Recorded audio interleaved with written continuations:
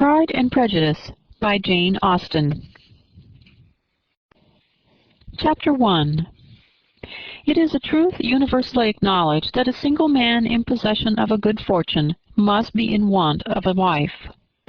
However little known the feelings or views of such a man may be on his first entering a neighborhood, this truth is so well fixed in the minds of the surrounding families that he is considered as the rightful property of someone or other of their daughters.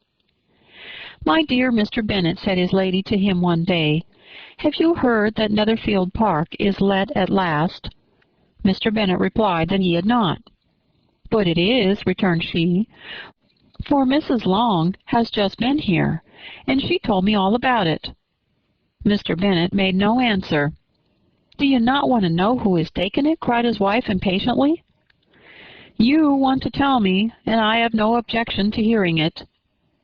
This was invitation enough. "Why, my dear, you must know.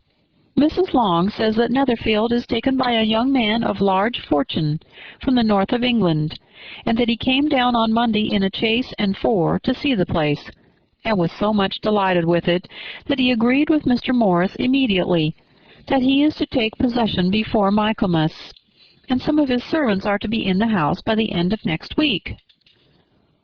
"What is his name?" "Bingley." "Is he married or single?" "Oh, single, my dear, to be sure. A single man of large fortune, 4,000 or 5,000 a year. What a fine thing for our girls!"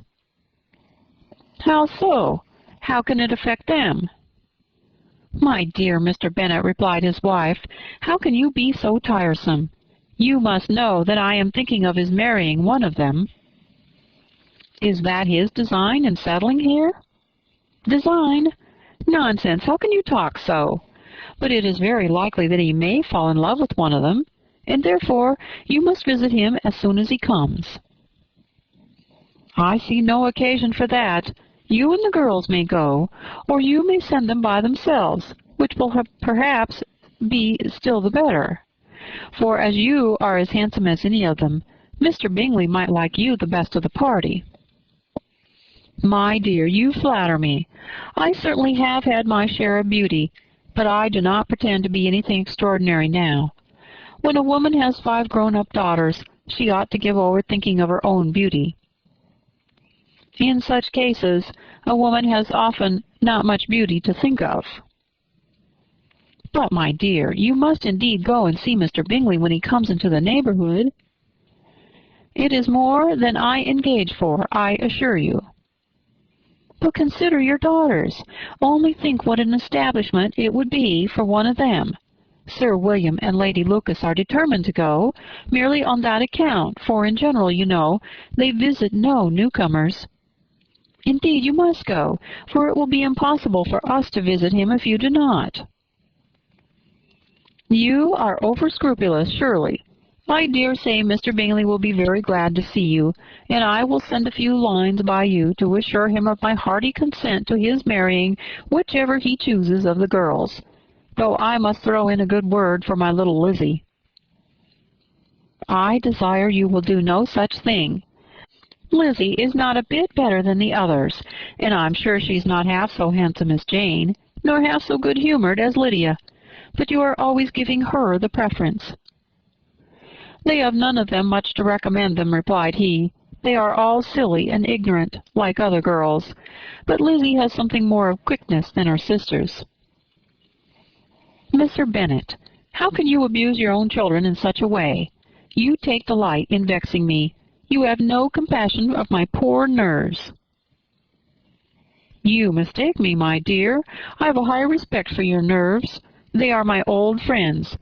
I have heard you mention them with consideration these 20 years at least." "Ah, you do not know what I suffer. But I hope you will get over it, and live to see many young men of 4,000 a year come into the neighborhood."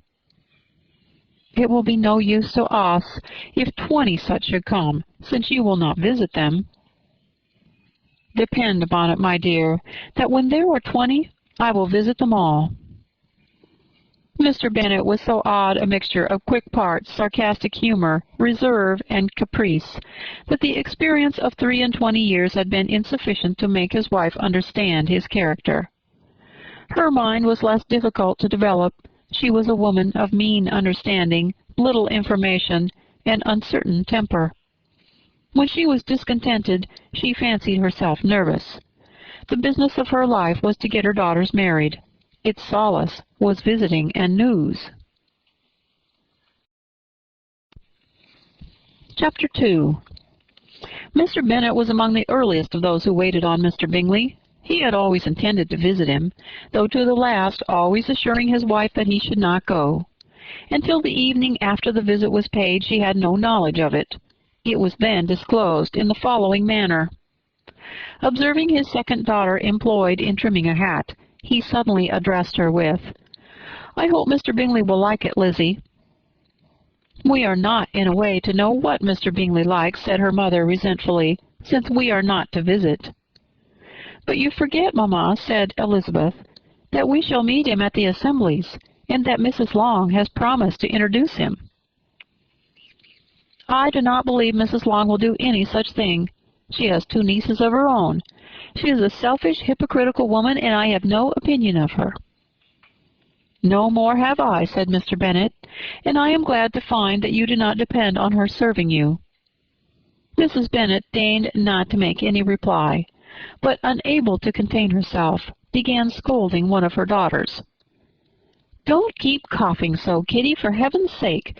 Have a little compassion on my nerves. You tear them to pieces."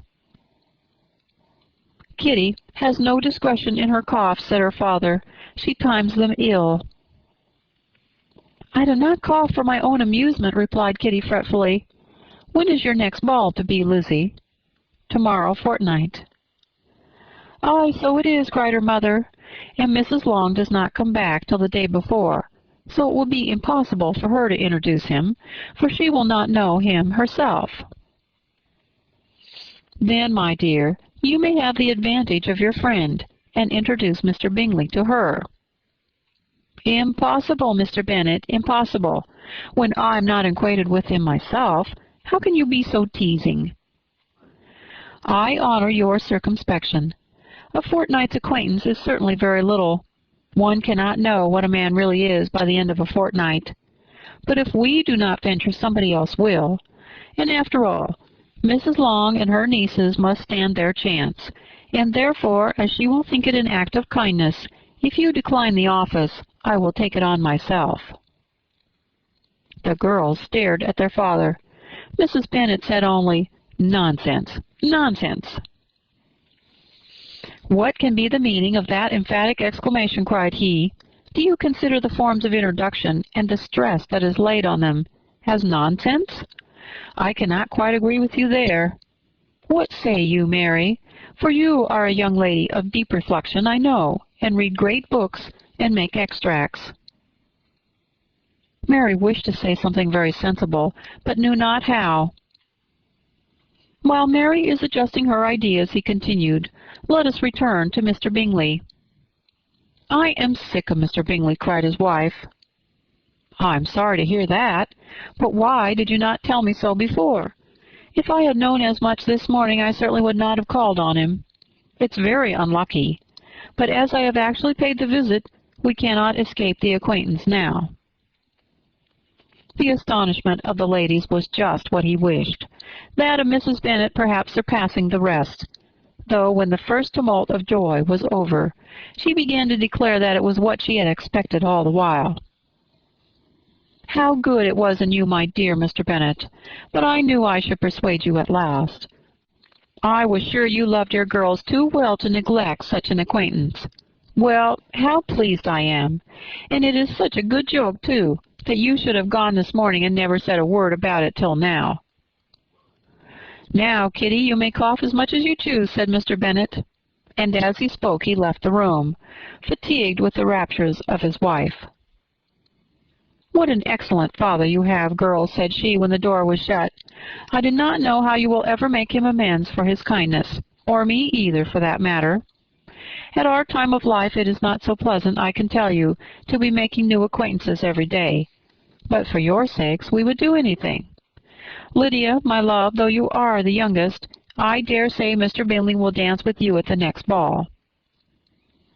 "Oh," said Lydia stoutly, "I'm not afraid, for though I am the youngest, I'm the tallest."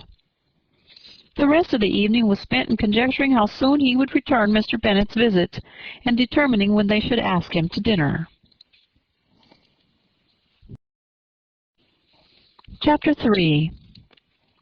Not all that Mrs. Bennet, however, with the assistance of her 5 daughters, could ask on the subject was sufficient to draw from her husband any satisfactory description of Mr. Bingley. They attacked him in various ways, with barefaced questions, ingenious suppositions, and distant surmises, but he eluded the skill of them all, and they were at last obliged to accept the second-hand intelligence of their neighbour, Lady Lucas. Her report was highly favourable. Sir William had been delighted with him. He was quite young, wonderfully handsome, extremely agreeable, and, to crown the whole, he meant to be at the next assembly with a large party. Nothing could be more delightful. To be fond of dancing was a certain step towards falling in love, and very lively hopes of Mr. Bingley's heart were entertained. "If I can but see one of my daughters happily settled at Netherfield," said Mrs. Bennet to her husband, "and all the others equally well married, I shall have nothing to wish for."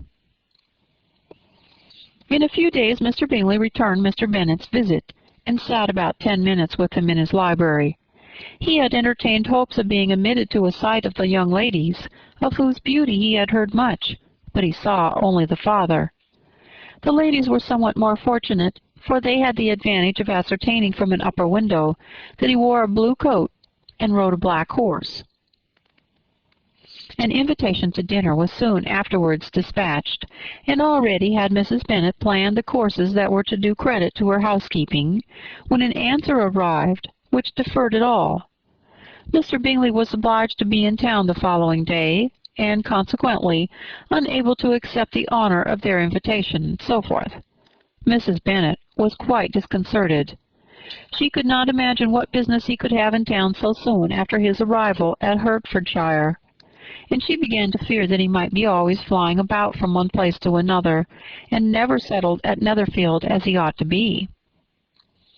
Lady Lucas quieted her fears a little by stating the idea of his being gone to London, only to get a large party for the ball, and a report soon followed that Mr. Bingley was to bring 12 ladies and 7 gentlemen with him to the assembly.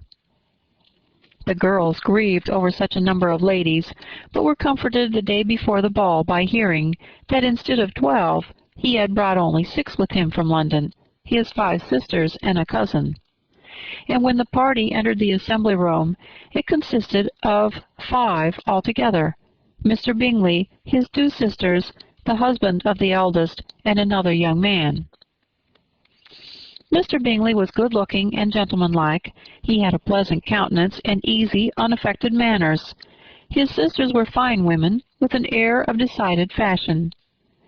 His brother-in-law, Mr. Hurst, merely looked the gentleman, but his friend Mr. Darcy soon drew the attention of the room by his fine, tall person, handsome features, noble mien, and the report, which was in general circulation within 5 minutes after his entrance, of his having 10,000 a year. The gentlemen pronounced him to be a fine figure of a man. The ladies declared he was much handsomer than Mr. Bingley, and he was looked at with great admiration for about half the evening, till his manners gave a disgust which turned the tide of his popularity, for he was discovered to be proud, to be above his company, and above being pleased, and not all his large estate in Derbyshire could then save him from having a most forbidding, disagreeable countenance, and being unworthy to be compared with his friend. Mr. Bingley had soon made himself acquainted with all the principal people in the room. He was lively and unreserved, danced every dance, was angry that the ball closed so early, and talked of giving one himself at Netherfield. Such amiable qualities must speak for themselves. What a contrast between him and his friend! Mr. Darcy danced only once with Mrs. Hurst, and once with Miss Bingley. declined being introduced to any other lady, and spent the rest of the evening in walking about the room, speaking occasionally to one of his own party. His character was decided. He was the proudest, most disagreeable man in the world, and everybody hoped that he would never come there again. Amongst the most violent against him was Mrs. Bennet, whose dislike of his general behavior was sharpened into particular resentment by his having slighted one of her daughters. Elizabeth Bennet had been obliged, by the scarcity of gentlemen, to sit down for 2 dances, and during part of that time Mr. Darcy had been standing near enough for her to overhear a conversation between him and Mr. Bingley, who came from the dance for a few minutes to press his friend to join it. "Come, Darcy," said he, "I must have you dance. I hate to see you standing about by yourself in this stupid manner. You had much better dance." "I certainly shall not. You know how I detest it, unless I am particularly acquainted with my partner. At such an assembly as this it would be insupportable. Your sisters are engaged, and there's not another woman in the room whom it would not be a punishment for me to stand up with." "I would not be so fastidious as you are," cried Bingley, "for a kingdom. Upon my honor, I never met with so many pleasant girls in my life as I have this evening, and there are several of them, you see, uncommonly pretty." "You are dancing with the only handsome girl in the room," said Mr. Darcy, looking at the eldest Miss Bennet. "Oh, she is the most beautiful creature I ever beheld, but there is one of her sisters sitting down just behind you who's very pretty, and I dare say very agreeable. Do let me ask my partner to introduce you." "Which do you mean?" And turning round, he looked for a moment at Elizabeth, till catching her eye he withdrew his own, and coldly said, "She's tolerable, but not handsome enough to tempt me. I am in no humor at present to give consequence to young ladies who are slighted by other men. You had better return to your partner and enjoy her smiles, for you are wasting your time with me." Mr. Bingley followed his advice. Mr. Darcy walked off, and Elizabeth remained with no very cordial feelings towards him. She told the story, however, with great spirit among her friends, for she had a lively, playful disposition, which delighted in anything ridiculous. The evening altogether passed off pleasantly to the whole family. Mrs. Bennet had seen her eldest daughter much admired by the Netherfield party. Mr. Bingley had danced with her twice, and she had been distinguished by his sisters. Jane was as much gratified by this as her mother could be, though in a quieter way. Elizabeth felt Jane's pleasure. Mary had heard herself mentioned to Miss Bingley as the most accomplished girl in the neighborhood, and Catherine and Lydia had been fortunate enough to be never without partners, which was all that they had yet learnt to care for at a ball. They returned, therefore, in good spirits to Longbourn, the village where they lived, and of which they were the principal inhabitants. They found Mr. Bennet still up. With a book he was regardless of time, and on the present occasion he had a good deal of curiosity as to the event of an evening which had raised such splendid expectations. He had rather hoped that all his wife's views on the stranger would be disappointed, but he soon found that he had a very different story to hear. "Oh, my dear Mr. Bennet," as she entered the room, "we have had a most delightful evening, a most excellent ball. I wish you had been there. Jane was so admired, nothing could be like it. Everybody said how well she looked, and Mr. Bingley thought her quite beautiful, and danced with her twice. Only think of that, my dear, he actually danced with her twice. And she was the only creature in the room that he asked a second time. First of all he asked Miss Lucas.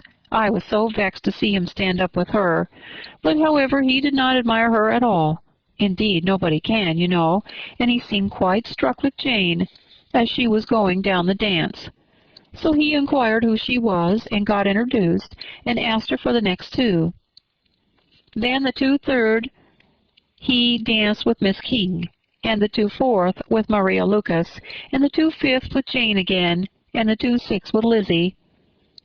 And the Bullinger— "If he had any compassion for me," cried her husband impatiently, "he would not have danced half so much. For God's sake, say no more of his partners. Oh, that he had sprained his ankle in the first place." "Oh, my dear," continued Mrs. Bennet, "I am quite delighted with him. He is so excessively handsome, and his sisters are charming women. I never in my life saw anything more elegant than their dresses.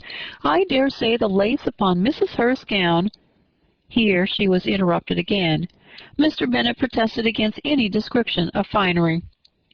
She was therefore obliged to seek another branch of the subject, and related, with much bitterness of spirit and some exaggeration, the shocking rudeness of Mr. Darcy. "But I can assure you," she added, "that Lizzie does not lose much by not suiting his fancy, for he is a most disagreeable, horrid man, not at all worth pleasing, so high and so conceited that there was no enduring him. He walked here and he walked there, fancying himself so very great. Not handsome enough to dance with. I wish you had been there, my dear, to have given him one of your set-downs. I quite detest the man."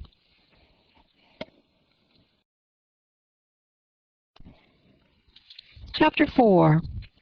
When Jane and Elizabeth were alone, the former, who had been cautious in her praise of Mr. Bingley before, expressed to her sister how very much she admired him. "He is just what a young man ought to be," said she, "sensible, good-humoured, lively, and I never saw such happy manners, so much ease, with such perfect good breeding." "He is also handsome," replied Elizabeth, "which a young man ought likewise to be, if he possibly can. His character is thereby complete." "I am very much flattered by his asking me to dance a second time. I did not expect such a compliment." "Did not you? I did for you. But that is one great difference between us. Compliments always take you by surprise, and me never. What could be more natural than his asking you again? He could not help seeing that you were about 5 times as pretty as every other woman in the room. No thanks to his gallantry for that. Well, he certainly is very agreeable, and I give you leave to like him. You have liked many a stupider person." "Dear Lizzie!" "Oh, you are a great deal too apt, you know, to like people in general. You never see a fault in anybody. All the world are good and agreeable in your eyes. I never heard you speak ill of a human being in my life."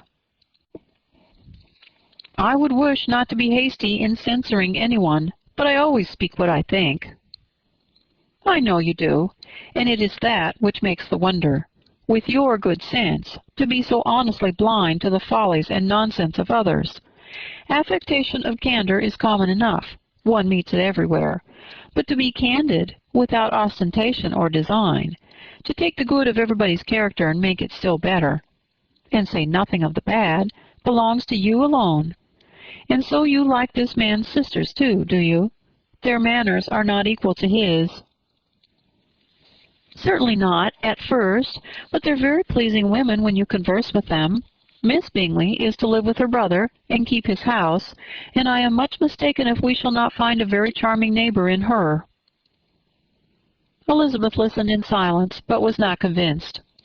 Their behaviour at the assembly had not been calculated to please in general, and with more quickness of observation and less pliancy of temper than her sister, and with a judgment too unassailed by any attention to herself, she was very little disposed to approve them.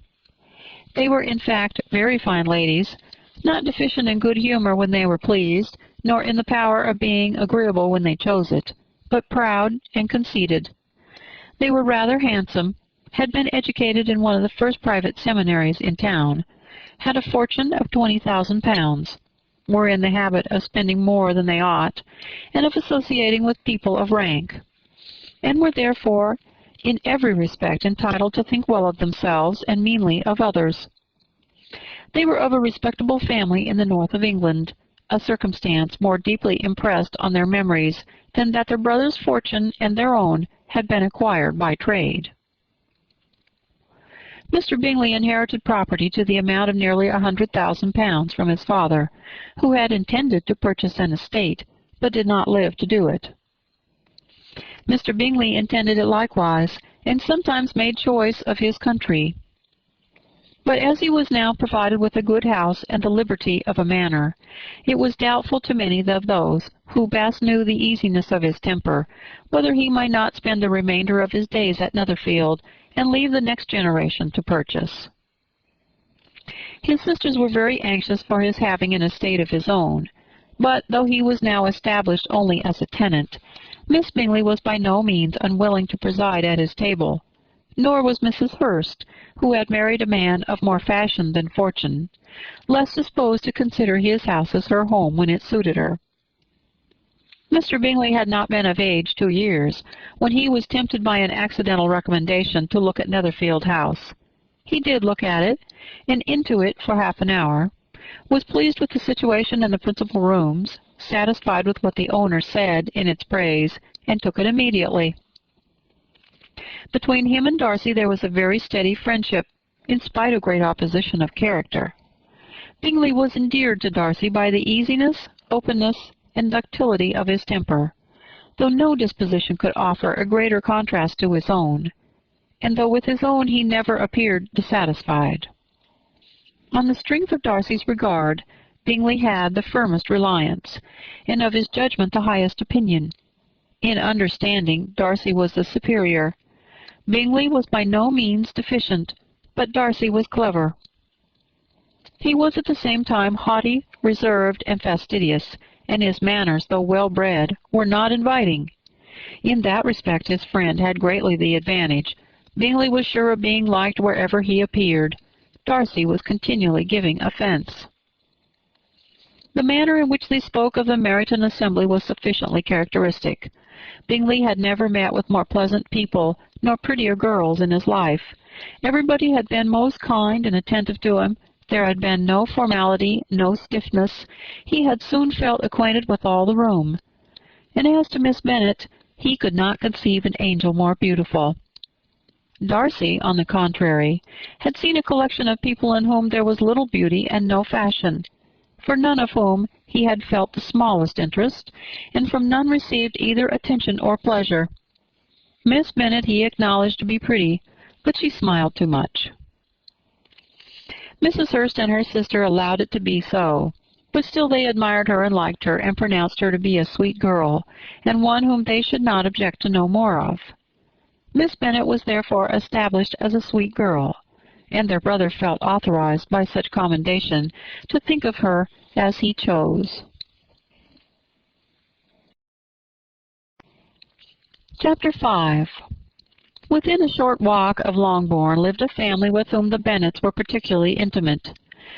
Sir William Lucas had been formerly in trade in Meryton, where he had made a tolerable fortune and risen to the honor of knighthood by an address to the king during his mayoralty. The distinction had perhaps been felt too strongly. It had given him a disgust to his business and to his residence in a small market town, and quitting them both, he had removed with his family to a house about a mile from Meryton, denominated from that period Lucas Lodge, where he could think with pleasure of his own importance, and, unshackled by business, occupy himself solely in being civil to all the world. For though elated by his rank, it did not render him supercilious. On the contrary, he was all attention to everybody. By nature inoffensive, friendly, and obliging, his presentation at St. James's had made him courteous. Lady Lucas was a very good kind of woman, not too clever to be a valuable neighbor to Mrs. Bennet. They had several children. The eldest of them, a sensible, intelligent young woman, about 27, was Elizabeth's intimate friend. That the Miss Lucases and the Miss Bennets should meet to talk over a ball was absolutely necessary, and the morning after the assembly brought the former to Longbourn to hear and to communicate. "You began the evening well, Charlotte," said Mrs. Bennet, with civil self-command, to Miss Lucas. "You were Mr. Bingley's first choice." "Yes, but he seemed to like his second better." "Oh, you mean Jane. I suppose because he danced with her twice. To be sure, that did seem as if he admired her. Indeed, I rather believe he did. I heard something about it, but I hardly know what. Something about Mr. Robinson." "Perhaps you mean what I overheard between him and Mr. Robinson. Did not I mention it to you? Mr. Robinson's asking him how he liked our Meryton assemblies, and whether he did not think there were a great many pretty women in the room, and which he thought the prettiest.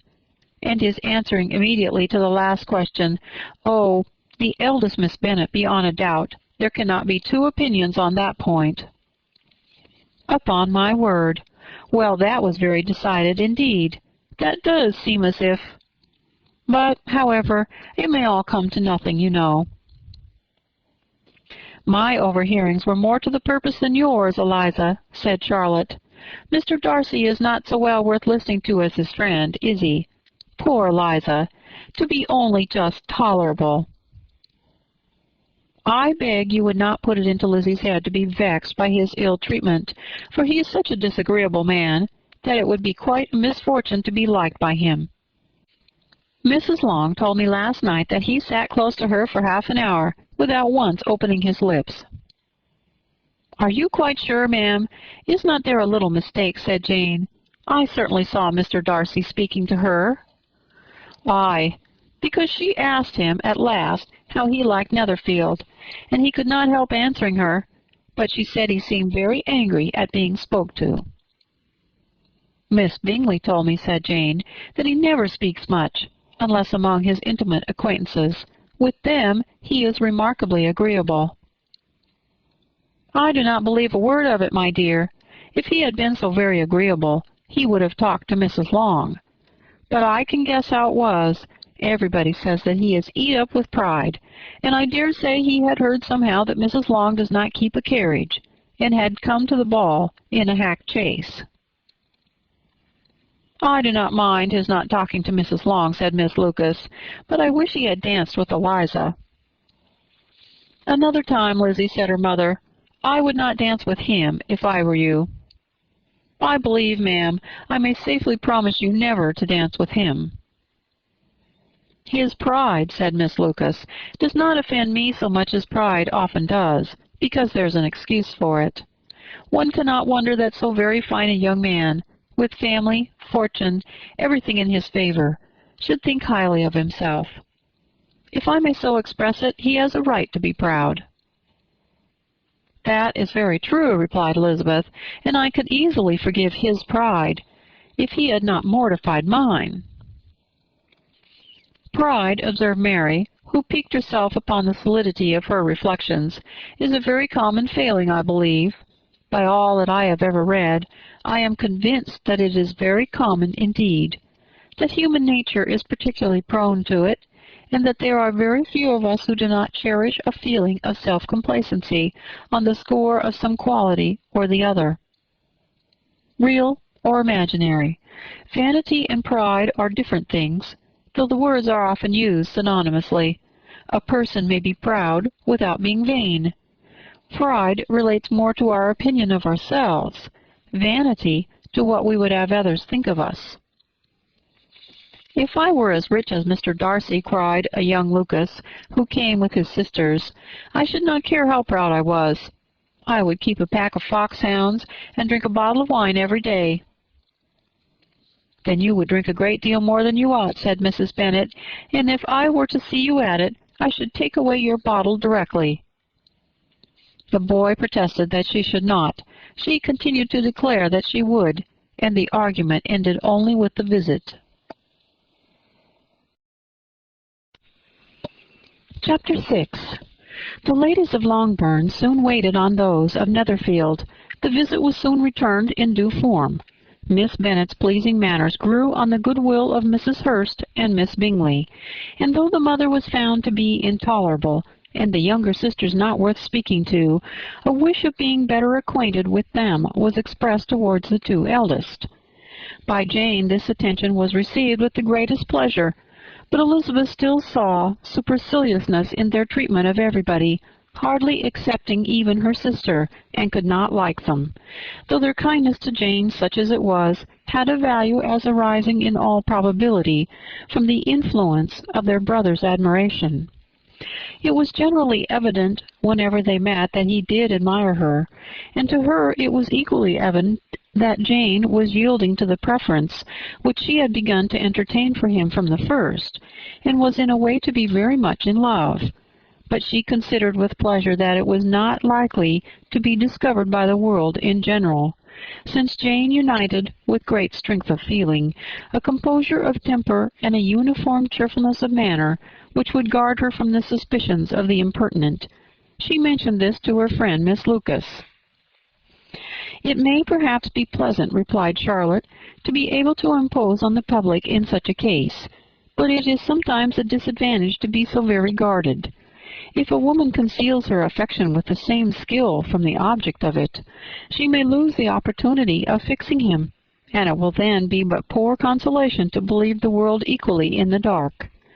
There is so much of gratitude or vanity in almost every attachment that it is not safe to leave any to itself.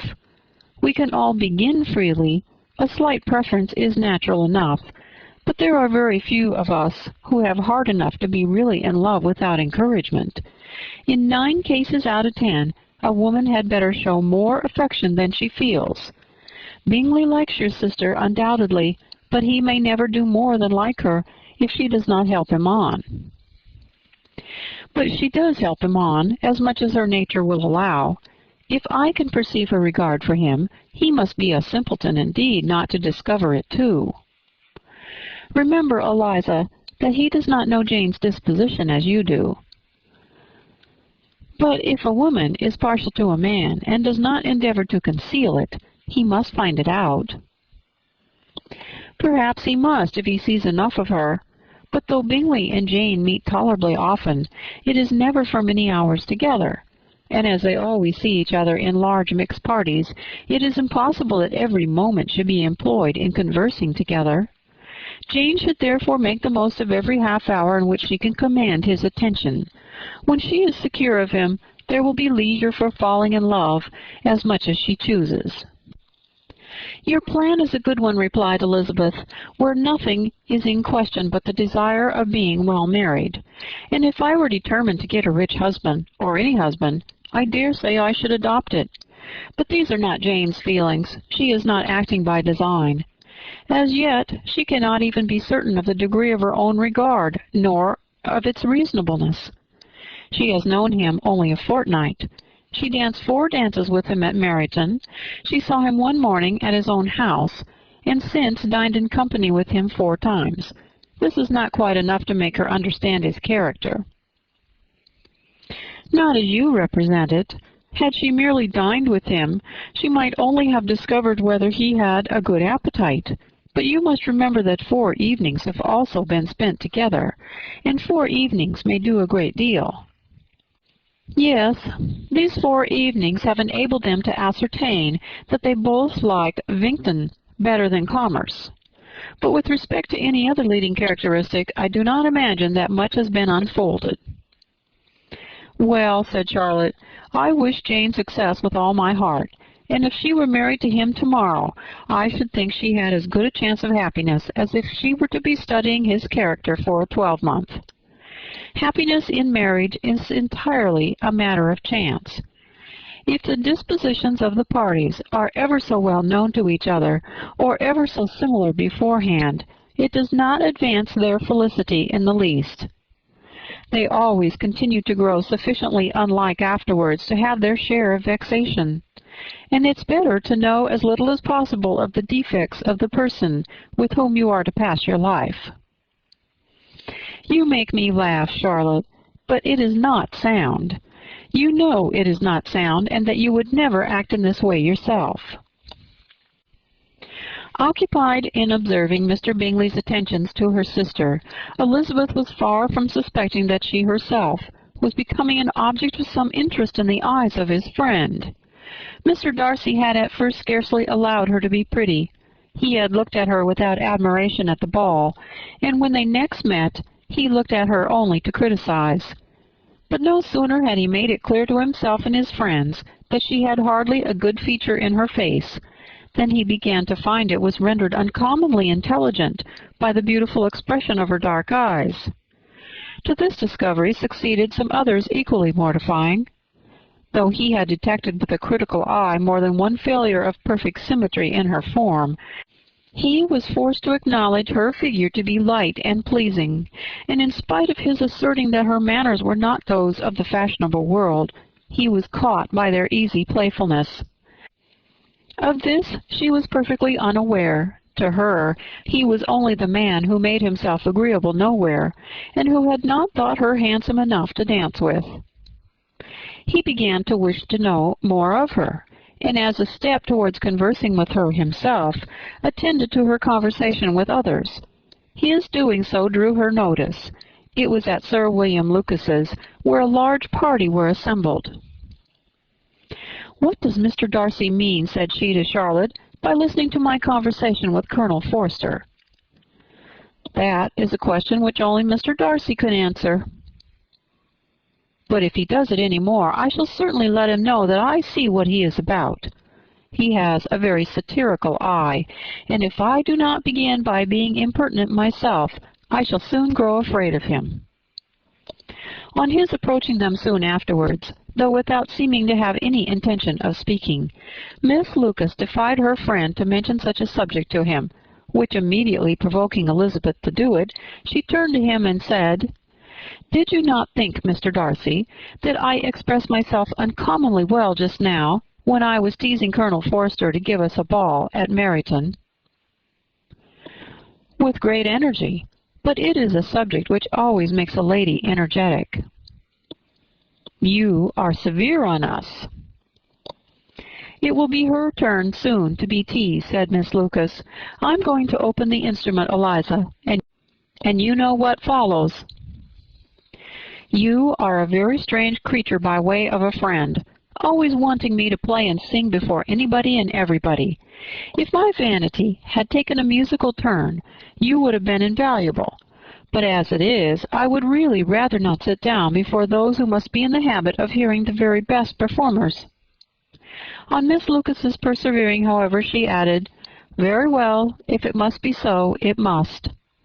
And gravely glancing at Mr. Darcy, "There is a fine old saying, which everybody here is of course familiar with, 'Keep your breath to cool your porridge,' and I shall keep mine to swell my song."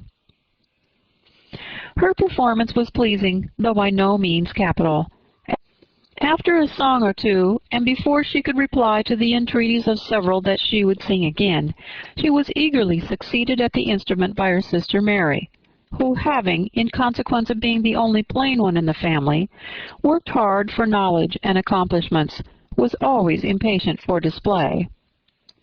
Mary had neither genius nor taste, and though vanity had given her application, it had given her likewise a pedantic air and conceited manner, which would have injured a higher degree of excellence than she had reached.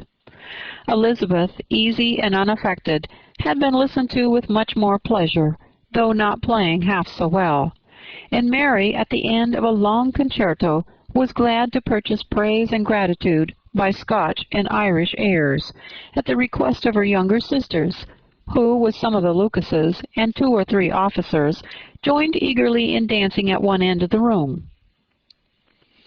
Mr. Darcy stood near them in silent indignation at such a mode of passing the evening, to the exclusion of all conversation, and was too much engrossed by his thoughts to perceive that Sir William Lucas was his neighbor, till Sir William thus began. "What a charming amusement for young people this is, Mr. Darcy! There is nothing like dancing after all. I consider it as one of the first refinements of polished societies." "Certainly, sir. It has all the advantages also of being in vogue among the less polished societies of the world. Every savage can dance." Sir William only smiled.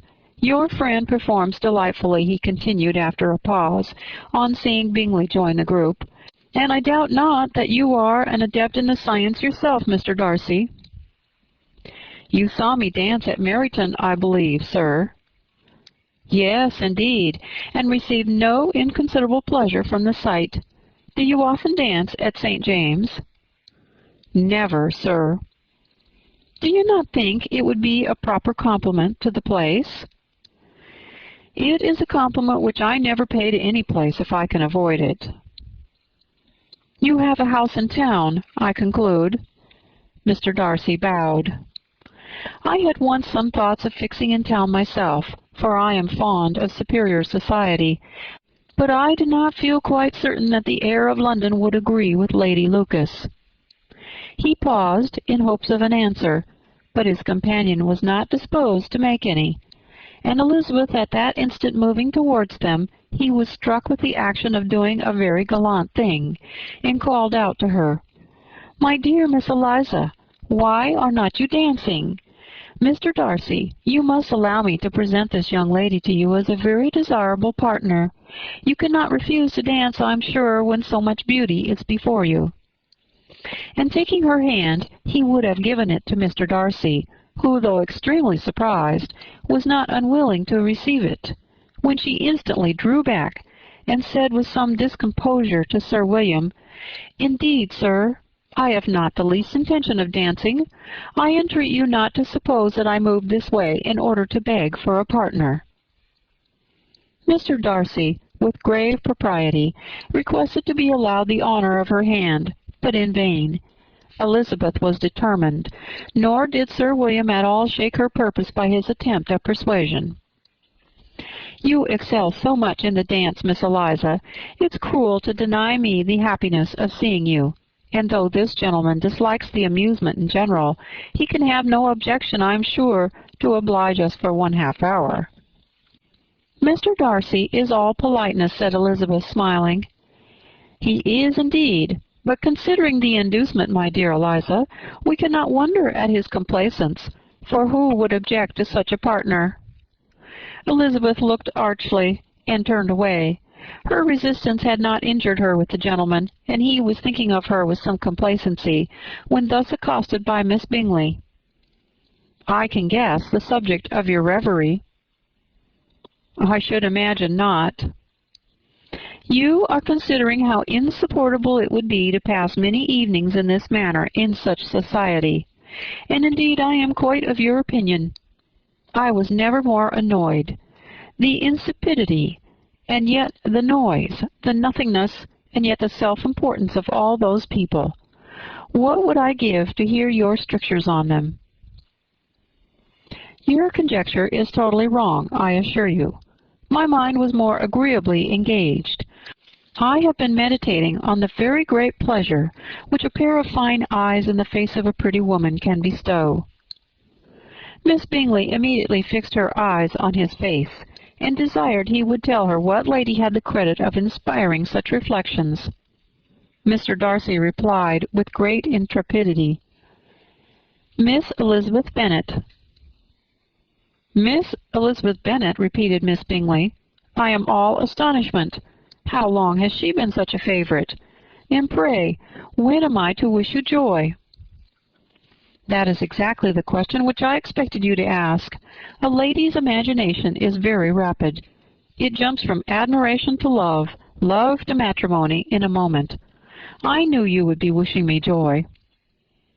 "Nay, if you are serious about it, I shall consider the matter is absolutely settled. You will have a charming mother-in-law indeed, and of course she will be always at Pemberley with you." He listened to her with perfect indifference, while she chose to entertain herself in this manner, and as his composure convinced her that all was safe, her wit flowed long.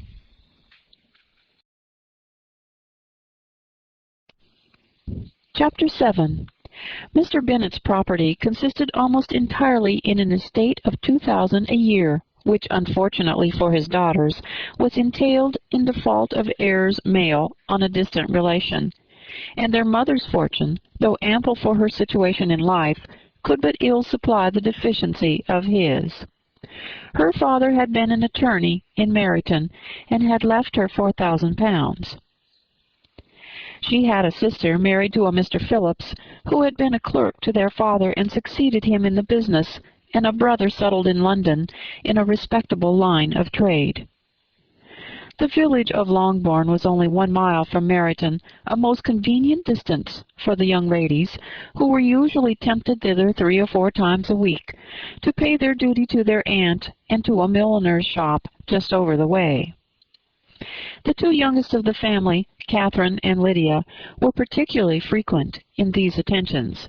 Their minds were more vacant than their sisters', and when nothing better offered, a walk to Meryton was necessary to amuse their morning hours and furnish conversation for the evening. And however bare of news the country in general might be, They always contrived to learn some from their aunt. At present, indeed, they were well supplied both with news and happiness by the recent arrival of a militia regiment in the neighborhood. It was to remain the whole winter, and Meryton was the headquarters. Their visits to Mrs. Phillips were now productive of the most interesting intelligence. Every day added something to their knowledge of the officers' names and connections. Their lodgings were not long a secret, and at length they began to know the officers themselves. Mr. Phillips visited them all, and this opened to his nieces a source of felicity unknown before. They could talk of nothing but officers, and Mr. Bingley's large fortune, the mention of which gave animation to their mother, was worthless in their eyes when opposed to the regimentals of an ensign. After listening one morning to their effusions on this subject, Mr. Bennet coolly observed, "From all that I can collect by your manner of talking, you must be two of the silliest girls in the country. I have suspected it some time, but I am now convinced."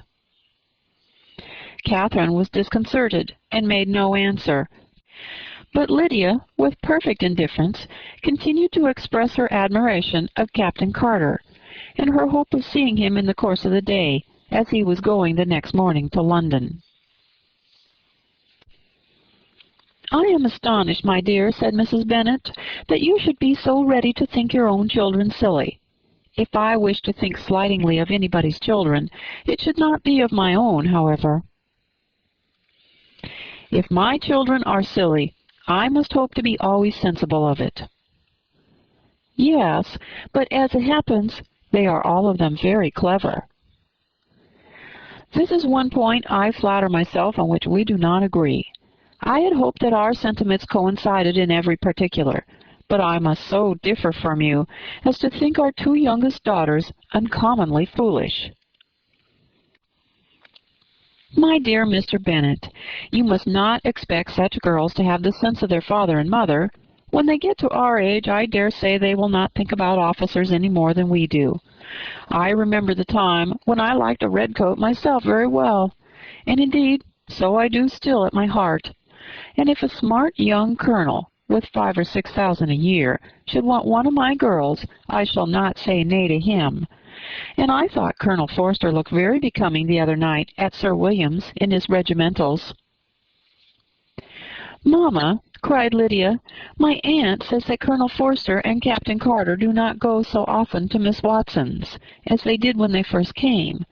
She sees them now very often standing in Clark's library." Mrs. Bennet was prevented replying by the entrance of the footman with a note for Miss Bennet. It came from Netherfield, and the servant waited for an answer. Mrs. Bennet's eyes sparkled with pleasure, and she was eagerly calling out while her daughter read. "Well, Jane, who is it from? What is it about? What does it say? Well, Jane, make haste and tell us. Make haste, my love." "It is from Miss Bingley," said Jane, and then read it aloud. "My dear friend, if you are not so compassionate as to dine today with Louisa and me, we shall be in danger of hating each other for the rest of our lives. For a whole day's tete-a-tete between two women can never end without a quarrel. Come as soon as you can on receipt of this. My brother and the gentleman are to dine with the officers. Yours ever, Caroline Bingley." "With the officers!" cried Lydia. "I wonder my aunt did not tell us of that." "Dining out," said Mrs. Bennet. "That is very unlucky."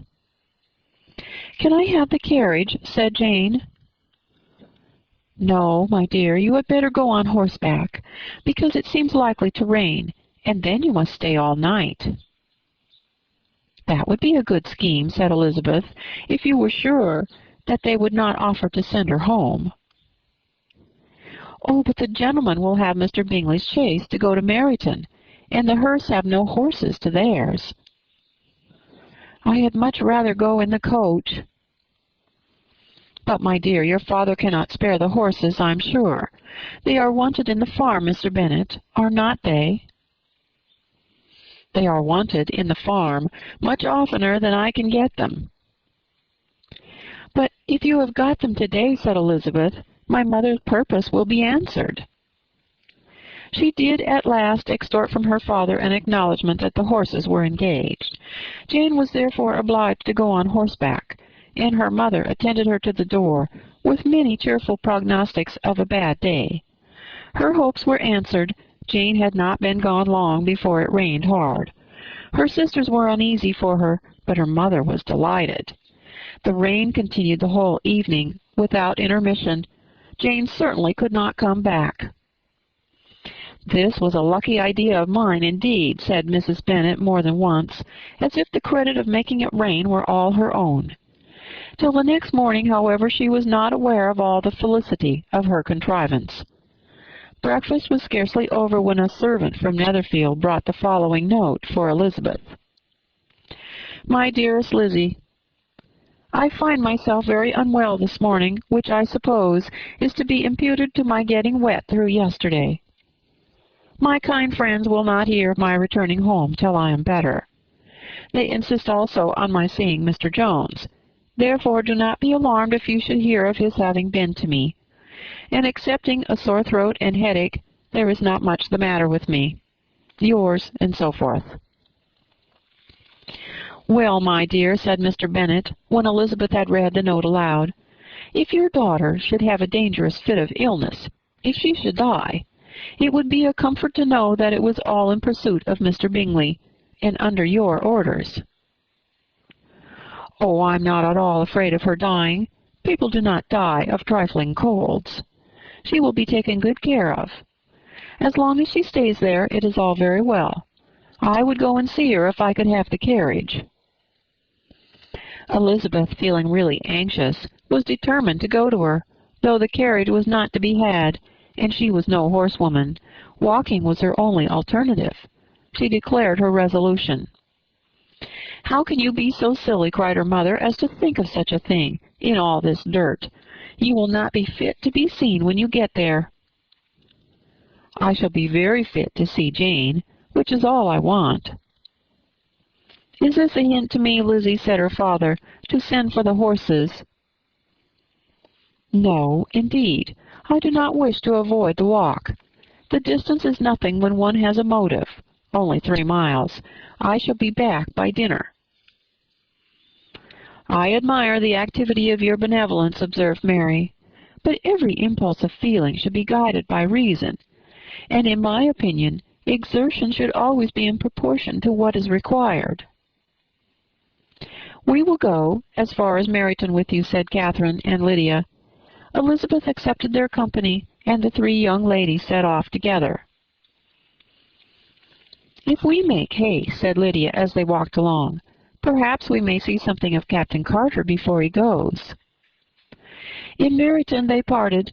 The 2 youngest repaired to the lodgings of one of the officers' wives, and Elizabeth continued her walk alone, crossing field after field at a quick pace, jumping over stiles and springing over puddles with impatient activity, and finding herself at last within view of the house, with weary ankles, dirty stockings, and her face glowing with the warmth of exercise. She was shown into the breakfast parlor, where all but Jane were assembled, and where her appearance created a great deal of surprise. That she should have walked 3 miles so early in the day, in such dirty weather, and by herself, was almost incredible to Mrs. Hurst and Miss Bingley, and Elizabeth was convinced that they held her in contempt for it.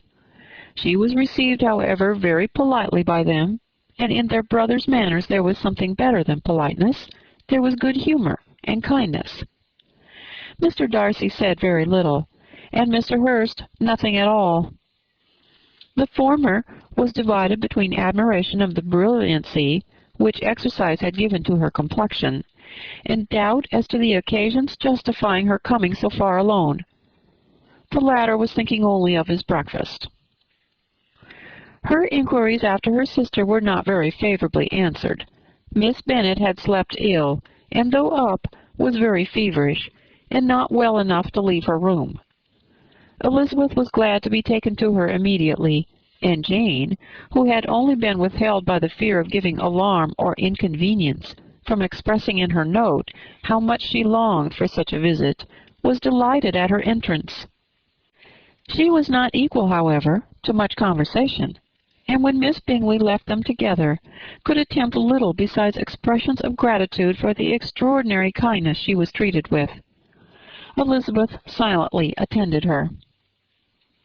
When breakfast was over, they were joined by the sisters, and Elizabeth began to like them herself when she saw how much affection and solicitude they showed for Jane. The apothecary came, and having examined his patient, said, as might be supposed, that she had caught a violent cold, and that they must endeavour to get the better of it, advised her to return to bed, and promised her some draughts. The advice was followed readily, for the feverish symptoms increased, and her head ached acutely. Elizabeth did not quit her room for a moment, nor were the other ladies often absent. The gentlemen being out, they had, in fact, nothing to do elsewhere. When the clock struck 3, Elizabeth felt that she must go, and very unwillingly said so. Miss Bingley offered her the carriage, and she only wanted a little pressing to accept it, when Jane testified such concern in parting with her, that Miss Bingley was obliged to convert the offer of the chaise into an invitation to remain at Netherfield for the present. Elizabeth most thankfully consented, and a servant was dispatched to Longbourn to acquaint the family with her stay, and bring back a supply of clothes.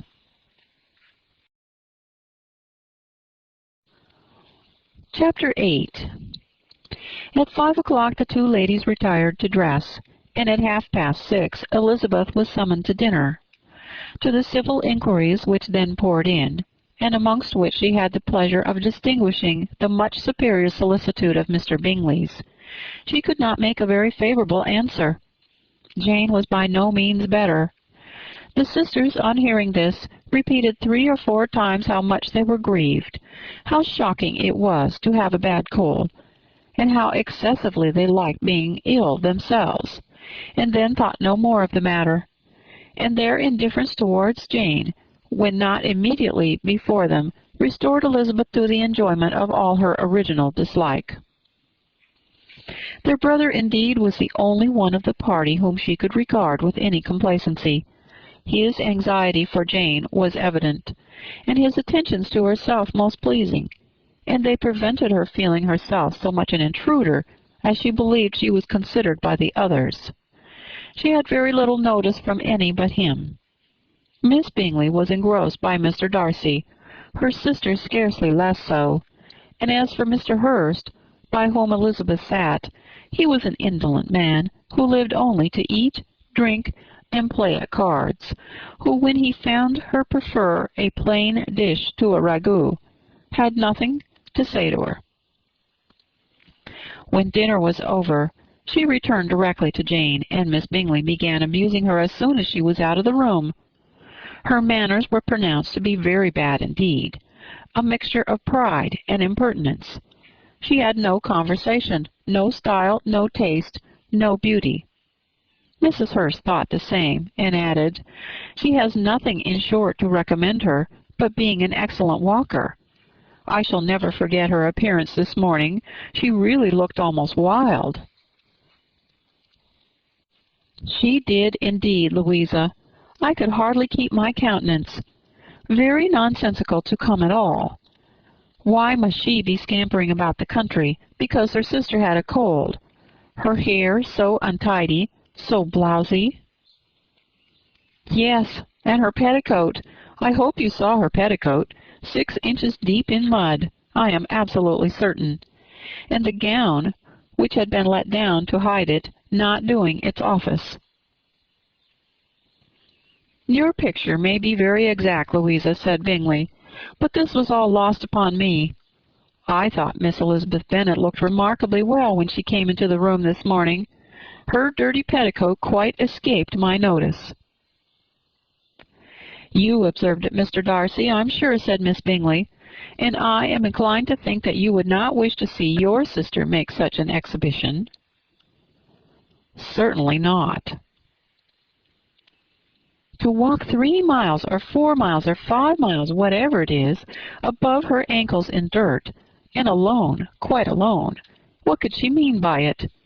It seems to me to show an abominable sort of conceited independence, a most country-town indifference to decorum."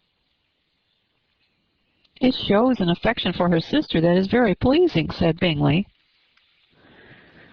"I am afraid, Mr. Darcy," said Miss Bingley in a half-whisper, "that this adventure has rather affected your admiration of her fine eyes." "Not at all," he replied. "They were brightened by the exercise." A short pause followed this speech, and Mrs. Hurst began again. "I have an excessive regard for Jane Bennet. She is really a very sweet girl, and I wish with all my heart she were well settled. But with such a father and mother, and such low connections, I'm afraid there's no chance of it." "I think I have heard you say that their uncle is an attorney in Meryton." "Yes, and they have another who lives somewhere near Cheapside." "That is capital," added her sister, and they both laughed heartily. "If they had uncles enough to fill all Cheapside," cried Bingley, "it would not make them one jot less agreeable." "But it must very materially lessen their chance of marrying men of any consideration in the world," replied Darcy. To this speech Bingley made no answer, but his sisters gave it their hearty assent, and indulged their mirth for some time at the expense of their dear friend's vulgar relations. With a renewal of tenderness, however, they repaired to her room on leaving the dining-parlour, and sat with her till summoned to coffee. She was still very poorly, and Elizabeth would not quit her at all till late in the evening, when she had the comfort of seeing her sleep, and when it appeared to her rather right than pleasant that she should go downstairs herself. On entering the drawing-room, she found the whole party at loo, and was immediately invited to join them, but suspecting them to be playing high, she declined it, and making her sister the excuse, said she would amuse herself for the short time she could stay below with a book. Mr. Hurst looked at her with astonishment. "Do you prefer reading to cards?" said he. "That is very singular." "Miss Eliza Bennet," said Miss Bingley, "despises cards. She is a great reader, and has no pleasure in anything else." "I deserve neither such praise nor such censure," cried Elizabeth. "I am not a great reader, and I have pleasure in many things." "In nursing your sister, I am sure you have pleasure," said Bingley, "and I hope it will soon be increased by seeing her quite well." Elizabeth thanked him from her heart, and then walked towards a table where a few books were lying. He immediately offered to fetch her others, all that his library afforded. "And I wish my collection were larger for your benefit and my own credit.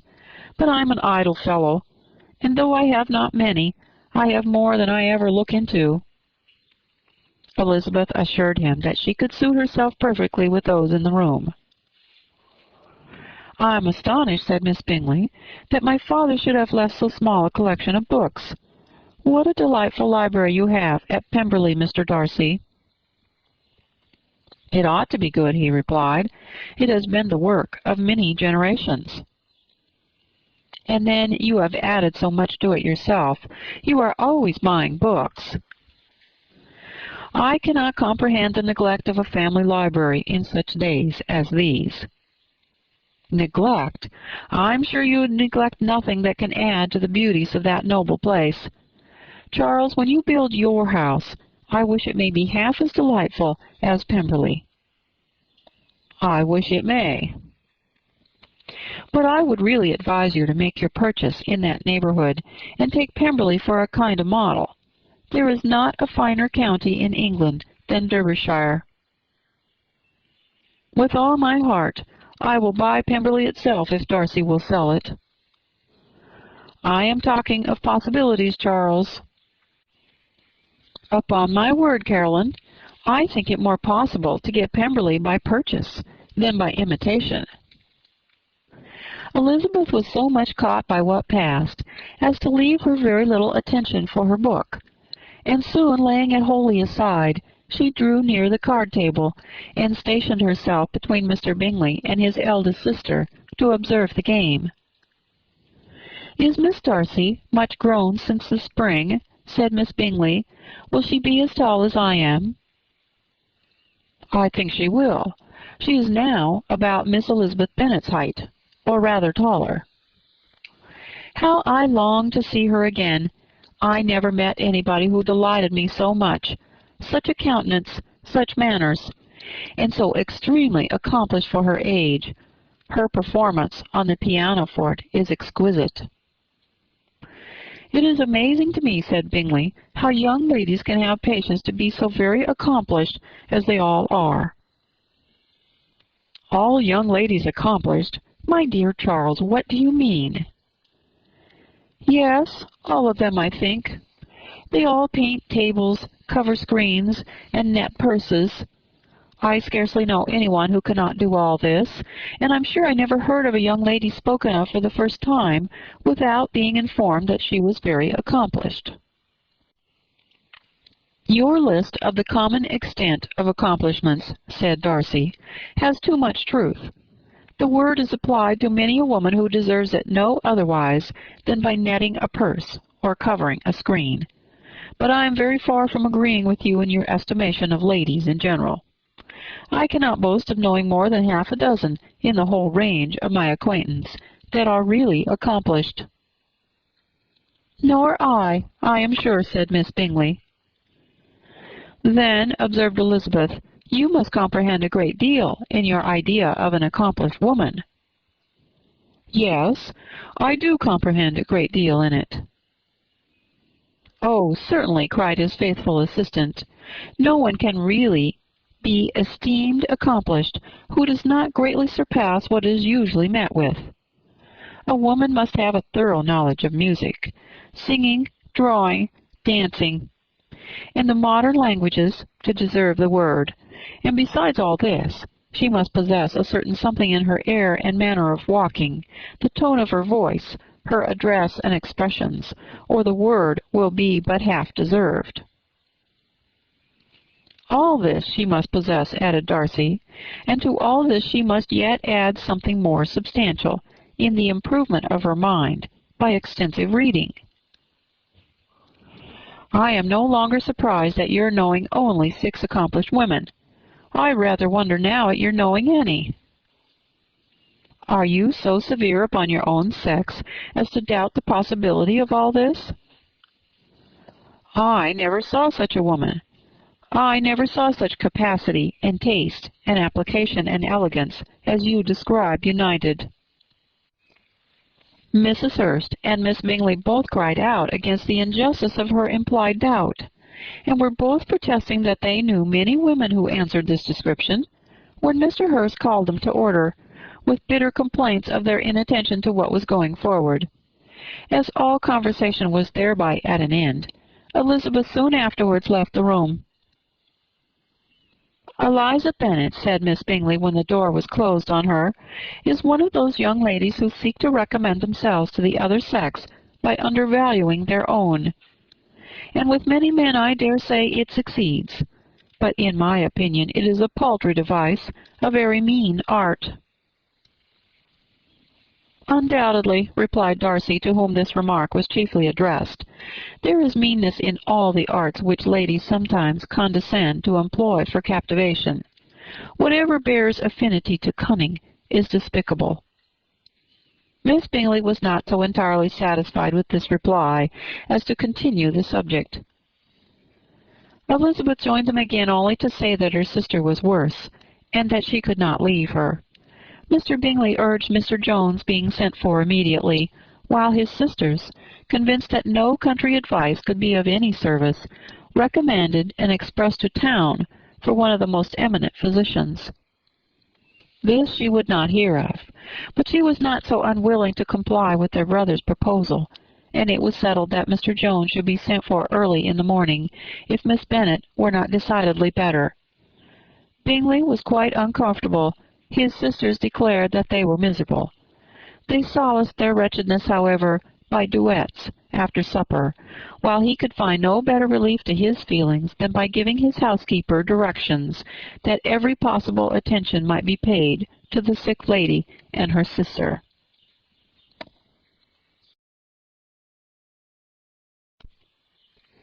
Chapter 9. Elizabeth passed the chief of the night in her sister's room, and in the morning had the pleasure of being able to send a tolerable answer to the inquiries which she very early received from Mr. Bingley by a housemaid, and some time afterwards from the two elegant ladies who waited on his sisters. In spite of this amendment, however, she requested to have a note sent to Longbourn, desiring her mother to visit Jane, and form her own judgment of her situation. The note was immediately dispatched, and its contents as quickly complied with. Mrs. Bennet, accompanied by her two youngest girls, reached Netherfield soon after the family breakfast. Had she found Jane in any apparent danger, Mrs. Bennet would have been very miserable. But being satisfied on seeing her that her illness was not alarming, she had no wish of her recovering immediately, as her restoration to health would probably remove her from Netherfield. She would not listen, therefore, to her daughter's proposal of being carried home. Neither did the apothecary, who arrived about the same time, think it at all advisable. After sitting a little while with Jane, on Mrs. Bingley's appearance and invitation, the mother and three daughters all attended her into the breakfast parlour. Bingley met them with hopes that Mrs. Bennet had not found Miss Bennet worse than she expected. "Indeed I have, sir," was her answer. "She's a great deal too ill to be moved. Mr. Jones says we must not think of moving her. We must trespass a little longer on your kindness." "Removed!" cried Bingley. "It must not be thought of. My sister, I'm sure, will not hear of her removal." "You may depend upon it, madam," said Miss Bingley with cold civility, "that Miss Bennet shall receive every possible attention while she remains with us." Mrs. Bennet was profuse in her acknowledgments. "I'm sure," she added, "if it were not for such good friends, I do not know what would become of her, for she is very ill indeed, and suffers a vast deal, though with the greatest patience in the world, which is always the way with her, for she has without exception the sweetest temper I ever met with.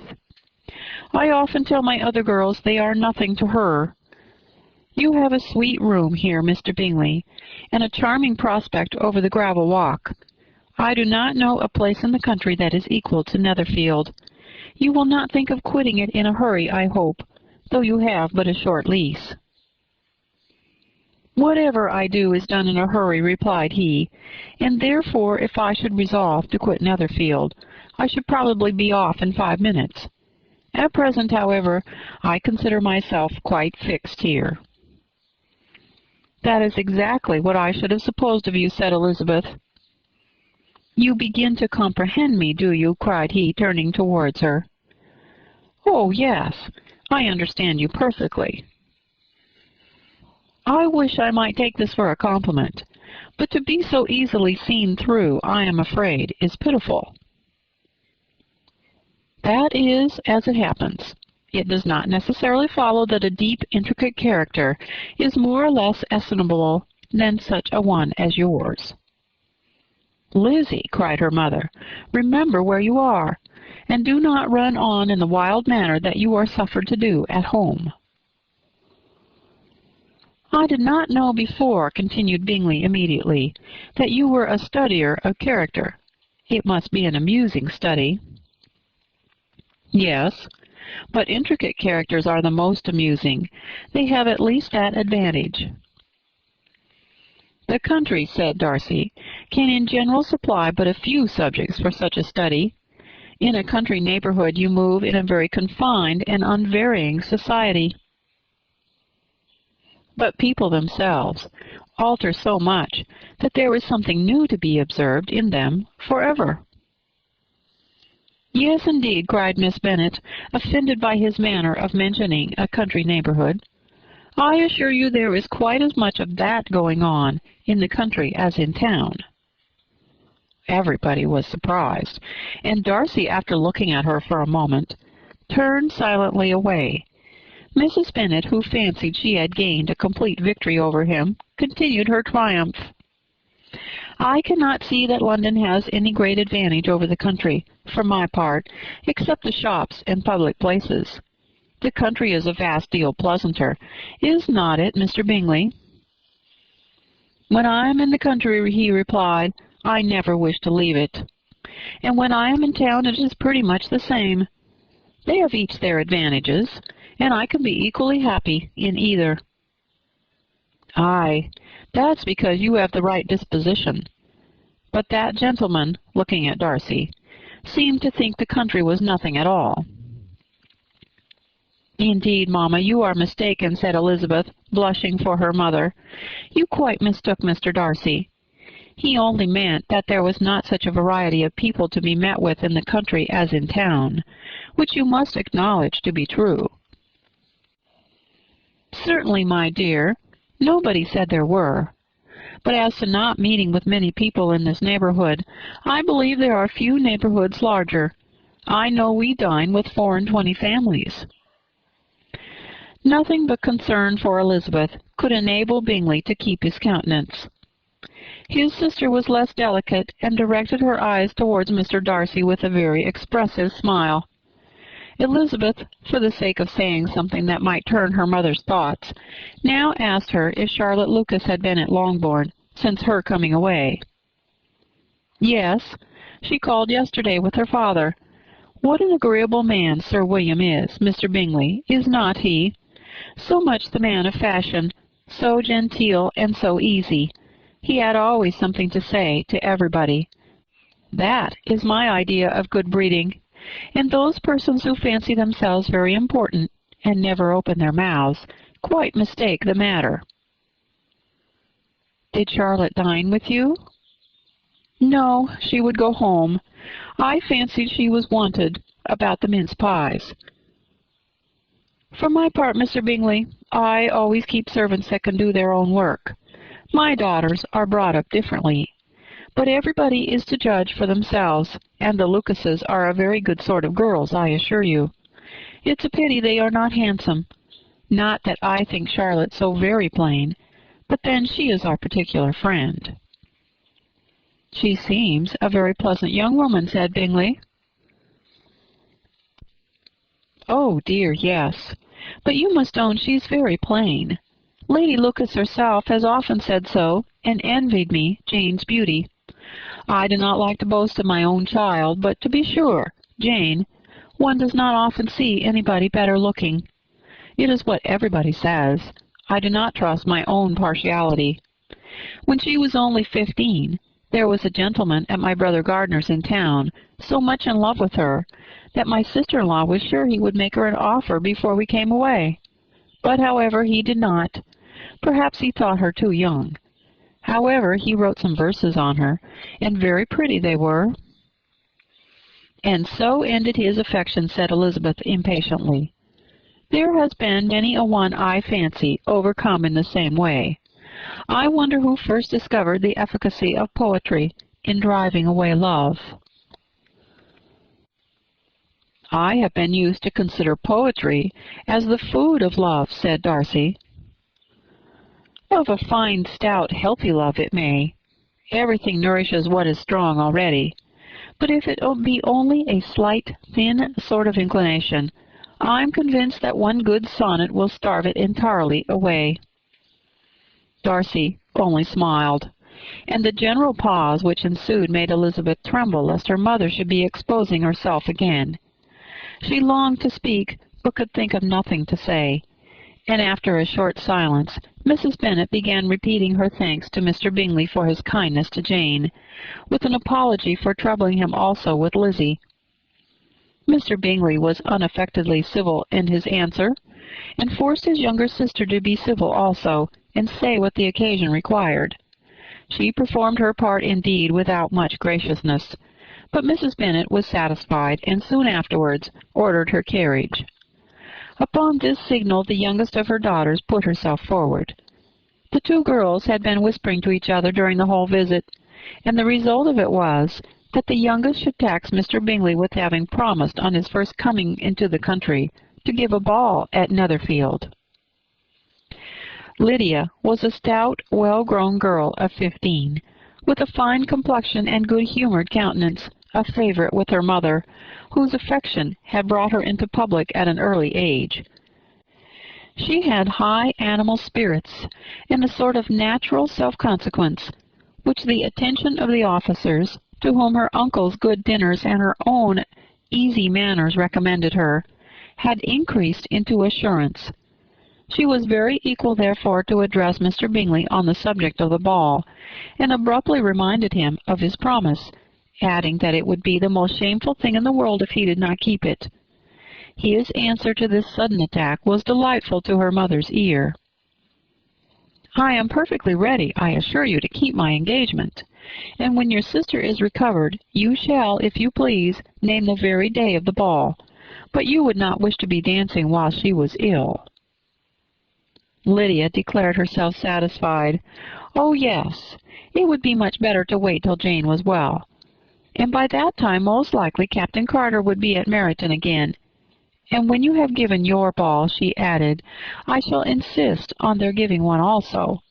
I shall tell Colonel Forster it will be quite a shame if he does not." Mrs. Bennet and her daughters then departed, and Elizabeth returned instantly to Jane, leaving her own and her relations' behaviour to the remarks of the two ladies and Mr. Darcy, the latter of whom, however, could not be prevailed on to join in their censure of her, in spite of all Miss Bingley's witticisms on fine eyes.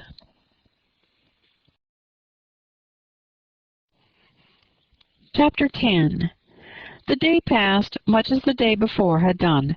Mrs. Hurst and Miss Bingley had spent some hours in the morning with the invalid, who continued, though slowly, to mend, and in the evening Elizabeth joined their party in the drawing-room.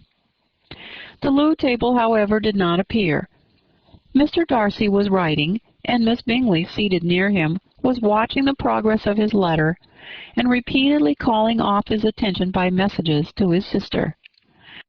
Mr. Hurst and Mr. Bingley were at piquet, and Mrs. Hurst was observing their game. Elizabeth took up some needlework, and was sufficiently amused in attending to what passed between Darcy and his companion. The perpetual commendations of the lady, either on his handwriting or on the evenness of his lines, on the length of his letter, with the perfect unconcern with which her praises were received, formed a curious dialogue, and was exactly in unison with her opinion of each. "How delighted Miss Darcy will be to receive such a letter." He made no answer. "You write uncommonly fast." "You are mistaken. I write rather slowly." "How many letters you must have occasion to write in the course of a year! Letters of business, too.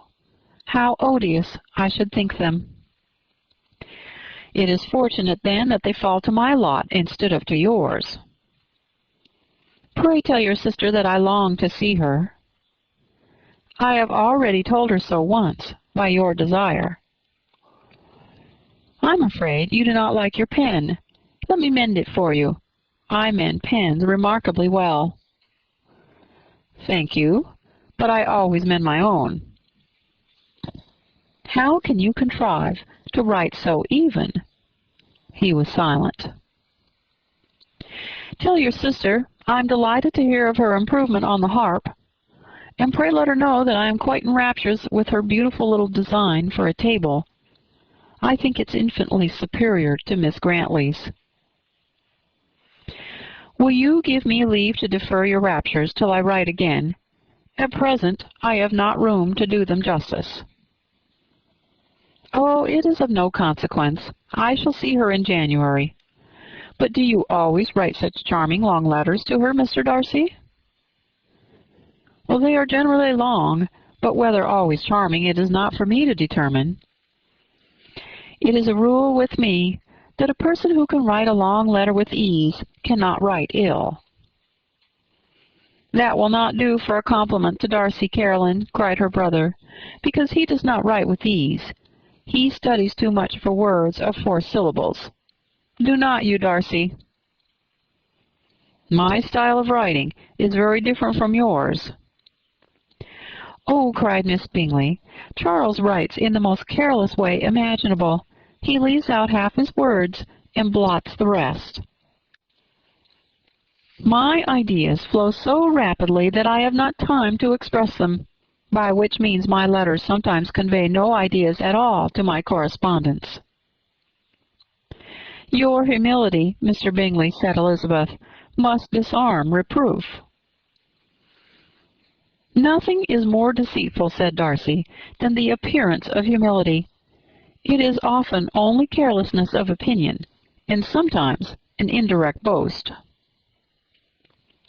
"And which of the two do you call my little recent piece of modesty?"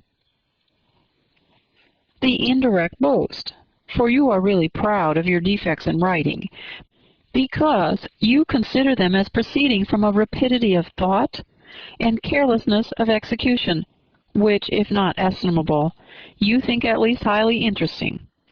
The power of doing anything with quickness is always much prized by the possessor, and often without any attention to the imperfection of the performance. When you told Mrs. Bennet this morning that if you ever resolved on quitting Netherfield, you should be gone in 5 minutes, you meant it to be a sort of panegyric, of compliment to yourself, and yet what is there so laudable in a precipitance which must leave very necessary business undone, and can be of no real advantage to yourself or anyone else?" "Nay," cried Bingley, "this is too much.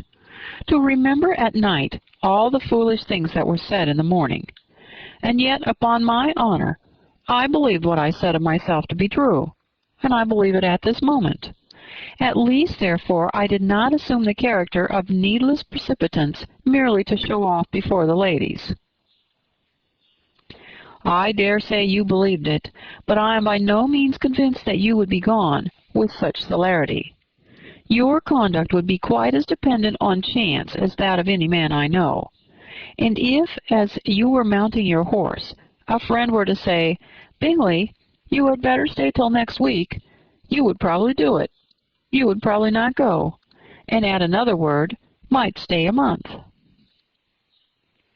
"You have only proved by this," cried Elizabeth, "that Mr. Bingley did not do justice to his own disposition. You have shown him off now much more than he did himself." "I am exceedingly gratified," said Bingley, "by your converting what my friend says into a compliment on the sweetness of my temper. But I am afraid you are giving it a turn which that gentleman did by no means intend, for he would certainly think the better of me, if under such a circumstance I were to give a flat denial, and ride off as fast as I could." "Would Mr. Darcy then consider the rashness of your original intention as atoned for by your obstinacy in adhering to it?" "Upon my word, I cannot exactly explain the matter. Darcy must speak for himself." "You expect me to account for opinions which you choose to call mine, but which I have never acknowledged. Allowing the case, however, to stand according to your representation, you must remember, Miss Bennet, that the friend who is supposed to desire his return to the house, and the delay of his plan, has merely desired it, asked it without offering one argument in favor of its propriety. To yield readily, easily, to the persuasion of a friend is no merit with you. To yield without conviction is no compliment to the understanding of either. You appear to me, Mr. Darcy, to allow nothing for the influence of friendship and affection. A regard for the requester would often make one readily yield to a request, without waiting for arguments to reason one into it. I'm not particularly speaking of such a case as you have supposed about Mr. Bingley. We may as well wait, perhaps, till the circumstance occurs before we discuss the discretion of his behavior thereupon. But in general and ordinary cases between friend and friend, where one of them is desired by the other to change a resolution of no very great moment, should you think ill of that person for complying with a desire, without waiting to be argued into it? Will it not be advisable before we proceed on this subject, to arrange with rather more precision the degree of importance which is to appertain to this request, as well as the degree of intimacy subsisting between the parties. "By all means," cried Bingley, "let us hear all the particulars, not forgetting their comparative height and size, for that will have more weight in the argument, Miss Bennet, than you may be aware of. I assure you that if Darcy were not such a great tall fellow in comparison with myself, I should not pay him half so much deference. I declare I do not know a more awful object than Darcy, on particular occasions, and in particular places, at his own house especially, and of a Sunday evening, when he has nothing to do."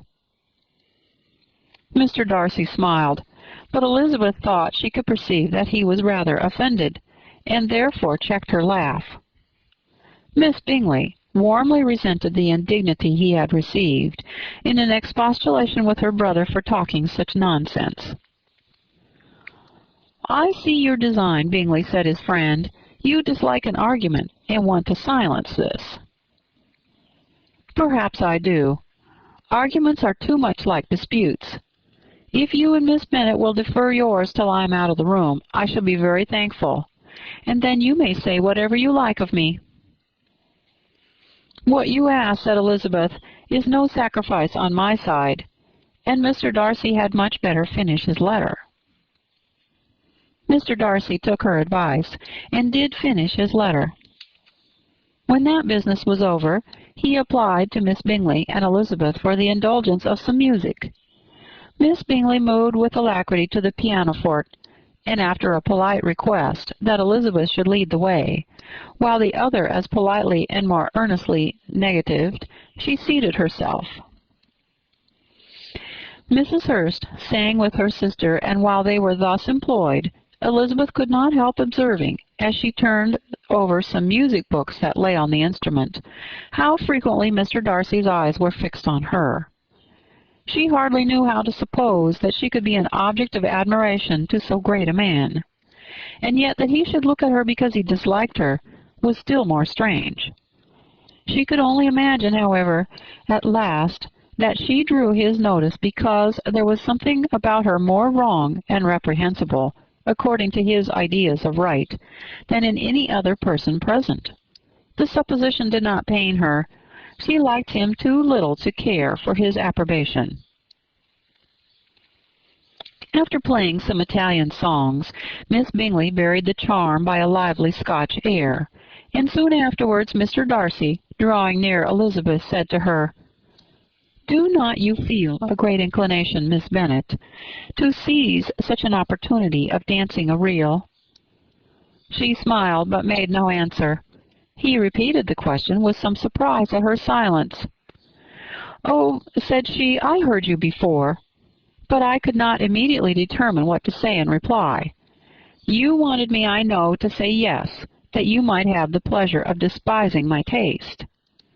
But I always delight in overthrowing those kind of schemes, and cheating a person of their premeditated contempt.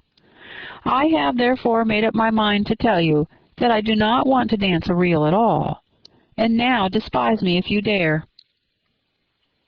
"Indeed, I do not dare." Elizabeth, having rather expected to affront him, was amazed at his gallantry, but there was a mixture of sweetness and archness in her manner, which made it difficult for her to affront anybody, and Darcy had never been so bewitched by any woman as he was by her. He really believed that were it not for the inferiority of her connections, he should be in some danger. Miss Bingley saw or suspected enough to be jealous, and her great anxiety for the recovery of her dear friend Jane received some assistance from her desire of getting rid of Elizabeth.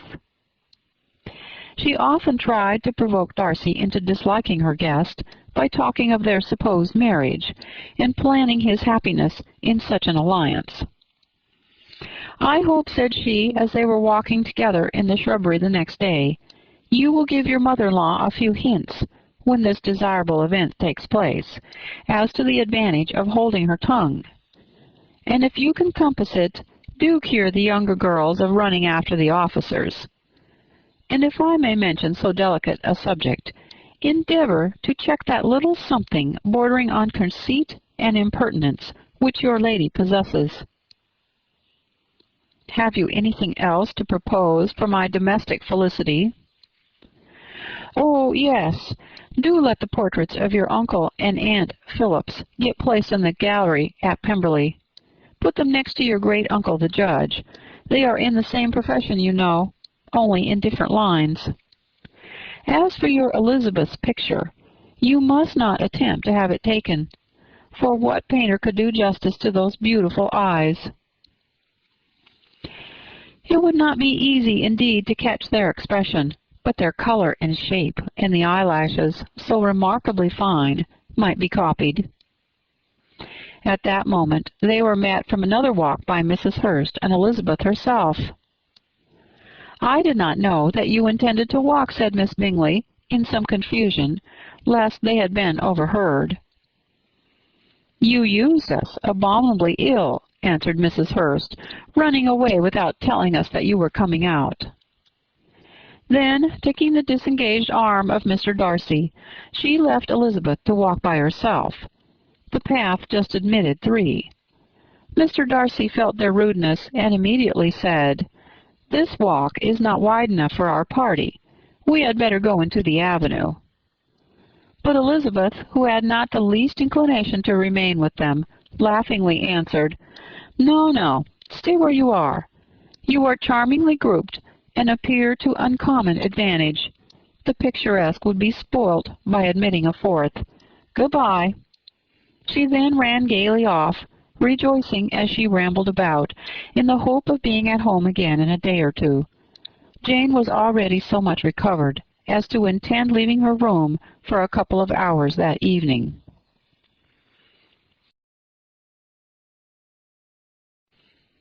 Chapter 11. When the ladies removed after dinner, Elizabeth ran up to her sister, and seeing her well guarded from cold, attended her into the drawing-room, where she was welcomed by her 2 friends with many professions of pleasure, and Elizabeth had never seen them so agreeable as they were during the hour which passed before the gentlemen appeared. Their powers of conversation were considerable.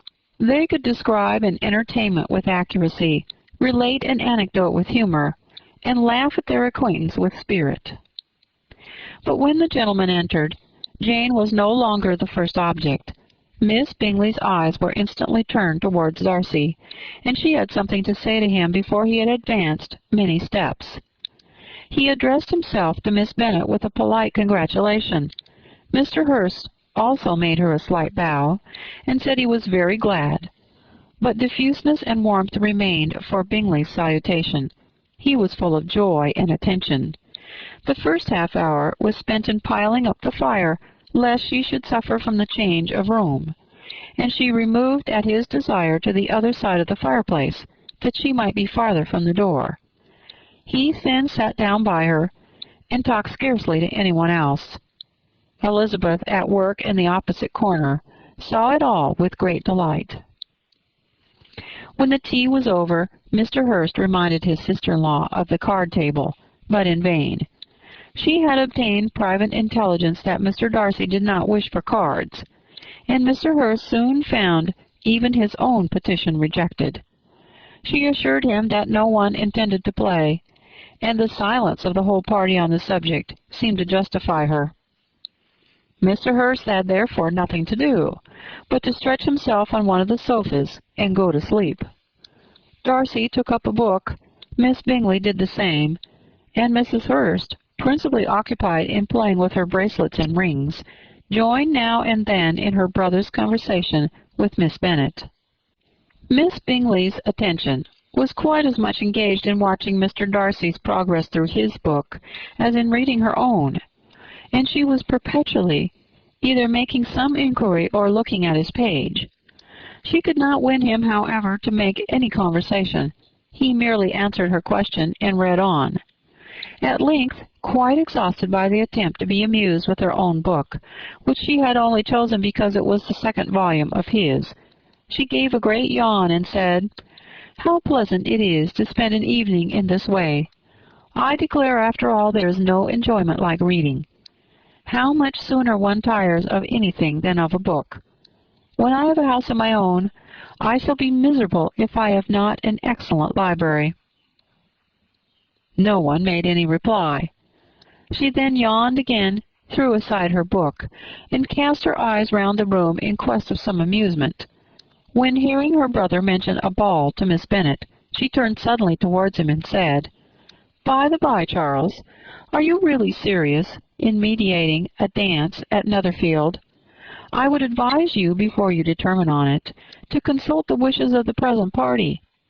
I am much mistaken if there are not some among us to whom a ball would be rather a punishment than a pleasure." "If you mean Darcy," cried her brother, "he may go to bed if he chooses before it begins. But as for the ball, it is quite a settled thing. And as soon as Nicholas has made white soup enough, I shall send round my cards." "I should like balls infinitely better," she replied, "if they were carried on in a different manner. But there is something insufferably tedious in the usual process of such a meeting. It would surely be much more rational if conversation, instead of dancing, were made the order of the day." "Much more rational, my dear Caroline, I dare say, but it would not be near so much like a ball." Miss Bingley made no answer, and soon afterwards got up and walked about the room. Her figure was elegant, and she walked well. But Darcy, at whom it was all aimed, was still inflexibly studious. In the desperation of her feelings, she resolved on one effort more, and turning to Elizabeth, said, "Miss Eliza Bennet, let me persuade you to follow my example and take a turn about the room. I assure you it is very refreshing after sitting so long in one attitude." Elizabeth was surprised, but agreed to it immediately. Miss Bingley succeeded no less in the real object of her civility. Mr. Darcy looked up. He was as much awake to the novelty of attention in that quarter as Elizabeth herself could be, and unconsciously closed his book. He was directly invited to join their party, but he declined it, observing that he could imagine but two motives for their choosing to walk up and down the room together, with either of which motives his joining them would interfere. What could he mean? She was dying to know what could be his meaning, and asked Elizabeth whether she could at all understand him. "Not at all," was her answer, "but depend upon it, he means to be severe on us, and our surest way of disappointing him will be to ask nothing about it."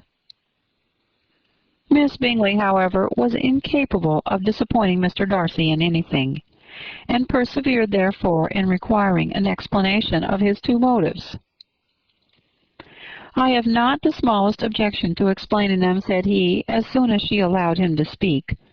"You either choose this method of passing the evening because you are in each other's confidence, and have secret affairs to discuss, or because you are conscious that your figures appear to the greatest advantage in walking.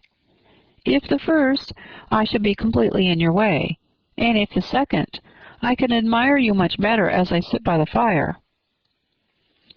"Oh, shocking!" cried Miss Bingley. "I never heard anything so abominable. How shall we punish him for such a speech?" "Nothing so easy, if you have but the inclination," said Elizabeth. "We can all plague and punish one another.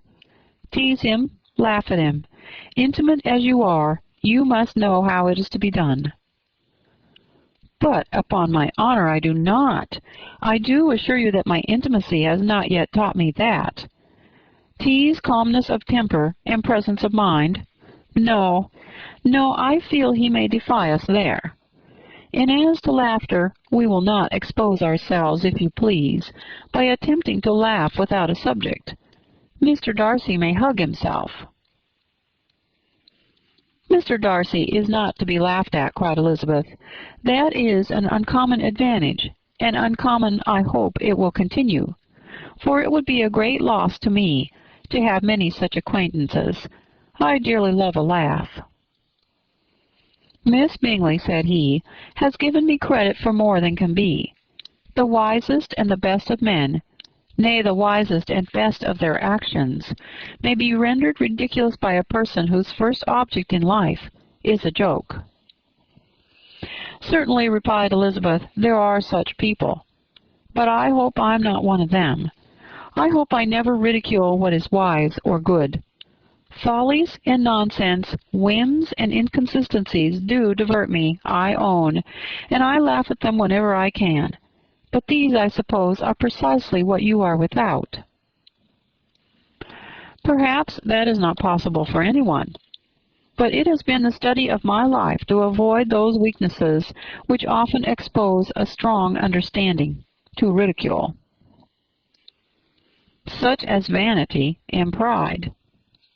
Yes, vanity is a weakness indeed, but pride, where there is real superiority of mind, pride will always be under good regulation.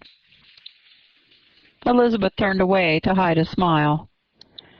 Your examination of Mr. Darcy is over, I presume, said Miss Bingley. And pray, what is the result? I am perfectly convinced by it that Mr. Darcy has no defect. He owns it himself without disguise. No, said Darcy, I have made no such pretension. I have faults enough, but they are not, I hope, of understanding. My temper I dare not vouch for. It is, I believe, too little yielding, certainly too little for the convenience of the world. I cannot forget the follies and vices of others so soon as I ought, nor their offences against myself. My feelings are not puffed about with every attempt to move them. My temper would perhaps be called resentful. My good opinion once lost is lost forever. That is a failing indeed, cried Elizabeth. Implacable resentment is a shade in a character. But you have chosen your fault well. I really cannot laugh at it. You are safe from me. There is, I believe, in every disposition a tendency to some particular evil, a natural defect which not even the best education can overcome. And your defect is a propensity to hate everybody. And yours, he replied with a smile, is wilfully to misunderstand them. Do let us have a little music, cried Miss Bingley, tired of a conversation in which she had no share. Louisa, you will not mind my waking Mr. Hurst. Her sister made not the smallest objection, and the pianoforte was opened, and Darcy, after a few moments' recollection, was not sorry for it. He began to feel the danger of paying Elizabeth too much attention. Chapter 12. In consequence of an agreement between the sisters, Elizabeth wrote the next morning to her mother to beg that the carriage might be sent for them in the course of the day. But Mrs. Bennet, who had calculated on her daughters remaining at Netherfield till the following Tuesday, which would exactly finish Jane's week, could not bring herself to receive them with pleasure before. Her answer, therefore, was not propitious, at least not to Elizabeth's wishes, for she was impatient to get home. Mrs. Bennet sent them word that they could not possibly have the carriage before Tuesday, and in her postscript it was added that if Mr. Bingley and his sister pressed them to stay longer, she could spare them very well. Against staying longer, however, Elizabeth was positively resolved. Nor did she much expect it would be asked, and fearful, on the contrary, as being considered as intruding themselves needlessly long, she urged Jane to borrow Mr. Bingley's carriage immediately, and at length it was settled that their original design of leaving Netherfield that morning should be mentioned, and the request made. The communication excited many professions of concern, and enough was said of wishing them to stay at least till the following day to work on Jane, and till the morrow their going was deferred. Miss Bingley was then sorry that she had proposed the delay, for her jealousy and dislike of one sister much exceeded her affection for the other. The master of the house heard with real sorrow that they were soon to go, and repeatedly tried to persuade Miss Bennet that it would not be safe for her, that she was not enough recovered, but Jane was firm where she felt herself to be right. To Mr. Darcy it was welcome intelligence. Elizabeth had been at Netherfield long enough. She attracted him more than he liked, and Miss Bingley was uncivil to her, and more teasing than usual to himself. He wisely resolved to be particularly careful that no sign of admiration should now escape him. Nothing that could elevate her with the hope of influencing his felicity. Sensible that if such an idea had been suggested, his behavior during the last day must have material weight in confirming or crushing it. Steady to his purpose, he scarcely spoke 10 words to her through the whole of Saturday, and though they were at one time left by themselves for half an hour, he adhered most conscientiously to his book, and would not even look at her. On Sunday, after morning service, the separation so agreeable to almost all took place. Miss Bingley's civility to Elizabeth increased at last very rapidly, as well as her affection for Jane, and when they parted after assuring the latter of the pleasure it would always give her to see her either at Longbourn or Netherfield, and embracing her most tenderly, she even shook hands with the former. Elizabeth took leave of the whole party in the liveliest spirits. They were not welcomed home very cordially by their mother. Mrs. Bennet wondered at their coming, and thought them very wrong to give so much trouble, and was sure Jane would have caught cold again. But their father, though very laconic in his expressions of pleasure, was really glad to see them. He had felt their importance in the family circle. The evening conversation, when they were all assembled, had lost much of its animation, and almost all its sense, by the absence of Jane and Elizabeth. They found Mary, as usual, deep in the study of thorough base and human nature, and had some new extracts to admire, and some new observations of threadbare morality to listen to. Catherine and Lydia had information for them of a different sort. Much had been done, and much had been said in the regiment since the preceding Wednesday. Several of the officers had dined lately with their uncle, a private had been flogged, and it had actually been hinted that Colonel Forster was going to be married. Chapter 13.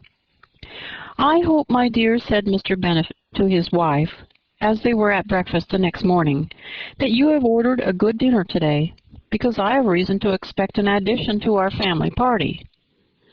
"Who do you mean, my dear? I know of nobody that is coming, I'm sure, unless Charlotte Lucas should happen to call in. And I hope my dinners are good enough for her. I do not believe she often sees such at home." "The person of whom I speak is a gentleman, and a stranger." Mrs. Bennet's eyes sparkled. "A gentleman and a stranger? It is Mr. Bingley, I'm sure. Why, Jane, you never dropped a word of this, you sly thing. Well, I'm sure I shall be extremely glad to see Mr. Bingley. But, good Lord, how unlucky! There is not a bit of fish to be got today. Lydia, my love, ring the bell. I must speak to Hill this moment." "It is not Mr. Bingley," said her husband. "It is a person whom I never saw in the whole course of my life." This roused a general astonishment, and he had the pleasure of being eagerly questioned by his wife and 5 daughters at once. After amusing himself some time with their curiosity, he thus explained: "About a month ago I received this letter, and about a fortnight ago I answered it, for I thought it a case of some delicacy, and requiring early attention. It is from my cousin, Mr. Collins, who, when I am dead, may turn you all out of this house as soon as he pleases." "Oh, my dear," cried his wife, "I cannot bear to hear that mentioned. Pray do not talk of that odious man. I do think it's the hardest thing in the world that your estate should be entailed away from your own children. And I am sure if I had been you, I should have tried long ago to do something or other about it." Jane and Elizabeth attempted to explain to her the nature of an entail. They had often attempted it before, but it was a subject on which Mrs. Bennet was beyond the reach of reason, and she continued to rail bitterly against the cruelty of settling an estate away from a family of 5 daughters, in favor of a man whom nobody cared anything about. "It is certainly a most iniquitous affair," said Mr. Bennet, "and nothing can clear Mr. Collins from the guilt of inheriting Longbourn. But if you will listen to his letter, you may perhaps be a little softened by his manner of expressing himself." "No, that I am sure I shall not. And I think it was very impertinent of him to write to you at all, and very hypocritical. I hate such false friends. Why could not he keep on quarreling with you, as his father did before him?" "Why, indeed, he does seem to have had some filial scruples on that head, as you will hear." Hunsford, near Westerham, Kent, 15th October. Dear Sir, the disagreement subsisting between yourself and my late honored father always gave me much uneasiness, and since I have had the misfortune to lose him, I have frequently wished to heal the breach. But for some time I was kept back by my own doubts, fearing lest it might seem disrespectful to his memory for me to be on good terms with anyone with whom it had always pleased him to be at variance. There, Mrs. Bennet. My mind, however, is now made up on the subject, for having received ordination at Easter, I have been so fortunate as to be distinguished by the patronage of the Right Honourable Lady Catherine de Bourgh, widow of Sir Lewis de Bourgh, whose bounty and beneficence have preferred me to the valuable rectory of this parish, where it shall be my earnest endeavour to demean myself with grateful respect towards her ladyship, and be ever ready to perform those rites and ceremonies which are instituted by the Church of England. As a clergyman, moreover, I felt it my duty to promote and establish the blessing of peace in all families within the reach of my influence, and on these grounds I flatter myself that my present overtures of goodwill are highly commendable, and that the circumstance of my being next in the entail of Longbourn estate will be kindly overlooked on your side, and not lead you to reject the offered olive branch. I cannot be otherwise than concerned at being the means of injuring your amiable daughters, and beg leave to apologize for it, as well as to assure you of my readiness to make them every possible amends. But of this hereafter. If you should have no objection to receive me into your house, I propose myself the satisfaction of waiting on you and your family Monday, November 18th, by 4 o'clock, and shall probably trespass on your hospitality till Saturday se'nnight following, which I can do without any inconvenience, as Lady Catherine is far from objecting to my occasional absence on a Sunday, provided that some other clergyman is engaged to do the duty of the day. I remain, dear sir, with respectful compliments to your lady and daughters, your well-wisher and friend, William Collins. At 4 o'clock, therefore, we may expect this peacemaking gentleman, said Mr. Bennet as he folded up the letter. He seems to be a most conscientious and polite young man, upon my word, and I doubt not will prove a valuable acquaintance, especially if Lady Catherine should be so indulgent as to let him come to us again. There is some sense in what he says about the girls, however, and if he is disposed to make them any amends, I shall not be the person to discourage him. Though it is difficult, said Jane, to guess in what way he can mean to make us the atonement he thinks our due, the wish is certainly to his credit. Elizabeth was chiefly struck with his extraordinary deference for Lady Catherine, and his kind intention of christening, marrying, and burying his parishioners whenever it were required. He must be an oddity, I think, said she. I cannot make him out. There is something very pompous in his style. And what can he mean by apologizing for being next in the entail? We cannot suppose he would help it if he could. Can he be a sensible man, sir? No, my dear, I think not. I have great hopes of finding him quite the reverse. There is a mixture of servility and self-importance in his letter, which promises well. I am impatient to see him. In point of composition, said Mary, his letter does not seem defective. The idea of the olive branch perhaps is not wholly new, yet I think it is well expressed. To Catherine and Lydia, neither the letter nor its writer were in any degree interesting. It was next to impossible that their cousin should come in a scarlet coat, and it was now some weeks since they had received pleasure from the society of a man in any other color. As for their mother, Mr. Collins's letter had done away much of her ill will, and she was preparing to see him with a degree of composure which astonished her husband and daughters. Mr. Collins was punctual to his time, and was received with great politeness by the whole family. Mr. Bennet indeed said little, but the ladies were ready enough to talk, and Mr. Collins seemed neither in need of encouragement nor inclined to be silent himself. He was a tall, heavy-looking young man of 25. His air was grave and stately, his manners were very formal. He had not been long seated before he complimented Mrs. Bennet on having so fine a family of daughters, said he had heard much of their beauty, but that in this instance fame had fallen short of the truth, and added that he did not doubt her seeing them all in due time well disposed of in marriage. This gallantry was not much to the taste of some of his hearers, but Mrs. Bennet, who quarrelled with no such compliments, answered most readily, "You are very kind, I'm sure, and I wish with all my heart it may prove so, for else they will be destitute enough. Things are settled so oddly." "You allude, perhaps, to the entail of this estate." "Ah, sir, I do indeed. It is a grievous affair to my poor girls, you must confess. Not that I mean to find fault with you, for such things I know are all chance in this world. There's no knowing how estates will go when once they come to be entailed.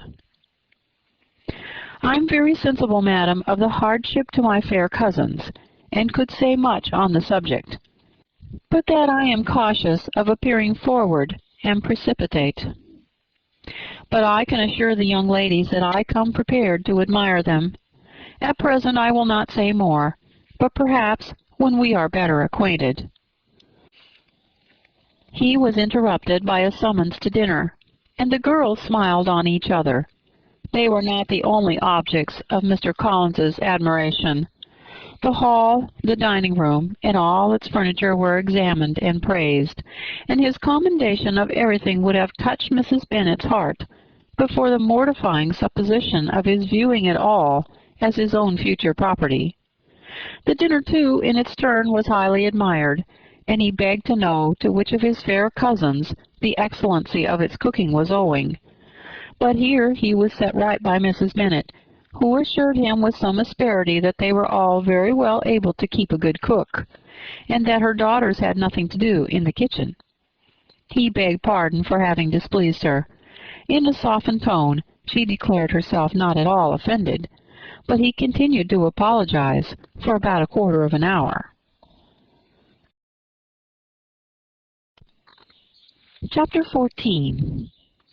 During dinner Mr. Bennet scarcely spoke at all, but when the servants were withdrawn he thought it time to have some conversation with his guest, and therefore stated a subject in which he expected him to shine, by observing that he seemed very fortunate in his patroness.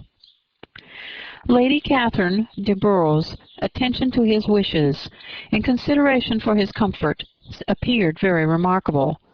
Mr. Bennet could not have chosen better. Mr. Collins was eloquent in her praise.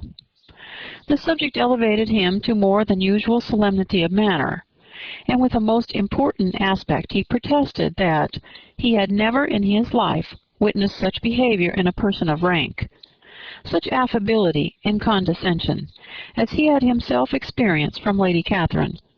She had been graciously pleased to approve of both the discourses which he had already had the honor of preaching before her. She had also asked him twice to dine at Rosings, and had sent for him only the Saturday before to make up her pool of quadrille in the evening. Lady Catherine was reckoned proud by many people he knew, but he had never seen anything but affability in her. She had always spoken to him as she would to any other gentleman.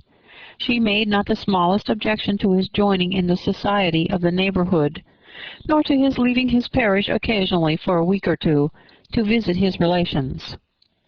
She had even condescended to advise him to marry as soon as he could, provided he chose with discretion, and had once paid him a visit in his humble parsonage, where she had perfectly approved all the alterations he had been making, and had even vouchsafed to suggest some herself, some shelves in the closet upstairs. "That is all very proper and civil, I'm sure," said Mrs. Bennet, "and I dare say she's a very agreeable woman. It's a pity that great ladies in general are not more like her. Does she live near you, sir?" "The garden in which stands my humble abode is separated only by a lane from Rosings Park, her ladyship's residence." "I think you said she was a widow, sir. Has she any family?" "She has only one daughter, the heiress of Rosings, and of very extensive property." "Ah!" cried Mrs. Bennet, shaking her head. "Then she's better off than many girls. What sort of young lady is she? Is she handsome?" "She is a most charming young lady indeed. Lady Catherine herself says that, in point of true beauty, Miss de Bourgh is far superior to the handsomest of her sex, because there is that in her features which marks the young woman of distinguished birth. She is unfortunately of a sickly constitution, which has prevented her making that progress in many accomplishments which she could not otherwise have failed of, as I am informed by the lady who superintended her education, and who still resides with them. But she is perfectly amiable, and often condescends to drive by my humble abode in her little phaeton and ponies." "Has she been presented? I do not remember her name among the ladies at court."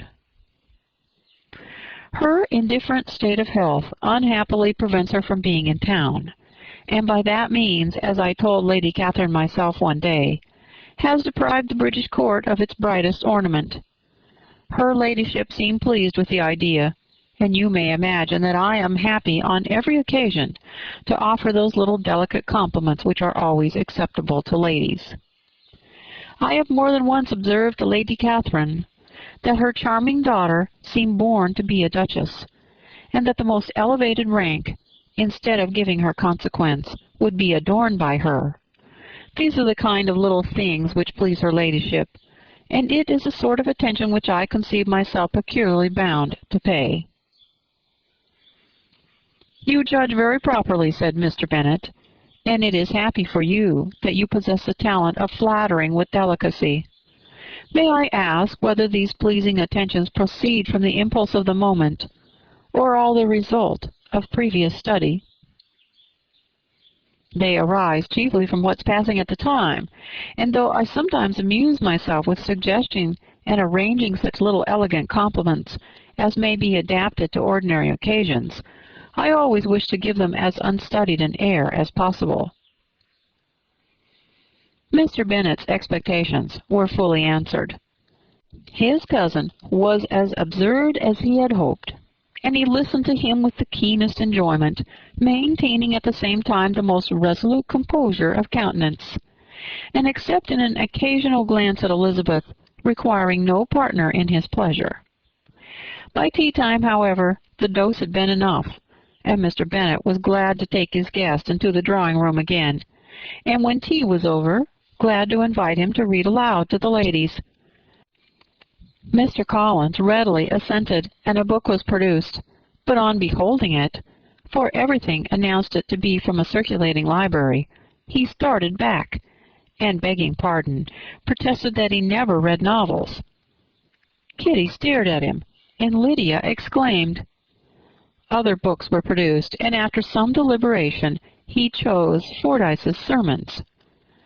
Lydia gaped as he opened the volume, and before he had with very monotonous solemnity, read 3 pages, she interrupted him with, "Do you know, Mamma, that my Uncle Phillips talks of turning away Richard? And if he does, Colonel Forster will hire him. My aunt told me so herself on Saturday. I shall walk to Meryton tomorrow to hear more about it, and to ask when Mr. Denny comes back from town." Lydia was bid by her 2 eldest sisters to hold her tongue, but Mr. Collins, much offended, laid aside his book and said, "I have often observed how little young ladies are interested by books of a serious stamp, though written solely for their benefit. It amazes me, I confess, for certainly there can be nothing so advantageous to them as instruction. But I will no longer importune my young cousin." Then, turning to Mr. Bennet, he offered himself as his antagonist in backgammon. Mr. Bennet accepted the challenge, observing that he acted very wisely in leaving the girls to their own trifling amusements. Mrs. Bennet and her daughters apologized most civilly for Lydia's interruption, and promised that it should not occur again, if he would resume his book. But Mr. Collins, after assuring them that he bore his young cousin no ill will, and should never resent her behavior as any affront, seated himself at another table with Mr. Bennet, and prepared for backgammon. Chapter 15. Mr. Collins was not a sensible man, and the deficiency of nature had been but little assisted by education or society, the greatest part of his life having been spent under the guidance of an illiterate and miserly father, and though he belonged to one of the universities, he had merely kept the necessary terms, without forming at it any useful acquaintance. The subjection in which his father had brought him up had given him originally great humility of manner, but it was now a good deal counteracted by the self-conceit of a weak head, living in retirement, and the consequential feelings of early and unexpected prosperity. A fortunate chance had recommended him to Lady Catherine de Bourgh when the living of Hunsford was vacant, and the respect which he felt for her high rank, and his veneration for her as his patroness, mingling with a very good opinion of himself, of his authority as a clergyman, and his right as a rector, made him altogether a mixture of pride and obsequiousness, of self-importance and humility. Having now a good house and very sufficient income, he intended to marry, and in seeking a reconciliation with the Longbourn family he had a wife in view, as he meant to choose one of the daughters, if he found them as handsome and amiable as they were represented by common report. This was his plan of amends, of atonement, for inheriting their father's estate, and he thought it an excellent one, full of eligibility and suitableness, and excessively generous and disinterested on his own part. His plan did not vary on seeing them. Miss Bennet's lovely face confirmed his views, and established all his strictest notions of what was due to seniority, and for the first evening she was his settled choice. The next morning, however, made an alteration, for in a quarter of an hour's tete-a-tete with Mrs. Bennet before breakfast, a conversation beginning with his parsonage house, and leading naturally to the avowal of his hopes that a mistress for it might be found at Longbourn, produced from her, and very complacent smiles and general encouragement, a caution against the very Jane he had fixed on. As to her younger daughters, she could not take upon her to say, she could not positively answer, but she did not know of any prepossession. Her eldest daughter she might just mention, she felt it incumbent on her to hint, was very likely to be very soon engaged. Mr. Collins had only to change from Jane to Elizabeth, and it was soon done while Mrs. Bennet was stirring the fire. Elizabeth, equally next to Jane in birth and beauty, succeeded her, of course. Mrs. Bennet treasured up the hint, and trusted that she might soon have 2 daughters married, and the man whom she could not bear to speak of the day before was now high in her good graces. Lydia's intention of walking to Meryton was not forgotten, Every sister except Mary agreed to go with her, and Mr. Collins was to attend them, at the request of Mr. Bennet, who was most anxious to get rid of him, and have his library to himself. For thither Mr. Collins had followed him after breakfast, and there he would continue, nominally engaged with one of the largest folios in the collection, but really talking to Mr. Bennet, with little cessation, of his house and garden at Hunsford. Such doings discomposed Mr. Bennet exceedingly. In his library he had been always sure of leisure and tranquillity, and though prepared, as he told Elizabeth, to meet with folly and conceit in every other room of the house, he was used to be free from them there. His civility, therefore, was most prompt in inviting Mr. Collins to join his daughters in their walk, and Mr. Collins, being in fact much better fitted for a walker than a reader, was extremely well pleased to close his large book and go. In pompous nothings on his side, and civil assents on that of his cousins, their time passed till they entered Meryton. The attention of the younger ones was then no longer to be gained by him. Their eyes were immediately wandering up in the street in quest of the officers, and nothing less than a very smart bonnet, indeed, or a really new muslin in a shop window, could recall them. But the attention of every lady was soon caught by a young man, whom they had never seen before, of most gentlemanlike appearance, walking with an officer on the other side of the way. The officer was the very Mr. Denny concerning whose return from London Lydia came to inquire, and he bowed as they passed. All were struck with the stranger's air, all wondered who he could be.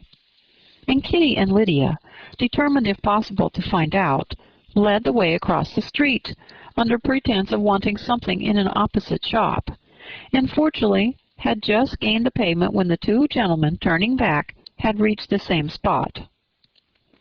Mr. Denny addressed them directly, and entreated permission to introduce his friend, Mr. Wickham, who had returned with him the day before from town, and he was happy to say had accepted a commission in their corps.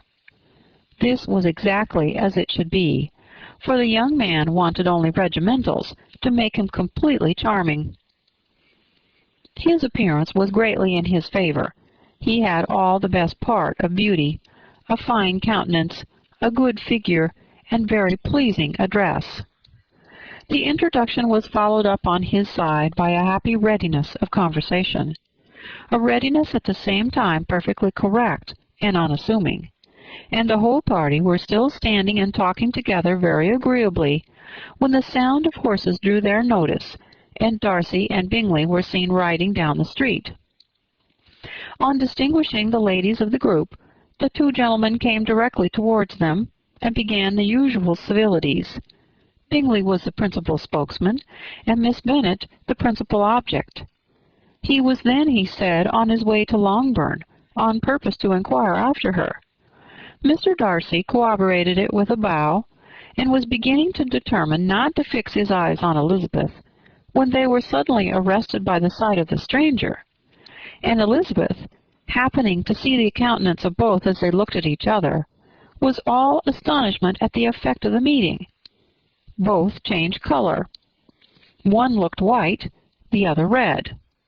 Mr. Wickham, after a few moments, touched his hat, a salutation which Mr. Darcy just deigned to return. What could be the meaning of it? It was impossible to imagine. It was impossible not to long to know. In another minute, Mr. Bingley, but without seeming to have noticed what passed, took leave, and rode on with his friend. Mr. Denny and Mr. Wickham walked with the young ladies to the door of Mr. Phillips's house, and then made their bows, in spite of Miss Lydia's pressing entreaties that they would come in, and even in spite of Mrs. Phillips's throwing up the parlor window and loudly seconding the invitation. Mrs. Phillips was always glad to see her nieces, and the two eldest, from their recent absence, were particularly welcome. She was eagerly expressing her surprise at their sudden return home, which, as their own carriage had not fetched them, she should have known nothing about, if she had not happened to see Mr. Jones's shop boy in the street, who had told her that they were not to send any more draughts to Netherfield, because the Miss Bennets were come away, when her civility was claimed towards Mr. Collins by Jane's introduction of him. She received him with her very best politeness, which he returned with as much more, apologizing for his intrusion without any previous acquaintance with her, which he could not help flattering himself, however, might be justified by his relationship to the young ladies who introduced him to her notice. Mrs. Phillips was quite awed by such an excess of good breeding, but her contemplation of one stranger was soon put an end to by exclamations and inquiries about the other, of whom, however, she could only tell her nieces what they already knew, that Mr. Denny had brought him from London, and that he was to have a lieutenant's commission in the shire. She had been watching him the last hour, she said, as he walked up and down the street, and had Mr. Wickham appeared, Kitty and Lydia would certainly have continued the occupation, but unluckily no one passed the windows now, except a few of the officers, who, in comparison with the stranger, were become stupid, disagreeable fellows. Some of them were to dine with the Phillipses the next day, and their aunt promised to make her husband call on Mr. Wickham, and give him an invitation also, if the family from Longbourn would come in the evening. This was agreed to, and Mrs. Phillips protested that they would have a nice, comfortable, noisy game of lottery tickets, and a little bit of hot supper afterwards. The prospect of such delights was very cheering, and they parted in mutual good spirits. Mr. Collins repeated his apologies in quitting the room, and was assured with unwearying civility that they were perfectly needless. As they walked home, Elizabeth related to Jane what she had seen pass between the two gentlemen, but though Jane would have defended either or both, had they appeared to be wrong, she could no more explain such behavior than her sister. Mr. Collins, on his return, highly gratified Mrs. Bennet by admiring Mrs. Phillips's manners and politeness. He protested that, except Lady Catherine and her daughter, he had never seen a more elegant woman, for she had not only received him with the utmost civility, but had even pointedly included him in her invitation for the next evening, although utterly unknown to her before. Something he supposed might be attributed to his connection with them, but yet he had never met with so much attention in the whole course of his life. Chapter 16. As no objection was made to the young people's engagement with their aunt, and as all Mr. Collins's scruples of leaving Mr. and Mrs. Bennet for a single evening during his visit were most steadily resisted, the coach conveyed him and his 5 cousins at a suitable hour to Meryton, and the girls had the pleasure of hearing, as they entered the drawing-room, that Mr. Wickham had accepted their uncle's invitation, and was then in the house. When this information was given, they had all taken their seats. Mr. Collins was at leisure to look around him and admire, and he was so much struck with the size and furniture of the apartment that he declared he might almost have supposed him in the small summer breakfast parlor at Rosings, a comparison that did not at first convey much gratification. But when Mrs. Phillips understood from him what Rosings was, and who was its proprietor, when she had listened to the description of only one of Lady Catherine's drawing-rooms, and found that the chimney-piece alone had cost £800, she felt all the force of the compliment, and would hardly have resented a comparison with the housekeeper's room. In describing to her all the grandeur of Lady Catherine and her mansion, with occasional digressions in praise of his own humble abode, and the improvements it was receiving, he was happily employed until the gentlemen joined them, and he found in Mrs. Phillips a very attentive listener, whose opinion of his consequence increased with what she heard, and who was resolving to retail it all among her neighbors as soon as she could. To the girls who could not listen to their cousin, and who had nothing to do but to wish for an instrument, and examined their own indifferent limitations of china on the mantelpiece, the interval of waiting appeared very long. It was over at last, however. The gentleman did approach, and when Mr. Wickham walked into the room, Elizabeth felt that she had neither been seeing him before nor thinking of him since, with the smallest degree of unreasonable admiration. The officers of the shire were in general a very creditable, gentlemanlike set, and the best of them were of the present party. But Mr. Wickham was as far beyond them all in person, countenance, air, and walk, as they were superior to the broad-faced, stuffy Uncle Phillips, breathing port wine, who followed them into the room.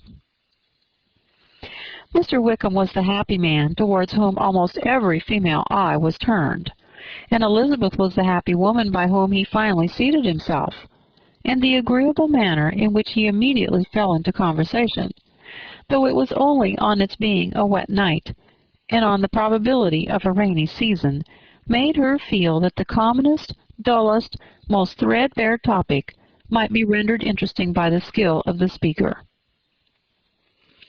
With such rivals for the notice of the fair as Mr. Wickham and the officers, Mr. Collins seemed to sink into insignificance.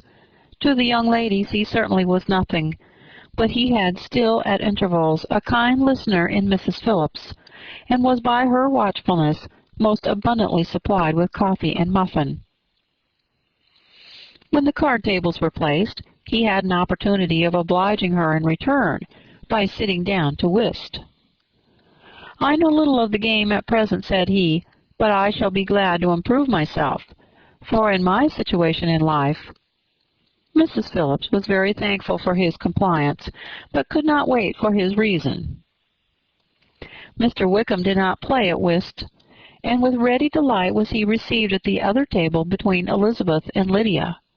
At first there seemed danger of Lydia's engrossing him completely, for she was a most determined talker.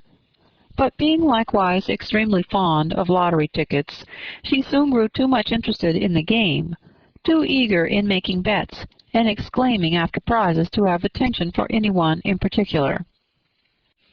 Allowing for the common demands of the game, Mr. Wickham was therefore at leisure to talk to Elizabeth, and she was very willing to hear him, though what she chiefly wished to hear she could not hope to be told, the history of his acquaintance with Mr. Darcy. She dared not even mention that gentleman. Her curiosity, however, was unexpectedly relieved. Mr. Wickham began the subject himself. He inquired how far Netherfield was from Meryton, and after receiving her answer, asked in a hesitating manner how long Mr. Darcy had been staying there. "About a month," said Elizabeth, and then, unwilling to let the subject drop, added, "He is a man of very large property in Derbyshire, I understand." "Yes," replied Wickham, "his estate there is a noble one, a clear 10,000 per annum. You could not have met with a person more capable of giving you certain information on that head than myself, for I have been connected with his family in a particular manner from my infancy." Elizabeth could not but look surprised. "You may well be surprised, Miss Bennet, at such an assertion, after seeing, as you probably might, the very cold manner of our meeting yesterday. Are you much acquainted with Mr. Darcy?" "As much as I ever wish to be," cried Elizabeth warmly.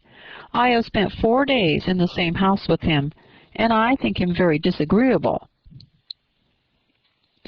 "I have no right to give my opinion," said Wickham, "as to his being agreeable or otherwise.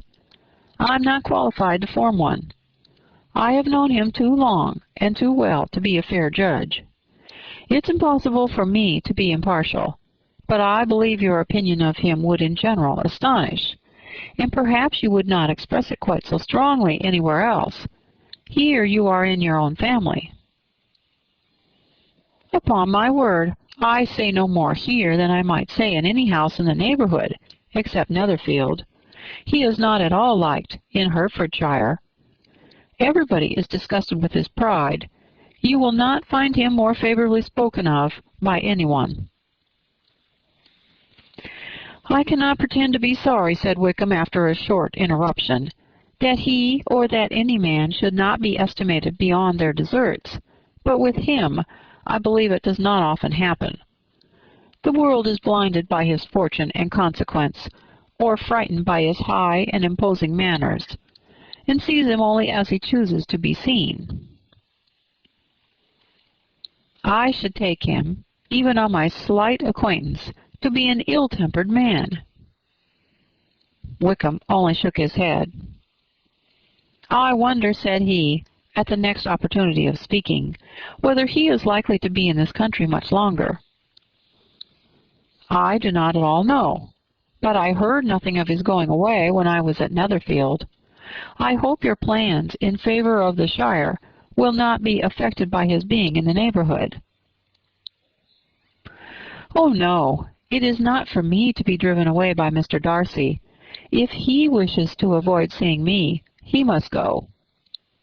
We are not on friendly terms, and it always gives me pain to meet him, but I have no reason for avoiding him but what I might proclaim before all the world, a sense of very great ill usage, and most painful regrets at his being what he is.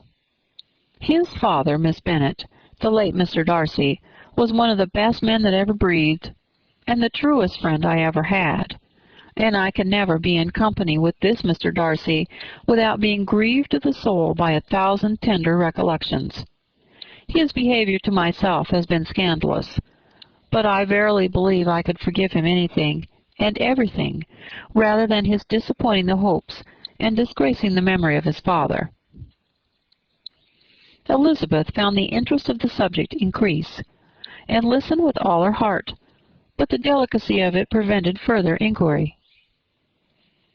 Mr. Wickham began to speak on more general topics, Meryton, the neighborhood, the society, appearing highly pleased with all that he had yet seen, and speaking of the latter especially with gentle but very intelligible gallantry. "It was the prospect of constant society and good society," he added, "which was my chief inducement to enter the shire. I knew it to be a most respectable, agreeable corps, and my friend Denny tempted me further by his account of their present quarters, and the very great attentions and excellent acquaintances Meryton had procured them. Society, I own, is necessary to me. I have been a disappointed man, and my spirits will not bear solitude. I must have employment in society. A military life is not what I was intended for, but circumstances have now made it eligible. The church ought to have been my profession.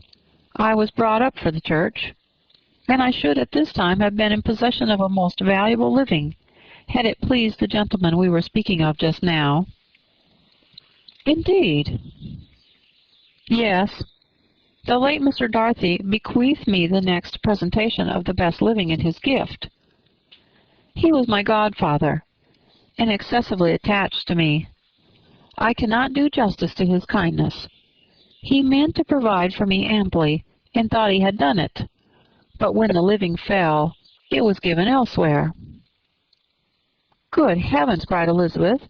"But how could that be? How could his will be disregarded? Why did you not seek legal redress?" "There was just such an informality in the terms of the bequest as to give me no hope from law. A man of honor could not have doubted the intention, but Mr. Darcy chose to doubt it, or to treat it as a merely conditional recommendation, and to assert that I had forfeited all claim to it by extravagance, imprudence, in short, anything or nothing. Certain it is that the living became vacant 2 years ago, exactly as I was of an age to hold it, and that it was given to another man, and no less certain is it that I cannot accuse myself of having really done anything to deserve to lose it. I have a warm, unguarded temper. I may, perhaps, have sometimes spoken my opinion of him and to him too freely. I can recall nothing worse, but the fact is that we are different sort of men, and that he hates me." "This is quite shocking. He deserves to be publicly disgraced. Sometime or other he will be, but it shall not be by me. Till I can forget his father, I can never defy or expose him." Elizabeth honored him for such feelings, and thought him handsomer than ever as he expressed them. "But what," said she after a pause, "can have been his motive? What can have induced him to behave so cruelly?" "A thorough, determined dislike of me, a dislike which I cannot but attribute in some measure to jealousy. Had the late Mr. Darcy liked me less, his son might have borne with me better, but his father's uncommon attachment to me irritated him, I believe, very early in life. He had not a temper to bear the sort of competition in which we stood, the sort of preference which was often given me. I had not thought Mr. Darcy so bad as this, though I've never liked him. I had not thought so very ill of him. I had supposed him to be despising his fellow creatures in general, but did not suspect him of descending to such malicious revenge, such injustice, such inhumanity as this." After a few minutes' reflection, however, she continued, "I do remember his boasting one day at Netherfield of the implacability of his resentments, of his having an unforgiving temper. His disposition must be dreadful." "I will not trust myself on the subject," replied Wickham. "I can hardly be just to him." Elizabeth was again deep in thought, and after a time exclaimed, "To treat in such a manner the godson, the friend, the favorite of his father!" She could have added, "A young man, too, like you, whose very countenance may vouch for your being amiable." But she contented herself with, "And one, too, who had probably been his own companion from childhood, connected together, as I think you said, in the closest manner. We were born in the same parish, within the same park. The greatest part of our youth was passed together, inmates of the same house, sharing the same amusements, objects of the same parental care. My father began life in the profession which your uncle, Mr. Phillips, appears to do so much credit to, but he gave up everything to be of use to the late Mr. Darcy, and devoted all his time to the care of the Pemberley property. He was most highly esteemed by Mr. Darcy, a most intimate, confidential friend. Mr. Darcy often acknowledged himself to be under the greatest obligations to my father's active superintendence, and when, immediately before my father's death, Mr. Darcy gave him a voluntary promise of providing for me, I'm convinced that he felt it to be as much a debt of gratitude to him as of affections to myself." "How strange!" cried Elizabeth. "How abominable! I wonder that in the very pride of this Mr. Darcy had not made him just to you. If from no better motive, that he should not have been too proud to be dishonest. For dishonesty I must call it." "It is wonderful," replied Wickham, "for almost all his actions may be traced to pride, and pride has often been his best friend. It has connected him nearer with virtue than with any other feeling. But we are none of us consistent, and in his behavior to me there were stronger impulses even than pride." "Can such abominable pride as his have ever done him good?" "Yes. It has often led him to the liberal and generous, to give his money freely, to display hospitality, to assist his tenants, and relieve the poor. Family pride and filial pride, for he is very proud of what his father was, have done this. Not to appear to disgrace his family, to degenerate from the popular qualities, or lose the influence of the Pemberley house, is a powerful motive.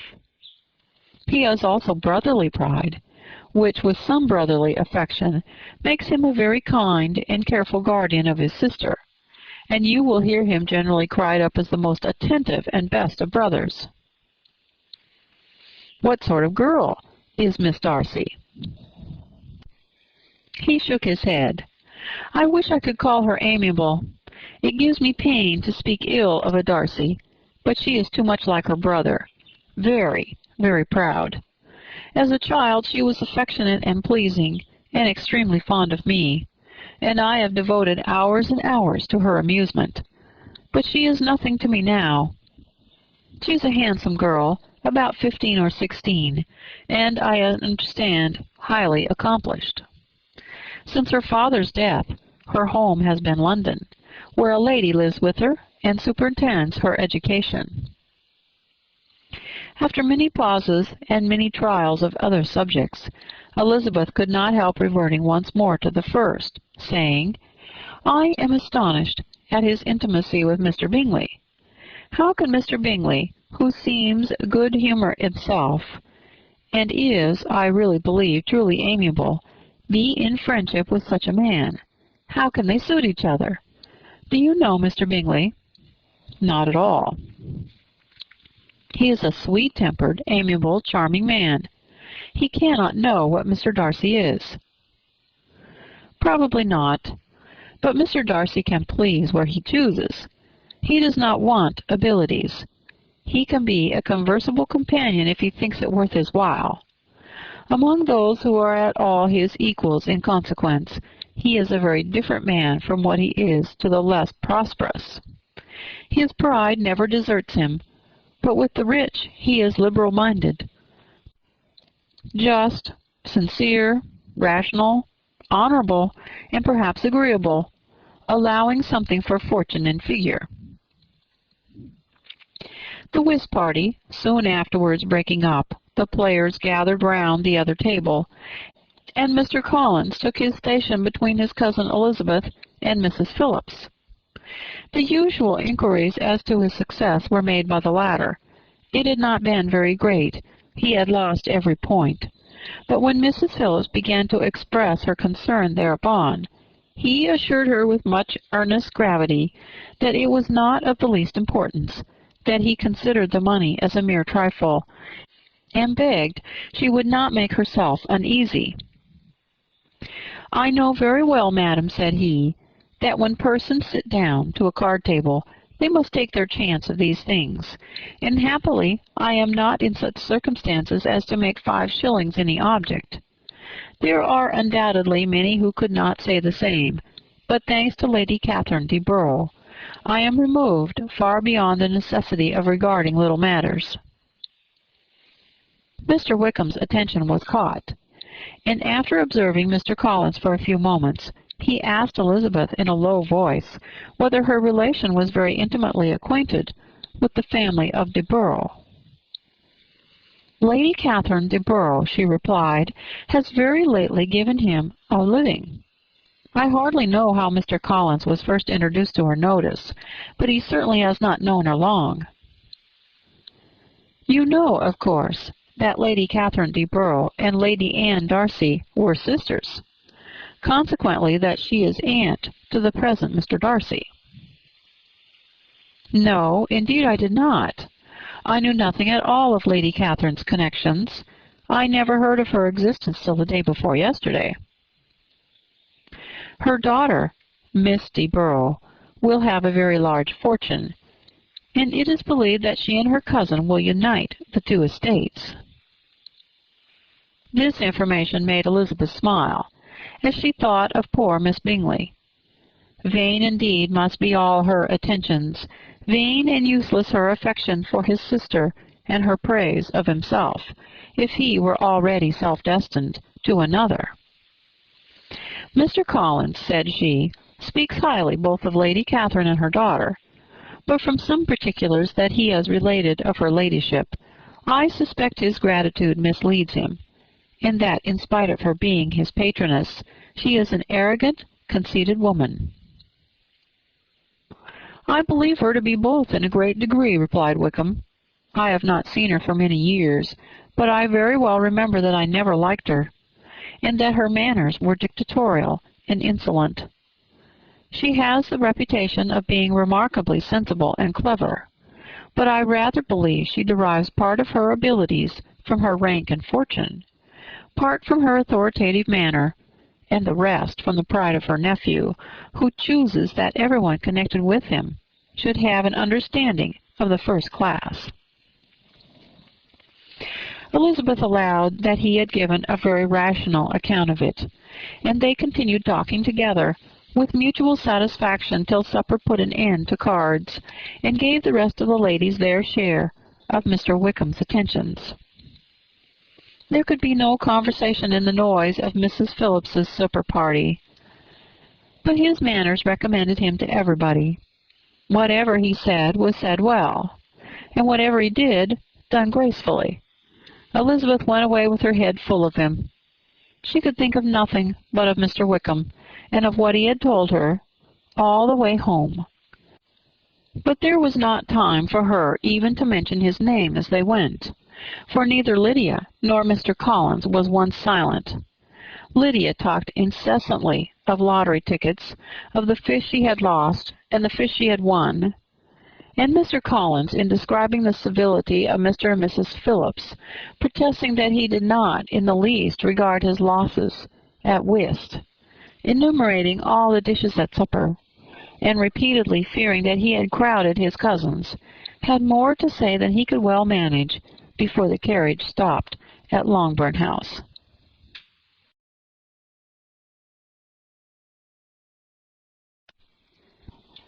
Chapter 17. Elizabeth related to Jane the next day what had passed between Mr. Wickham and herself. Jane listened with astonishment and concern. She knew not how to believe that Mr. Darcy could be so unworthy of Mr. Bingley's regard. And yet it was not in her nature to question the veracity of a young man of such amiable appearance as Wickham. The possibility of his having really endured such unkindness was enough to interest all her tender feelings, and nothing therefore remained to be done but to think well of them both, to defend the conduct of each, and throw into the account of accident or mistake whatever could not otherwise be explained. "They have both," said she, "been deceived, I dare say, in some way or other, of which we can form no idea. Interested people have perhaps misrepresented each to the other. It is, in short, impossible for us to conjecture the causes or circumstances which may have alienated them, without actual blame on either side." "Very true, indeed. And now, my dear Jane, what have you got to say in behalf of the interested people who have probably been concerned in the business? Do clear them, too, or we shall be obliged to think ill of somebody." "Laugh as much as you choose, but you will not laugh me out of my opinion. My dearest Lizzie, do but consider in what a disgraceful light it places Mr. Darcy, to be treating his father's favorite in such a manner, one whom his father had promised to provide for. It's impossible. No man of common humanity, no man who had any value for his character, could be capable of it. Can his most intimate friends be so excessively deceived in him? Oh, no. I can much more easily believe Mr. Bingley's being imposed on than that Mr. Wickham should invent such a history of himself as he gave me last night. Names, facts, everything mentioned without ceremony. If it be not so, let Mr. Darcy contradict it. Besides, there was truth in his looks. It is difficult indeed. It is distressing. One does not know what to think." "I beg your pardon. One knows exactly what to think." But Jane could think with certainty on only one point, that Mr. Bingley, if he had been imposed on, would have much to suffer when the affair became public. The two young ladies were summoned from the shrubbery where this conversation passed by the arrival of some of the very persons of whom they had been speaking.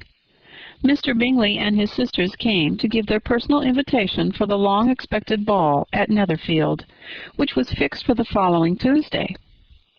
The two ladies were delighted to see their dear friend again, called it an age since they had met, and repeatedly asked what she had been doing with herself since their separation.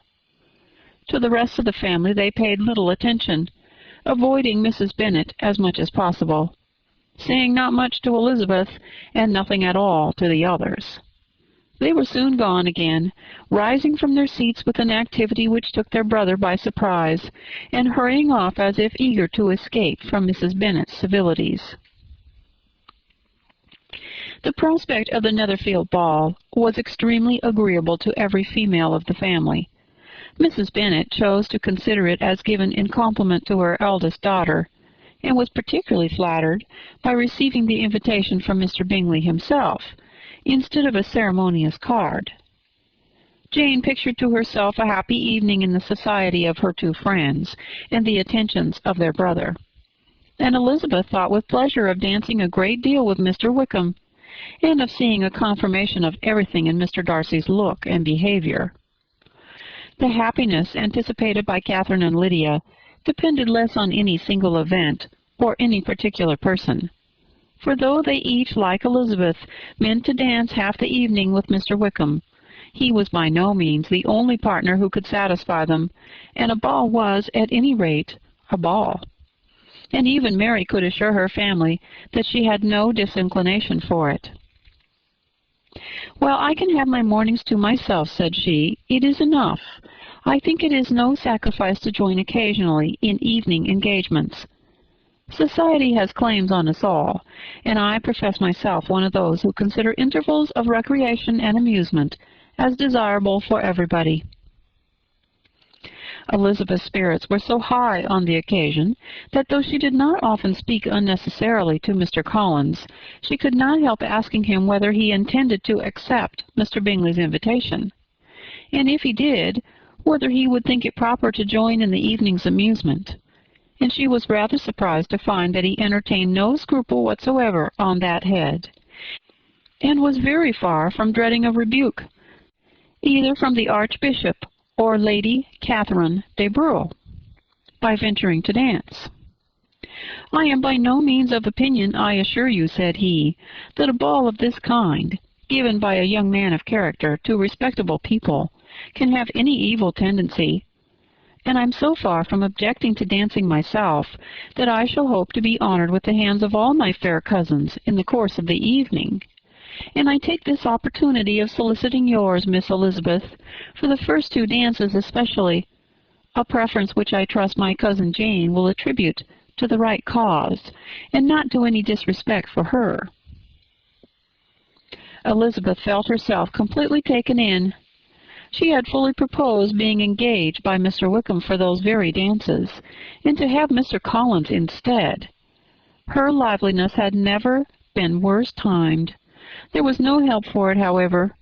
Mr. Wickham's happiness and her own was perforce delayed a little longer, and Mr. Collins's proposal accepted with as good a grace as she could.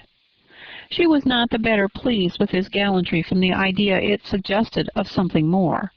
It now first struck her that she was selected from among her sisters as worthy of being the mistress of Hunsford Parsonage, and of assisting to form a quadrille table at Rosings, in the absence of more eligible visitors. The idea soon reached to conviction, as she observed his increasing civilities towards herself, and heard his frequent attempt at a compliment on her wit and vivacity. And though more astonished than gratified herself by this effect of her charms, it was not long before her mother gave her to understand that the probability of their marriage was exceedingly agreeable to her. Elizabeth, however, did not choose to take the hint, being well aware that a serious dispute must be in the consequence of any reply. Mr. Collins might never make the offer, and till he did, it was useless to quarrel about him. If there had not been a Netherfield ball to prepare for and talk of, the younger Miss Bennets would have been in a pitiable state at this time, for from the day of the invitation to the day of the ball, there was such a succession of rain as prevented their walking to Meryton once. No aunt, no officers, no news could be sought after. The very shoe roses for the Netherfield were got by proxy. Even Elizabeth might have found some trial of her patience in weather which totally suspended the improvement of her acquaintance with Mr. Wickham, and nothing less than a dance on Tuesday could have made such a Friday Saturday, Sunday, and Monday endurable to Kitty and Lydia.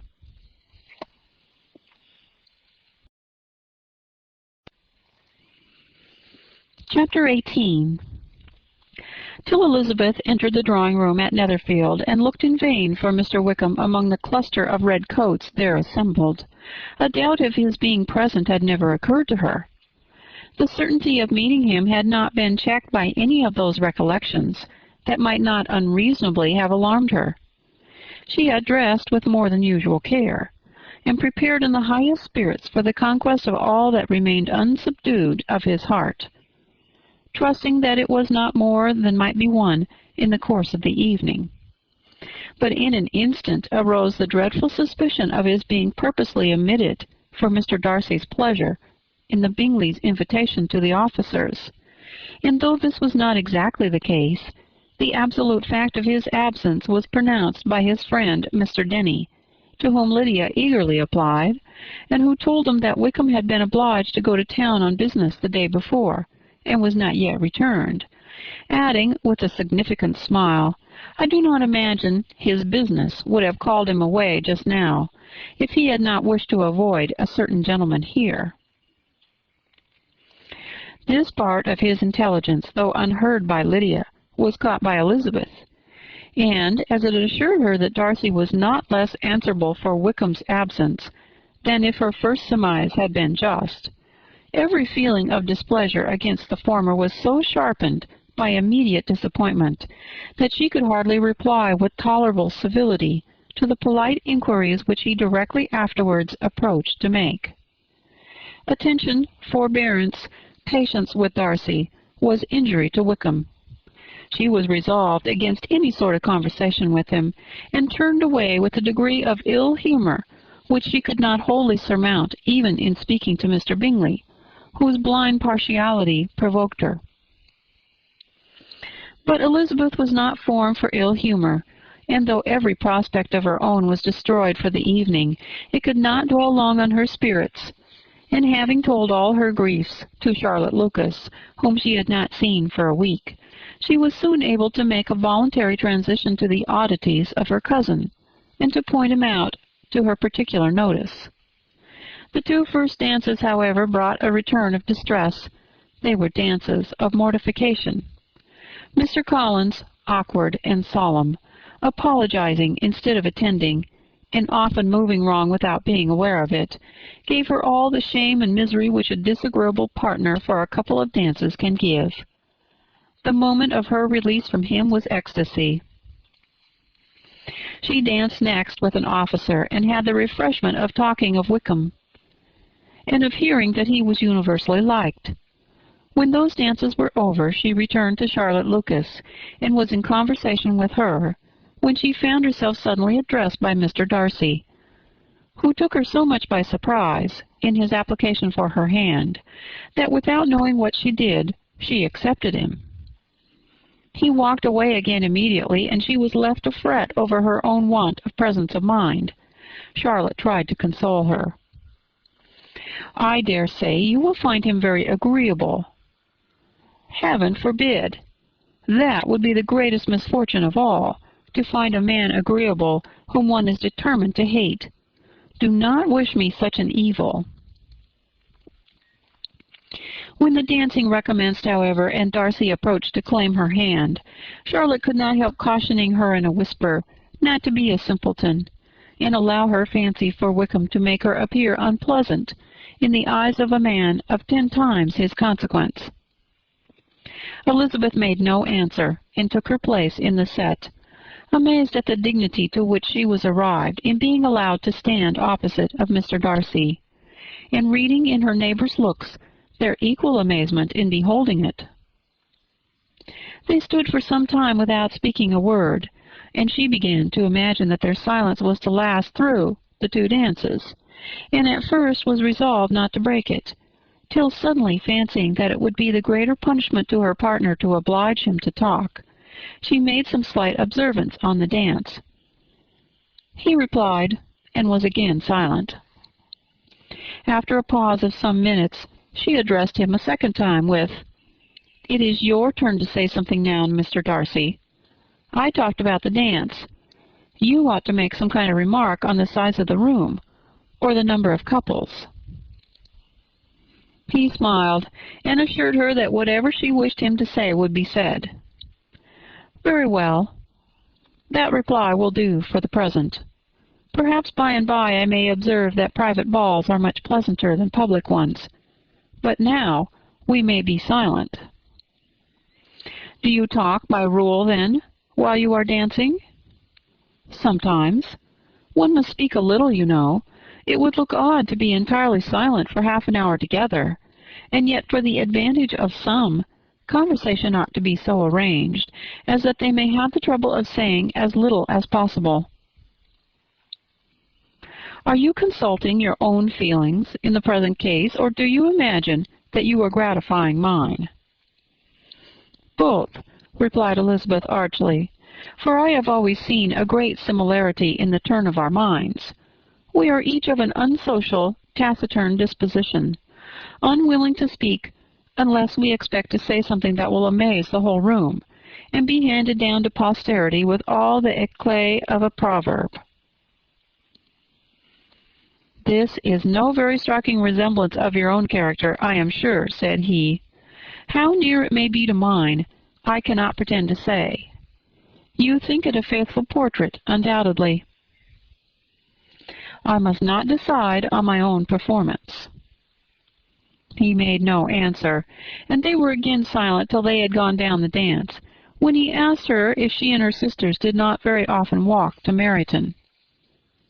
She answered in the affirmative, and, unable to resist the temptation, added, "When you met us there the other day, we had just been forming a new acquaintance." The effect was immediate.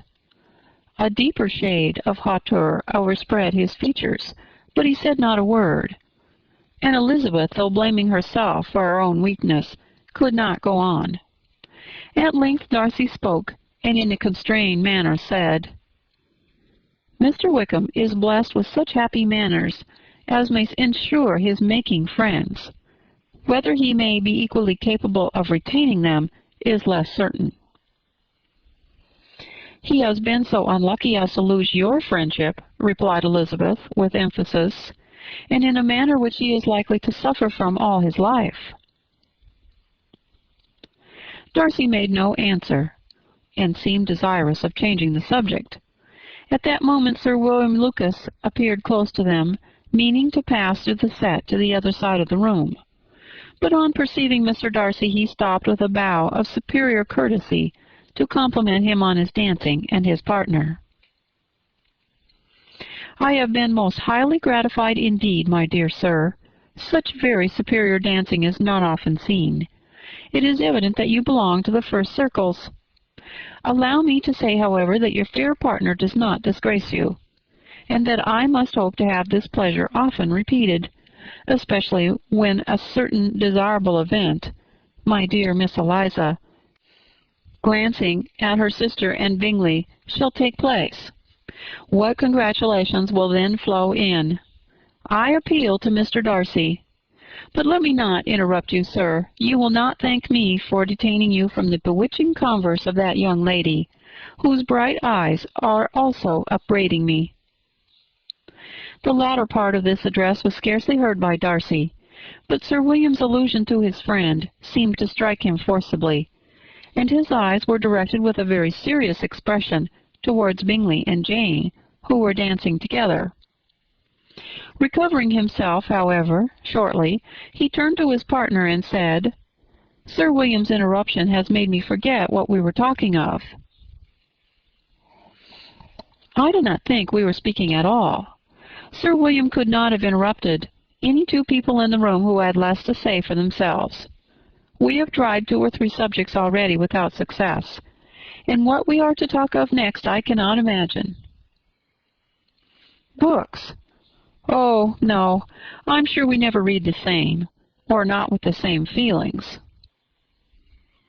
"I'm sorry you think so, but if that be the case, then there can at least be no want of subject. We may compare our different opinions." "No, I cannot talk of books in a ballroom. My head is always full of something else." "The present always occupies you in such scenes, does it?" said he, with a look of doubt. "Yes, always," she replied, without knowing what she said, for her thoughts had wandered far from the subject, as soon afterwards appeared by her suddenly exclaiming, "I remember hearing you once say, Mr. Darcy, that you hardly ever forgave, that your resentment once created was unappeasable. You are very cautious, I suppose, as to its being created." "I am," said he, with a firm voice. "And never allow yourself to be blinded by prejudice?" "I hope not." "It is particularly incumbent on those who never change their opinion to be secure of judging properly at first." "May I ask to what these questions tend?" "Merely to the illustration of your character," said she, endeavoring to shake off her gravity. "I am trying to make it out." "And what is your success?" She shook her head. "I do not get on at all. I hear such different accounts of you as puzzle me exceedingly." "I can readily believe," answered he gravely, "that reports may vary greatly with respect to me, and I could wish, Miss Bennet, that you were not to sketch my character at the present moment, as there is reason to fear that the performance would reflect no credit on either. But if I do not take your likeness now, I may never have another opportunity." "I would by no means suspend any pleasure of yours," he coldly replied. She said no more, and they went down the other dance and parted in silence, on each side dissatisfied, though not to an equal degree, for in Darcy's breast there was a tolerable, powerful feeling towards her, which soon procured her pardon, and directed all his anger against another. They had not long separated when Miss Bingley came towards her, and with an expression of civil disdain thus accosted her: "So, Miss Eliza, I hear you are quite delighted with George Wickham. Your sister has been talking to me about him and asking me 1,000 questions, and I find that the young man forgot to tell you, among his other communications, that he was the son of old Wickham, the late Mr. Darcy's steward. Let me recommend you, however, as a friend, not to give implicit confidence to all his assertions. For as to Mr. Darcy's using him ill, it is perfectly false. For on the contrary, he has always been remarkably kind to him, though George Wickham has treated Mr. Darcy in a most infamous manner. I do not know the particulars, but I know very well that Mr. Darcy is not in the least to blame, that he cannot bear to hear George Wickham mentioned, and that though my brother thought he could not well avoid including him in his invitation to the officers, he was excessively glad to find that he had taken himself out of the way. His coming into the country at all is a most insolent thing, indeed, and I wonder how he could presume to do it. I pity you, Miss Eliza, for this discovery of your favourite's guilt, but really, considering his descent, one could not expect much better." "His guilt and his descent appear by your account to be the same," said Elizabeth angrily, "for I have heard you accuse him of nothing worse than of being the son of Mr. Darcy's steward, and of that, I can assure you, he informed me himself." "I beg your pardon," replied Miss Bingley, turning away with a sneer. "Excuse my interference. It was kindly meant." "Insolent girl," said Elizabeth to herself. "You are much mistaken if you expect to influence me by such a paltry attack as this. I see nothing in it but your own wilful ignorance and the malice of Mr. Darcy." She then sought her eldest sister, who had undertaken to make inquiries on the same subject of Bingley. Jane met her with a smile of such sweet complacency, a glow of such happy expression, as sufficiently marked how well she was satisfied with the occurrences of the evening. Elizabeth instantly read her feelings, and at that moment solicitude for Wickham, resentment against his enemies, and everything else, gave way before the hope of Jane's being in the fairest way for happiness. "I want to know," said she, with a countenance no less smiling than her sister's, "what you have learnt about Mr. Wickham. But perhaps you have been too pleasantly engaged to think of any third person, in which case you may be sure of my pardon." "No," replied Jane, "I have not forgotten him, but I have nothing satisfactory to tell you. Mr. Bingley does not know the whole of his history, and is quite ignorant of the circumstances which have principally offended Mr. Darcy. But he will vouch for the good conduct, the probity, and the honour of his friend, and is perfectly convinced that Mr. Wickham has deserved much less attention from Mr. Darcy than he has received. And I am sorry to say that by his account, as well as his sister's, Mr. Wickham is by no means a respectable young man. I am afraid he's been very imprudent, and has deserved to lose Mr. Darcy's regard." "Mr. Bingley does not know Mr. Wickham himself?" "No, he never saw him till the other morning at Meryton." "This account, then, is what he has received from Mr. Darcy. I am satisfied. But what does he say of the living?" "He does not exactly recollect the circumstances, though he has heard them from Mr. Darcy more than once, but he believes that it was left to him conditionally only." "I have not a doubt of Mr. Bingley's sincerity," said Elizabeth warmly, "but you must excuse my not being convinced by assurances only. Mr. Bingley's defence of his friend was a very able one, I dare say. But since he is unacquainted with several parts of the story, and has learnt the rest from that friend himself, I shall venture to think of both gentlemen as I did before." She then changed the discourse to one more gratifying to each, and on which there could be no difference of sentiment. Elizabeth listened with delight to the happy, though modest hopes which Jane entertained of Bingley's regard, and said all in her power to heighten her confidence in it. On their being joined by Mr. Bingley himself, Elizabeth withdrew to Miss Lucas, to whose inquiry after the pleasantness of her last partner she had scarcely replied, before Mr. Collins came up to them, and told her with great exultation that he had just been so fortunate as to make a most important discovery. "I have found out," said he, "by a singular accident, that there is now in the room a near relation of my patroness.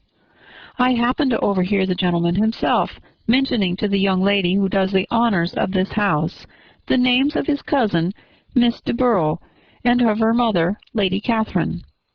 How wonderfully these sort of things occur! Who would have thought of my meeting with, perhaps, a nephew of Lady Catherine de Bourgh in this assembly? I am most thankful that the discovery is made in time for me to pay my respects to him, which I am now going to do, and trust he will excuse my not having done it before. My total ignorance of the connection must plead my apology." "You are not going to introduce yourself to Mr. Darcy?" "Indeed I am. I shall entreat his pardon for not having done it earlier. I believe him to be Lady Catherine's nephew. It will be in my power to assure him that her ladyship was quite well yesterday se'nnight." Elizabeth tried hard to dissuade him from such a scheme, assuring him that Mr. Darcy would consider his addressing him without introduction as an impertinent freedom, rather than a compliment to his aunt; that it was not in the least necessary there should be any notice on either side, and that if it were, it must belong to Mr. Darcy, the superior in consequence, to begin the acquaintance. Mr. Collins listened to her with the determined air of following his own inclination, and when she ceased speaking, replied thus: "My dear Miss Elizabeth, I have the highest opinion in the world of your excellent judgment in all matters within the scope of your understanding. But permit me to say that there must be a wide difference between the established forms of ceremony amongst the laity and those which regulate the clergy.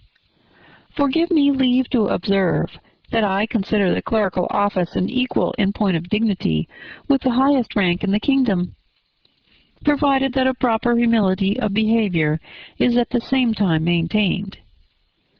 You must, therefore, allow me to follow the dictates of my conscience on this occasion, which leads me to perform what I look on as a point of duty. Pardon me for neglecting to profit by your advice, which on every other subject shall be my constant guide, though in the case before us I consider myself more fitted by education and habitual study to decide on what is right than a young lady like yourself." And with a low bow he left her to attack Mr. Darcy, whose reception of his advances she eagerly watched, and whose astonishment at being so addressed was very evident. Her cousin prefaced his speech with a solemn bow, and though she could not hear a word of it, she felt as if hearing it all, and saw in the motion of his lips the words apology, Hunsford, and Lady Catherine de Bourgh. It vexed her to see him expose himself to such a man. Mr. Darcy was eyeing him with unrestrained wonder, and when at last Mr. Collins allowed him time to speak, replied with an air of distant civility. Mr. Collins, however, was not discouraged from speaking again, and Mr. Darcy's contempt seemed abundantly increasing with the length of his second speech. And at the end of it he only made him a slight bow, and moved another way. Mr. Collins then returned to Elizabeth. "I have no reason, I assure you," said he, "to be dissatisfied with my reception. Mr. Darcy seemed much pleased with the attention. He answered me with the utmost civility, and even paid me the compliment of saying that he was so well convinced of Lady Catherine's discernment as to be certain she could never bestow a favour unworthily. It was really a very handsome thought. Upon the whole, I am much pleased with him."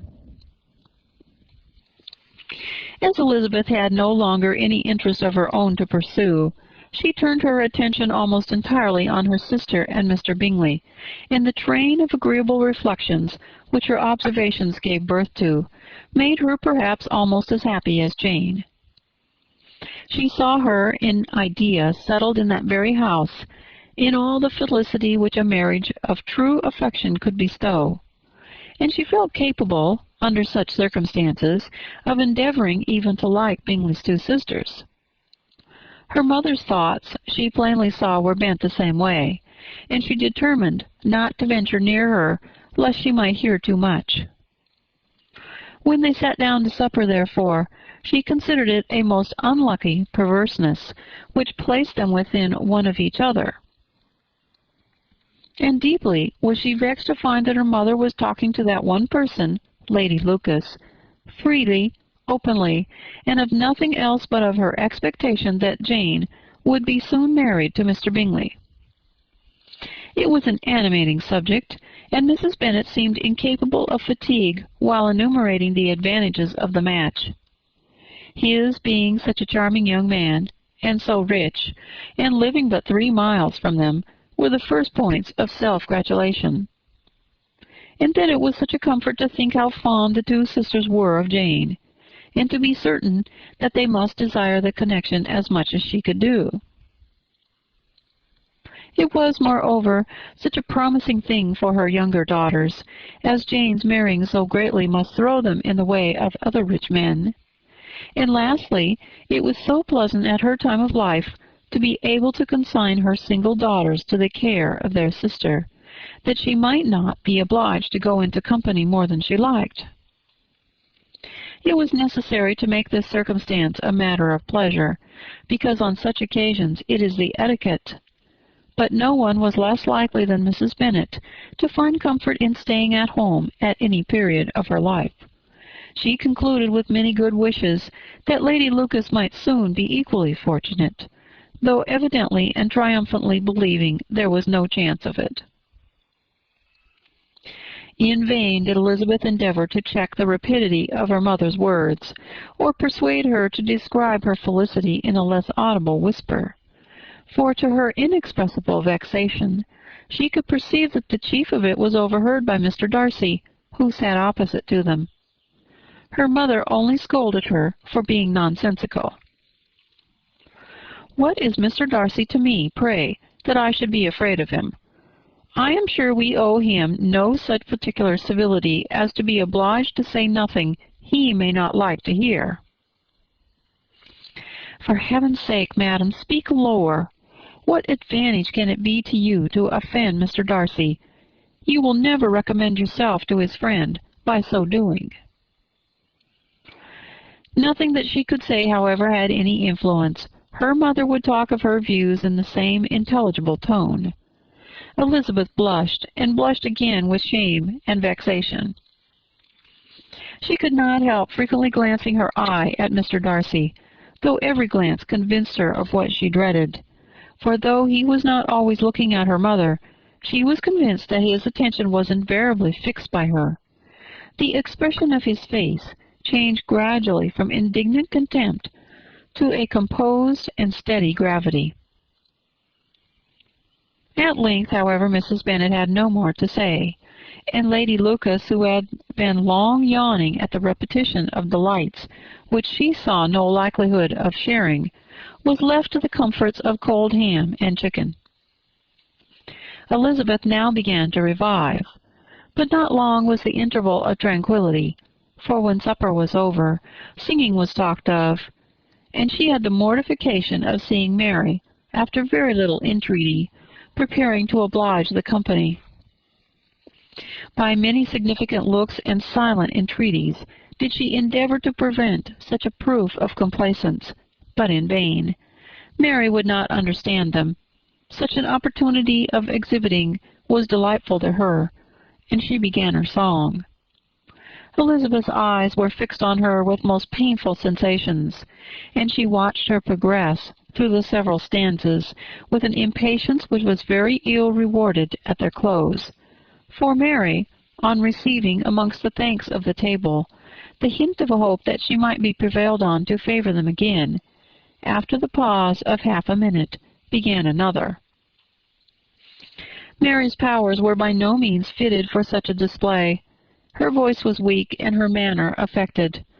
Elizabeth was in agonies. She looked at Jane to see how she bore it, but Jane was very composedly talking to Bingley. She looked at his two sisters and saw them making signs of derision at each other, and at Darcy, who continued, however, impenetrably grave. She looked at her father to entreat his interference, lest Mary should be singing all night. He took the hint, and when Mary had finished her second song, said aloud, "That will do extremely well, child. You have delighted us long enough. Let the other young ladies have time to exhibit." Mary, though pretending not to hear, was somewhat disconcerted, and Elizabeth, sorry for her and sorry for her father's speech, was afraid her anxiety had done no good. Others of the party were now applied to. "If I," said Mr. Collins, "were so fortunate as to be able to sing, I should have great pleasure, I am sure, in obliging the company with an air, for I consider music as a very innocent diversion, and perfectly compatible with the profession of a clergyman. I do not mean, however, to assert that we can be justified in devoting too much of our time to music, for there are certainly other things to be attended to. The rector of a parish has much to do. In the first place, he must make such an agreement for tithes as may be beneficial to himself, and not offensive to his patron. He must write his own sermons, and the time that remains will not be too much for his parish duties, and the care and improvement of his dwelling, which he cannot be excused from making as comfortable as possible. And I do not think it of light importance that he should have attentive and conciliatory manners towards everybody, especially towards those to whom he owes his preferment. I cannot acquit him of that duty, nor could I think well of a man who should omit an occasion of testifying his respect towards anybody connected with the family." And with a bow to Mr. Darcy he concluded his speech, which had been spoken so loud as to be heard by half the room. Many stared, many smiled, but no one looked more amused than Mr. Bennet himself, while his wife seriously commended Mr. Collins for having spoken so sensibly, and observing in a half-whisper to Lady Lucas that he was a remarkably clever, good kind of young man. To Elizabeth, it appeared that, had her family made an agreement to expose themselves as much as they could during the evening, it would have been impossible for them to play their parts with more spirit or finer success. And happy did she think it for Bingley and her sister that some of the exhibition had escaped his notice, and that his feelings were not of a sort to be much distressed by the folly which he must have witnessed. That his two sisters and Mr. Darcy, however, should have such an opportunity of ridiculing her relations was bad enough, and she could not determine whether the silent contempt of the gentlemen or the insolent smiles of the ladies were more intolerable. The rest of the evening brought her little amusement. She was teased by Mr. Collins, who continued most perseveringly by her side, and though he could not prevail with her to dance with him again, put it out of her power to dance with others. In vain did she entreat him to stand up with somebody else, and offered to introduce him to any young lady in the room. He assured her that as to dancing, he was perfectly indifferent to it, that his chief object was by delicate attentions to recommend himself to her, and that he should therefore make a point of remaining close to her the whole evening. There was no arguing upon such a project. She owed her greatest relief to her friend Miss Lucas, who joined them often, and good-naturedly engaged Mr. Collins's conversation to herself. She was at least free from the offence of Mr. Darcy's further notice, though often standing within a very short distance of her, quite disengaged, he never came near enough to speak. She felt it to be the probable consequence of her allusions to Mr. Wickham, and rejoiced in it. The Longbourn party were the last of all the company to depart, and by a manoeuvre of Mrs. Bennet, had to wait for their carriage a quarter of an hour after everybody else was gone, which gave them time to see how heartily they were wished away by some of the family. Mrs. Hurst and her sisters scarcely opened their mouths, except to complain of fatigue, and were evidently impatient to have the house to themselves. They repulsed every attempt of Mrs. Bennet at conversation, and by doing so threw a languor over the whole party, which was very little relieved by the long speeches of Mr. Collins, who was complimenting Mr. Bingley and his sisters on the elegance of their entertainment, and the hospitality and politeness which had marked their behaviour to their guests. Darcy said nothing at all. Mr. Bennet, in equal silence, was enjoying the scene. Mr. Bingley and Jane were standing together, a little detached from the rest, and talked only to each other. Elizabeth preserved as steady a silence as either Mrs. Hurst or Miss Bingley, and even Lydia was too much fatigued to utter more than the occasional exclamation of, "Lord, how tired I am!" accompanied by a violent yawn. When at length they arose to take leave, Mrs. Bennet was most pressingly civil in her hope of seeing the whole family soon at Longbourn, and addressed herself particularly to Mr. Bingley, to assure him how happy he would make them by eating a family dinner with them at any time, without the ceremony of a formal invitation. Bingley was all grateful pleasure, and he readily engaged for taking the earliest opportunity of waiting on her after his return from London, whither he was obliged to go the next day for a short time. Mrs. Bennet was perfectly satisfied, and quitted the house under the delightful persuasion that, allowing for the necessary preparation of settlements, new carriages, and wedding clothes, she should undoubtedly see her daughter settled at Netherfield in the course of 3 or 4 months. Of having another daughter married to Mr. Collins, she thought with equal certainty, and with considerable, though not equal, pleasure. Elizabeth was the least dear to her of all her children, and though the man and the match were quite good enough for her, the worth of each was eclipsed by Mr. Bingley and Netherfield.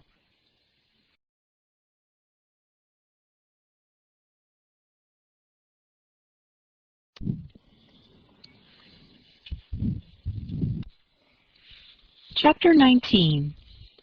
The next day opened a new scene at Longbourn. Mr. Collins made his declaration in form, having resolved to do it without loss of time, as his leave of absence extended only to the following Saturday, and having no feelings of diffidence to make it distressing to himself even at the moment, he set about it in a very orderly manner, with all the observances which he supposed a regular part of the business.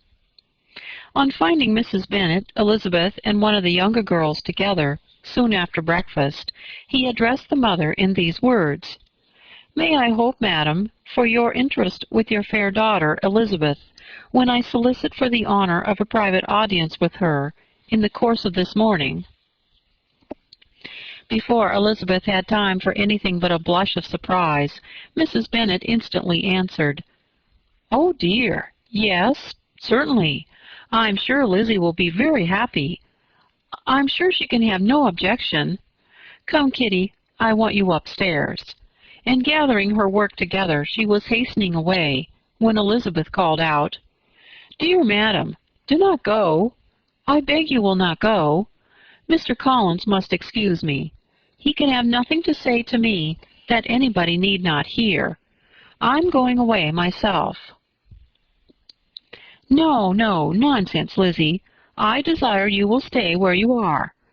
And upon Elizabeth seeming really, with vexed and embarrassed looks, about to escape, she added, "Lizzie, I insist on your staying and hearing Mr. Collins." Elizabeth would not oppose such an injunction, and a moment's consideration, making her also sensible that it would be wisest to get it over as soon and as quietly as possible, she sat down again, and tried to conceal, by incessant employment, the feelings which were divided between distress and diversion. Mrs. Bennet and Kitty walked off, and as soon as they were gone, Mr. Collins began. "Believe me, my dear Miss Elizabeth, that your modesty, so far from doing you any disservice, rather adds to your other perfections. You would have been less amiable in my eyes had there not been this little unwillingness. But allow me to assure you that I have your respected mother's permission for this address. You can hardly doubt the purport of my discourse, however your natural delicacy may lead you to dissemble. My attentions have been too marked to be mistaken. Almost as soon as I entered the house, I singled you out as the companion of my future life. But before I am run away with my feelings on this subject, perhaps it would be advisable for me to state my reasons for marrying, and, moreover, for coming into Hertfordshire at the design of selecting a wife, as I certainly did." The idea of Mr. Collins, with all his solemn composure, being run away with by his feelings, made Elizabeth so near laughing that she could not use the short pause he allowed in any attempt to stop him farther, and he continued, "My reasons for marrying are, first, that I think it a right thing for every clergyman in easy circumstances like myself to set the example of matrimony in his parish. Secondly, that I am convinced it will add very greatly to my happiness. And thirdly, which perhaps I ought to have mentioned earlier, that it's the particular advice and recommendation of the very noble lady whom I have the honor of calling patroness.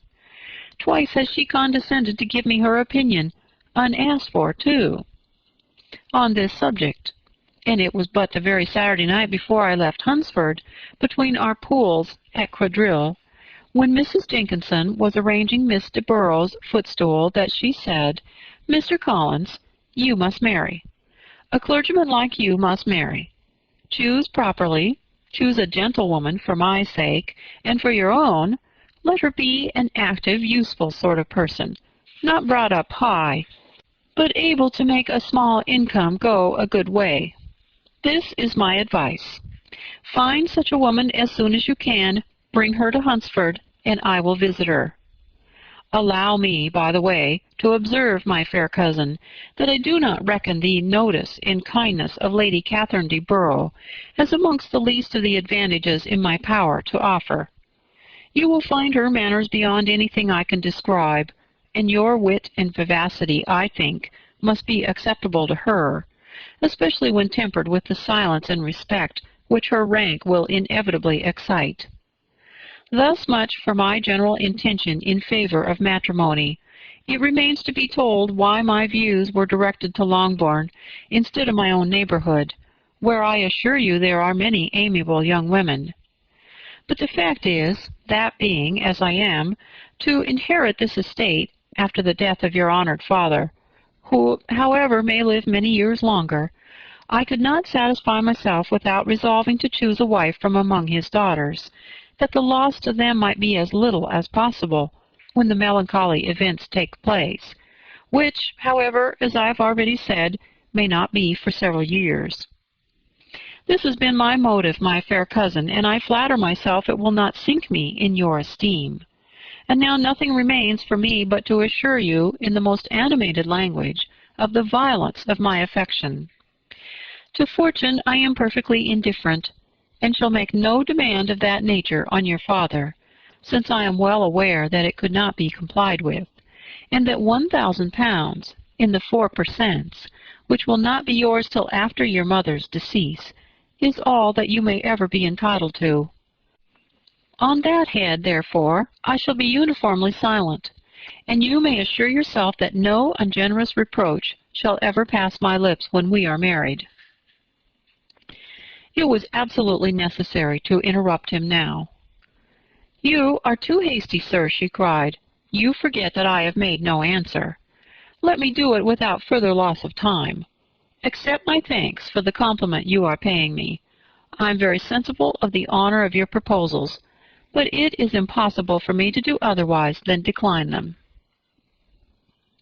"I am not now to learn," replied Mr. Collins with a formal wave of the hand, "that it is usual with young ladies to reject the addresses of the man whom they secretly mean to accept, when he first applies for their favor, and that sometimes the refusal is repeated a second or even a third time.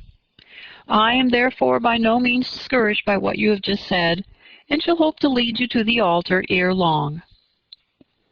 "Upon my word, sir," cried Elizabeth, "your hope is rather an extraordinary one after my declaration. I do assure you that I am not one of those young ladies, if such young ladies there are, who are so daring as to risk their happiness on the chance of being asked a second time. I am perfectly serious in my refusal. You could not make me happy, and I am convinced I am the last woman in the world who could make you so. Nay, were your friend Lady Catherine to know me, I am persuaded she would find me in every respect ill qualified for the situation." "Were it certain that Lady Catherine would think so," said Mr. Collins very gravely. "But I cannot imagine that her ladyship would at all disapprove of you, and you may be certain that when I have the honor of seeing her again, I shall speak in the highest terms of your modesty, economy, and other amiable qualifications." "Indeed, Mr. Collins, all praise of me will be unnecessary. You must give me leave to judge for myself, and pay me the compliment of believing what I say. I wish you very happy and very rich, and by refusing your hand do all in my power to prevent your being otherwise. In making me the offer, you must have satisfied the delicacy of your feelings with regard to my family, and may take possession of Longbourn estate whenever it falls, without any self-reproach. This matter may be considered, therefore, as finally settled." And rising as she thus spoke, she would have quitted the room, had not Mr. Collins thus addressed her. "When I do myself the honor of speaking to you next on the subject, I shall hope to receive a more favorable answer than you have now given me, though I am far from accusing you of cruelty at present, because I know it to be the established custom of your sex to reject a man on the first application. And perhaps you have even now said as much to encourage my suit as would be consistent with the true delicacy of the female character." "Really, Mr. Collins," cried Elizabeth with some warmth, "you puzzle me exceedingly. If what I have hitherto said can appear to you in the form of encouragement, I know not how to express my refusal in such a way as may convince you of it being one. You must give me leave to flatter myself, my dear cousin, that your refusal of my addresses is merely words, of course. My reasons for believing it are briefly these. It does not appear to me that my hand is unworthy of your acceptance, or that the establishment I can offer would be any other than highly desirable. My situation in life, My connections with the family of de Burgh and my relationship to your own are circumstances highly in my favor, and you should take it into further consideration that in spite of your manifold attractions, it is by no means certain that another offer of marriage may ever be made you. Your portion is unhappily so small that it will in all likelihood undo the effects of your loveliness and amiable qualifications. As I must therefore conclude that you're not serious in your rejection of me, I shall choose to attribute it to your wish of increasing my love by suspense, according to the usual practice of elegant females. I do assure you, sir, that I have no pretensions whatever to that kind of elegance which consists in tormenting a respectable man. I would rather be paid the compliment of being believed sincere. I thank you again and again for the honor you have done me in your proposals, but to accept them is absolutely impossible. My feelings in every respect forbid it. Can I speak plainer? Do not consider me now as an elegant female intending to plague you, but as a rational creature speaking the truth from her heart. You are uniformly charming, cried he, with an air of awkward gallantry, and I am persuaded that when sanctioned by the express authority of both your excellent parents, my proposal will not fail of being acceptable. To such perseverance in wilful self-deception, Elizabeth would make no reply, and immediately and in silence withdrew, determined that if he persisted in considering her repeated refusals as flattering encouragement, to apply to her father, whose negative might be uttered in such a manner as must be decisive, and whose behavior at least could not be mistaken for the affectation and coquetry of an elegant female.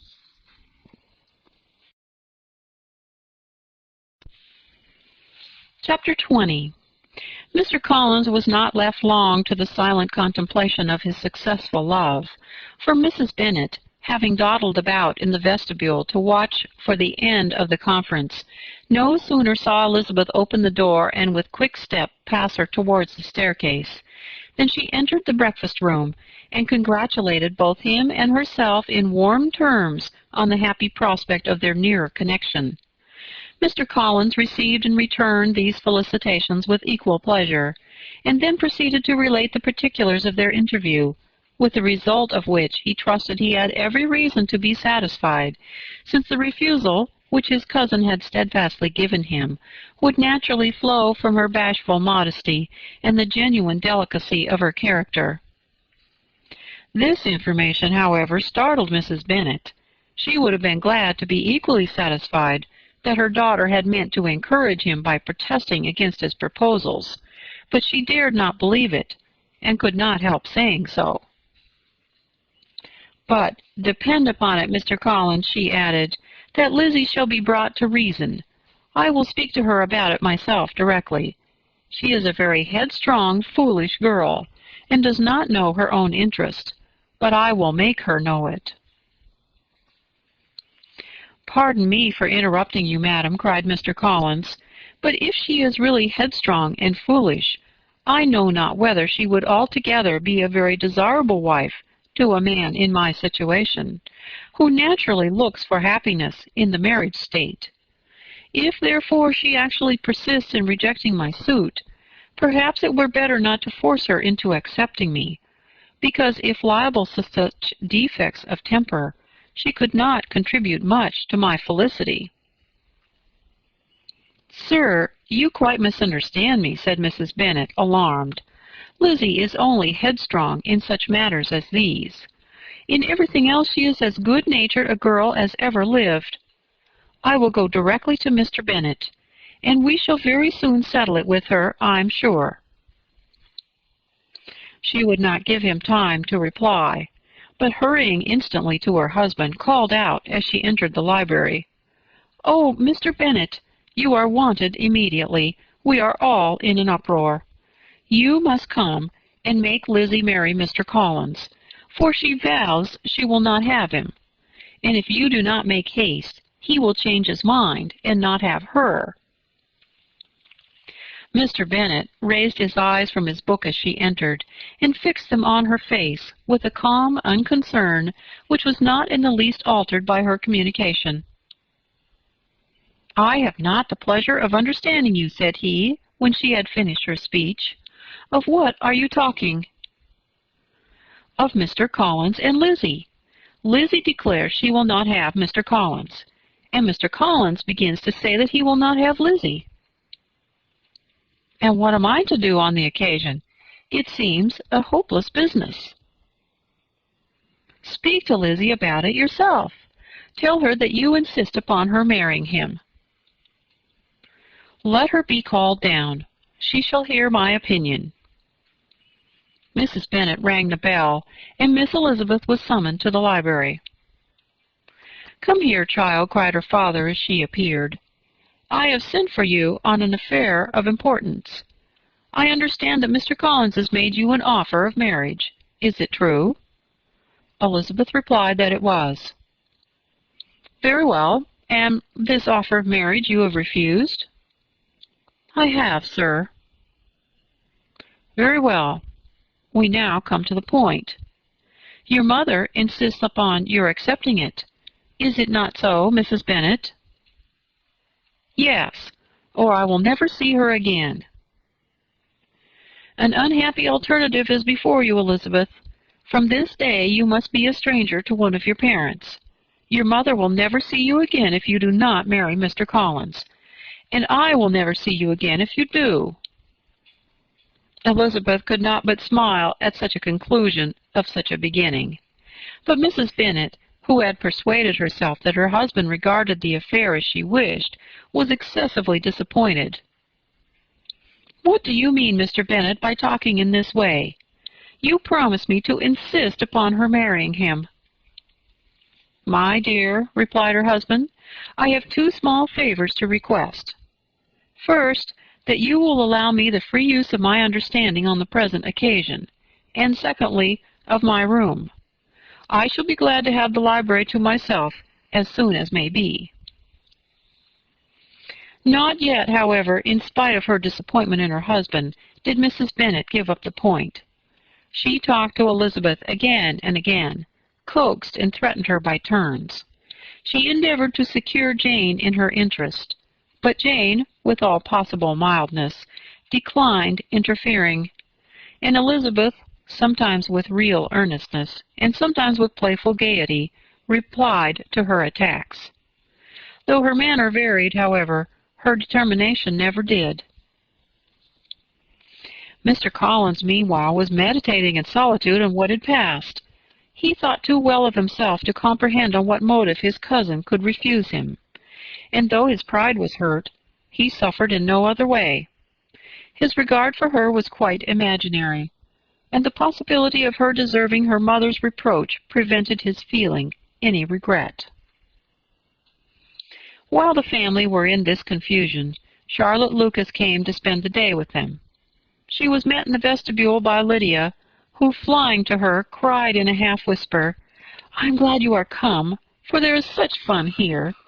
What do you think has happened this morning? Mr. Collins has made an offer to Lizzie, and she will not have him." Charlotte had hardly time to answer before they were joined by Kitty, who came to tell the same news.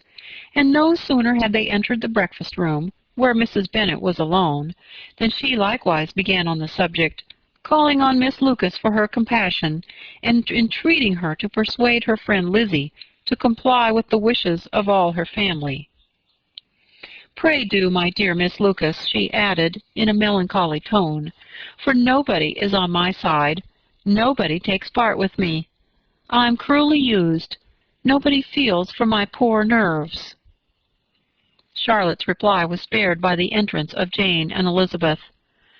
"Aye, there she comes," continued Mrs. Bennet, "looking as unconcerned as may be, and caring no more for us than if we were at York, provided she can have her own way.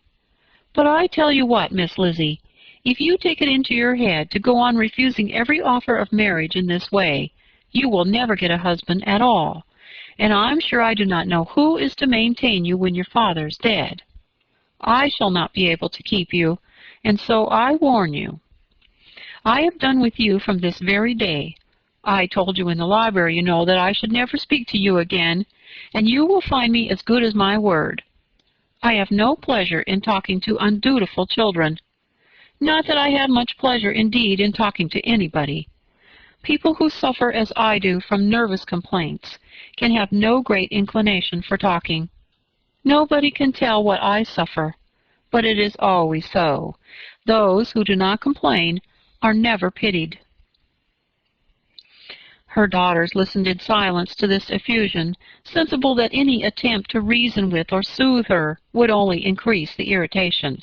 She talked on, therefore, without interruption from any of them, till they were joined by Mr. Collins, who entered with an air more stately than usual, and on perceiving whom she said to the girls, "Now I do insist upon it that you, all of you, hold your tongues, and let Mr. Collins and me have a little conversation together." Elizabeth passed quietly out of the room. Jane and Kitty followed, but Lydia stood her ground, determined to hear all she could. And Charlotte, detained first by the civility of Mr. Collins, whose inquiries after herself and all her family were very minute, and then by a little curiosity, satisfied herself with walking to the window and pretending not to hear. In a doleful voice, Mrs. Bennet thus began the projected conversation. "Oh, Mr. Collins." "My dear madam," replied he, "let us be forever silent on this point. Far be it from me," he presently continued in a voice that marked his displeasure, "to resent the behavior of your daughter. Resignation to inevitable evils is the duty of us all, the peculiar duty of a young man who has been so fortunate as I have been in early preferment, and I trust I am resigned. Perhaps not the less so from feeling a doubt of my positive happiness had my fair cousin honored me with her hand. For I have often observed that resignation is never so perfect as when the blessing denied begins to lose somewhat of its value in our estimation. You will not, I hope, consider me as showing any disrespect to your family, my dear madam, by thus withdrawing my pretensions to your daughter's favor, without having paid yourself and Mr. Bennet the compliment of requesting you to interpose your authority in my behalf. My conduct may, I fear, be objectionable in having accepted my dismission from your daughter's lips instead of your own. But we are all liable to err. I have certainly meant well through the whole affair. My object has been to secure an amiable companion for myself, with due consideration for the advantage of all your family. And if my manner has been at all reprehensible, I here beg leave to apologize.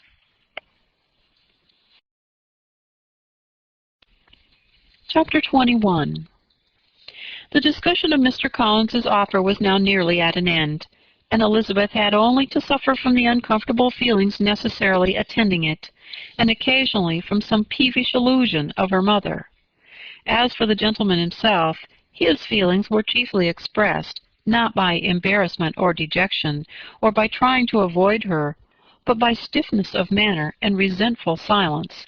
He scarcely ever spoke to her, and the assiduous attentions which he had been so sensible of himself were transferred for the rest of the day to Miss Lucas, whose civility in listening to him was a seasonable relief to them all, and especially to her friend. The morrow produced no abatement of Mrs. Bennet's ill humor or ill health. Mr. Collins was also in the same state of angry pride. Elizabeth had hoped that his resentment might shorten his visit, but his plan did not appear in the least affected by it.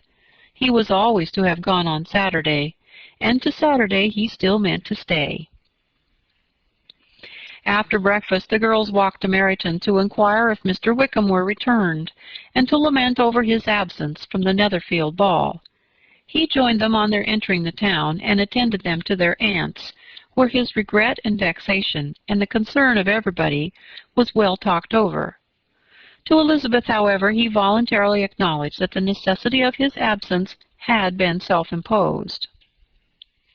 "I found," said he, as the time drew near, "that I had better not meet Mr. Darcy, that to be in the same room, the same party with him for so many hours together might be more than I could bear, and that scenes might arise unpleasant to more than myself.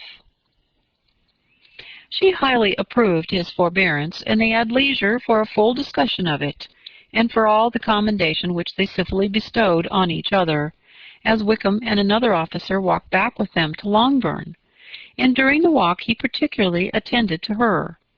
His accompanying them was a double advantage. She felt all the compliment it offered to herself, and it was most acceptable as an occasion of introducing him to her father and mother. Soon after their return a letter was delivered to Miss Bennet. It came from Netherfield, and was opened immediately. The envelope contained a sheet of elegant little hot-pressed paper, well covered with a lady's fair, flowing hand, and Elizabeth saw her sister's countenance change as she read it, and saw her dwelling intently on some particular passages. Jane recollected herself soon, and putting the letter away, tried to join with her usual cheerfulness in the general conversation. But Elizabeth felt an anxiety on the subject which drew off her attention even from Wickham, and no sooner had he and his companion taken leave than a glance from Jane invited her to follow her upstairs. When they had gained their own room, Jane, taking out her letter, said, "This is from Caroline Bingley. What it contains has surprised me a good deal. The whole party have left Netherfield by this time, and are on their way to town, and without any intention of coming back again. You shall hear what she says." She then read the first sentence aloud, which comprised the information of their having just resolved to follow their brother to town directly, and of their meaning to dine that day in Grosvenor Street, where Mr. Hurst had a house. The next was in these words: "I do not pretend to regret anything I shall leave in Hertfordshire, except your society, my dearest friend, but we will hope at some future period to enjoy many returns of that delightful intercourse we have known, and in the meanwhile may lessen the pain of separation by a very frequent and most unreserved correspondence. I depend on you for that." To these high-flown expressions Elizabeth listened with all the insensibility of distrust, and though the suddenness of their removal surprised her, she saw nothing in it really to lament. It was not to be supposed that their absence from Netherfield would prevent Mr. Bingley's being there, and as to the loss of their society, she was persuaded that Jane must cease to regard it in the enjoyment of his. "It is unlucky," said she after a short pause, "that you should not be able to see your friends before they leave the country. But may we not hope that the period of future happiness to which Miss Bingley looks forward may arrive earlier than she is aware, and that the delightful intercourse you have known as friends will be renewed with yet greater satisfaction as sisters? Mr. Bingley will not be detained in London by them." Caroline decidedly says that none of the party will return into Hertfordshire this winter. I will read it to you. "When my brother left us yesterday, he imagined that the business which took him to London might be concluded in 3 or 4 days, but as we are certain it cannot be so, and at the same time convinced that when Charles gets to town he will be in no hurry to leave it again, we have determined on following him thither, that he may not be obliged to spend his vacant hours in a comfortless hotel. Many of my acquaintances are already there for the winter. I wish I could hear that you, my dearest friend, had any intention of making one in the crowd, but of that I despair. I sincerely hope your Christmas in Hertfordshire may abound in the gaieties which that season generally brings, and that your beaux will be so numerous as to prevent your feeling the loss of the 3 of whom we shall deprive you." "It is evident by this," added Jane, "that he comes back no more this winter." "It is only evident that Miss Bingley does not mean he should." "Why will you think so? It must be his own doing. He's his own master. But you do not know all.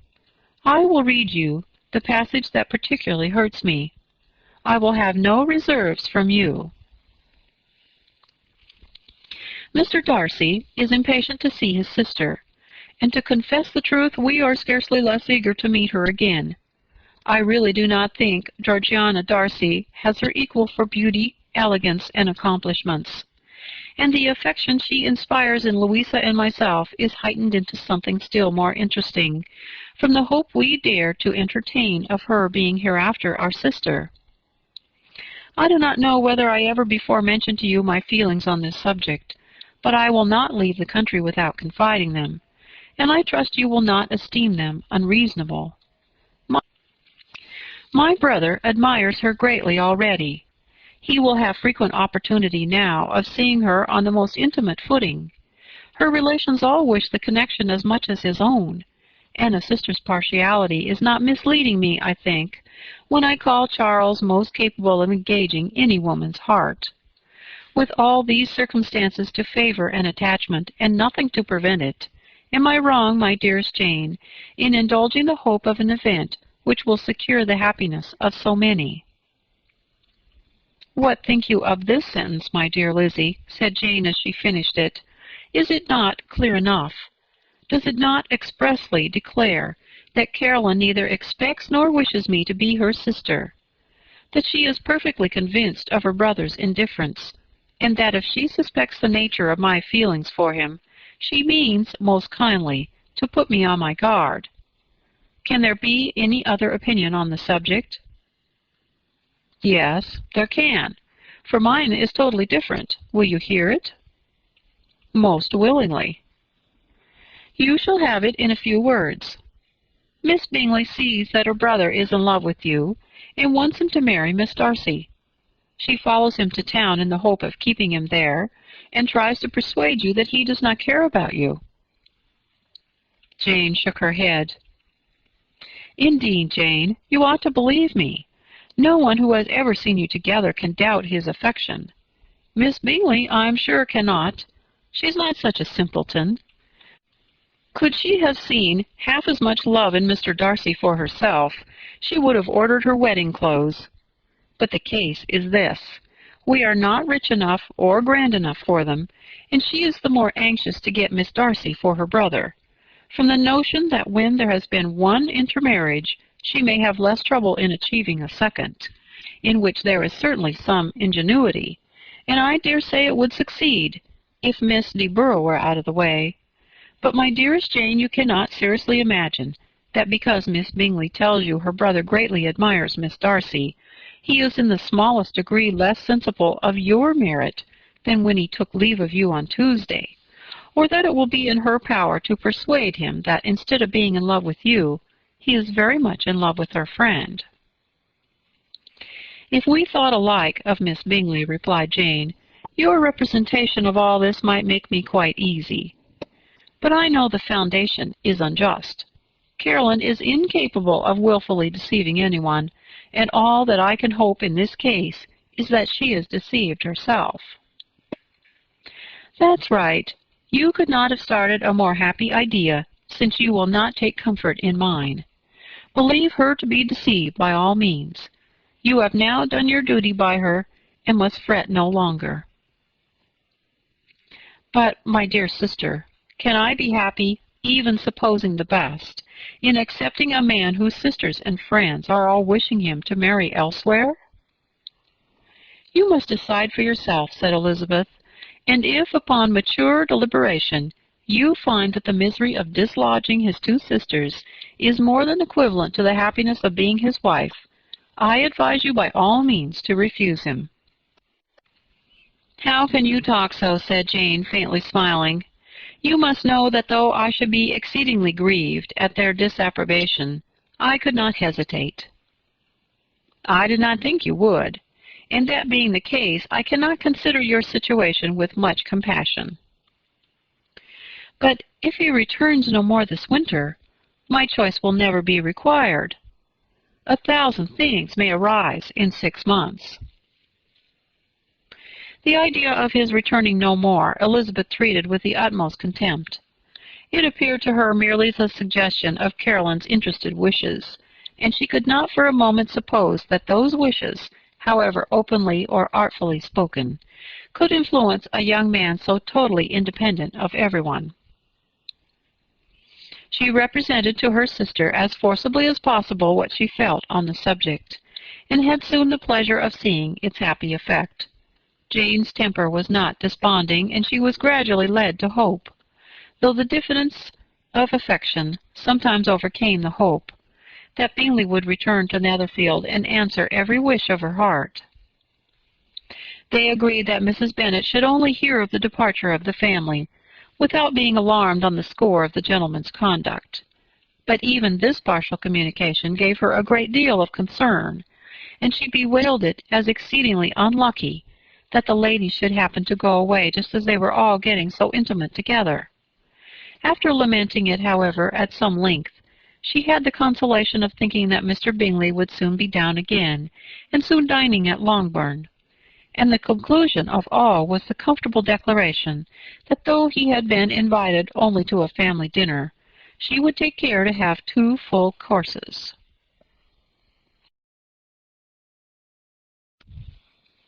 Chapter 22.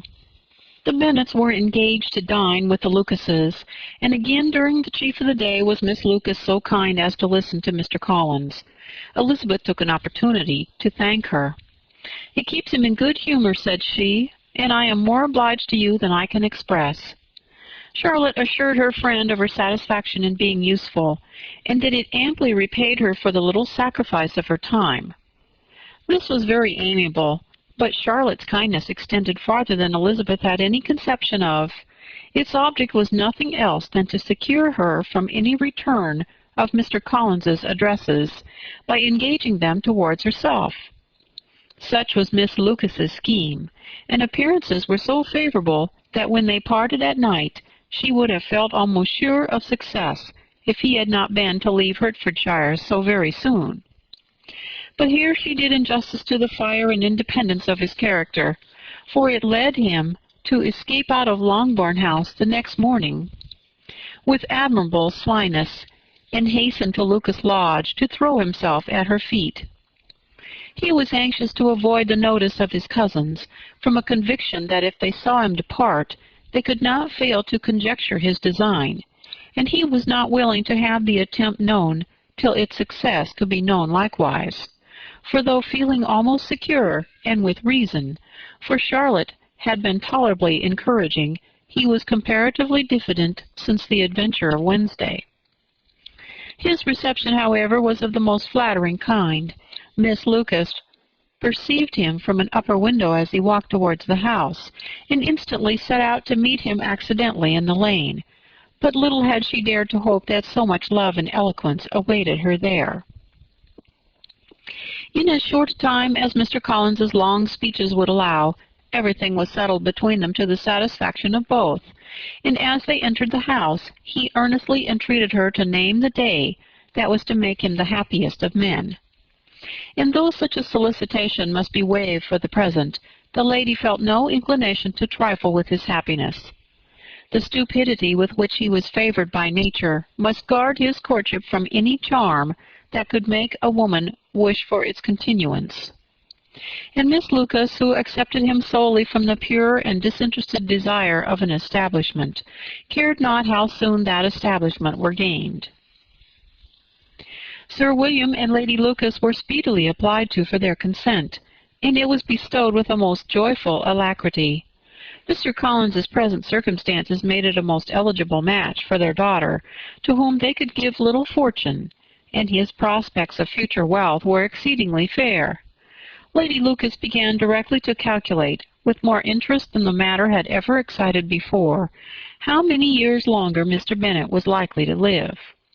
And Sir William gave it his decided opinion that whenever Mr. Collins should be in possession of the Longbourn estate, it would be highly expedient that both he and his wife should make their appearance at St. James's.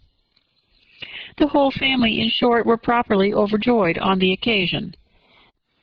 The younger girls formed hopes of coming out a year or two sooner than they might otherwise have done, and the boys were relieved from their apprehension of Charlotte's dying an old maid. Charlotte herself was tolerably composed. She had gained her point, and had time to consider of it. Her reflections were in general satisfactory. Mr. Collins, to be sure, was neither sensible nor agreeable. His society was irksome, and his attachment to her must be imaginary, but still he would be her husband. Without thinking highly either of man or of matrimony, marriage had always been her object. It was the only honorable provision for well-educated young women of small fortune, and however uncertain of giving happiness, must be their pleasantest preservative from want. This preservative she had now obtained, and at the age of 27, without having ever been handsome, she felt all the good luck of it. The least agreeable circumstance in the business was the surprise it must occasion to Elizabeth Bennet, whose friendship she valued beyond that of any other person. Elizabeth would wonder, and probably would blame her, and though her resolution was not to be shaken, her feelings must be hurt by such a disapprobation. She resolved to give her the information herself, and therefore charged Mr. Collins, when he returned to Longbourn to dinner, to drop no hint of what had passed before any of the family. A promise of secrecy was of course very dutifully given, but it could not be kept without difficulty, for the curiosity excited by his long absence burst forth in such very direct questions on his return as required some ingenuity to evade, and he was at the same time exercising great self-denial, for he was longing to publish his prosperous love. As he was to begin his journey too early on the morrow to see any of the family, the ceremony of leave-taking was performed when the ladies moved for the night, and Mrs. Bennet, with great politeness and cordiality, said how happy they should be to see him at Longbourn again, whenever his other engagements might allow him to visit them. "My dear madam," he replied, "this invitation is particularly gratifying, because it is what I have been hoping to receive, and you may be very certain that I shall avail myself of it as soon as possible." They were all astonished, and Mr. Bennet, who could by no means wish for so speedy a return, immediately said, "But is there not danger of Lady Catherine's disapprobation here, my good sir? You had better neglect your relations than run the risk of offending your patroness." "My dear sir," replied Mr. Collins, "I am perfectly obliged to you for this friendly caution, and you may depend upon my not taking so material a step without her ladyship's concurrence. You cannot be too much on your guard. Risk anything rather than her displeasure, and if you find it likely to be raised by your coming to us again, which I should think exceedingly probable, stay quietly at home, and be satisfied that we shall take no offense." Believe me, my dear sir, my gratitude is warmly excited by such affectionate attention, and depend upon it you will speedily receive from me a letter of thanks for this, as for every other mark of your regard during my stay in Hertfordshire. As for my fair cousins, though my absence may not be long enough to render it necessary, I shall now take the liberty of wishing them health and happiness, not excepting my cousin Elizabeth. With proper civilities the ladies then withdrew, all of them equally surprised to find that he meditated a quick return. Mrs. Bennet wished to understand by it that he thought of paying his addresses to one of her younger girls, and Mary might have been prevailed on to accept him. She rated his abilities much higher than any of the others. There was a solidity in his reflections which often struck her, and though by no means so clever as herself, she thought that if encouraged to read and improve himself by such an example as hers, he might become a very agreeable companion. But on the following morning every hope of this kind was done away.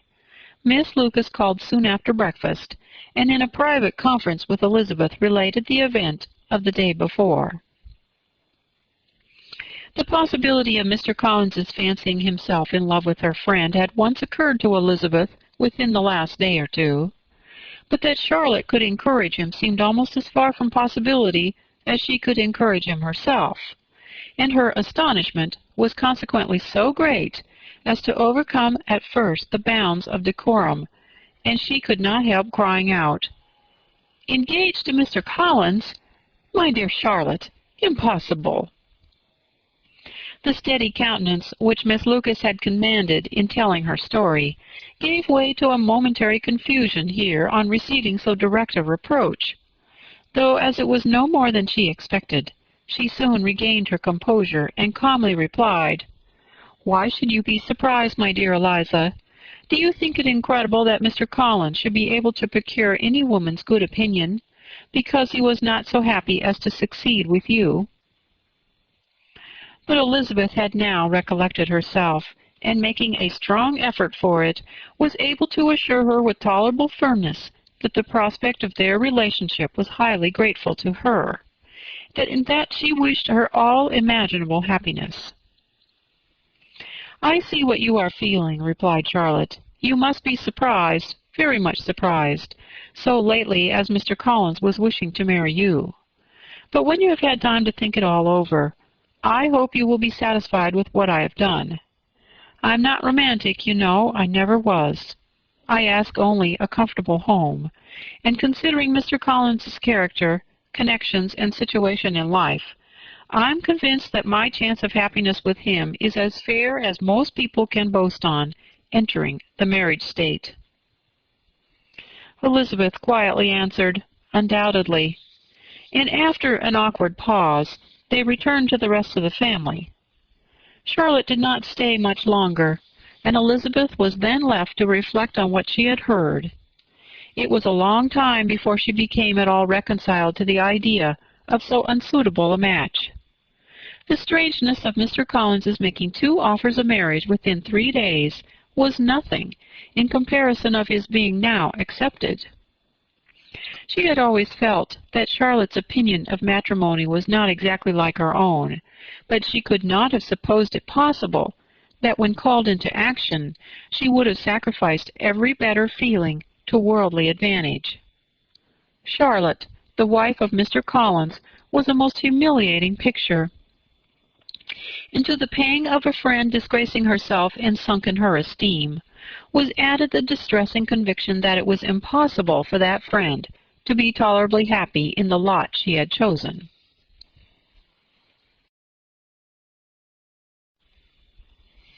Chapter 23. Elizabeth was sitting with her mother and sisters, reflecting on what she had heard, and doubting whether she was authorized to mention it, when Sir William Lucas himself appeared, sent by his daughter, to announce her engagement to the family. With many compliments to them, and much self-gratulation on the prospect of a connection between the houses, he unfolded the matter, to an audience not merely wondering, but incredulous. For Mrs. Bennet, with more perseverance than politeness, protested he must be entirely mistaken, and Lydia, always unguarded and often uncivil, boisterously exclaimed, "Good Lord! Sir William, how can you tell such a story? Do not you know that Mr. Collins wants to marry Lizzie?" Nothing less than the complaisance of a courtier could have borne without anger such treatment. But Sir William's good breeding carried him through it all, and though he begged leave to be positive as to the truth of his information, he listened to all their impertinence with the most forbearing courtesy. Elizabeth, feeling it incumbent on her to relieve him from so unpleasant a situation, now put herself forward to confirm his account, by mentioning her prior knowledge of it from Charlotte herself, and endeavored to put a stop to the exclamations of her mother and sisters by the earnestness of her congratulations to Sir William, in which she was readily joined by Jane, and by making a variety of remarks on the happiness that must be expected from the match, the excellent character of Mr. Collins, and the convenient distance of Hunsford from London. Mrs. Bennet was in fact too much overpowered to say a great deal while Sir William remained, but no sooner had he left them than her feelings found a rapid vent. In the first place, she persisted in disbelieving the whole of the matter. Secondly, she was very sure that Mr. Collins had been taken in. Thirdly, she trusted that they would never be happy together. And fourthly, that the match might be broken off. 2 inferences, however, were plainly deduced from the whole. One, that Elizabeth was the real cause of all the mischief, and the other, that she herself had been barbarously used by them all. And on these 2 points she principally dwelt, during the rest of the day. Nothing could console and nothing could appease her. Nor did that day wear out her resentment. A week elapsed before she could see Elizabeth without scolding her. A month passed away before she could speak to Sir William or Lady Lucas without being rude, and many months were gone before she could at all forgive their daughter. Mr. Bennet's emotions were much more tranquil on the occasion, and such as he did experience he pronounced it to be a most agreeable sort, for it gratified him, he said, to discover that Charlotte Lucas, whom he had been used to think tolerably sensible, was as foolish as his wife, and more foolish than his daughter. Jane confessed herself a little surprised at the match, but she said less of her astonishment than of her earnest desire for their happiness. Nor could Elizabeth persuade her to consider it as improbable. Kitty and Lydia were far from envying Miss Lucas, for Mr. Collins was only a clergyman, and it affected them in no other way than as a piece of news to spread at Meryton. Lady Lucas could not be insensible of triumph on being able to retort on Mrs. Bennet the comfort of having a daughter well married, and she called at Longbourn rather oftener than usual to say how happy she was, though Mrs. Bennet's sour looks and ill-natured remarks might have been enough to drive happiness away. Between Elizabeth and Charlotte there was a restraint which kept them mutually silent on the subject, and Elizabeth felt persuaded that no real confidence could ever subsist between them again. Her disappointment in Charlotte made her turn with fonder regard to her sister, of whose rectitude and delicacy she was sure her opinion could never be shaken, and for whose happiness she grew daily more anxious, as Bingley had now been gone a week, and nothing was heard of his return. Jane had sent Caroline an early answer to her letter, and was counting the days till she might reasonably hope to hear again. The promised letter of thanks from Mr. Collins arrived on Tuesday, addressed to their father, and written with all the solemnity of gratitude which a 12 months' abode in the family might have prompted. After discharging his conscience on that head, he proceeded to inform them with many rapturous expressions of his happiness in having obtained the affection of their amiable neighbor, Miss Lucas, and then explained that it was merely with the view of enjoying her society that he had been so ready to close with their kind wish of seeing him again at Longbourn, whither he hoped to be able to return on Monday fortnight. For Lady Catherine, he added, so heartily approved his marriage, that she wished it to take place as soon as possible, which he trusted would be an unanswerable argument with his amiable Charlotte, to name an early day for making him the happiest of men. Mr. Collins's return into Hertfordshire was no longer a matter of pleasure to Mrs. Bennet. On the contrary, she was as much disposed to complain of it as her husband. It was very strange that he should come to Longbourn instead of to Lucas Lodge. It was also very inconvenient and exceedingly troublesome. She hated having visitors in the house while her health was so indifferent, and lovers were of all visitors the most disagreeable. Such were the gentle murmurs of Mrs. Bennet, and they gave way only to the greater distress of Mr. Bingley's continued absence. Neither Jane nor Elizabeth were comfortable on this subject. Day after day passed away without bringing any other tidings of him than the report which shortly prevailed in Meryton of his coming no more to Netherfield the whole winter, a report which highly incensed Mrs. Bennet, and which she never failed to contradict as a most scandalous falsehood. Even Elizabeth began to fear, not that Bingley was indifferent, but that his sisters would be successful in keeping him away.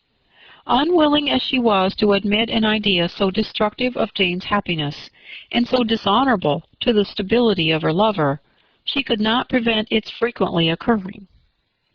The united efforts of his two unfeeling sisters and of his overpowering friend, assisted by the attractions of Miss Darcy and the amusements of London, might be too much, she feared, for the strength of his attachment.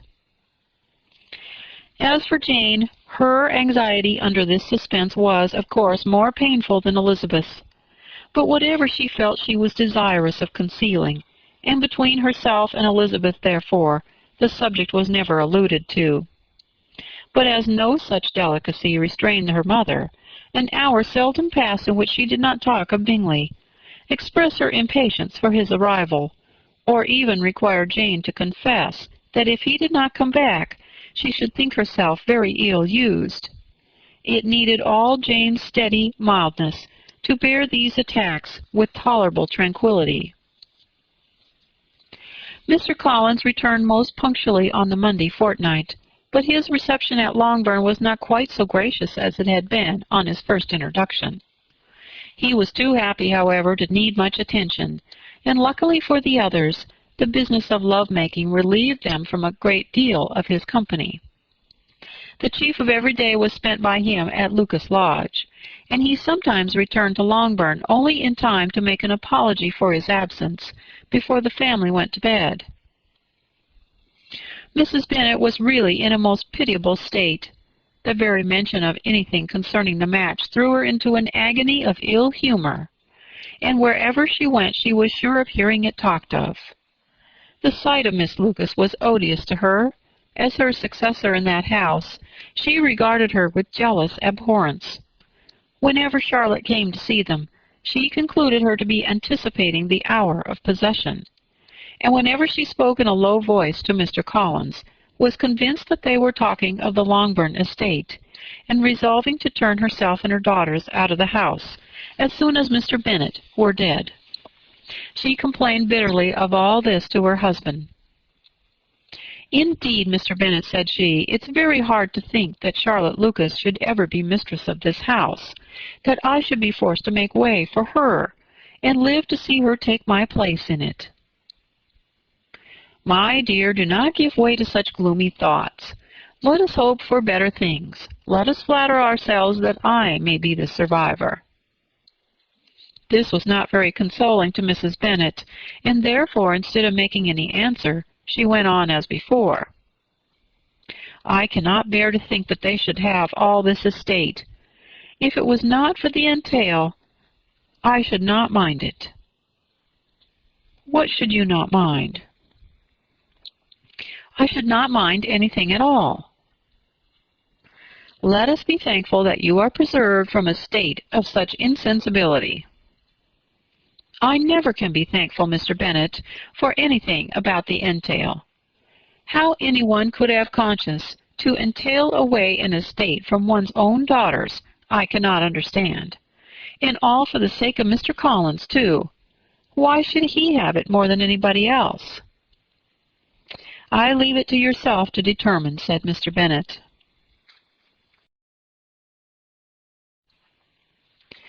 Chapter 24. Miss Bingley's letter arrived, and put an end to doubt. The very first sentence conveyed the assurance of their being all settled in London for the winter, and concluded with her brother's regret at not having had time to pay his respects to his friends in Hertfordshire before he left the country. Hope was over, entirely over, and when Jane could attend to the rest of the letter, she found little, except the professed affection of the writer, that could give her any comfort. Miss Darcy's praise occupied the chief of it. Her many attractions were again dwelt on, and Caroline boasted joyfully of their increasing intimacy, and ventured to predict the accomplishment of the wishes which had been unfolded in her former letter.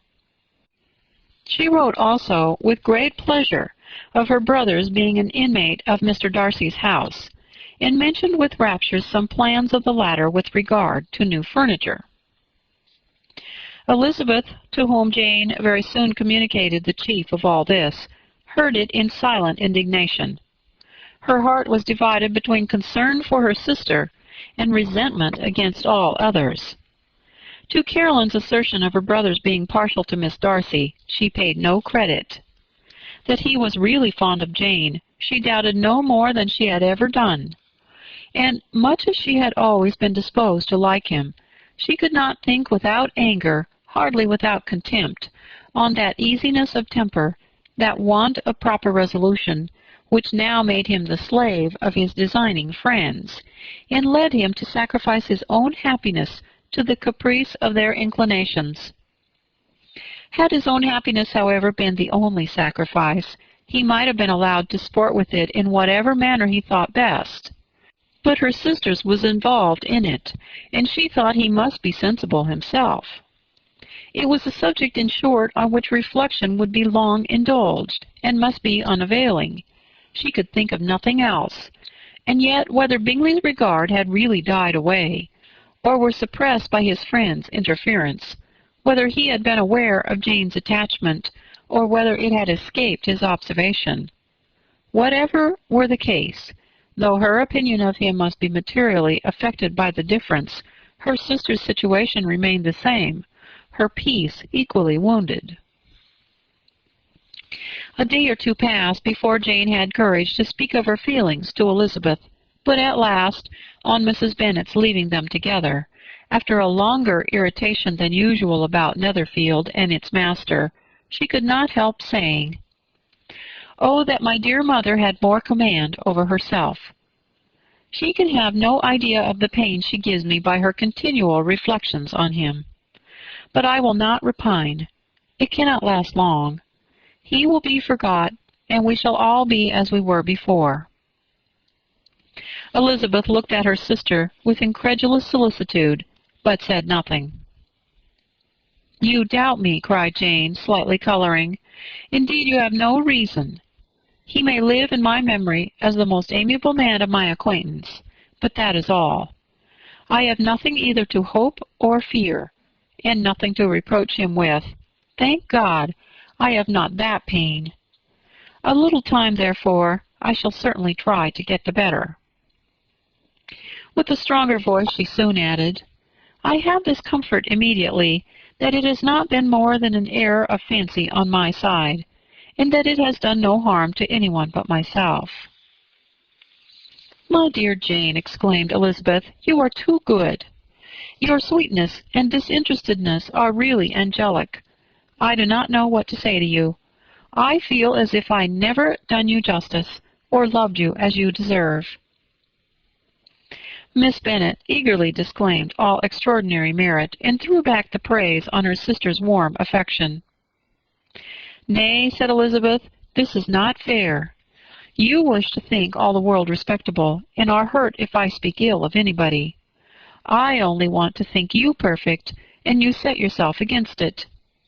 Do not be afraid of my running into any excess, of my encroaching on your privilege of universal goodwill. You need not. There are few people whom I really love, and still fewer of whom I think well. The more I see of the world, the more am I dissatisfied with it, and every day confirms my belief in the inconsistency of all human characters, and of the little dependence that can be placed on the appearance of either merit or sense. I have met with 2 instances lately. One I will not mention. The other is Charlotte's marriage. It is unaccountable. In every view, it is unaccountable." "My dear Lizzie, do not give way to such feelings as these. They will ruin your happiness. You do not make allowance enough for difference of situation and temper. Consider Mr. Collins's respectability, and Charlotte's prudent, steady character. Remember that she is one of a large family, that as to fortune, it's a most eligible match. And be ready to believe, for everybody's sake, that she may feel something like regard and esteem for our cousin. To oblige you, I would try to believe almost anything, but no one else could be benefited by such a belief as this. For were I persuaded that Charlotte had any regard for him, I should only think worse of her understanding than I now do of her heart. My dear Jane, Mr. Collins is a conceited, pompous, narrow-minded, silly man. You know he is as well as I do, and you must feel, as well as I do, that the woman who marries him cannot have a proper way of thinking. You shall not defend her, though it is Charlotte Lucas. You shall not, for the sake of one individual, change the meaning of principle and integrity, nor endeavor to persuade yourself or me that selfishness is prudence, and insensibility of danger security for happiness. "I must think your language too strong in speaking of both," replied Jane, "and I hope you will be convinced of it by seeing them happy together. But enough of this.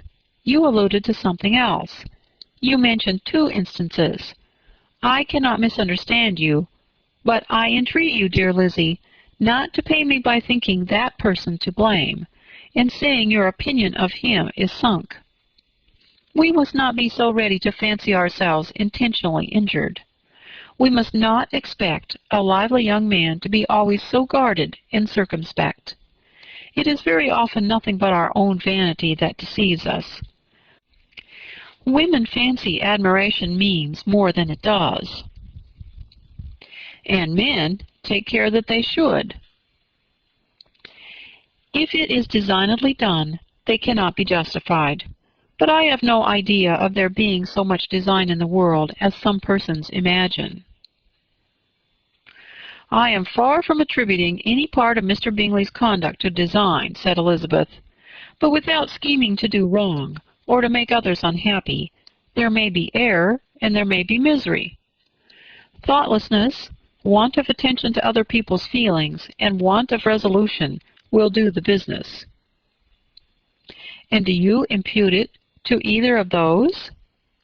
"Yes, to the last. But if I go on, I shall displease you by saying what I think of persons you esteem. Stop me whilst you can." "You persist, then, in supposing his sisters influence him?" "Yes, in conjunction with his friend." "I cannot believe it. Why should they try to influence him? They can only wish his happiness, and if he is attracted to me, no other woman can secure it." "Your first position is false. They may wish many things besides his happiness. They may wish his increase of wealth and consequence. They may wish him to marry a girl who has all the importance of money, great connections, and pride." "Beyond a doubt, they do wish him to choose Miss Darcy," replied Jane. "But this may be from better feelings than you are supposing. They have known her much longer than they have known me. No wonder if they love her better. But whatever may be their own wishes, it is very unlikely they should have opposed their brothers. What sister would think herself at liberty to do it, unless there were something very objectionable? If they believed him attached to me, they would not try to part us. If he were so, they could not succeed. By supposing such an affection, you make everybody acting unnaturally and wrong, and me most unhappy. Do not distress me by the idea. I am not ashamed of having been mistaken, or at least it is light. It is nothing in comparison with what I should feel in thinking ill of him or his sisters. Let me take it in the best light, in the light in which it may be understood." Elizabeth could not oppose such a wish, and from this time Mr. Bingley's name was scarcely ever mentioned between them. Mrs. Bennet still continued to wonder and repine at his returning no more, and though a day seldom passed in which Elizabeth did not account for it clearly, there seemed little chance of her ever considering it with less perplexity. Her daughter endeavored to convince her of what she did not believe herself, that his attention to Jane had been merely the effect of a common and transient liking, which ceased when he saw her no more.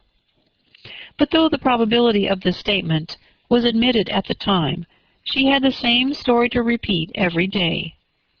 Mrs. Bennet's best comfort was that Mr. Bingley must be down again in the summer.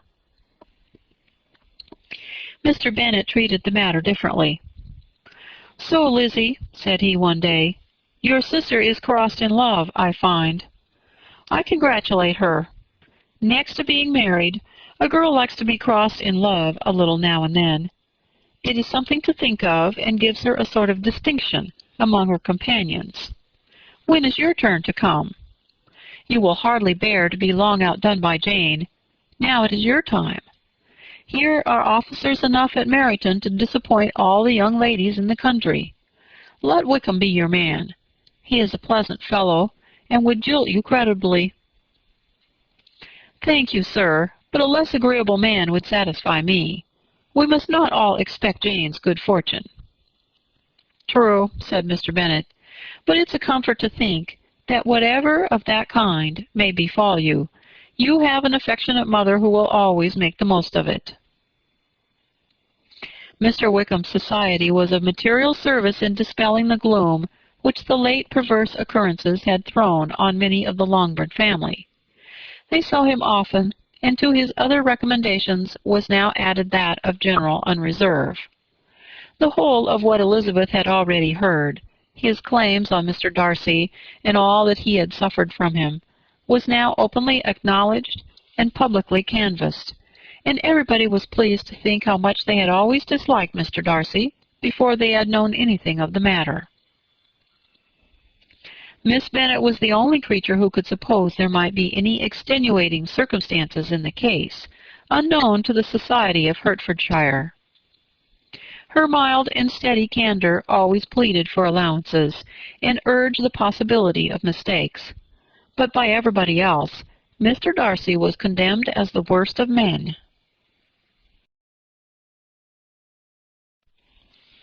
Chapter 25. After a week spent in professions of love and schemes of felicity, Mr. Collins was called from his amiable Charlotte by the arrival of Saturday. The pain of separation, however, might be alleviated on his side by preparations for the reception of his bride, as he had reason to hope that shortly after his next return into Hertfordshire, the day would be fixed that was to make him the happiest of men. He took leave of his relations at Longbourn with as much solemnity as before, wishing his fair cousins health and happiness again, and promised their father another letter of thanks. On the following Monday, Mrs. Bennet had the pleasure of receiving her brother and his wife, who came as usual to spend Christmas at Longbourn. Mr. Gardiner was a sensible, gentlemanlike man, greatly superior to his sister, as well by nature as education. The Netherfield ladies would have had difficulty in believing that a man who lived by trade, and within view of his own warehouses, could have been so well-bred and agreeable. Mrs. Gardiner, who was several years younger than Mrs. Bennet and Mrs. Phillips, was an amiable, intelligent, elegant woman, and a great favourite with all her Longbourn nieces.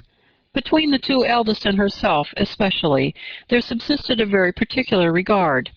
They had frequently been staying with her in town.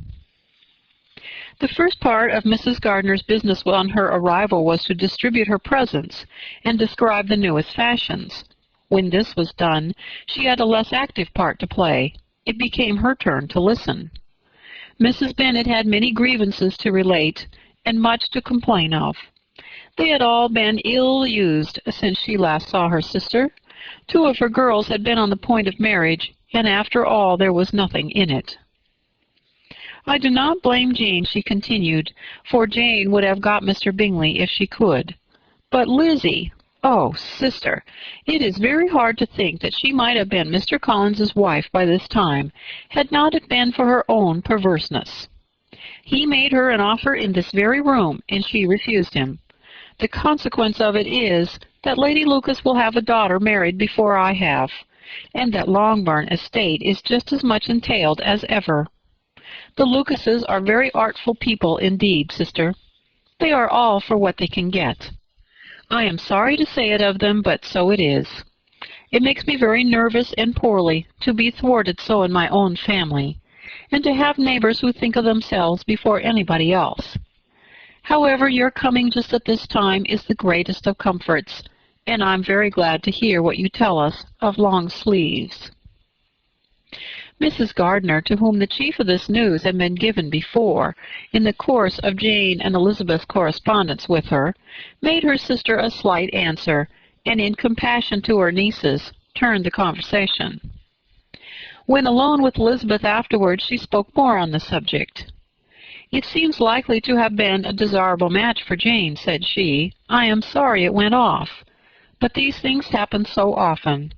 A young man such as you describe, Mr. Bingley, so easily falls in love with a pretty girl for a few weeks, and when accident separates them, so easily forgets her, that these sort of inconsistencies are very frequent." "An excellent consolation in its way," said Elizabeth, "but it will not do for us. We do not suffer by accident. It does not often happen that the interference of friends will persuade a young man of independent fortune to think no more of a girl whom he was so violently in love with only a few days before. But that expression, violently in love, is so hackneyed, so doubtful, so indefinite, that it gives me very little idea. It is as often applied to feelings which arise from a half-hour's acquaintance as to a real strong attachment. Pray, how violent was Mr. Bingley's love? I never saw a more promising inclination. He was growing quite inattentive to other people and wholly engrossed by her. Every time they met it was more decided and remarkable. At his own ball he offended 2 or 3 young ladies by not asking them to dance, and I spoke to him twice myself without receiving an answer. Could there be finer symptoms? Is not general inclivity the very essence of love? Oh, yes, of that kind of love which I suppose him to have felt. Poor Jane! I'm sorry for her, because with her disposition she may not get over it immediately. It had better have happened to you, Lizzie. You would have laughed yourself out of it sooner. But do you think she would be prevailed on to go back with us? Change of scene might be of service, and perhaps a little relief from home may be as useful as anything. Elizabeth was exceedingly pleased with this proposal, and felt persuaded of her sister's ready acquiescence. I hope, added Mrs. Gardiner, that no consideration with regard to this young man will influence her. We live in so different a part of town. All our connections are so different, and, as you well know, we go out so little, that it's very improbable that they should meet at all, unless he really comes to see her. And that is quite impossible, for now he's in the custody of his friend, and Mr. Darcy would no more suffer him to call on Jane in such a part of London. My dear aunt, how could you think of it? Mr. Darcy may perhaps have heard of such a place as Gracechurch Street, but he would hardly think a month's ablution enough to cleanse him from its impurities, were he once to enter it, and depend upon it, Mr. Bingley never stirs without him. So much the better. I hope they will not meet at all. But does not Jane correspond with his sister? She will not be able to help calling. She will drop the acquaintance entirely.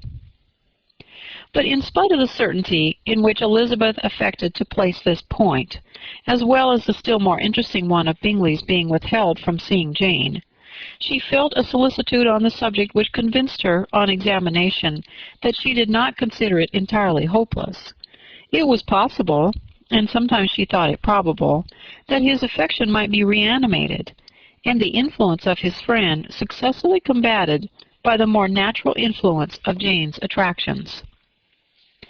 Miss Bennet accepted her aunt's invitation with pleasure, and the Bingleys were no otherwise in her thoughts at the same time than as she hoped by Caroline's not living in the same house with her brother, she might occasionally spend a morning with her without any danger of seeing him. The Gardiners stayed a week at Longbourn, and what with the Phillipses, the Lucases, and the officers, there was not a day without its engagement. Mrs. Bennet had so carefully provided for the entertainment of her brother and sister that they did not once sit down to a family dinner.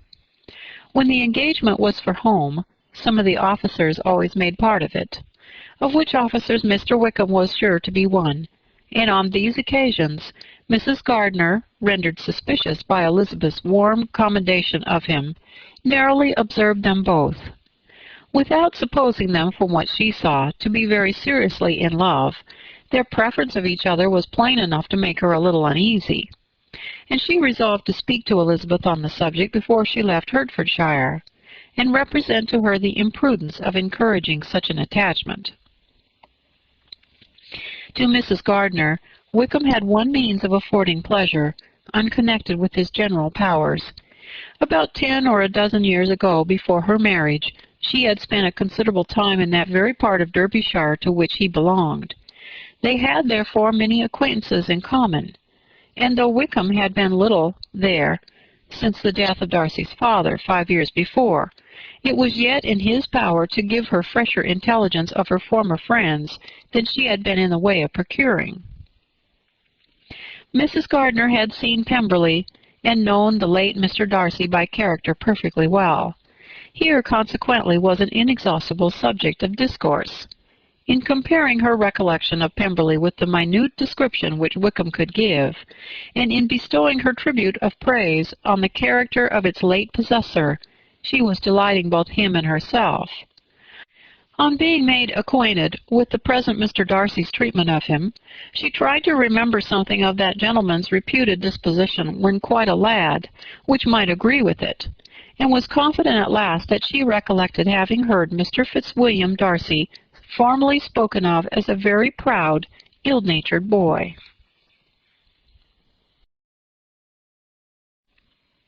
Chapter 26. Mrs. Gardner's caution to Elizabeth was punctually and kindly given on the first favorable opportunity of speaking to her alone. After honestly telling her what she thought, she thus went on. "You are too sensible a girl, Lizzie, to fall in love merely because you are warned against it, and therefore I'm not afraid of speaking openly. Seriously, I would have you be on your guard.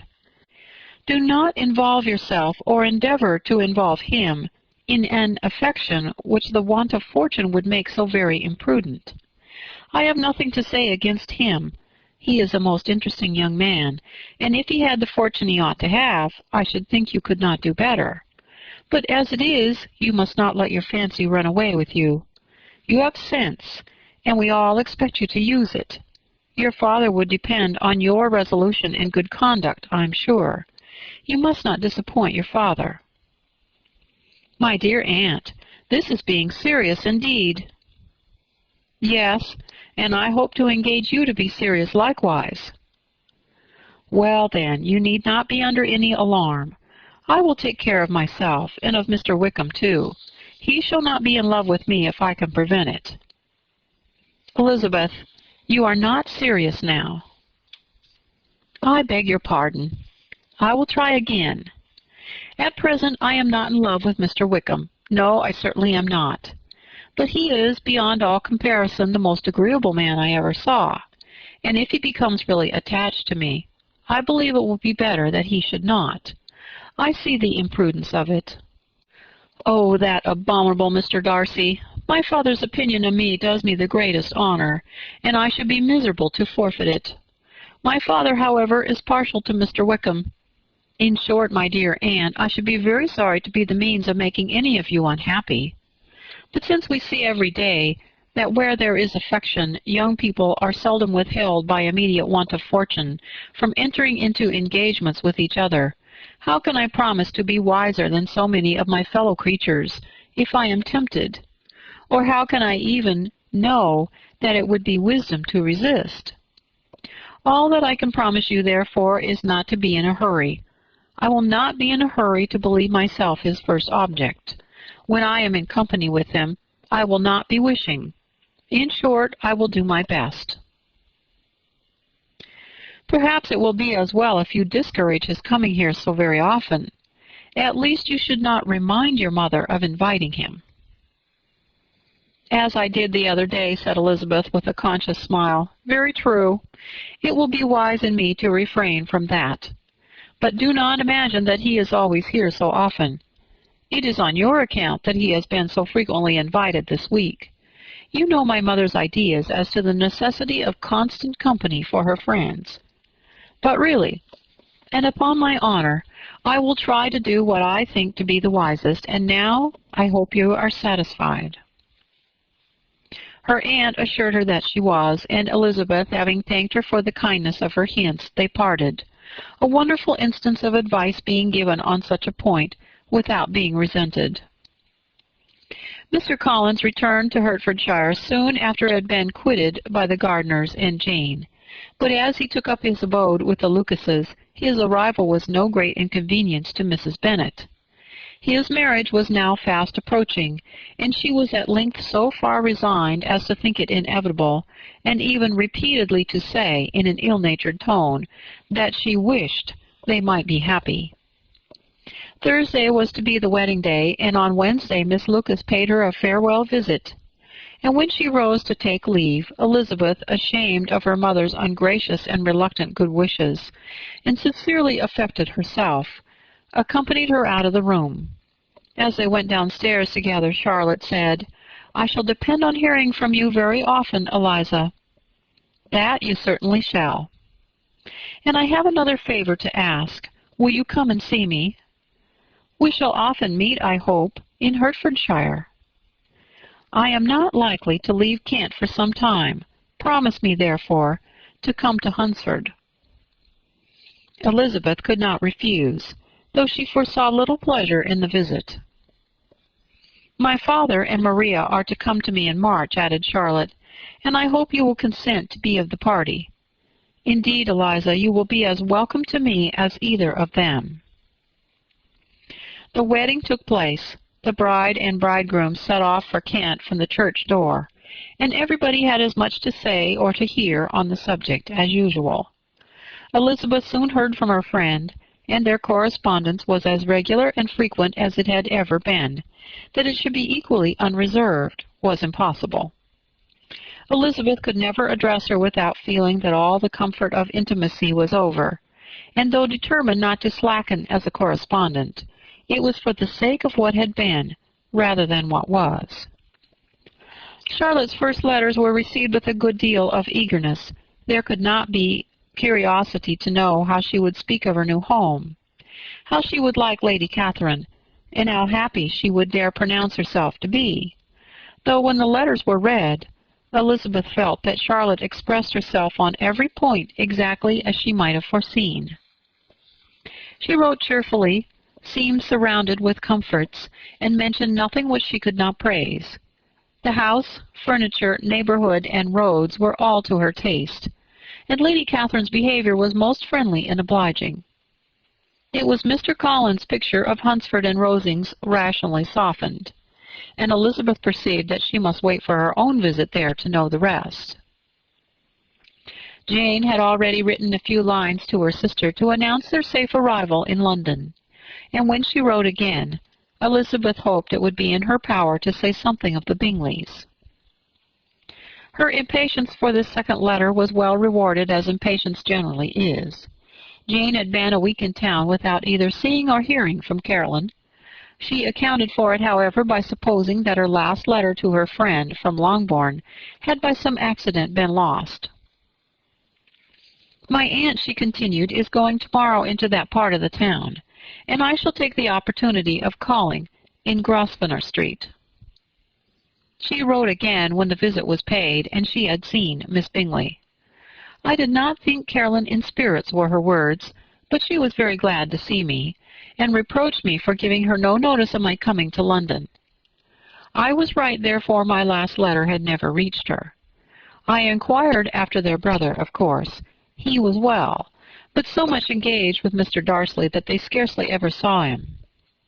I found that Miss Darcy was expected to dinner. I wish I could see her. My visit was not long, as Caroline and Mrs. Hurst were going out. I dare say I shall soon see them here." Elizabeth shook her head over this letter. It convinced her that accident only could discover to Mr. Bingley her sister's being in town. 4 weeks passed away and Jane saw nothing of him. She endeavored to persuade herself that she did not regret it, but she could no longer be blind to Miss Bingley's inattention. After waiting at home every morning for a fortnight, and inventing every evening a fresh excuse for her, the visitor did at last appear. But the shortness of her stay, and yet more, the alteration of her manner, would allow Jane to deceive herself no longer. The letter which she wrote on this occasion to her sister will prove what she felt. "My dearest Lizzie will, I am sure, be incapable of triumphing in her better judgment, at my expense, which I confess myself to have been entirely deceived in Miss Bingley's regard for me.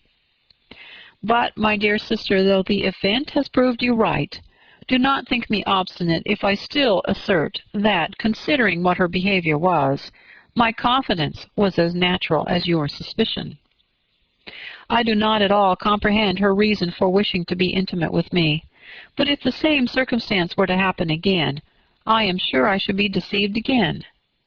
Carolyn did not return my visit till yesterday, and not a note, not a line, did I receive in the meantime.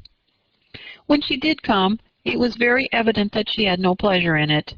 She made a slight, formal apology for not calling before, said not a word of wishing to see me again, and was in every respect so altered a creature that when she went away I was perfectly resolved to continue the acquaintance no longer. I pity, though I cannot help blaming her. She was very wrong in singling me out as she did. I can safely say that every advance to intimacy began on her side. But I pity her, because she must feel that she has been acting wrong, and because I'm very sure that anxiety for her brother is the cause of it. I need not explain myself farther, and though we know this anxiety to be quite needless, yet if she feels it, it will easily account for her behavior to me. And so deservedly dear as he is to his sister, whatever anxiety she may feel on his behalf is natural and amiable. I cannot but wonder, however, at her having any such fears now, because if he had at all cared about me, we must have met long, long ago. He knows of my being in town, I'm certain, from something she said herself. And yet it would seem by her manner of talking as if she wanted to persuade herself that he's really partial to Miss Darcy. I cannot understand it. If I were not afraid of judging harshly, I should be almost tempted to say that there was a strong appearance of duplicity in all this. But I will endeavor to banish every painful thought, and think only of what will make me happy, your affection, and the invariable kindness of my dear uncle and aunt. Let me hear from you very soon. Miss Bingley said something of his never returning to Netherfield again, of giving up the house, but not with any certainty. We had better not mention it. I am extremely glad that you have such pleasant accounts from our friends at Hunsford. Pray go to see them, with Sir William and Maria. I'm sure you will be very comfortable there. Yours, and so forth. This letter gave Elizabeth some pain, but her spirits returned as she considered that Jane would no longer be duped, by the sister at least. All expectation from the brother was now absolutely over. She would not even wish for any renewal of his attentions. His character sunk on every review of it, and as a punishment for him, as well as a possible advantage to Jane, she seriously hoped he might really soon marry Mr. Darcy's sister, as by Wickham's account she would make him abundantly regret what he had thrown away. Mrs. Gardiner about this time reminded Elizabeth of her promise concerning that gentleman, and required information, and Elizabeth had such to send as might rather give contentment to her aunt than to herself. His apparent partiality had subsided, his attentions were over, he was the admirer of someone else. Elizabeth was watchful enough to see it all, but she could see it and write of it without material pain. Her heart had been but slightly touched, and her vanity was satisfied with believing that she would have been his only choice, had fortune permitted it. The sudden acquisition of £10,000 was the most remarkable charm of the young lady to whom he was now rendering himself agreeable. But Elizabeth, less clear-sighted perhaps in this case than in Charlotte's, did not quarrel with him for his wish of independence. Nothing, on the contrary, could be more natural, and while able to suppose that it cost him a few struggles to relinquish her, she was ready to allow it a wise and desirable measure for both, and could very sincerely wish him happy. All this was acknowledged to Mrs. Gardiner, and after relating the circumstances, she thus went on. I am now convinced, my dear aunt, that I have never been much in love, for had I really experienced that pure and elevating passion, I should at present detest his very name, and wish him all manner of evil. But my feelings are not only cordial towards him, they are even impartial towards Miss King. I cannot find out that I hate her at all, or that I am in the least unwilling to think her a very good sort of girl. There can be no love in all this. My watchfulness has been effectual, and though I should certainly be a more interesting object to all my acquaintances were I distractedly in love with them, I cannot say that I regret my comparative insignificance. Importance may sometimes be purchased too dearly. Kitty and Lydia take his defection much more to heart than I do. They are young in the ways of the world, and not yet open to the mortifying conviction that handsome young men must have something to live on, as well as the plain. Chapter 27. With no greater events than these in the Longbourn family, and otherwise diversified by little beyond the walks to Meryton, sometimes dirty and sometimes cold, did January and February pass away. March was to take Elizabeth to Hunsford. She had not at first thought very seriously of going thither, but Charlotte, she soon found, was depending on the plan, and she gradually learned to consider it herself with greater pleasure as well as greater certainty. Absence had increased her desire of seeing Charlotte again, and weakened her disgust of Mr. Collins. There was novelty in the scheme, and as with such a mother and such uncompanionable sisters, home could not be faultless, a little change was not unwelcome for its own sake. The journey would moreover give her a peep at Jane, and in short, as the time drew near, she would have been very sorry for any delay. Everything, however, went on smoothly, and was finally settled according to Charlotte's first sketch. She was to accompany Sir William and his second daughter. The improvement of spending a night in London was added in time, and the plan became perfect as plan could be. The only pain was in leaving her father, who would certainly miss her, and who, when it came to the point, so little liked her going, that he told her to write to him, and almost promised to answer her letter. The farewell between herself and Mr. Wickham was perfectly friendly, on his side even more. His present pursuit could not make him forget that Elizabeth had been the first to excite and to deserve his attention, the first to listen and to pity, the first to be admired, and in his manner of bidding her adieu, wishing her every enjoyment, reminding her of what she was to expect in Lady Catherine de Bourgh, and trusting their opinion of her, their opinion of everybody, would always coincide. There was a solicitude and interest which she felt must ever attach her to him with a most sincere regard, and she parted from him convinced that, whether married or single, he must always be her model of the amiable and pleasing. Her fellow travelers the next day were not of a kind to make her think him less agreeable. Sir William Lucas and his daughter Maria, a good-humored girl, but as empty-headed as himself, had nothing to say that could be worth hearing, and were listened to with about as much delight as the rattle of the chase. Elizabeth loved absurdities, but she had known Sir William's too long. He could tell her nothing new of the wonders of his presentation and knighthood, and his civilities were worn out, like his information. It was a journey of only 24 miles, and they began it so early as to be in Grace Church Street by noon. As they drove to Mr. Gardiner's door, Jane was at a drawing-room window watching their arrival. When they entered the passage, she was there to welcome them, and Elizabeth, looking earnestly in her face, was pleased to see it healthful and lovely as ever. On the stairs were a troop of little boys and girls, whose eagerness for their cousin's appearance would not allow them to wait in the drawing-room, and whose shyness, as they had not seen her for a 12-month, prevented their coming lower. All was joy and kindness. The day passed most pleasantly away, the morning in bustle and shopping, and the evening at one of the theatres.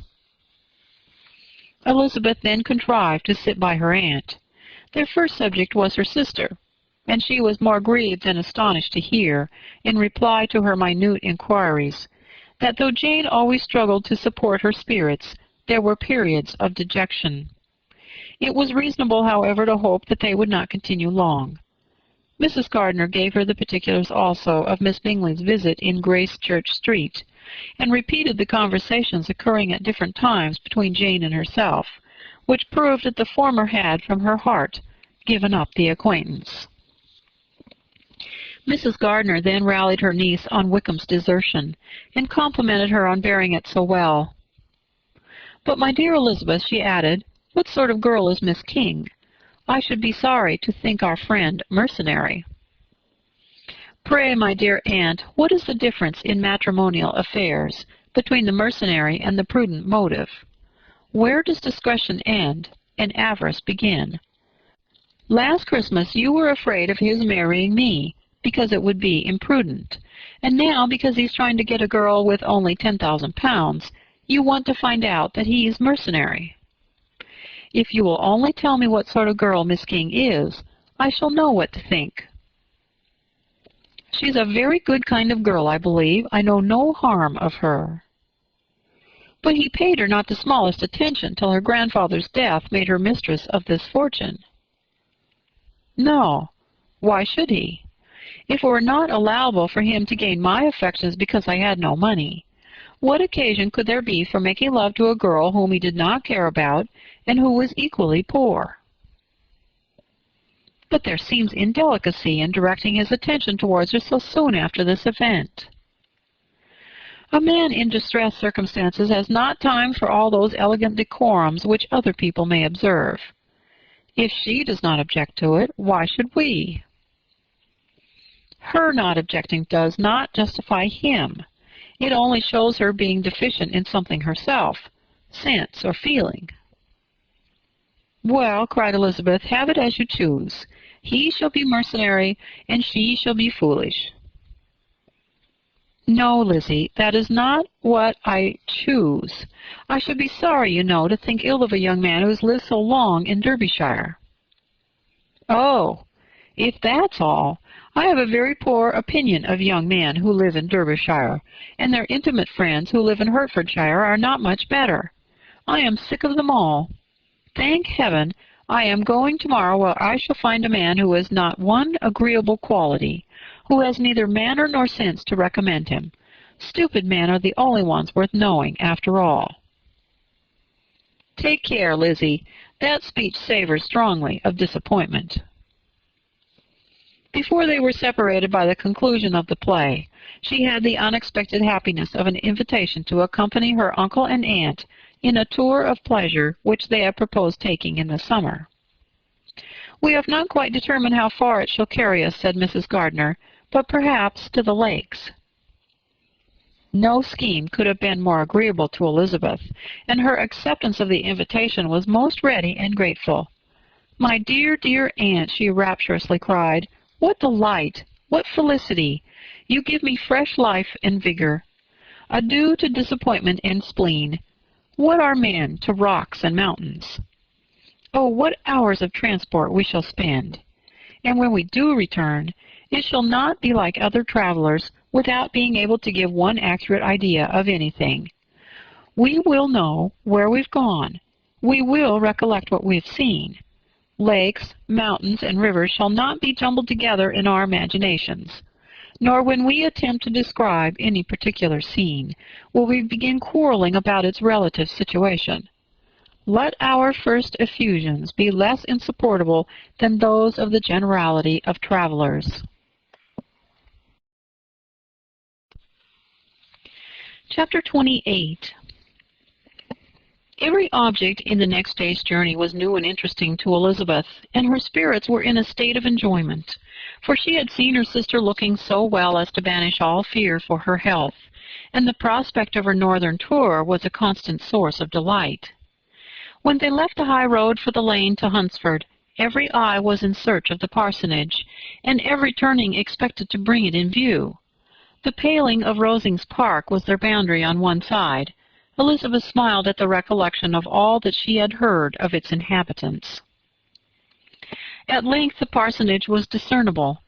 The garden sloping to the road, the house standing in it, the green pales, and the laurel hedge, everything declared they were arriving. Mr. Collins and Charlotte appeared at the door, and the carriage stopped at the small gate, which led by a short gravel walk to the house, amidst the nods and smiles of the whole party. In a moment they were all out of the chaise, rejoicing at the sight of each other. Mrs. Collins welcomed her friend with the liveliest pleasure, and Elizabeth was more and more satisfied with coming when she found herself so affectionately received. She saw instantly that her cousin's manners were not altered by his marriage. His formal civility was just what it had always been, and he detained her some minutes at the gate to hear and satisfy his inquiries after all her family. They were then, with no other delay than his pointing out the neatness of the entrance taken into the house, and as soon as they were in the parlor he welcomed them a second time, with ostentatious formality to his humble abode, and punctually repeated all his wife's offers of refreshment. Elizabeth was prepared to see him in his glory, and she could not help fancying that in displaying the good proportion of the room, its aspect and its furniture, he addressed himself particularly to her, as if wishing to make her feel what she had lost in refusing him. But though everything seemed neat and comfortable, she was not able to gratify him by any sigh of repentance, and rather looked with wonder at her friend that she could have so cheerful an air with such a companion. When Mr. Collins said anything of which his wife might reasonably be ashamed, which certainly was not unseldom, she involuntarily turned her eye on Charlotte. Once or twice she could discern a faint blush, but in general Charlotte wisely did not hear. After sitting long enough to admire every article of furniture in the room, from the sideboard to the fender, to give an account of their journey, and of all that had happened in London, Mr. Collins invited them to take a stroll in the garden, which was large and well laid out, and to the cultivation of which he intended himself. To work in his garden was one of his most respectable pleasures, and Elizabeth admired the command of countenance with which Charlotte talked of the healthfulness of the exercise, and owned she encouraged it as much as possible. Here, leading the way through every walk and crosswalk, and scarcely allowing them an interval to utter the praises he asked for, every view was pointed out with a minuteness which left beauty entirely behind. He could number the fields in every direction, and could tell how many trees there were in most distant clump. But of all the views which his garden, or which the country or the kingdom could boast, none were to be compared with the prospect of the Rosings, afforded by an opening in the trees that bordered the park nearly opposite the front of his house. It was a handsome modern building, well situated on rising ground. From his garden Mr. Collins would have led them round his 2 meadows, but the ladies, not having shoes to encounter the remains of a white frost, turned back, and while Sir William accompanied him, Charlotte took her sister and friend over the house, extremely well pleased probably to have the opportunity of showing it without her husband's help. It was rather small, but well built and convenient, and everything was fitted up and arranged with a neatness and consistency of which Elizabeth gave Charlotte all the credit.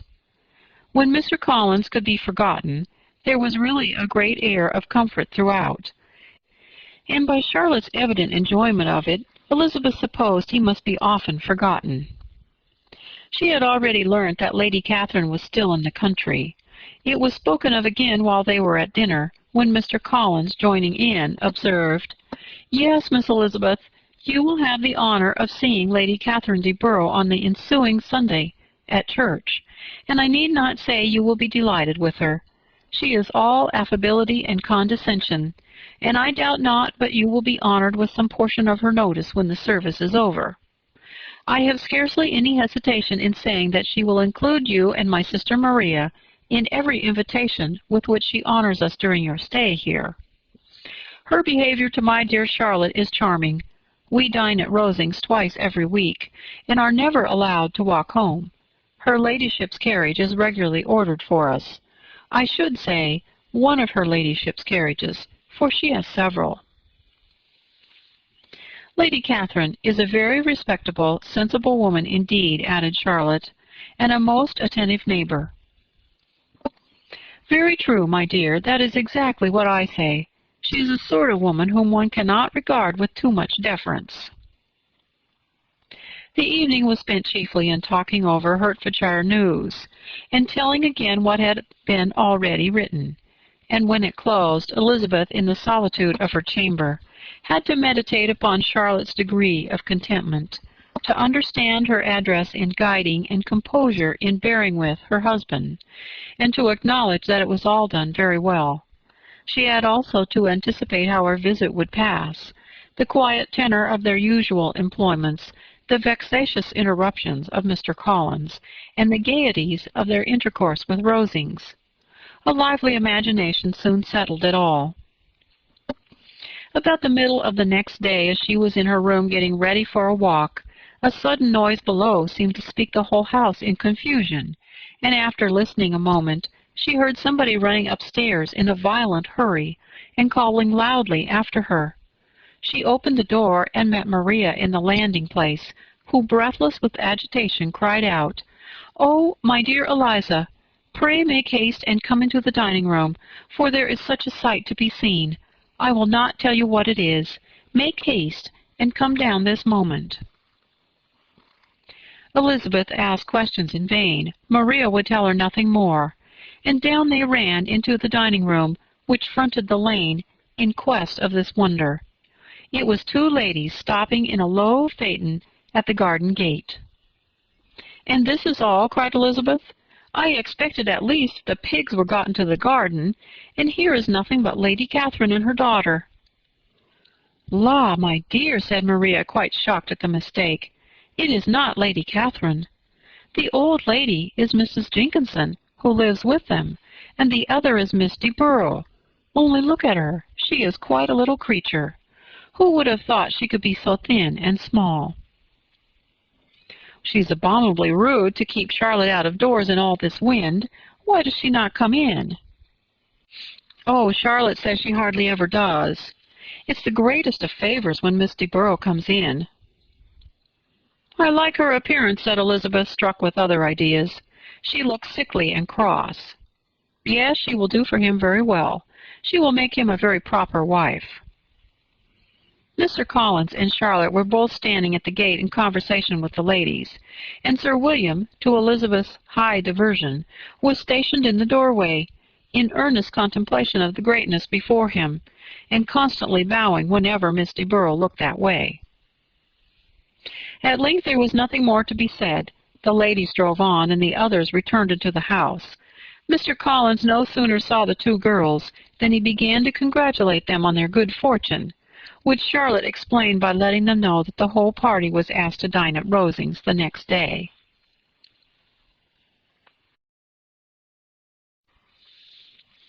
Chapter 29. Mr. Collins' triumph in consequence of this invitation was complete. The power of displaying the grandeur of his patroness to his wondering visitors, and of letting them see her civility towards himself and his wife, was exactly what he had wished for. And that an opportunity of doing it should be given so soon, was such an instance of Lady Catherine's condescension as he knew not how to admire enough. "I confess," said he, "that I should not have been at all surprised by her ladyship's asking us on Sunday to drink tea and spend the evening at Rosings. I rather expected, from my knowledge of her affability, that it would happen. But who could have foreseen such attention as this? Who could have imagined that we should receive an invitation to dine there, an invitation moreover including the whole party, so immediately after your arrival?" "I am the less surprised at what has happened," replied Sir William, "from that knowledge of what the manners of the great really are, which my situation in life has allowed me to acquire. About the court, such instances of elegant breeding are not uncommon."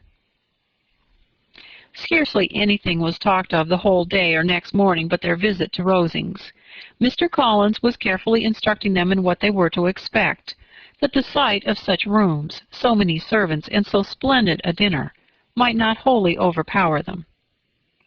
When the ladies were separating for the toilet, he said to Elizabeth, "Do not make yourself uneasy, my dear cousin, about your apparel. Lady Catherine is far from requiring that elegance of dress in us which becomes herself and daughter.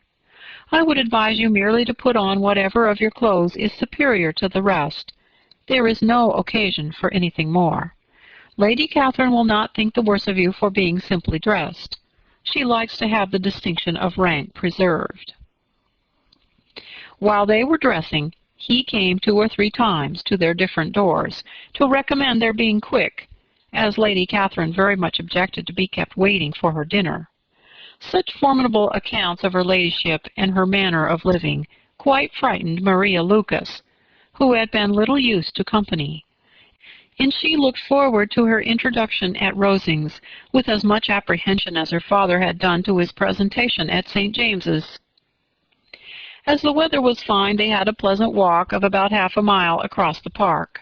Every park has its beauty and its prospects, and Elizabeth saw much to be pleased with, though she could not, in such raptures as Mr. Collins expected the scene to inspire, and was but slightly affected by his enumeration of the windows in the front of the house, and his relation of what the glazing altogether had originally cost Sir Louis de Borough. When they ascended the steps to the hall, Maria's alarm was every moment increasing, and even Sir William did not look perfectly calm.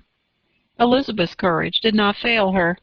She had heard nothing of Lady Catherine that spoke her awful from any extraordinary talents or miraculous virtue, and the mere stateliness of money and rank she thought she could witness without trepidation. From the entrance hall, of which Mr. Collins pointed out with a rapturous air the fine proportion and finished ornaments, they followed the servants through an antechamber to the room where Lady Catherine, her daughter, and Mrs. Jenkinson were sitting. Her ladyship, with great condescension, arose to receive them, and as Mrs. Collins had settled it with her husband that the office of introduction should be hers, it was performed in a proper manner, without any of those apologies and thanks which he would have thought necessary. In spite of having been at St. James, Sir William was so completely awed by the grandeur surrounding him that he had but just enough courage to make a very low bow and take his seat without saying a word, and his daughter, frightened almost out of her senses, sat on the edge of her chair, not knowing which way to look. Elizabeth found herself quite equal to the scene, and could observe the three ladies before her composedly. Lady Catherine was a tall, large woman, with strongly marked features which might once have been handsome. Her air was not conciliating, nor was her manner of receiving them such as to make her visitors forget their inferior rank. She was not rendered formidable by silence, but whatever she said was spoken in so authoritative a tone as marked her self-importance, and brought Mr. Wickham immediately to Elizabeth's mind, and from the observation of the day altogether, she believed Lady Catherine to be exactly what he had represented. When, after examining the mother, in whose countenance and deportment she soon found some resemblance of Mr. Darcy, she turned her eyes on the daughter, she could almost have joined in Maria's astonishment at her being so thin and so small. There was neither in figure nor face any likeness between the ladies. Miss de Borough was pale and sickly. Her features, though not plain, were insignificant, and she spoke very little, except in a low voice, to Mrs. Jenkinson, in whose appearance there was nothing remarkable, and who was entirely engaged in listening to what she said, and placing a screen in the proper direction before her eyes. After sitting a few minutes, they were all sent to one of the windows to admire the view, Mr. Collins attending them to point out its beauties, and Lady Catherine kindly informing them that it was much better worth looking at in the summer. The dinner was exceedingly handsome, and there were all the servants and all the articles of plate which Mr. Collins had promised, and as he had likewise foretold, he took his seat at the bottom of the table, by her ladyship's desire, and looked as if he felt that life could furnish nothing greater. He carved and ate and praised with such delighted alacrity, and every dish was commended, first by him and then by Sir William, who was now enough recovered to echo whatever his son-in-law said, in a manner which Elizabeth wondered Lady Catherine could bear. But Lady Catherine seemed gratified by their excessive admiration, and gave most gracious smiles, especially when any dish on the table proved a novelty to them. The party did not supply much conversation. Elizabeth was ready to speak whenever there was an opening, but she was seated between Charlotte and Miss de Borough, the former of whom was engaged in listening to Lady Catherine, and the latter said not a word to her all dinner-time. Mrs. Jenkinson was chiefly employed in watching how little Miss de Borough ate, pressing her to try some other dish, and fearing she was indisposed. Maria thought speaking out of the question, and the gentlemen did nothing but eat and admire. When the ladies returned to the drawing-room, there was little to be done but to hear Lady Catherine talk, which she did without any intermission till coffee came in, delivering her opinion on every subject in so decisive a manner as proved that she was not used to have her judgment controverted. She inquired into Charlotte's domestic concerns familiarly and minutely, and gave her a great deal of advice as to the management of them all. Told her how everything ought to be regulated in so small a family as hers, and instructed her as to the care of her cows and her poultry. Elizabeth found that nothing was beneath this great lady's attention which could furnish her with an occasion of dictating to others. In the intervals of her discourse with Mrs. Collins, she addressed a variety of questions to Maria and Elizabeth, but especially to the latter, of whose connections she knew the least, and who she observed Mrs. Collins was a very genteel, pretty kind of girl. She asked her at different times how many sisters she had, whether they were older or younger than herself, whether any of them were likely to be married, whether they were handsome, where they had been educated, what carriage her father kept, and what had been her mother's maiden name. Elizabeth felt all the impertinence of her questions, but answered them very composedly. Lady Catherine then observed, "Your father's estate is entailed on Mr. Collins, I think. For your sake," turning to Charlotte, "I am glad of it. But otherwise I see no occasion for entailing estates from the female line. It was not thought necessary in Sir Louis de Borough's family. Do you play and sing, Miss Bennet?"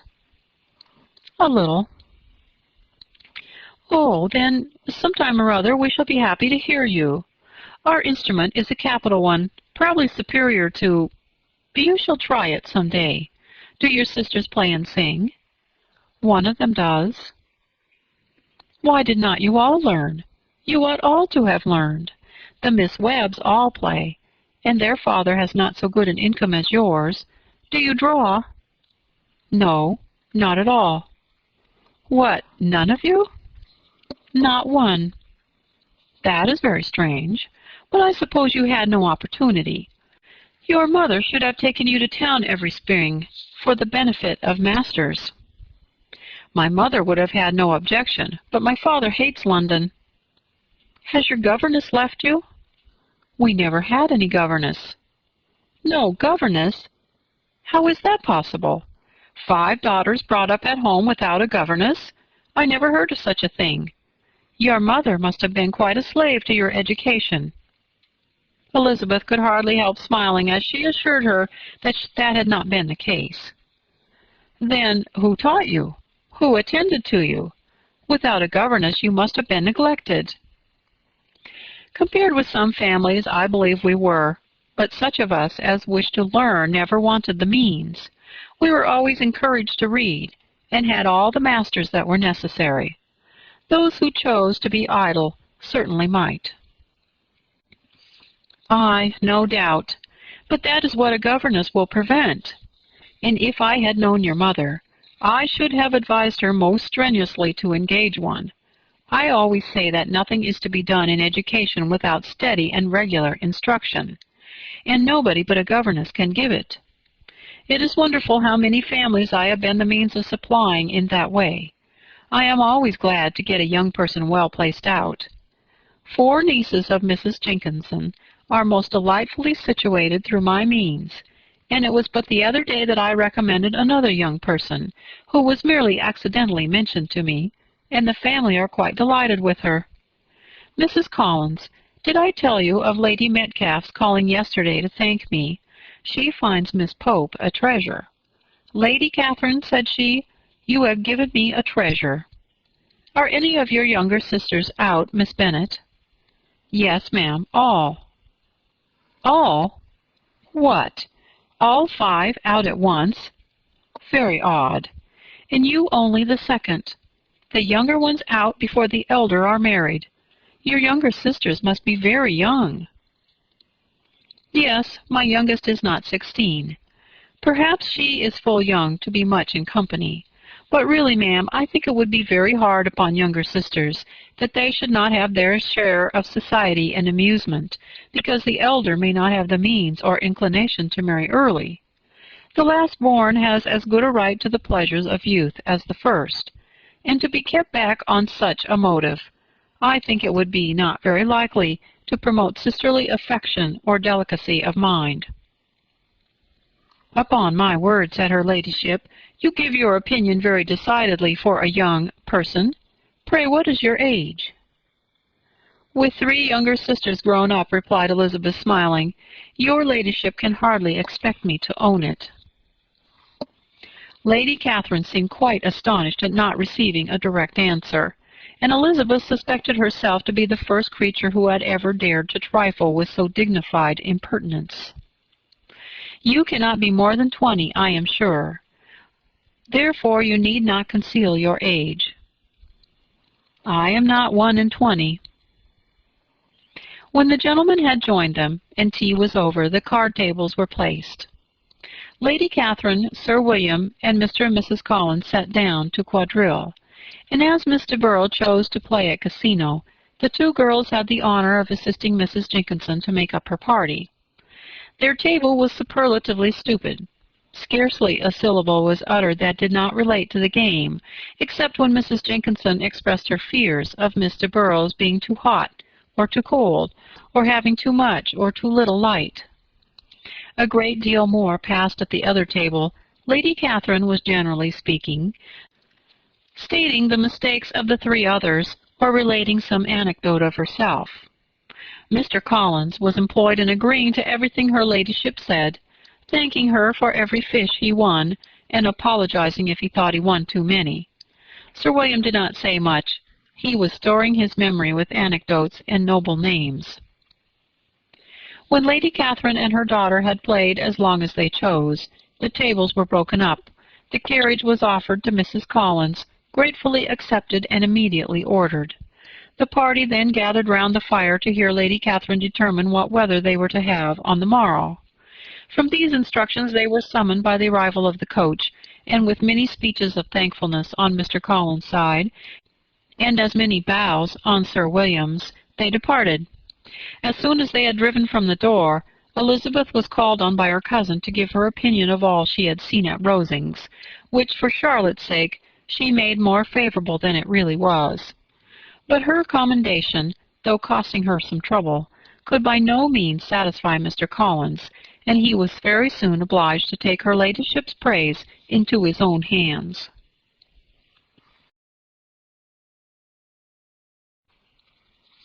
Chapter 30.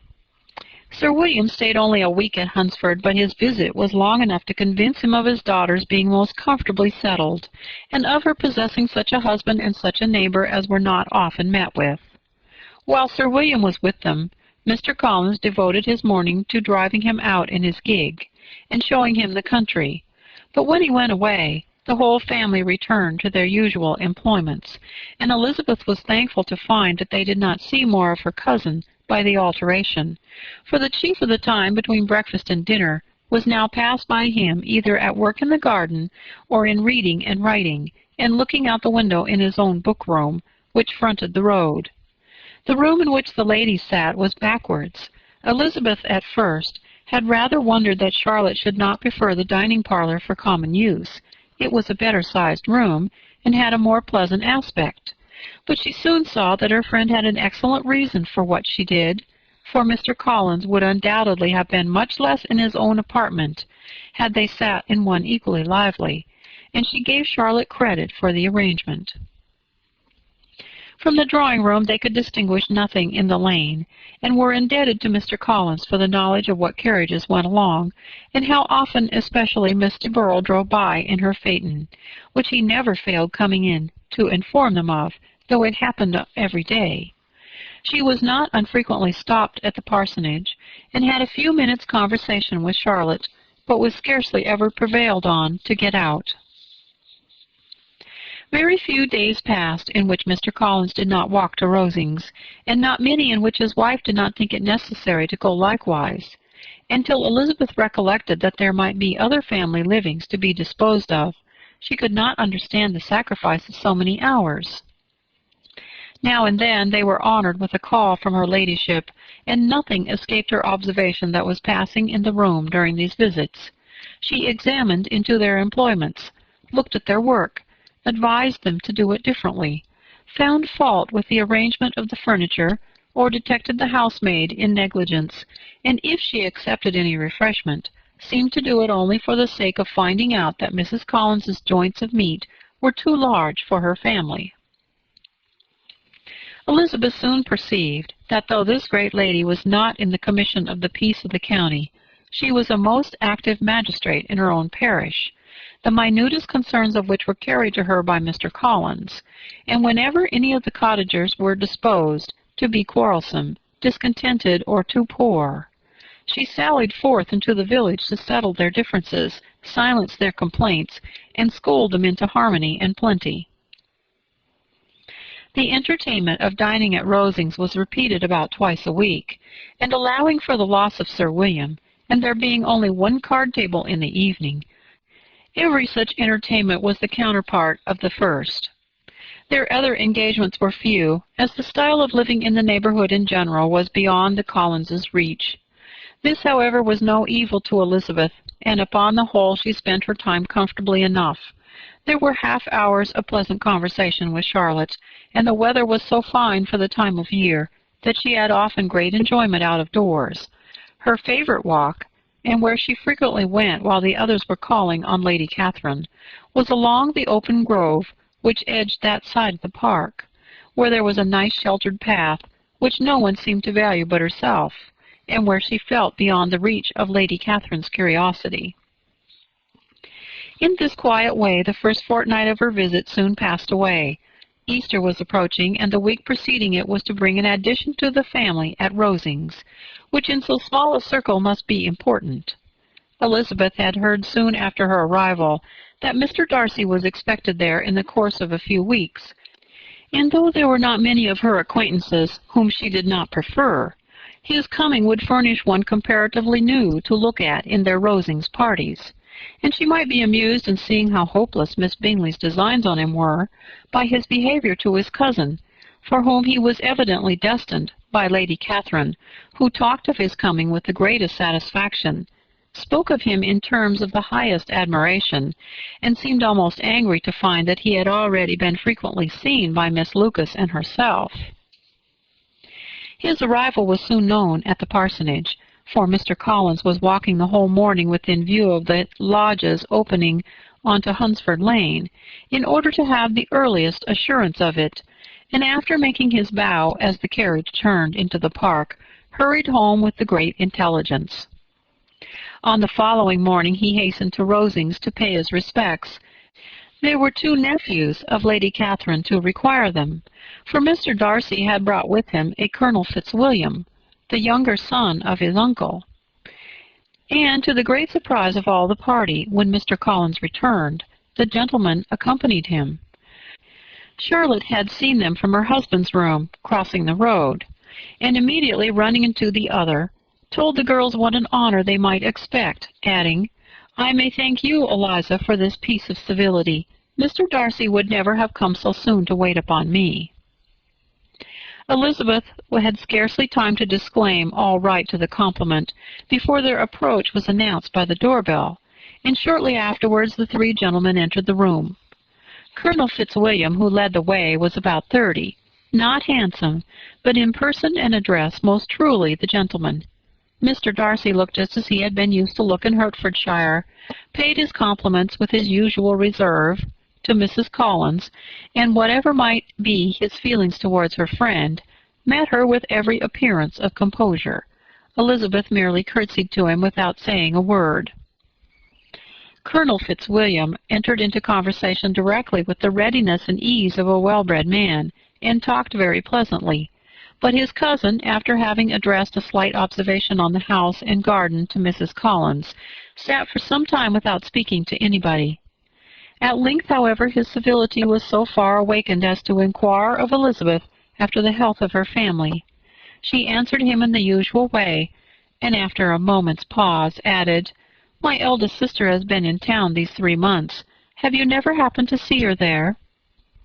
She was perfectly sensible that he never had, but she wished to see whether he would betray any consciousness of what had happened between the Bingleys and Jane, and she thought he looked a little confused as he answered that he had never been so fortunate as to meet Miss Bennet. The subject was pursued no further, and the gentleman soon afterwards went away. Chapter 31. Colonel Fitzwilliam's manners were very much admired at the parsonage, and the ladies all felt that he must add considerably to the pleasure of their engagements at Rosings. It was some days, however, before they received any invitation thither, for while there were visitors in the house, they could not be necessary, and it was not till Easter Day, almost a week after the gentleman's arrival, that they were honored by such an attention, and then they were merely asked on leaving church to come there in the evening.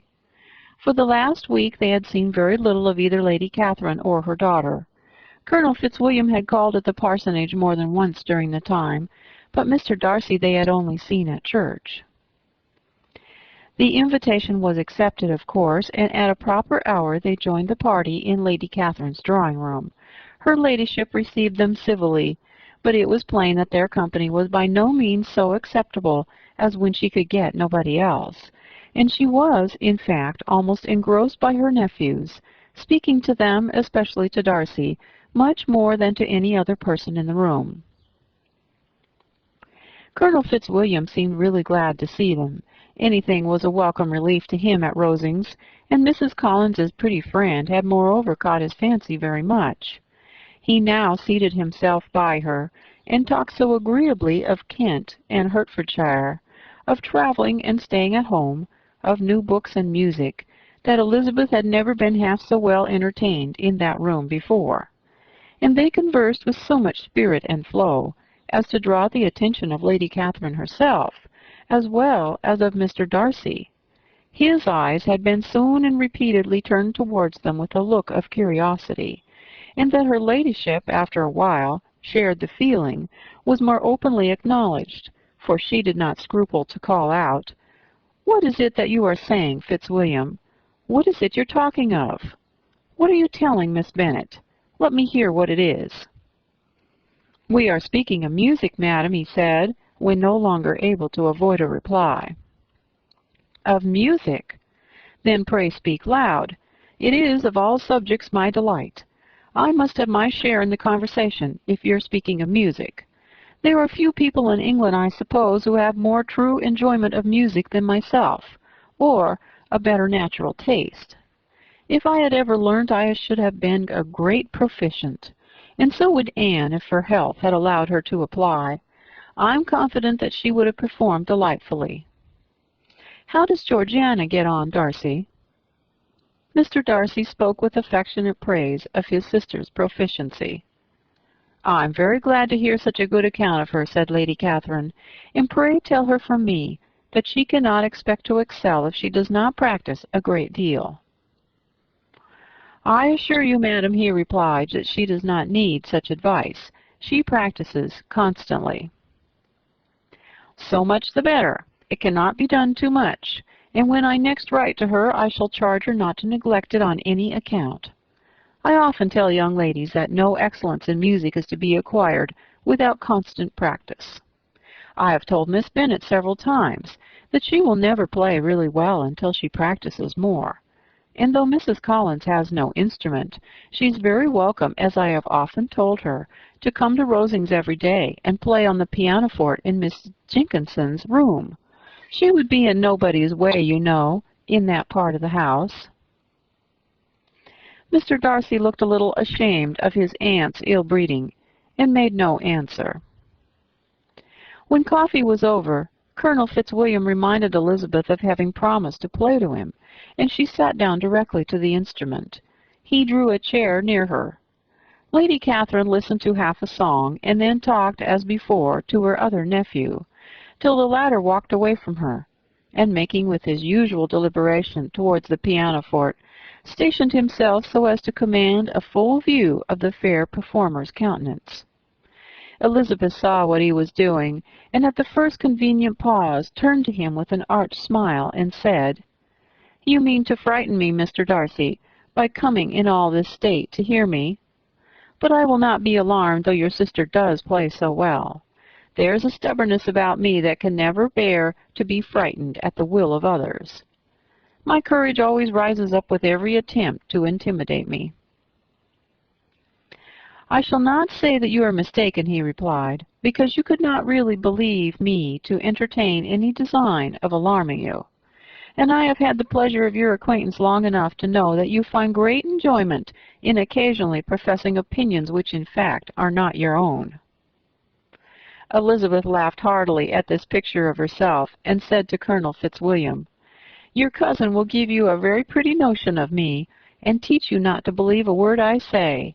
I am particularly unlucky in meeting with a person so well able to expose my real character, in a part of the world where I had hoped to pass myself off with some degree of credit.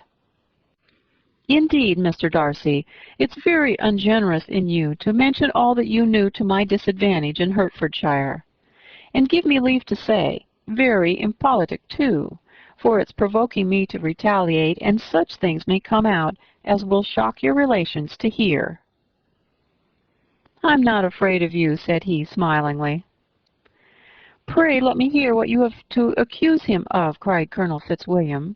"I should like to know how he behaves among strangers."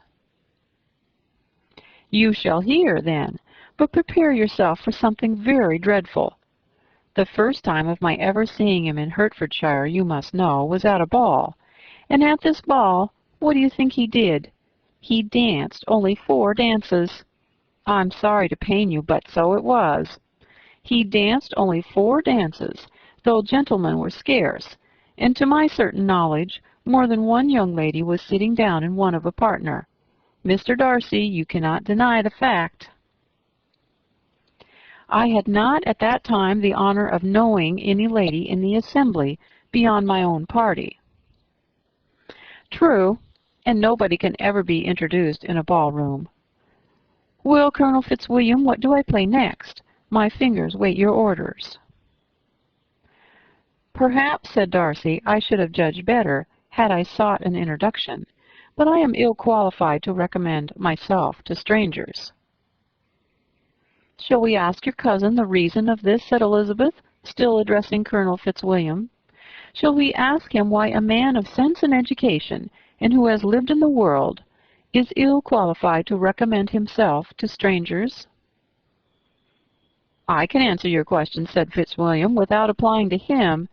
It is because he will not give himself the trouble."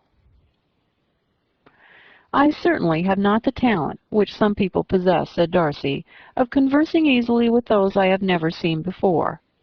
I cannot catch their tone of conversation, or appear interested in their concerns, as I often see done." "My fingers," said Elizabeth, "do not move over this instrument in the masterly manner which I see so many women's do. They have not the same force or rapidity, and do not produce the same expression. But then I have always supposed it to be my own fault, because I would not take the trouble of practicing. It is not that I do not believe my fingers as capable as any other woman's of superior execution." Darcy smiled and said, "You are perfectly right. You have employed your time much better. No one admitted to the privilege of hearing you can think anything wanting. We neither of us perform to strangers." Here they were interrupted by Lady Catherine, who called out to know what they were talking of. Elizabeth immediately began playing again. Lady Catherine approached, and after listening for a few minutes, said to Darcy, "Miss Bennet would not play at all amiss if she practised more, and could have the advantage of a London master. She has a very good notion of fingering, though her taste is not equal to Anne's. Anne would have been a delightful performer, had her health allowed her to learn."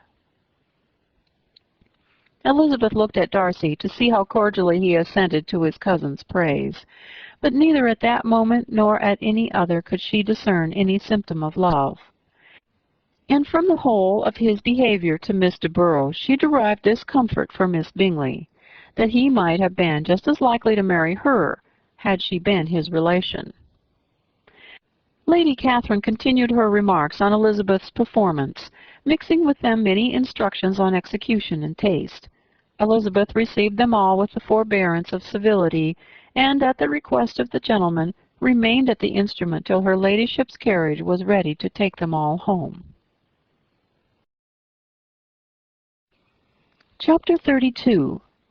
Elizabeth was sitting by herself the next morning and writing to Jane, while Mrs. Collins and Maria were gone on business into the village, when she was startled by a ring at the door, the certain signal of a visitor. As she had heard no carriage, she thought it was not unlikely to be Lady Catherine, and under that apprehension was putting away her half-finished letter, that she might escape all impertinent questions, when the door opened, and to her very great surprise, Mr. Darcy, and Mr. Darcy only, entered the room.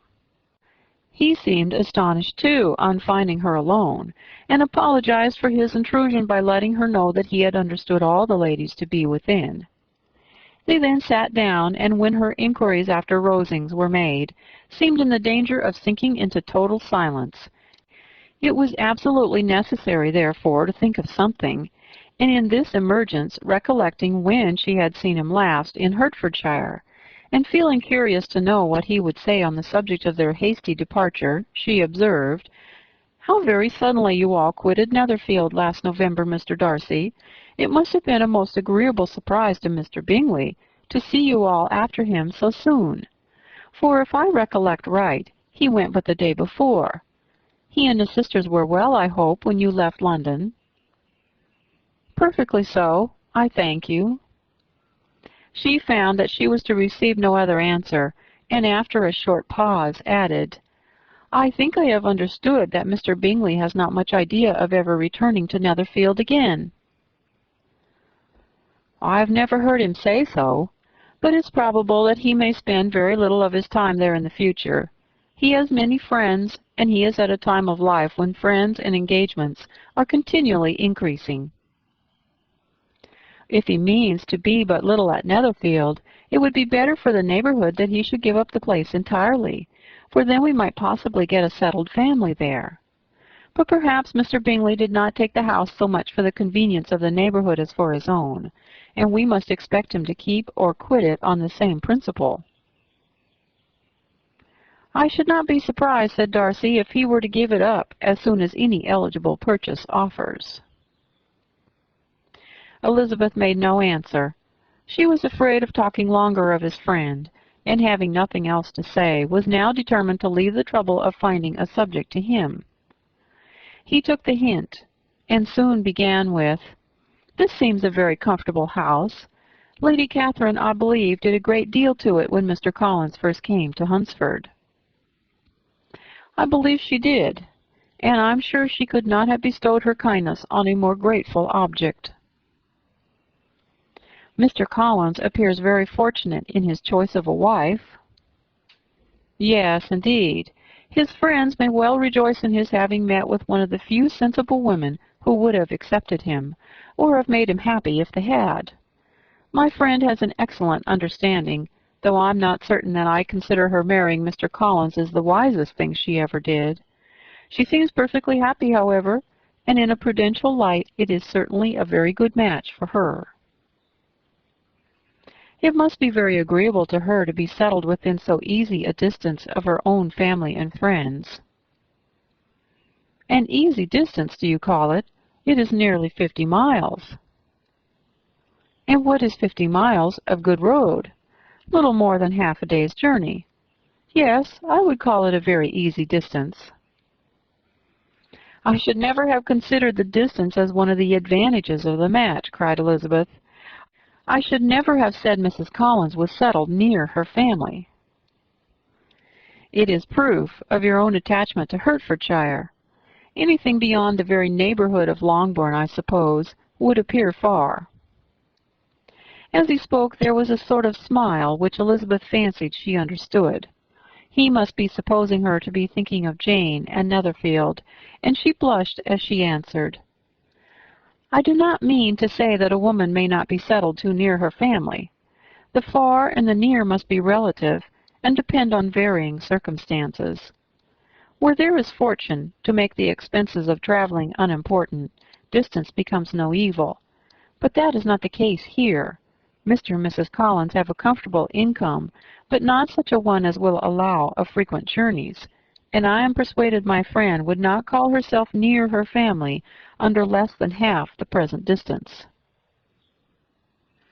Mr. Darcy drew his chair a little towards her and said, You cannot have a right to such very strong local attachment. You cannot have been always at Longbourn." Elizabeth looked surprised. The gentleman experienced some change of feeling. He drew back his chair, took a newspaper from the table, and glancing over it, said in a colder voice, "Are you pleased with Kent?" A short dialogue on the subject of the county ensued, on either side calm and concise, and soon put an end to by the entrance of Charlotte and her sister, just returned from their walk. The tete-a-tete surprised them. Mr. Darcy related the mistake which had occasioned his intruding on Miss Bennet, and after sitting a few minutes longer without saying much to anybody, went away. "What can be the meaning of this?" said Charlotte as soon as he was gone. "My dear Eliza, he must be in love with you, or he would never have called on us in this familiar way." But when Elizabeth told of his silence, it did not seem very likely, even to Charlotte's wishes, to be the case, and after various conjectures, they could at last only suppose his visit to proceed from the difficulty of finding anything to do, which was the more probable from the time of year. All field sports were over. Within doors there was Lady Catherine, books, and a billiard table, but gentlemen cannot be always within doors, and in the nearness of the parsonage, or the pleasantness of the walk to it, or of the people who lived in it, the two cousins found a temptation from this period of walking thither almost every day. They called at various times in the morning, sometimes separately, sometimes together, and now and then accompanied by their aunt. It was plain to them all that Colonel Fitzwilliam came because he had pleasure in their society, a persuasion which of course recommended him still more, and Elizabeth was reminded by her own satisfaction in being with him, as well as by his evident admiration of her former favorite, George Wickham, and though in comparing them she saw there was less captivating softness in Colonel Fitzwilliam's manners, she believed he might have the best informed mind. But why Mr. Darcy came so often to the parsonage, it was more difficult to understand. It could not be for society, as he frequently sat there 10 minutes together without opening his lips, and when he did speak, it seemed the effect of necessity rather than of choice. A sacrifice to propriety, not a pleasure to himself. He seldom appeared really animated. Mrs. Collins knew not what to make of him. Colonel Fitzwilliam's occasionally laughing at his stupidity proved that he was generally different, which her own knowledge of him could not have told her. And as she would have liked to believe this change the effect of love, and the object of that love her friend Eliza, she set herself seriously to work to find it out. She watched him whenever they were at Rosings, and whenever he came to Hunsford, but without much success. He certainly looked at her friend a great deal, but the expression of that look was disputable. It was an earnest, steadfast gaze, but she often doubted whether there was much admiration in it, and sometimes it seemed nothing but absence of mind. She had once or twice suggested to Elizabeth the possibility of his being partial to her, but Elizabeth always laughed at the idea, and Mrs. Collins did not think it right to press the subject, from the danger of raising expectations, which might only end in disappointment. For in her opinion it admitted not of a doubt that all her friend's dislike would vanish if she could suppose him to be in her power. In her kind schemes for Elizabeth, she sometimes planned her marrying Colonel Fitzwilliam. He was beyond comparison the most pleasant man. He certainly admired her, and his situation in life was most eligible. But to counterbalance these advantages, Mr. Darcy had the considerable patronage in the church, and his cousin could have none at all. Chapter 33. More than once did Elizabeth, in her ramble within the park, unexpectedly meet Mr. Darcy. She felt all the perverseness of the mischance that should bring him where no one else was brought, and to prevent its ever happening again, took care to inform him at first that it was a favorite haunt of hers. How it could occur a second time, therefore, was very odd, yet it did, and even the third. It seemed like wilful ill nature, or a voluntary penance, for on these occasions it was not merely a few formal inquiries and an awkward pause and then away, but he actually thought it necessary to turn back and walk with her. He never said a great deal, nor did she give herself the trouble of talking or of listening much.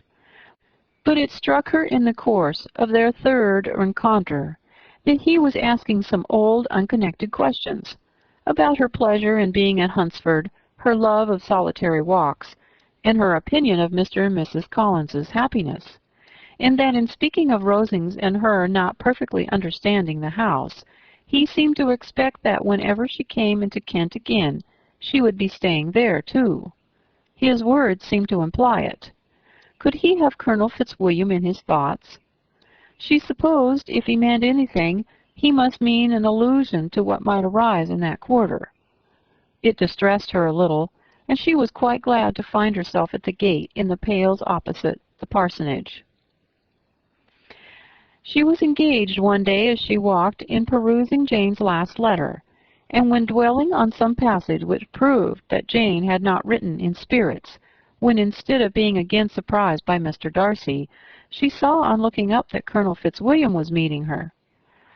Putting away the letter immediately and forcing a smile, she said, "I did not know before that you ever walked this way."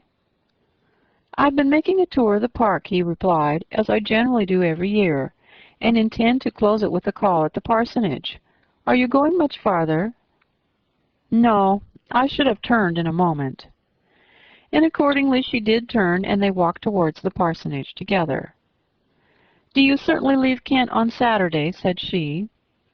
"Yes, if Darcy does not put it off again. But I'm at his disposal. He arranges the business just as he pleases."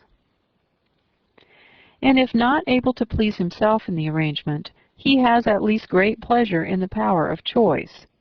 I do not know anybody who seems more to enjoy the power of doing what he likes than Mr. Darcy. "He likes to have his own way very well," replied Colonel Fitzwilliam, "but so we all do. It's only that he has better means of having it than many others, because he's rich, and many others are poor. I speak feelingly. A younger son, you know, must be inured to self-denial and dependence." "In my opinion, the younger son of an earl can know very little of either. Now, seriously, what have you ever known of self-denial and dependence? When have you been prevented by want of money from going wherever you chose or procuring anything you had a fancy for?" These are home questions, and perhaps I cannot say that I have experienced many hardships of that nature. But in matters of greater weight, I may suffer from the want of money. Younger sons cannot marry where they like. Unless where they like women of fortune, which I think they very often do. Our habits of expense make us too dependent, and there are not many in my rank of life who can afford to marry without some attention to money. "Is this," thought Elizabeth, "meant for me?" And she colored at the idea, but recovering herself, said in a lively tone, "And pray, what is the usual price of an earl's younger son? Unless the elder brother is very sickly, I suppose you would not ask above £50,000. He answered her in the same style, and the subject dropped. To interrupt a silence which might make him fancy her affected with what had passed, she soon afterwards said, "I imagine your cousin brought you down with him chiefly for the sake of having somebody at his disposal. I wonder he does not marry, to secure a lasting convenience of that kind. But perhaps his sister does as well for the present, and as she is under his sole care, he may do what he likes with her." "No," said Colonel Fitzwilliam, "that is an advantage which he must divide with me. I am joined with him in the guardianship of Miss Darcy." "Are you indeed? And pray what sort of guardians do you make? Does your charge give you much trouble? Young ladies of her age are sometimes a little difficult to manage, and if she has the true Darcy spirit, she may like to have her own way." As she spoke, she observed him looking at her earnestly, and the manner in which he immediately asked her why she supposed Miss Darcy likely to give them any uneasiness, convinced her that she had somehow or other got pretty near the truth. She directly replied, "You need not be frightened. I never heard any harm of her, and I dare say she is one of the most tractable creatures in the world. She's a very great favorite with some ladies of my acquaintance, Mrs. Hurst and Miss Bingley. I think I have heard you say that you know them." "I know them a little. Their brother is a pleasant, gentlemanlike man. He's a great friend of Darcy's." "Oh, yes," said Elizabeth dryly. "Mr. Darcy is uncommonly kind to Mr. Bingley, and takes a prodigious deal of care of him." "Care of him! Yes, I really believe Darcy does take care of him in those points where he most wants care. From something that he told me in our journey hither, I have reason to think Bingley very much indebted to him. But I ought to beg his pardon, for I have no right to suppose that Bingley was the person meant. It was all conjecture." "What is it you mean?" "It is a circumstance which Darcy of course could not wish to be generally known, because if it were to get around to the lady's family, it would be an unpleasant thing." "You may depend upon my not mentioning it." "And remember that I have not much reason for supposing it to be Bingley.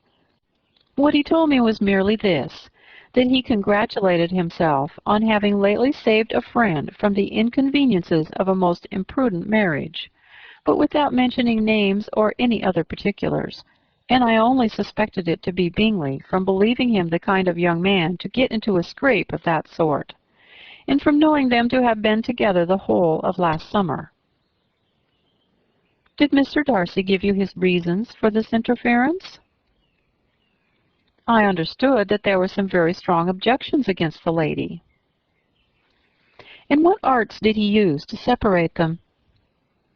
"He did not talk to me of his own arts," said Fitzwilliam, smiling. "He only told me what I have now told you." Elizabeth made no answer and walked on, her heart swelling with indignation. After watching her a little, Fitzwilliam asked her why she was so thoughtful. "I am thinking of what you've been telling me," said she. "Your cousin's conduct does not suit my feelings. Why was he to be the judge?" "You are rather disposed to call his interference officious?" "I do not see what right Mr. Darcy had to decide on the propriety of his friend's inclination, or why, upon his own judgment alone, he was to determine and direct in what manner that friend was to be happy. But," she continued, recollecting herself, "as we know none of the particulars, it is not fair to condemn him. It is not to be supposed that there was much affection in the case."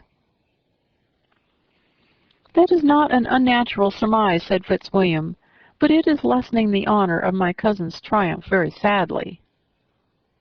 This was spoken jestingly, but it appeared to her so just a picture of Mr. Darcy that she would not trust herself with an answer, and therefore, abruptly changing the conversation, talked on different matters till they reached the parsonage. There, shut into her own room, as soon as their visitor left them, she could think without interruption of all that she had heard. It was not to be supposed that any other people could be meant than those with whom she was connected. There could not exist in the world two men over whom Mr. Darcy could have such boundless influence. That he had been concerned in the measures taken to separate Mr. Bingley and Jane she had never doubted, but she had always attributed to Miss Bingley the principal design and arrangement of them.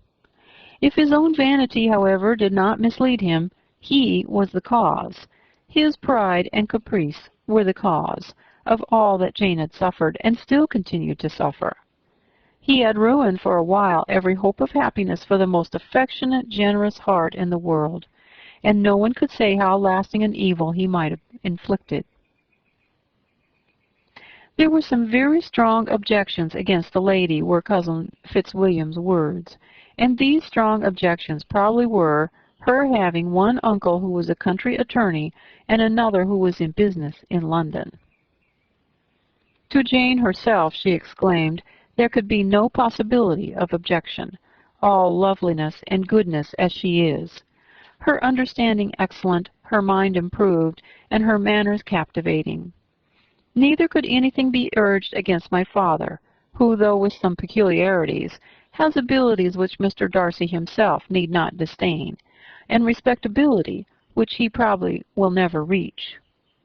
When she thought of her mother, indeed, her confidence gave way a little, but she would not allow that any objection there had material weight with Mr. Darcy, whose pride, she was convinced, would receive a deeper wound from the want of importance in his friends' connections than from their want of sense, and she was quite decided at last that he had been partly governed by this worst kind of pride, and partly by the wish of retaining Mr. Bingley for his sister.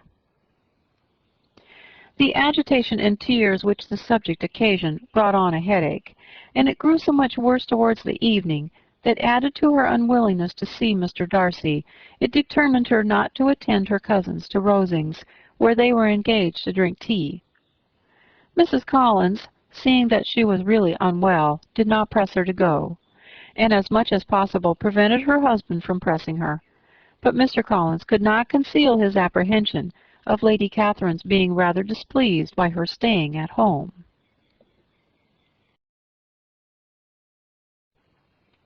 Chapter 34. When they were gone, Elizabeth, as if intending to exasperate herself as much as possible against Mr. Darcy, chose for her employment the examination of all the letters which Jane had written to her since her being in Kent.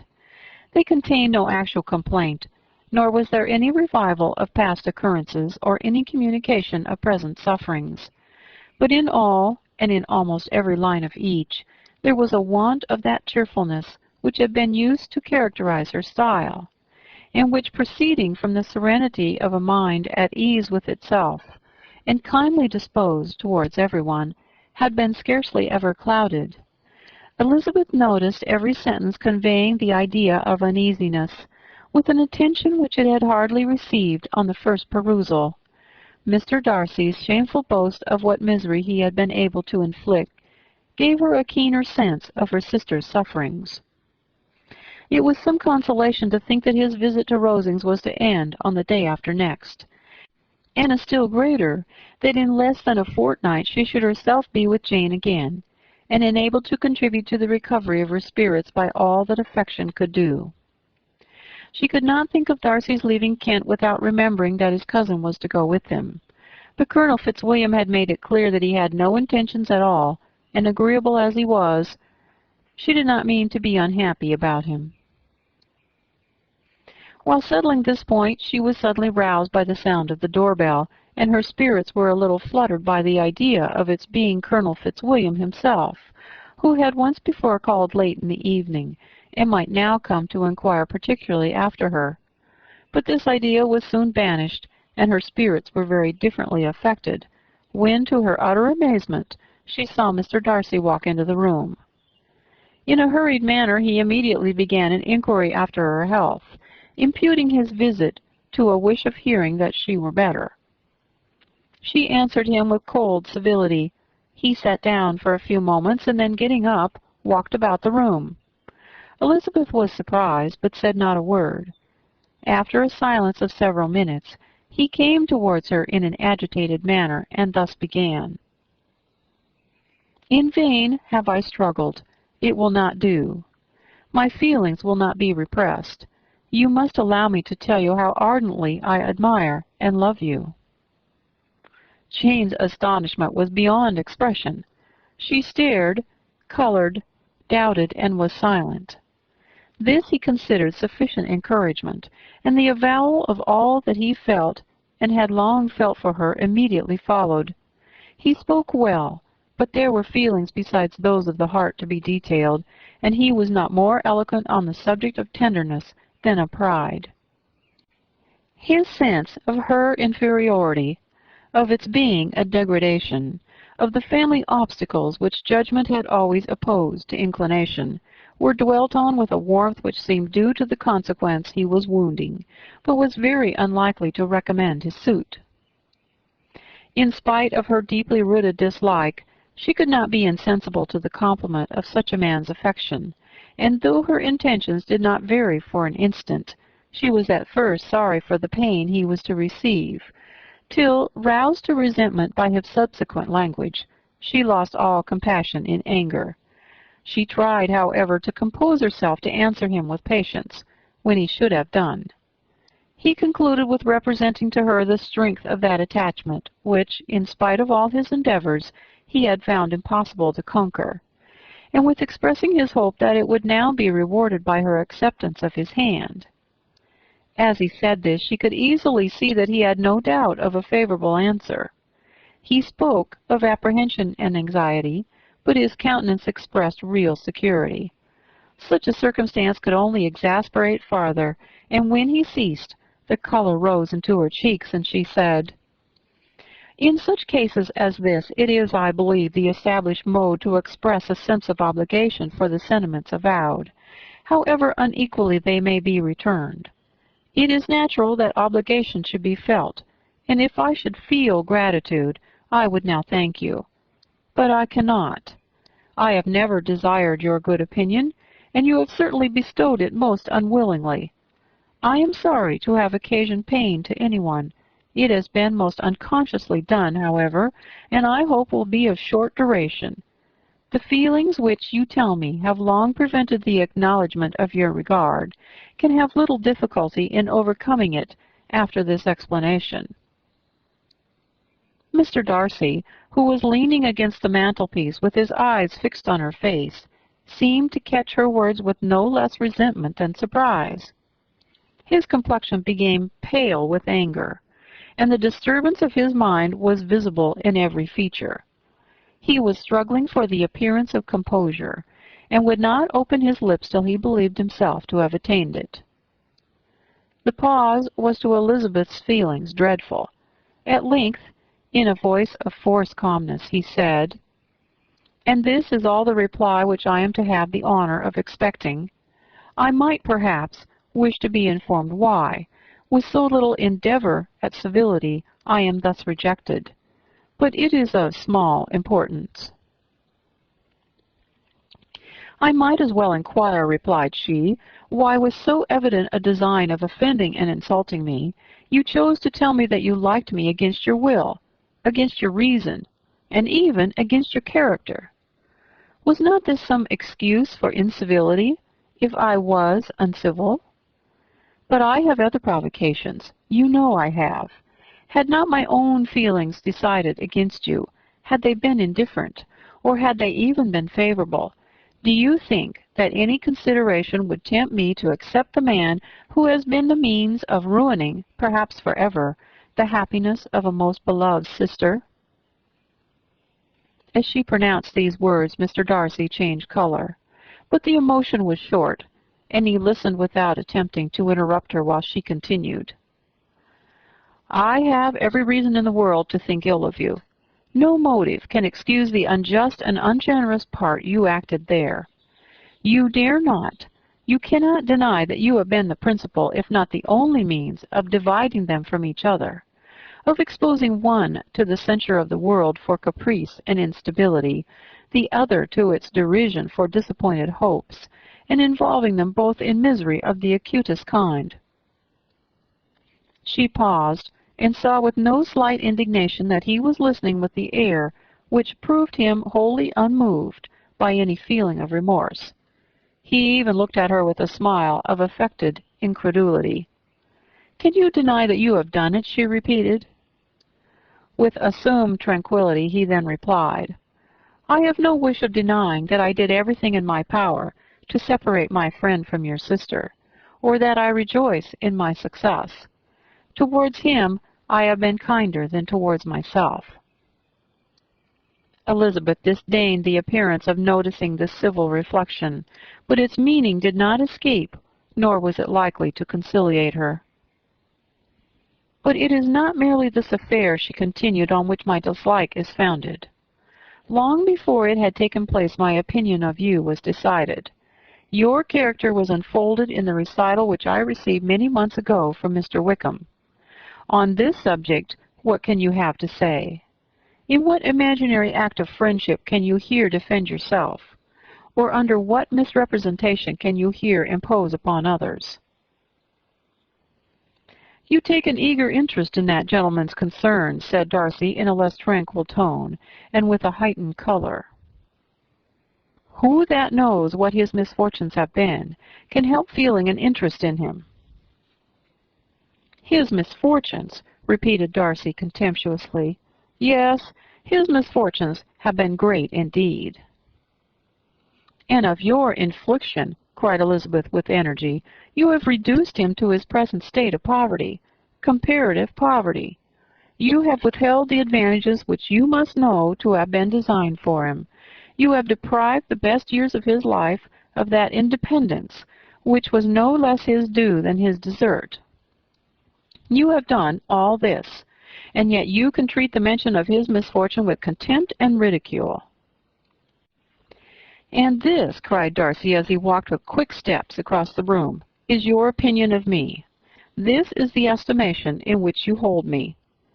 I thank you for explaining it so fully. My faults, according to this calculation, are heavy indeed. But perhaps," added he, stopping in his walk and turning towards her, "these offenses might have been overlooked, had not your pride been hurt by my honest confession of the scruples that had long prevented my forming any serious design. These bitter accusations might have been suppressed had I, with greater policy, concealed my struggles, and flattered you into the belief of my being impelled by unqualified, unalloyed inclination, by reason, by reflection, by everything. But disguise of every sort is my abhorrence, nor am I ashamed of the feelings I related. They were natural and just. Could you expect me to rejoice in the inferiority of your connections, to congratulate myself on the hope of relations whose condition as life is so decidedly beneath my own?" Elizabeth felt herself growing more angry every moment, yet she tried to the utmost to speak with composure when she said, "You are mistaken, Mr. Darcy, if you suppose that the mode of your declaration affected me in any other way than as it spared the concern which I might have felt in refusing you, had you behaved in a more gentlemanlike manner." She saw him start at this, but he said nothing, and she continued, "You could not have made me the offer of your hand in any possible way that would have tempted me to accept it." Again his astonishment was obvious, and he looked at her with an expression of mingled incredulity and mortification. She went on, "From the very beginning, from the first moment, I may almost say, of my acquaintance with you, your manners, impressing me with the fullest belief of your arrogance, your conceit, and your selfish disdain of the feeling of others, were such as to form that groundwork of disapprobation on which succeeding events have built so immovable a dislike. And I had not known you a month before I felt that you were the last man in the world whom I could ever be prevailed on to marry." "You have said quite enough, madam. I perfectly comprehend your feelings, and have now only to be ashamed of what my own have been. Forgive me for having taken up so much of your time, and accept my best wishes for your health and happiness." And with these words he hastily left the room, and Elizabeth heard him the next moment open the front door and quit the house. The tumult of her mind was now painfully great. She knew not how to support herself, and from actual weakness sat down and cried for half an hour. Her astonishment, as she reflected on what had passed, was increased by every review of it. That she should receive an offer of marriage from Mr. Darcy, that he should have been in love with her for so many months, so much in love as to wish to marry her in spite of all the objections which had made him prevent his friends marrying her sister, and which must appear at least with equal force in his own case, was almost incredible. It was gratifying to have inspired unconsciously so strong an affection, but his pride, his abominable pride, his shameless avowal of what he had done with respect to Jane, his unpardonable assurance in acknowledging, though he could not justify it, and the unfeeling manner in which he had mentioned Mr. Wickham, his cruelty towards whom he had not attempted to deny, soon overcame the pity which the consideration of his attachment had for a moment excited.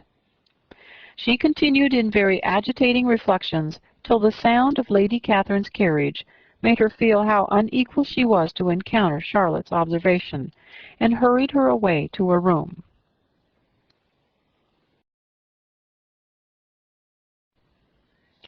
Chapter 35. Elizabeth awoke the next morning to the same thoughts and meditations which had at length closed her eyes. She could not yet recover from the surprise of what had happened. It was impossible to think of anything else, and totally indisposed for employment, she resolved, soon after breakfast, to indulge herself in air and exercise. She was proceeding directly to her favorite walk, when the recollection of Mr. Darcy's sometimes coming there stopped her, and instead of entering the park, she turned up the lane, which led farther from the turnpike road. The park paling was still the boundary on one side, and she soon passed one of the gates into the ground. After walking 2 or 3 times along that part of the lane, she was tempted, by the pleasantness of the morning, to stop at the gates and look into the park. The 5 weeks which she had now passed in Kent had made a great difference in the country, and every day was adding to the verdure of the early trees. She was on the point of continuing her walk, when she caught a glimpse of a gentleman within the sort of grove which edged the park. He was moving that way, and fearful of its being Mr. Darcy, she was directly retreating. But the person who advanced was now near enough to see her, and stepping forward with eagerness, pronounced her name. She had turned away, but on hearing herself called, though in a voice which proved it to be Mr. Darcy, she moved again towards the gate. He had by that time reached it also, and holding out a letter which she instinctively took, said, with a look of haughty composure, "I have been walking in the grove some time in hope of meeting you. Will you do me the honor of reading that letter?" And then, with a slight bow, turned again into the plantation, and was soon out of sight. With no expectation of pleasure, but with the strongest curiosity, Elizabeth opened the letter, and to her still increasing wonder, perceived an envelope containing 2 sheets of letter paper, written quite through, in a very close hand. The envelope itself was likewise full. Pursuing her way along the lane, she then began it. It was dated from Rosings, at 8 o'clock in the morning, and was as follows. "Be not alarmed, madam, on receiving this letter, by the apprehension of its containing any repetition of those sentiments, or renewal of those efforts, which were last night so disgusting to you. I write without any intention of paining you or humbling myself, by dwelling on wishes which, for the happiness of both, cannot be too soon forgotten, and the effort which the formation and the perusal of this letter must occasion, should have been spared had not my character required it to be written and read. You must therefore pardon the freedom with which I demand your attention. Your feelings, I know, will bestow it unwillingly, but I demand it of your justice. 2 offenses of a very different nature, and by no means of equal magnitude, you last night laid to my charge. The first mentioned was that, regardless of the sentiments of either, I had detached Mr. Bingley from your sister, and the other, that I had, in defiance of various claims, in defiance of honor and humanity, ruined the immediate prosperity and blasted the prospects of Mr. Wickham. Wilfully and wantonly to have thrown off the companion of my youth, the acknowledged favorite of my father, a young man who had scarcely any other dependence than on our patronage, and who had been brought up to expect its exertion, would be a depravity, to which the separation of 2 young persons, whose affections could be the growth of only a few weeks, could bear no comparison. But from the severity of that blame which was last night so liberally bestowed, respecting each circumstance, I shall hope to be in future secured, when the following account of my actions and their motives has been read. If, in the explanation of them which is due to myself, I am under the necessity of relating feelings which may be offensive to yours, I can only say that I am sorry. The necessity must be obeyed, and further apology would be absurd. I had not been long in Hertfordshire before I saw, in common with others, that Bingley preferred your elder sister to any other young woman in the country. But it was not till the evening of the dance at Netherfield that I had any apprehension of his feeling a serious attachment. I had often seen him in love before. At that ball, while I had the honor of dancing with you, I was first made acquainted by Sir William Lucas's accidental information that Bingley's attention to your sister had given rise to a general expectation of their marriage. He spoke of it as a certain event, of which the time alone could be undecided. From that moment I observed my friend's behavior attentively, and I could then perceive that his partiality for Miss Bennet was beyond what I had ever witnessed in him. Your sister I also watched. Her look and manners were open, cheerful, and engaging as ever, but without any symptom of peculiar regard, and I remained convinced from the evening's scrutiny that though she received his attentions with pleasure, she did not invite them by any participation of sentiment. If you have not been mistaken here, I must have been in an error. Your superior knowledge of your sister must make the latter probable. If it be so, if I have been misled by such air to inflict pain on her, your resentment has not been unreasonable.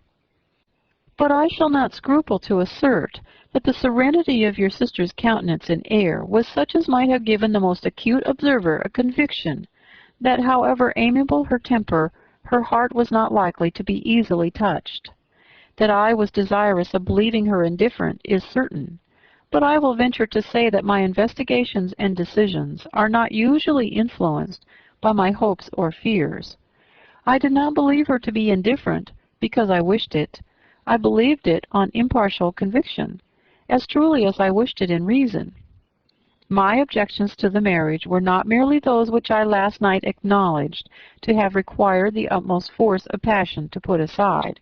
In my own case, the want of connection could not be so great an evil to my friend as to me. But there were other causes of repugnance, causes which, though still existing, and existing to an equal degree in both instances, I had myself endeavored to forget, because they were not immediately before me. These causes must be stated, though briefly. The situation of your mother's family, though objectionable, was nothing in comparison to that total want of propriety so frequently, so almost uniformly betrayed by yourself, by your 3 younger sisters, and occasionally even by your father. Pardon me. It pains me to offend you, but amidst your concern for the defects of your nearest relations, and your displeasure at this representation of them, let it give you consolation to consider that, to have conducted yourselves so as to avoid any share of the like censure, is praise no less generally bestowed on you and your eldest sister, than it is honorable to the sense and disposition of both. I will only say farther that from what passed that evening, my opinion of all parties was confirmed, and every inducement heightened, which could have led me before to preserve my friend from what I esteemed a most unhappy connection. He left Netherfield for London on the day following, as you, I am certain, remember, with the design of soon returning. The part which I acted is now to be explained. His sister's uneasiness had been equally excited with my own. Our coincidence of feeling was soon discovered, and alike sensible that no time was to be lost in detaching their brother, we shortly resolved on joining him directly in London. We accordingly went, and there I readily engaged in the office of pointing out to my friend the certain evils of such a choice. I described and enforced them earnestly. But, however this remonstrance might have staggered or delayed his determination, I do not suppose that it would ultimately have prevented the marriage, had it not been seconded by the assurance which I hesitated not in giving of your sister's indifference. He had before believed her to return his affection with sincere, if not with equal regard. But Bingley has a great natural modesty, with a stronger dependence on my judgment than on his own. To convince him, therefore, that he had deceived himself was no very difficult point. To persuade him against returning into Hertfordshire, when that conviction had been given, was scarcely the work of a moment. I cannot blame myself for having done thus much. There is but one part of my conduct in the whole affair on which I do not reflect with satisfaction. It is that I condescended to adopt the measures of art so far as to conceal from him your sister's being in town. I knew it myself, as it was known to Miss Bingley, but her brother is even yet ignorant of it. that they might have met without ill consequence is perhaps probable, but his regard did not appear to me enough extinguished for him to see her without some danger. Perhaps this concealment, this disguise, was beneath me. It is done, however, and it was done for the best. On this subject I have nothing more to say, no other apology to offer. If I have wounded your sister's feelings, it was unknowingly done, and though the motives which govern me may to you very naturally appear insufficient, I have not yet learnt to condemn them. With respect to that other, more weighty accusation of having injured Mr. Wickham, I can only refute it by laying before you the whole of his connection with my family. Of what he has particularly accused me, I am ignorant, but of the truth of what I shall relate, I can summon more than one witness of undoubted veracity.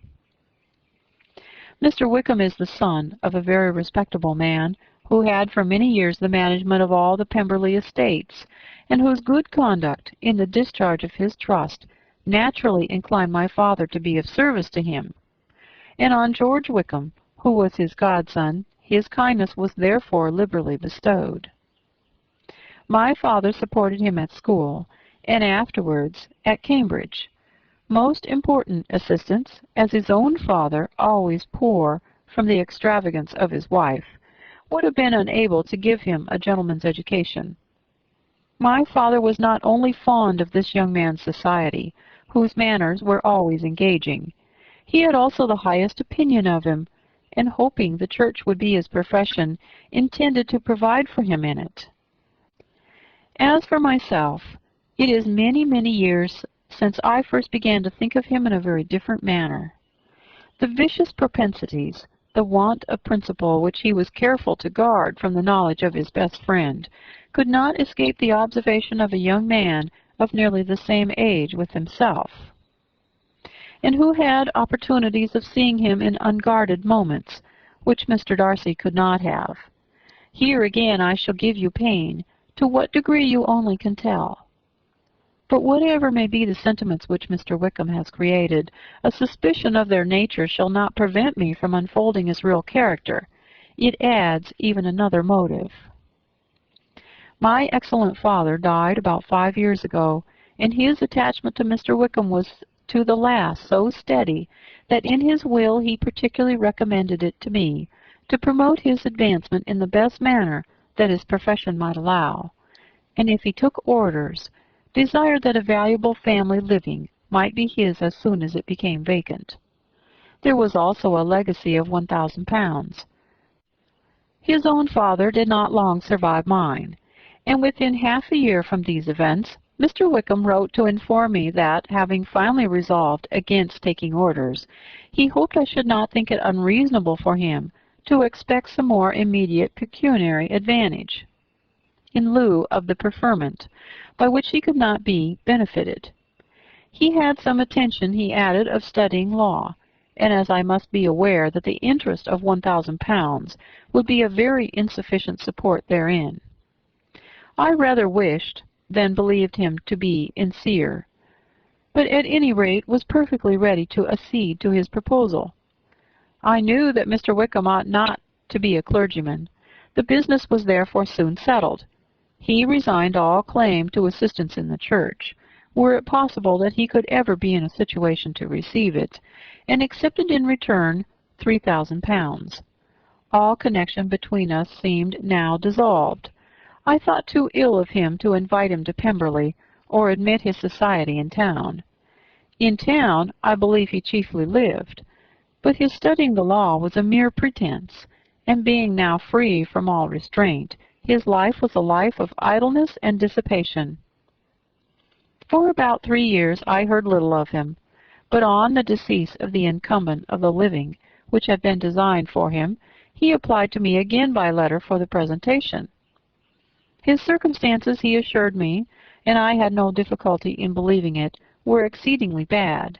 He had found the law a most unprofitable study, and was now absolutely resolved on being ordained, if I would present him to the living in question, of which he trusted there could be little doubt, as he was well assured that I had no other person to provide for, and I could not have forgotten my revered father's intentions.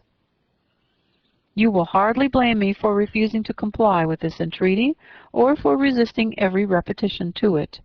His resentment was in proportion to the distress of his circumstances, and he was doubtless as violent in his abuse of me to others as in his reproaches to myself.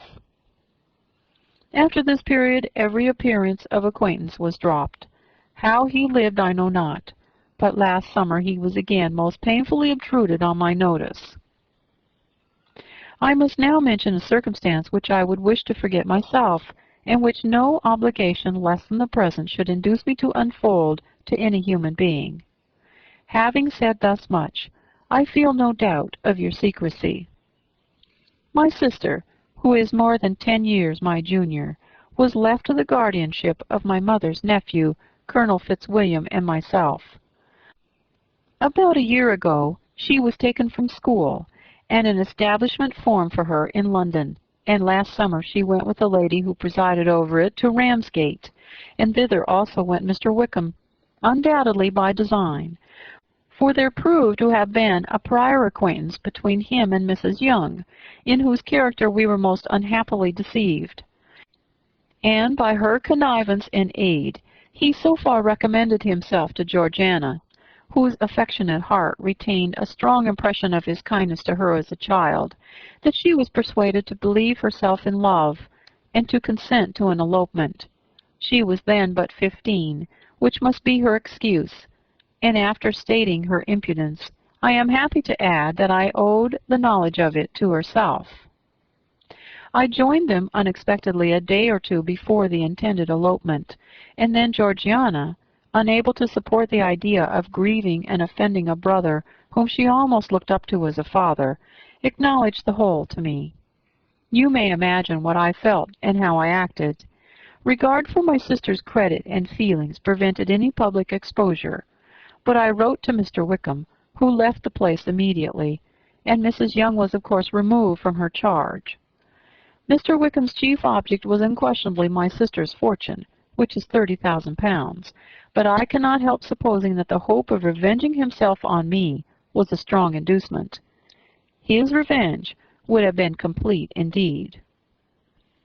This, madam, is a faithful narrative of every event in which we have been concerned together, and if you do not absolutely reject it as false, you will, I hope, acquit me henceforth of cruelty towards Mr. Wickham. I know not in what manner, under what form of falsehood he had imposed on you, but his success is not perhaps to be wondered at, ignorant as you previously were of everything concerning either. Detection could not be in your power, and suspicion certainly not in your inclination. You may possibly wonder why all this was not told you last night, but I was not then master enough of myself to know what could or ought to be revealed. For the truth of everything here related, I can appeal more particularly to the testimony of Colonel Fitzwilliam, who, from our near relationship and constant intimacy, and still more as one of the executives of my father's will, has been unavoidably acquainted with every particular of these transactions. If your abhorrence of me should make my assertions valueless, you cannot be prevented by the same cause from confiding in my cousin. And that there may be the possibility of consulting him, I shall endeavor to find some opportunity of putting this letter in your hands in the course of the morning. I will only add, God bless you. Fitzwilliam Darcy.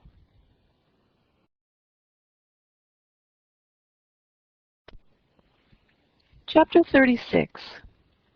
If Elizabeth, when Mr. Darcy gave her the letter, did not expect it to contain a renewal of his offers, she had formed no expectation at all of its contents.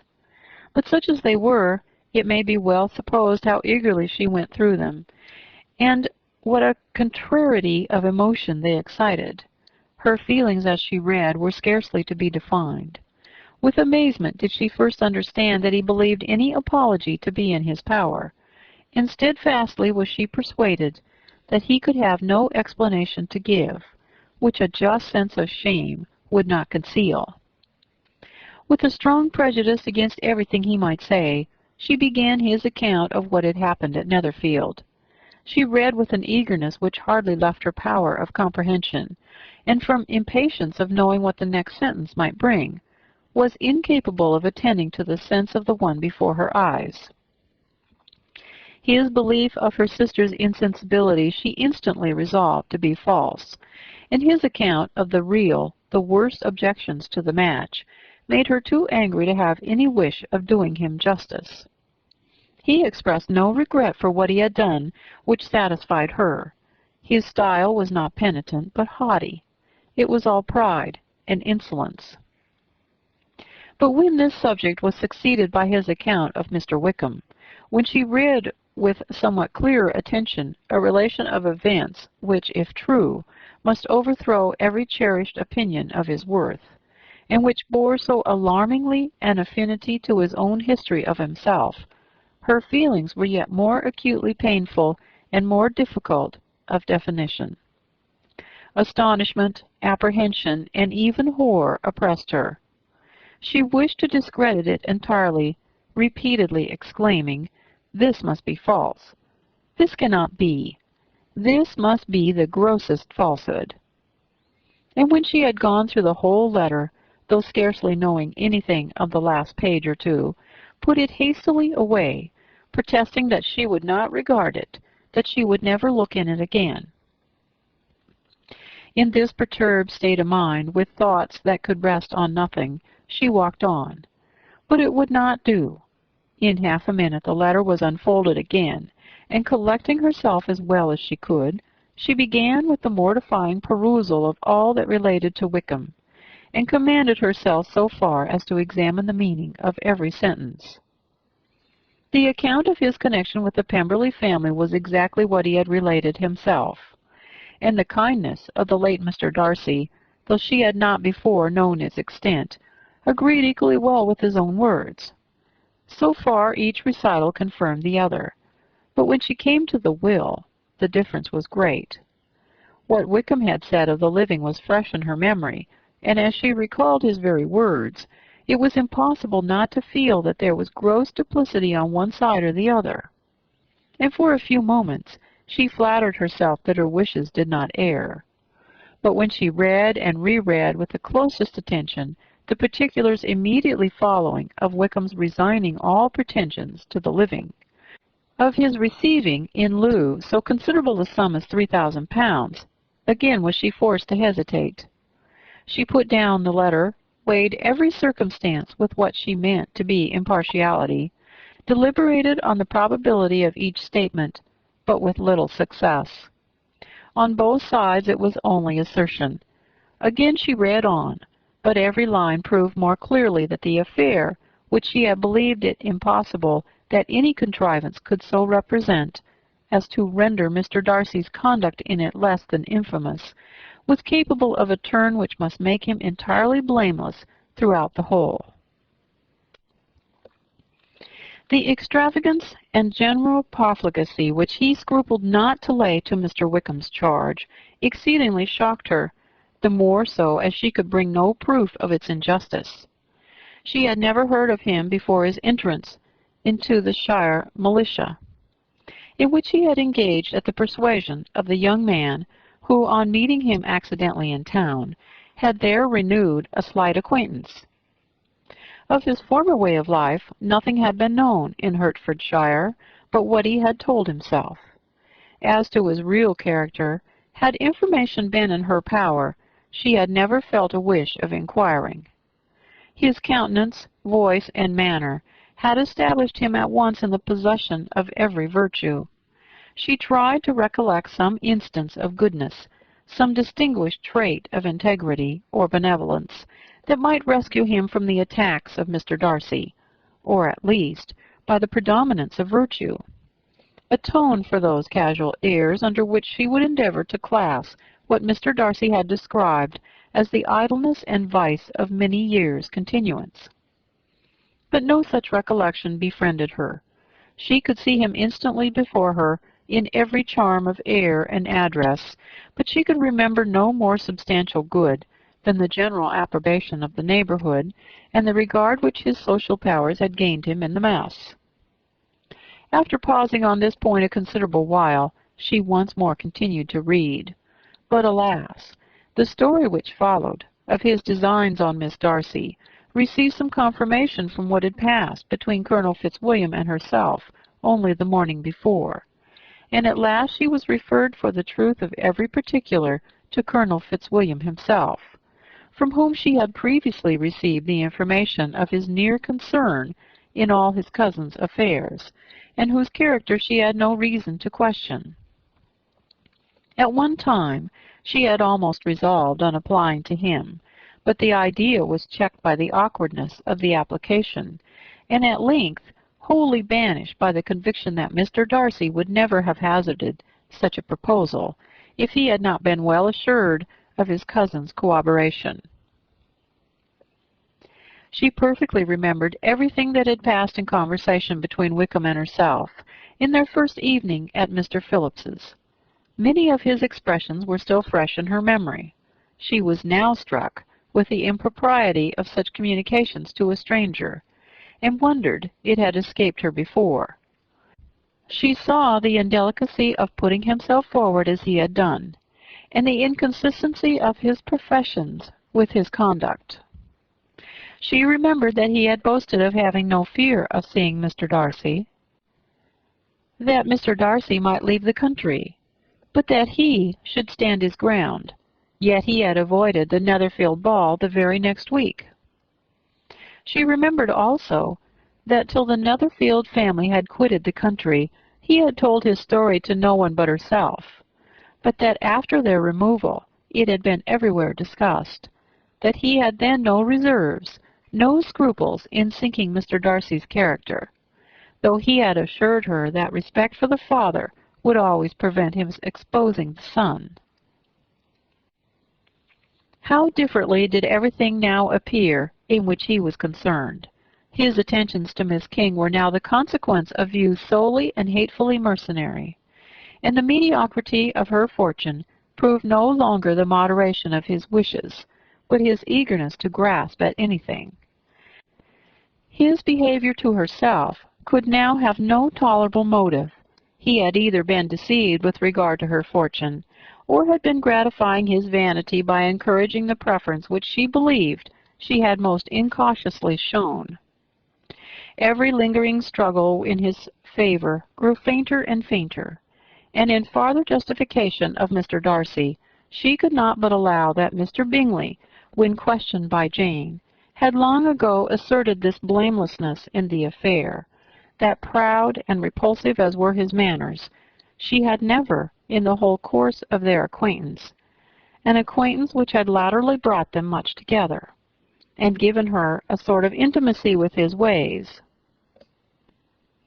seen anything that betrayed him to be unprincipled or unjust, anything that spoke him of irreligious or immoral habits, that among his own connections he was esteemed and valued, that even Wickham had allowed him merit as a brother, and that she had often heard him speak so affectionately of his sister as to prove him capable of some amiable feeling, that had his actions been what Wickham represented them, so gross a violation of everything right could hardly have been concealed from the world, and that friendship between a person capable of it and such an amiable man as Mr. Bingley was incomprehensible.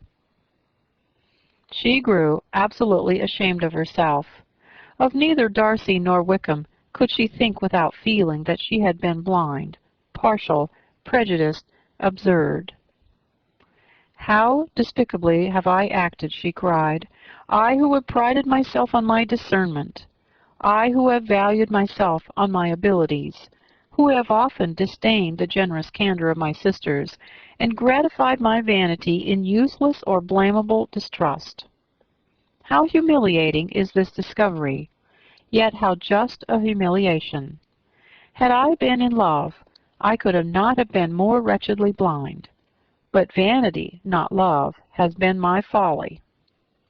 Pleased with the preference of one, and offended by the neglect of the other, on the very beginning of our acquaintance, I have courted prepossession and ignorance, and driven reason away where either were concerned. Till this moment I never knew myself. From herself to Jane, from Jane to Bingley, her thoughts were in a line which soon brought to her recollection that Mr. Darcy's explanation there had appeared very insufficient, and she read it again. Widely different was the effect of a second perusal. How could she deny that credit to his assertions in one instance which she had been obliged to give in the other?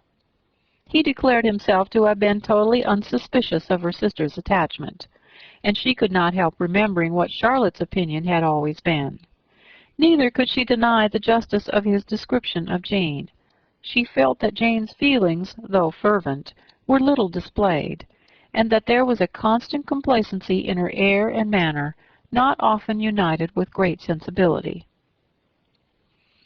When she came to the part of the letter in which her family were mentioned in terms of such mortifying yet merited reproach, her sense of shame was severe. The justice of the charge struck her too forcibly for denial, and the circumstances to which he particularly alluded as having passed at the Netherfield ball, and as confirming all his first disapprobation, could not have made a stronger impression on his mind than on hers. The compliment to herself and her sisters was not unfelt. It soothed, but it could not console her for the contempt which had thus been self-attracted by the rest of her family. And as she considered that Jane's disappointment had in fact been the work of her nearest relations, and reflected how materially the credit of both must be hurt by such impropriety of conduct, she felt depressed beyond anything she had ever known before.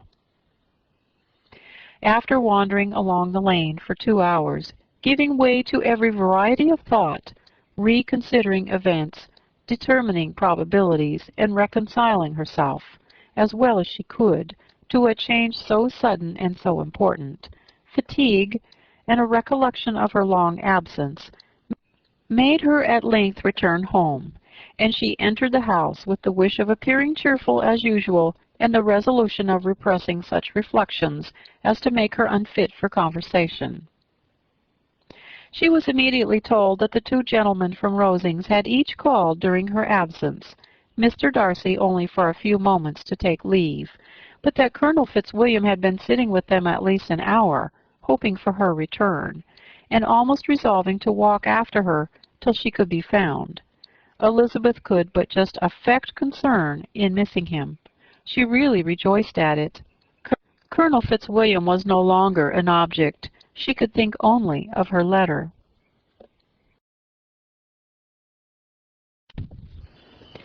Chapter 37.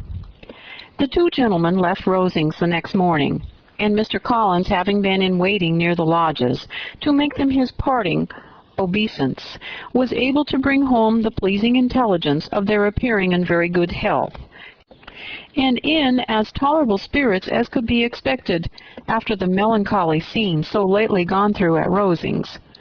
To Rosings he then hastened to console Lady Catherine and her daughter, and on his return brought back, with great satisfaction, a message from her ladyship, importing that she felt herself so dull as to make her very desirous of having them all to dine with her.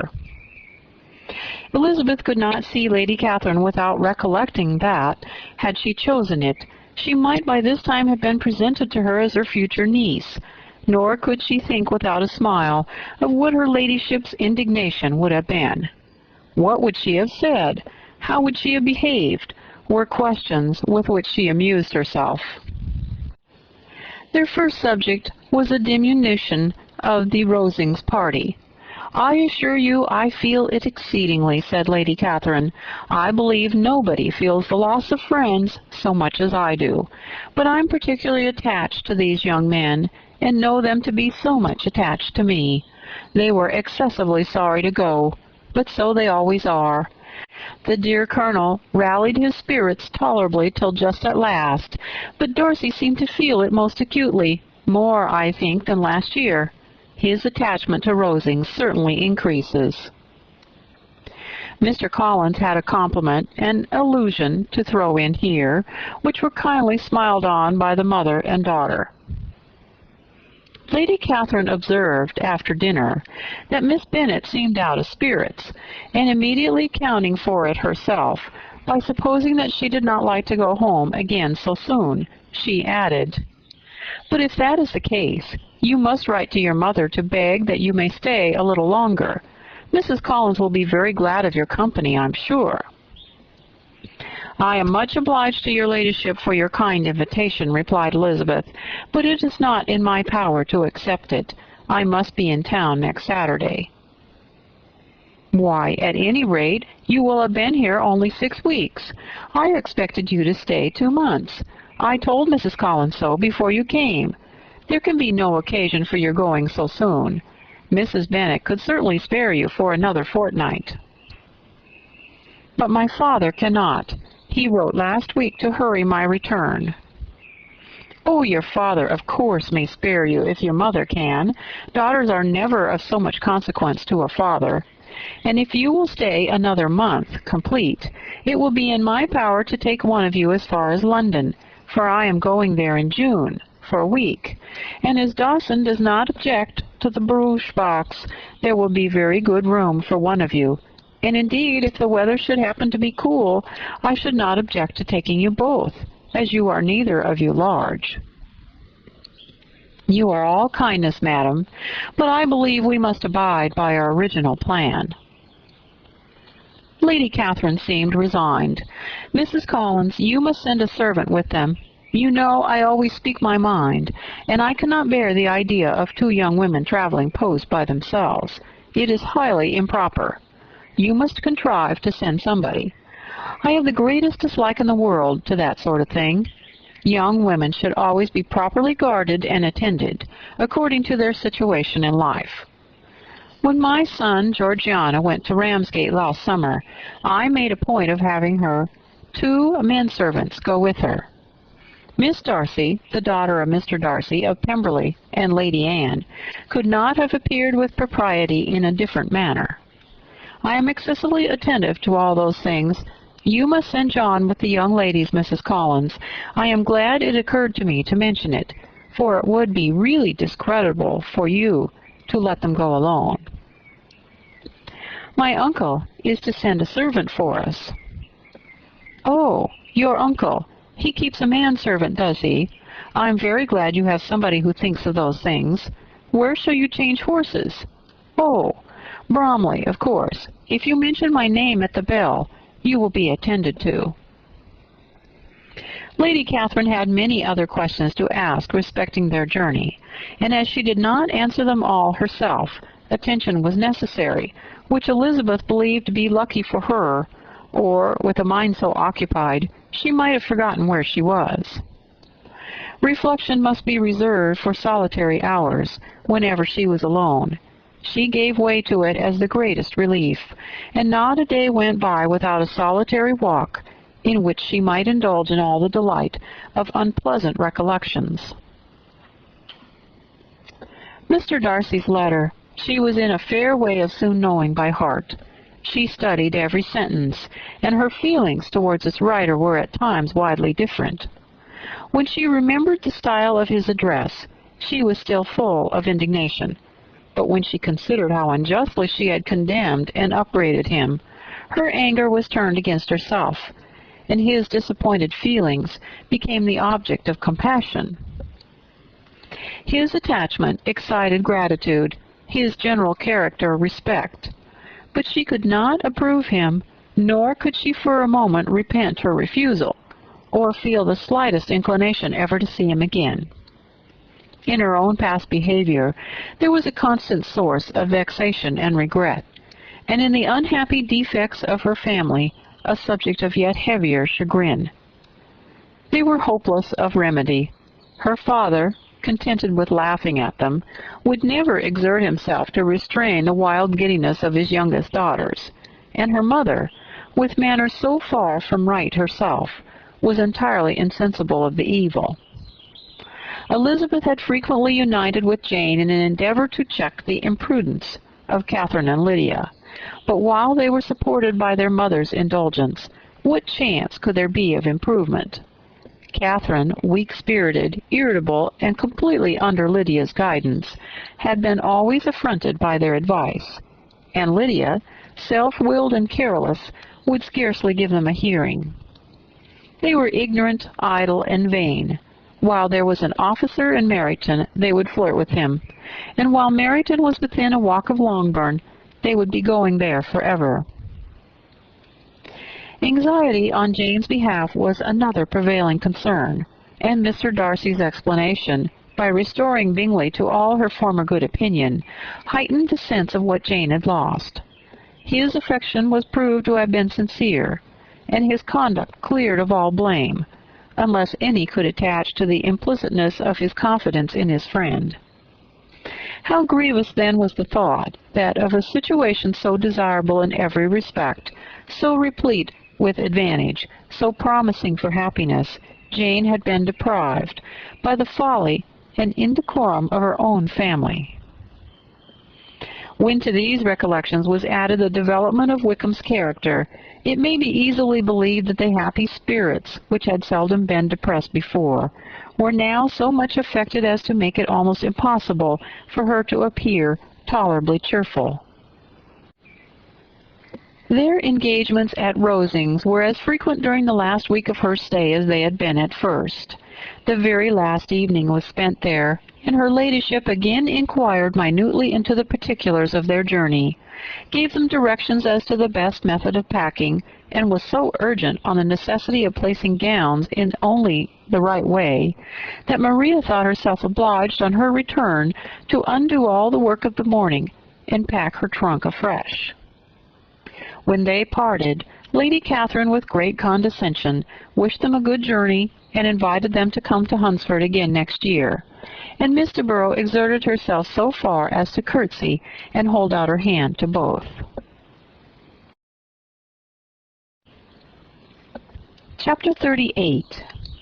On Saturday morning, Elizabeth and Mr. Collins met for breakfast a few minutes before the others appeared, and he took the opportunity of paying the parting civilities which he deemed indispensably necessary. "I know not, Miss Elizabeth," said he, "whether Mrs. Collins has yet expressed her sense of your kindness in coming to us, but I am very certain you will not leave the house without receiving her thanks for it. The favor of your company has been much felt, I assure you. We know how little there is to tempt anyone to our humble abode. Our plain manner of living, our small rooms and few domestics, and the little we see of the world, must make Hunsford extremely dull to a young lady like yourself. But I hope you will believe us grateful for the condescension, and that we have done everything in our power to prevent your spending your time unpleasantly." Elizabeth was eager with her thanks and assurances of happiness.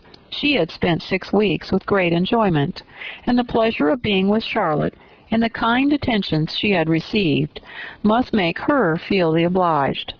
Mr. Collins was gratified, and with a more smiling solemnity replied, "It gives me the greatest pleasure to hear that you've passed your time not disagreeably.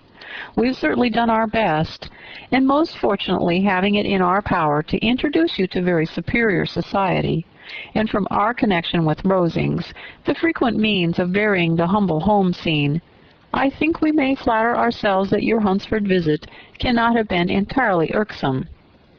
Our situation with regard to Lady Catherine's family is indeed the sort of extraordinary advantage and blessing which few can boast. You see on what a footing we are. You see how continually we are engaged there. In truth, I must acknowledge that with all the disadvantages of this humble parsonage, I should not think any one abiding in it an object of compassion, while they are sharers of our intimacy at Rosings." Words were insufficient for the elevation of his feelings, and he was obliged to walk about the room, while Elizabeth tried to unite civility and truth in a few short sentences. "You may, in fact, carry a very favorable report of us into Hertfordshire, my dear cousin. I flatter myself, at least, that you will be able to do so. Lady Catherine's great attentions to Mrs. Collins you have been a daily witness of. And altogether I trust it does not appear that your friend has drawn an unfortunate, but on this point it will be as well to be silent." Only let me assure you, my dear Miss Elizabeth, that I can from my heart most cordially wish you equal felicity in marriage. My dear Charlotte and I have but one mind and one way of thinking. There is in everything a most remarkable resemblance of character and ideas between us. We seem to have been designed for each other." Elizabeth could safely say it was a great happiness where that was the case, and with equal sincerity could add that she firmly believed and rejoiced in his domestic comforts. She was not sorry, however, to have the recital of them interrupted by the entrance of the lady from whom they sprang. Poor Charlotte! It was melancholy to leave her to such society, but she had chosen it with her eyes open, and though evidently regretting that her visitors were to go, she did not seem to ask for compassion. Her home and her housekeeping, her parish and her poultry, and all their dependent concerns had not yet lost their charms. At length the chaise arrived, the trunks were fastened on, the parcels placed within, and it was pronounced to be ready. After an affectionate parting between the friends, Elizabeth was attended to the carriage by Mr. Collins, and as they walked down the garden, he was commissioning her with his best respects to all her family, not forgetting his thanks for the kindness he had received at Longbourn in the winter, and his compliments to Mr. and Mrs. Gardiner, though unknown. He then handed her in, Maria followed, and the door was on the point of being closed, when he suddenly reminded them with some consternation that they had hitherto forgotten to leave any message for the ladies at Rosings. "But," he added, "you will of course wish to have your humble respects delivered to them, and your grateful thanks for their kindness to you while you've been here." Elizabeth made no objection. The door was then allowed to be shut, and the carriage drove off. "Good gracious!" cried Maria after a few minutes' silence. "It seems but a day or two since we came, and yet how many things have happened!" "A great many indeed," said her companion with a sigh. "We have dined 9 times at Rosings, besides drinking tea there twice. How much I shall have to tell!" Elizabeth privately added, "and how much I shall have to conceal." Their journey was performed without much conversation or any alarm, and within 4 hours of their leaving Hunsford they reached Mr. Gardiner's house, where they were to remain a few days. Jane looked well, and Elizabeth had a little opportunity of studying her spirits amidst the various engagements which the kindness of her aunt had reserved for them. But Jane was to go home with her, and at Longbourn there would be leisure enough for observation. It was not without an effort, meanwhile, that she could wait even for Longbourn before she told her sister of Mr. Darcy's proposals. To know that she had the power of revealing what would so exceedingly astonish Jane, and must, at the same time, so highly gratify whatever of her own vanity she had not yet been able to reason away, was such a temptation to openness as nothing could have conquered but the state of indecision in which she remained, as to the extent of what she should communicate, and her fear, if she once entered on the subject, of being hurried into repeating something of Bingley, which might only grieve her sister further. Chapter 39.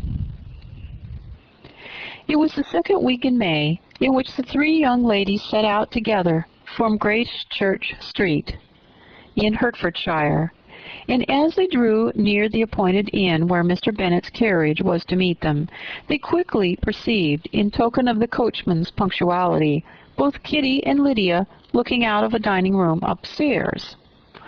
These 2 girls had been above an hour in the place, happily employed in visiting an opposite milliner, watching the sentinel on guard, and dressing a salad and cucumber.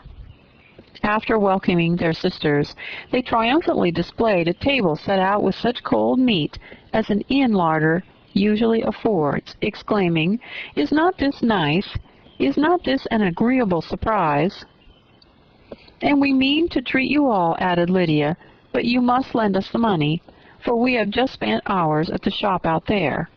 Then, showing her purchases, "Look here, I have bought this bonnet. I do not think it's very pretty, but I thought I might as well buy it as not.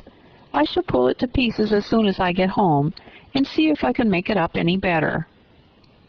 And when her sisters abused it as ugly, she added with perfect unconcern, "Oh, but there were 2 or 3 much uglier in the shop, and when I have bought some prettier colored satin to trim it with fresh, I think it will be very tolerable. Besides, it will not much signify what one wears this summer, after the Shire have left Meryton, and they are going in a fortnight." "Are they, indeed?" cried Elizabeth with the greatest satisfaction. "They are going to be in camp near Brighton, and I do so want Papa to take us all there for the summer. It would be such a delicious scheme, and I dare say would hardly cost anything at all. Mamma would like to go too, of all things. Only think what a miserable summer else we shall have." "Yes," thought Elizabeth, "that would be a delightful scheme indeed, and completely do for us at once. Good heaven! Brighton, and a whole campful of soldiers, to us, who have been overset already by one poor regiment of militia, and the monthly balls of Meryton." "Now, I have got some news for you," said Lydia as they sat down at table. "What do you think? It's excellent news, capital news, and about a certain person that we all like." Jane and Elizabeth looked at each other, and the waiter was told he need not stay. Lydia laughed and said, "Aye, that is just like your formality and discretion. You thought the waiter must not hear, as if he cared. I dare say he often hears worse things said than I'm going to say. But he's an ugly fellow. I'm glad he's gone. I never saw such a long chin in my life. Well, but now for my news. It's about dear Wickham. Too good for the waiter, is not it? There is no danger of Wickham's marrying Mary King. There's for you. She's gone down to her uncle at Liverpool, gone to stay. Wickham is safe." "And Mary King is safe," added Elizabeth, "safe from a connection imprudent as to fortune. She's a great fool for going away if she liked him." "But I hope there is no strong attachment on either side," said Jane. "I'm sure there is not on his. I will answer for it he never cared 3 straws about her. Who could about such a nasty little freckled thing?" Elizabeth was shocked to think that, however incapable of such coarseness of expression herself, the coarseness of the sentiment was little other than her own breast had formerly harbored and fancied liberal. As soon as all had ate and the elder ones paid, the carriage was ordered, and after some contrivance the whole party, with all their boxes, work-bags, and parcels, and the unwelcome addition of Kitty's and Lydia's purchases, were seated in it. "How nicely we are crammed in!" cried Lydia. "I'm glad I brought my bonnet, if it is only for the fun of having another bandbox.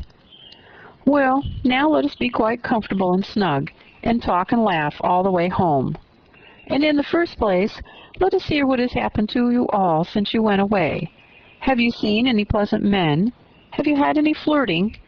I was in great hopes that one of you would have got a husband before you came back. Jane will be quite an old maid soon, I declare. She's almost 23. Lord, how ashamed I should be of not being married before 23. My Aunt Phillips wants you so to get husbands you can't think. She says Lizzie had better have taken Mr. Collins, but I do not think there would have been any fun in it. Lord, how I should like to be married before any of you, and then I would chaperone you about to all the balls. Dear me, we had such a good piece of fun the other day at Colonel Forster's. Kitty and me were to spend the day there, and Mrs. Forster promised to have a little dance in the evening. By the by, Mrs. Forster and me are such friends. And so she asked the 2 Harringtons to come. But Harriet was ill, and so Pen was forced to come by herself. And then, what do you think we did? We dressed up Chamberlain in women's clothes on purpose to pass for a lady. Only think what fun! Not a soul knew of it, but Colonel and Mrs. Forster, and Kitty and me, except my aunt, for we were forced to borrow one of her gowns. And you cannot imagine how well he looked. When Denny and Wickham and Pratt and 2 or 3 more of the men came in, They did not know him in the least. Lord, how I laughed, and so did Mrs. Forster. I thought I should have died. And that made the men suspect something, and then they soon found out what was the matter.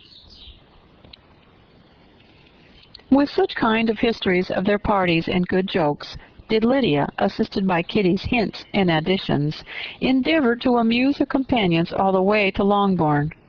Elizabeth listened as little as she could, but there was no escaping the frequent mention of Wickham's name. Their reception at home was most kind. Mrs. Bennet rejoiced to see Jane in undiminished beauty, and more than once during dinner did Mr. Bennet say voluntarily to Elizabeth, "I'm glad you are come back, Lizzie." Their party in the dining-room was large, for almost all the Lucases came to meet Maria and hear the news, and various were the subjects which occupied them. Lady Lucas was inquiring of Maria across the table after the welfare and poultry of her eldest daughter. Mrs. Bennet was doubly engaged, on one hand collecting an account of the present fashions from Jane, who sat some way below her, and on the other retailing them all to the younger Miss Lucases, and Lydia, in a voice rather louder than any other person's, was enumerating the various pleasures of the morning to anybody who would hear her. "Oh, Mary," said she, "I wish you had gone with us, for we had such fun. As we went along, Kitty and me drew up all the blinds, and pretended there was nobody in the coach, and I should have gone so all the way, if Kitty had not been sick. And when we got to the George, I do think we behaved very handsomely, for we treated the other three with the nicest cold luncheon in the world, and if you would have gone, we would have treated you too. And then when we came away it was such fun. I thought we never should have gotten to the coach. I was ready to die of laughter. And then we were so merry all the way home. We talked and laughed so loud that anybody might have heard us 10 miles off." To this Mary very gravely replied, "Far be it from me, my dear sister, to depreciate such pleasures. They would doubtless be congenial with the generality of female minds, but I confess they would have no charms for me. I should infinitely prefer a book." But of this answer Lydia heard not a word. She seldom listened to anybody for more than half a minute, and never attended to Mary at all.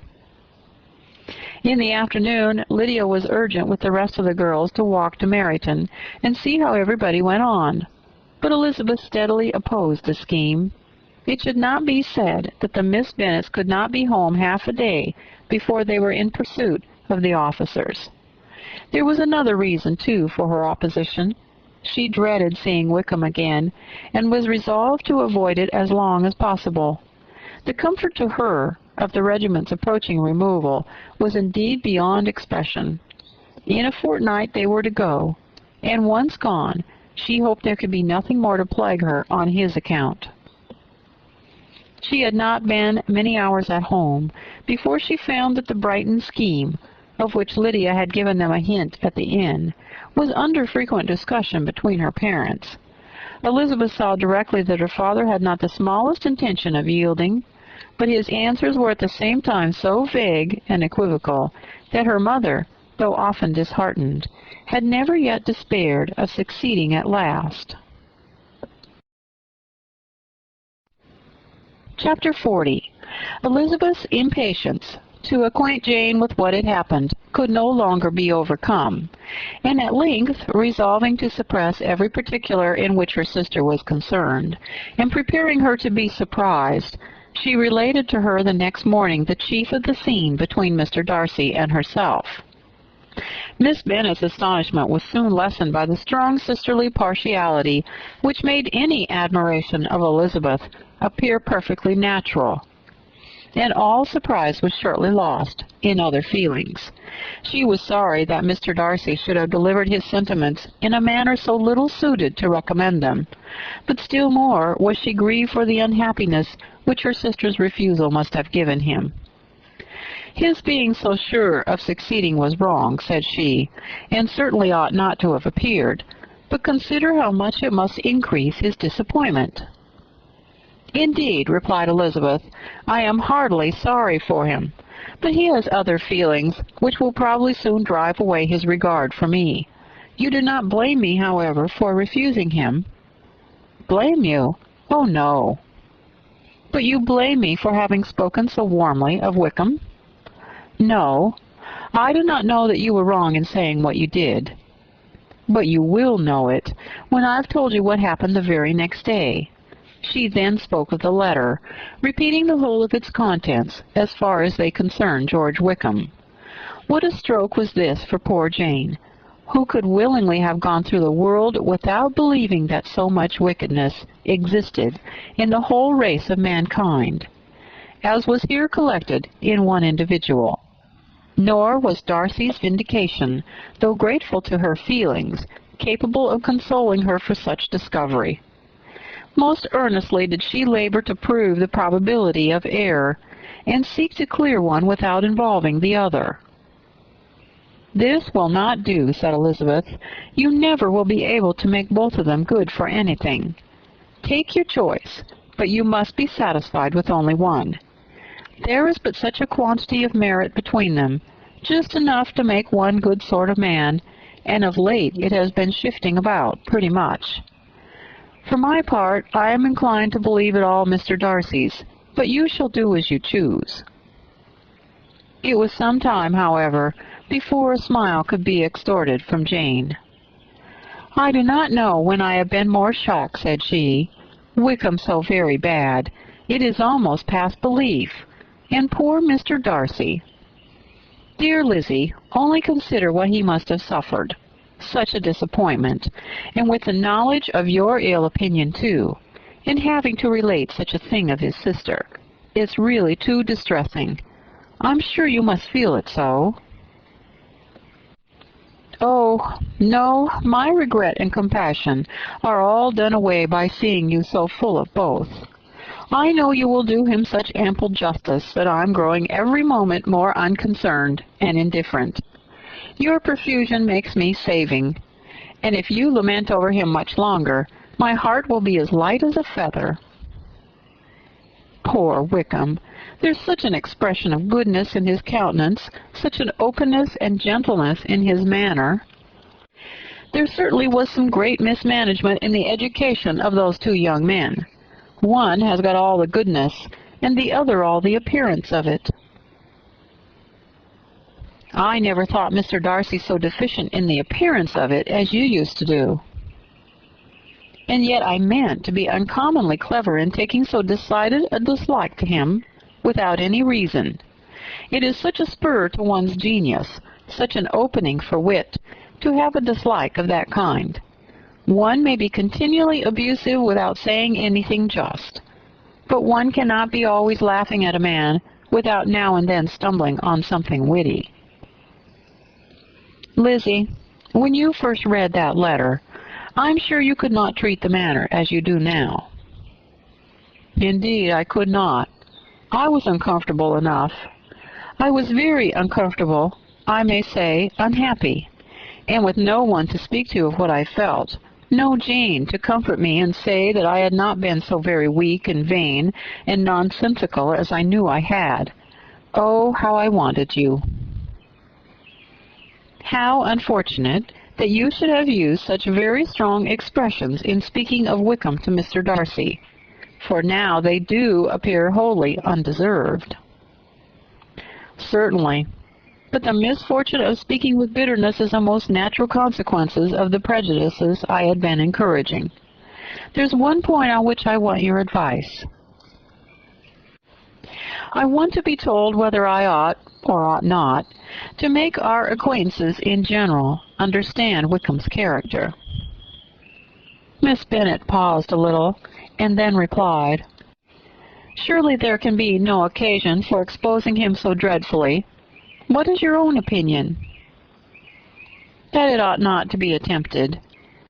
Mr. Darcy has not authorized me to make his communication public.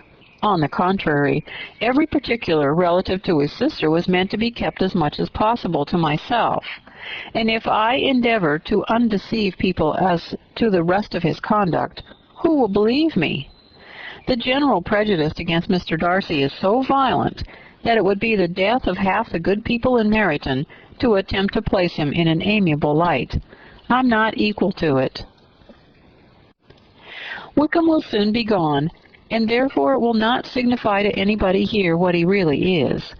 Some time hence it will all be found out, and then we may laugh at their stupidity in not knowing it before. At present, I will say nothing about it. You are quite right. To have his errors made public might ruin him forever. He is now, perhaps, sorry for what he has done, and anxious to re-establish a character. We must not make him desperate. The tumult of Elizabeth's mind was allayed by this conversation. She had got rid of two of the secrets which had weighed on her for a fortnight, and was certain of a willing listener in Jane whenever she might wish to talk again of either. But there was still something lurking behind, of which prudence forbade the disclosure. She dared not relate the other half of Mr. Darcy's letter, nor explain to her sister how sincerely she had been valued by his friend. Here was knowledge in which no one could partake, and she was sensible that nothing less than a perfect understanding between the parties could justify her in throwing off this last encumbrance of mystery. And then, said she, if that very improbable event should ever take place, I shall merely be able to tell what Bingley may tell in a much more agreeable manner himself. The liberty of communication cannot be mine till it has lost all its value. She was now, on being settled at home, at leisure to observe the real state of her sister's spirits. Jane was not happy. She still cherished a very tender affection for Bingley. Having never even fancied herself in love before, her regard had all the warmth of first attachment, and from her age and disposition, greater steadiness than first attachments often boast. And so fervently did she value his remembrance, and prefer him to every other man, that all her good sense, and all her attention to the feelings of her friends, were requisite to check the indulgence of those regrets which must have been injurious to her own health and their tranquillity. "Well, Lizzie," said Mrs. Bennet one day, "what is your opinion now of this sad business of Jane's? For my part, I am determined never to speak of it again to anybody. I told my sister Philip so the other day, but I cannot find out that Jane saw anything of him in London. Well, he's a very undeserving young man, and now I do not suppose there's the least chance in the world of her ever getting him now. There's no talk of his coming to Netherfield again in the summer, and I have inquired of everybody, too, who is likely to know. I do not believe that he will ever live at Netherfield any more." "Oh, well, it is just as he chooses. Nobody wants him to come, though I shall always say that he used my daughter extremely ill, and if I was her, I would not have put up with it. Well, my comfort is, I am sure Jane will die of a broken heart, and then he will be sorry for what he has done." But as Elizabeth could not receive comfort from any such expectation, she made no answer. "Well, Lizzie," continued her mother soon afterwards, "and so the Collinses live very comfortable, do they? Well, I only hope it will last. And what sort of table do they keep? Charlotte is an excellent manager, I dare say. If she is half as sharp as her mother, she's saving enough. There is nothing extravagant in their housekeeping, I dare say." "No, nothing at all." "A great deal of good management, depend on it. Yes, yes, they will take care not to outrun their income. They will never be distressed for money. Well, much good it may do them. And so, I suppose, they often talk of having Longbourn when your father's dead. They look upon it as quite their own, I dare say, whenever that happens." "It was a subject which they could not mention before me." "No, it would have been strange if they had, but I make no doubt they often talk of it between themselves. Well, if they can be easy with an estate that is not lawfully their own, so much the better. I should be ashamed of having one that was only entailed on me."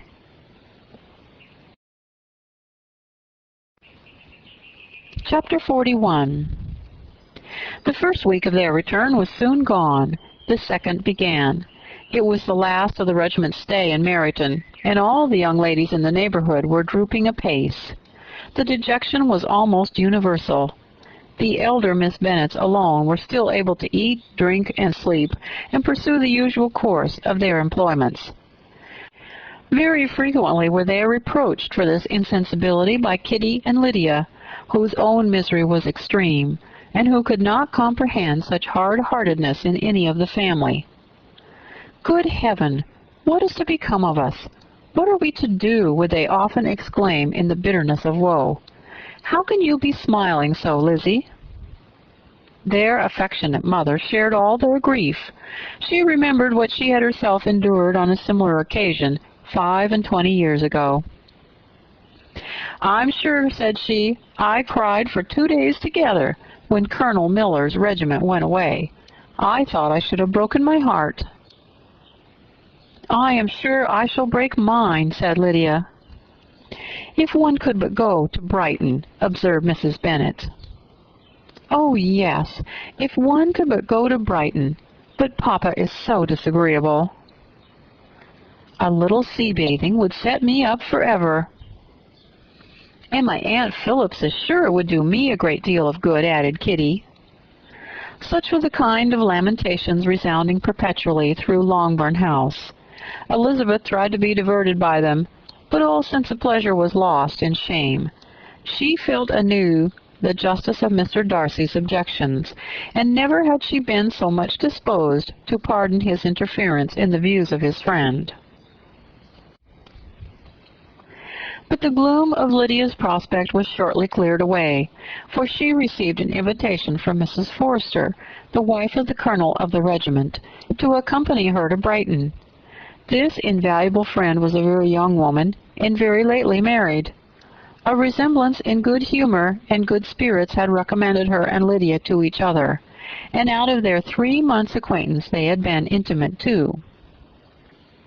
The rapture of Lydia on this occasion, her adoration of Mrs. Forster, the delight of Mrs. Bennet, and the mortification of Kitty are scarcely to be described.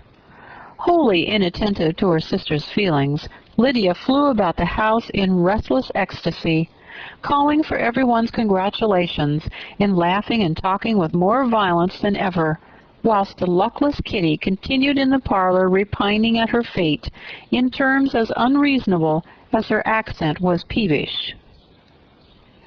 "I cannot see why Mrs. Forster should not ask me as well as Lydia," said she, "though I am not her particular friend. I have just as much right to be asked as she has, and more too, for I am 2 years older."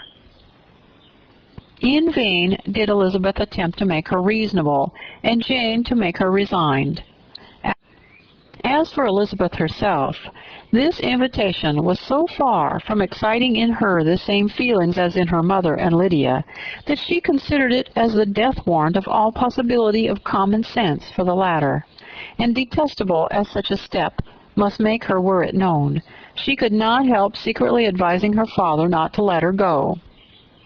She represented to him all the improprieties of Lydia's general behavior, the little advantage she could derive from the friendship of such a woman as Mrs. Forster, and the probability of her being yet more imprudent with such a companion at Brighton, where the temptations must be greater than at home.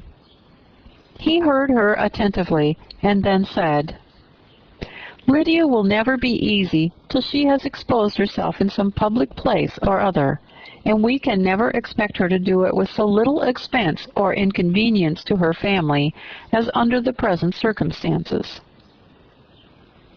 "If you were aware," said Elizabeth, "of the very great disadvantage to us all which must arise from the public notice of Lydia's unguarded and imprudent manner, nay, which has already arisen from it, I am sure you would judge differently in the affair." "Already risen?" repeated Mr. Bennet. "What, has she frightened away some of your lovers? Poor little Lizzie! But do not be cast down. Such squeamish youths as cannot bear to be connected with a little absurdity are not worth a regret. Come, let me see the list of pitiful fellows who have been kept aloof by Lydia's folly." "Indeed, you are mistaken. I have no such injuries to resent. It is not of peculiar, but of general evils, which I am now complaining. Our importance, our respectability in the world, must be affected by the wild volatility, the assurance and disdain of all restraint, which mark Lydia's character. Excuse me, for I must speak plainly. If you, my dear father, will not take the trouble of checking her exuberant spirits, and of teaching her that her present pursuits are not to be the business of her life, she will soon be beyond the reach of amendment. Her character will be fixed, and she will, at 16, be the most determined flirt that ever made herself and her family ridiculous. A flirt, too, in the worst and meanest degree of flirtation, without any attraction beyond youth and a tolerable person, and from the ignorance and emptiness of her mind, wholly unable to ward off any portion of that universal contempt which her rage for admiration will excite. In this danger Kitty is also comprehended. She will follow wherever Lydia leads, vain, ignorant, idle, and absolutely uncontrolled. Oh, my dear father, how can you suppose it possible that they will not be censured and despised wherever they are known, and that their sisters will not often be involved in the disgrace? Mr. Bennet saw that her whole heart was in the subject, and affectionately taking her hand, said in reply, "Do not make yourself uneasy, my love. Wherever you and Jane are known, you must be respected and valued, and you will not appear to less advantage for having a couple of, or I may say 3, very silly sisters. We shall have no peace at Longbourn if Lydia does not go to Brighton. Let her go, then. Colonel Forster is a sensible man, and will keep her out of any real mischief, and she is luckily too poor to be an object of prey to anybody. At Brighton she will be of less importance even as a common flirt than she has been here. The officers will find women better worth their notice. Let us hope, therefore, that her being there may teach her her own insignificance. At any rate, she cannot grow many degrees worse without authorizing us to lock her up for the rest of her life." With this answer, Elizabeth was forced to be content, but her own opinion continued the same, and she left him disappointed and sorry. It was not in her nature, however, to increase her vexations by dwelling on them. She was confident of having performed her duty, and to fret over unavoidable evils, or augment them by anxiety, was no part of her disposition. Had Lydia and her mother known the substance of her conference with her father, their indignation would hardly have found expression in their united volubility. In Lydia's imagination, a visit to Brighton comprised every possibility of earthly happiness. She saw with the creative eye of fancy the streets of that gay bathing-place covered with officers. She saw herself the object of attention to tens and to scores of them at present unknown.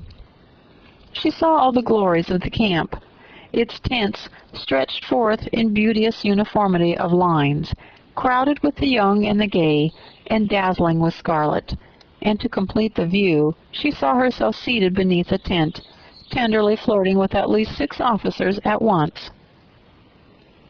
Had she known that her sister sought to tear her from such prospects and such realities as these, what would have been her sensations? They could have been understood only by her mother, who might have felt nearly the same. Lydia's going to Brighton was all that consoled her for her melancholy conviction of her husband's never intending to go there himself. But they were entirely ignorant of what had passed, and their raptures continued with little intermission to the very day of Lydia's leaving home. Elizabeth was now to see Mr. Wickham for the last time. Having been frequently in company with him since her return, agitation was pretty well over, the agitations of former partiality entirely so. She had even learnt to detect, in the very gentleness which had first delighted her, an affectation and a sameness to disgust and weary. In his present behavior to herself, moreover, she had a fresh source of displeasure. for the inclination he soon testified of renewing those attentions which had marked the early part of their acquaintance could only serve, after what had since passed, to provoke her. She lost all concern for him in finding herself thus selected as the object of such idle and frivolous gallantry, and while she steadily repressed it, could not but feel the reproof contained in his believing that however long and for whatever cause his attentions had been withdrawn, her vanity would be gratified, and her preference secured at any time by their renewal.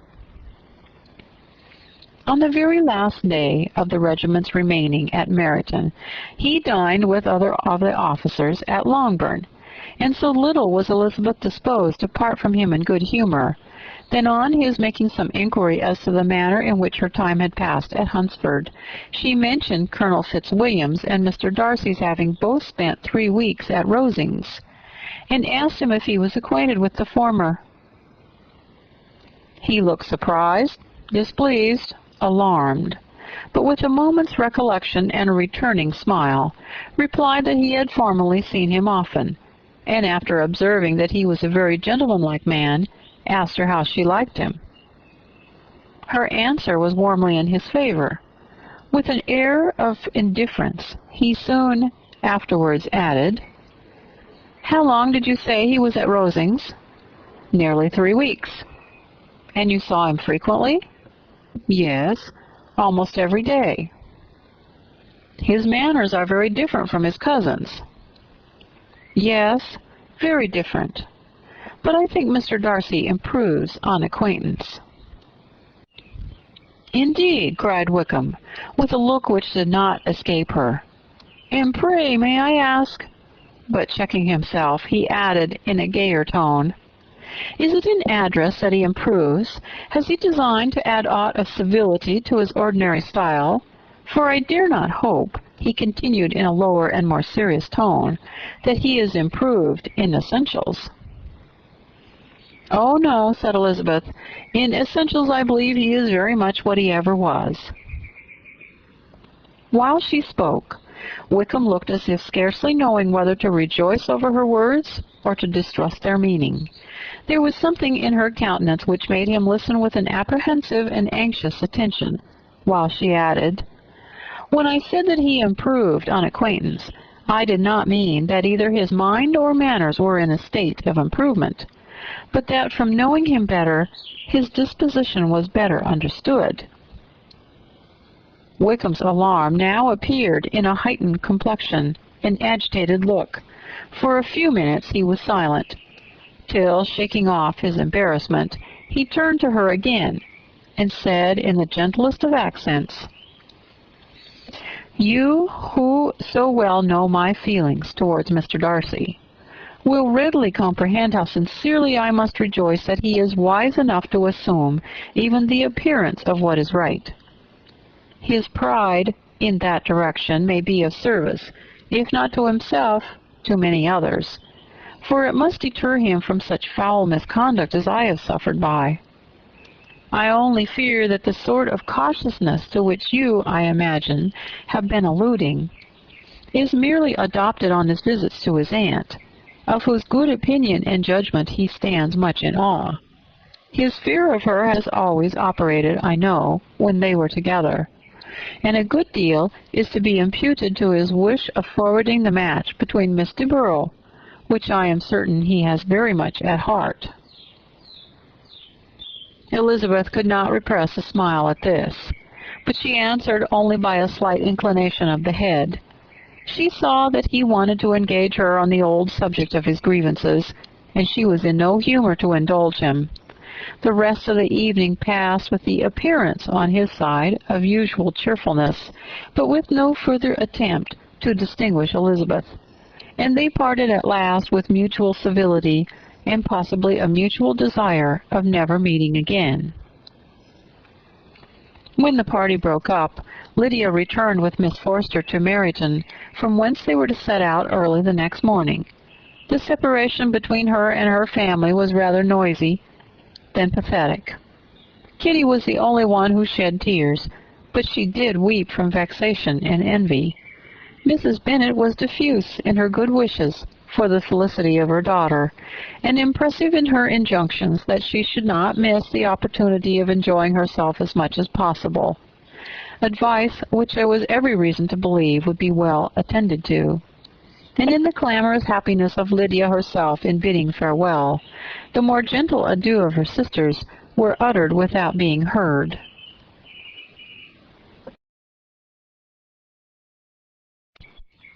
Chapter 42. Had Elizabeth's opinion been all drawn from her own family, she could not have formed a very pleasing picture of conjugal felicity or domestic comfort. Her father, captivated by youth and beauty, and that appearance of good humor which youth and beauty generally give, had married a woman whose weak understanding and illiberal mind had very early in their marriage put an end to all real affection for her. Respect, esteem, and confidence had vanished forever, and all his views of domestic happiness were overthrown. But Mr. Bennet was not of a disposition to seek comfort for the disappointments which his own imprudence had brought on, in any of those pleasures which too often console the unfortunate for their folly or their vice. He was fond of the country and of books, and from these tastes had arisen his principal enjoyments. To his wife he was very little otherwise indebted than as her ignorance and folly had contributed to his amusement. This is not the sort of happiness which a man would in general wish to owe to his wife, but where other powers of entertainment are waiting, the true philosopher will derive benefit for such as are given. Elizabeth, however, had never been blind to the impropriety of her father's behavior as a husband. She had always seen it with pain, but respecting his abilities and grateful for his affectionate treatment of herself, she endeavored to forget what she could not overlook, and to banish from her thoughts that continual breach of conjugal obligation and decorum, which, in exposing his wife to the contempt of her own children, was so highly reprehensible. But she had never felt so strongly as now the disadvantages which must attend the children of so unsuitable a marriage, nor ever been so fully aware of the evils arising from so ill-judged a direction of talents, which, rightly used, might at least have preserved the respectability of his daughters, even if incapable of enlarging the mind of his wife. When Elizabeth had rejoiced over Wickham's departure, she found little other cause for satisfaction in the loss of the regiment.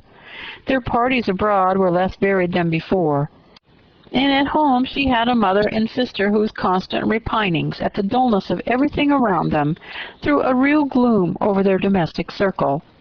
And though Kitty might in time regain her natural degree of sense, since the disturbances of her brain were removed, her other sister, from whose disposition greater evil might be apprehended, was likely to be hardened in all her folly and assurance by a situation of such double danger as a watering-place and a camp. Upon the whole, therefore, she found, what has sometimes been found before, that an event to which she had looked forward with impatient desire did not, in taking place, bring all the satisfaction she had promised herself.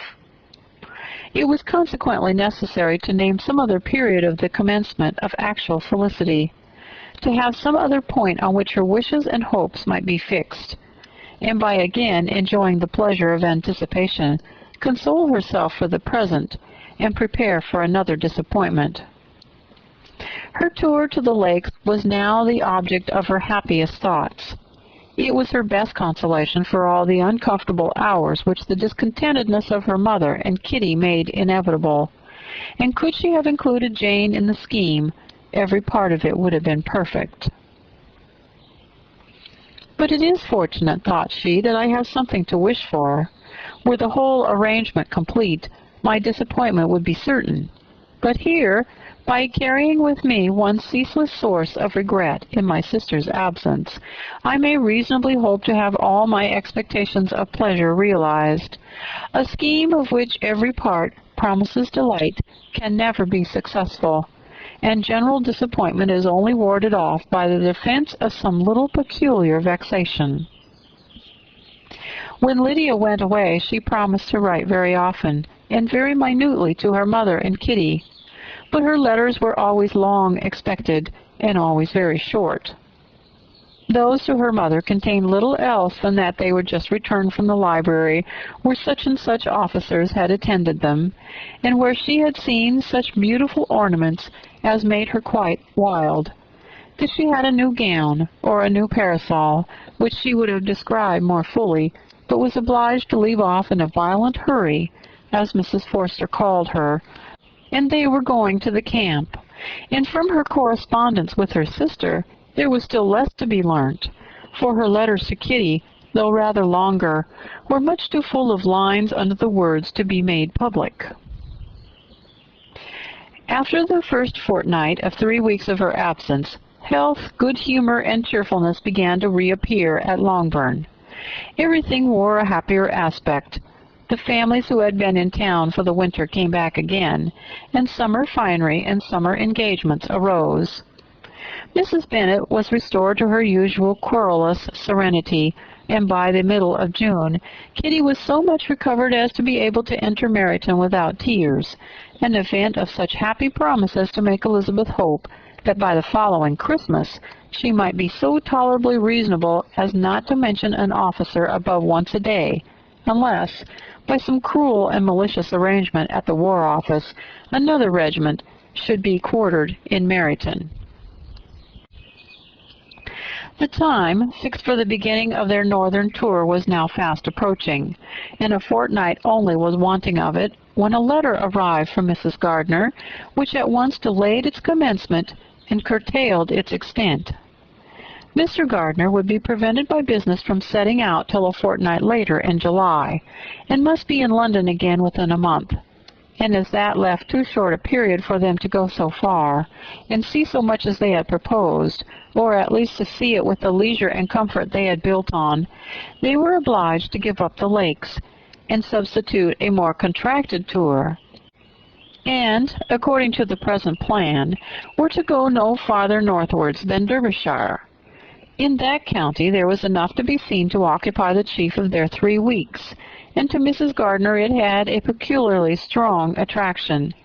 The town where she had formerly passed some years of her life, and where they now were to spend a few days, was probably as great an object of her curiosity as all the celebrated beauties of Matlock, Chatsworth, Dovedale, or the Peak. Elizabeth was excessively disappointed. She had her heart set on seeing the lakes, and still thought there might have been time enough.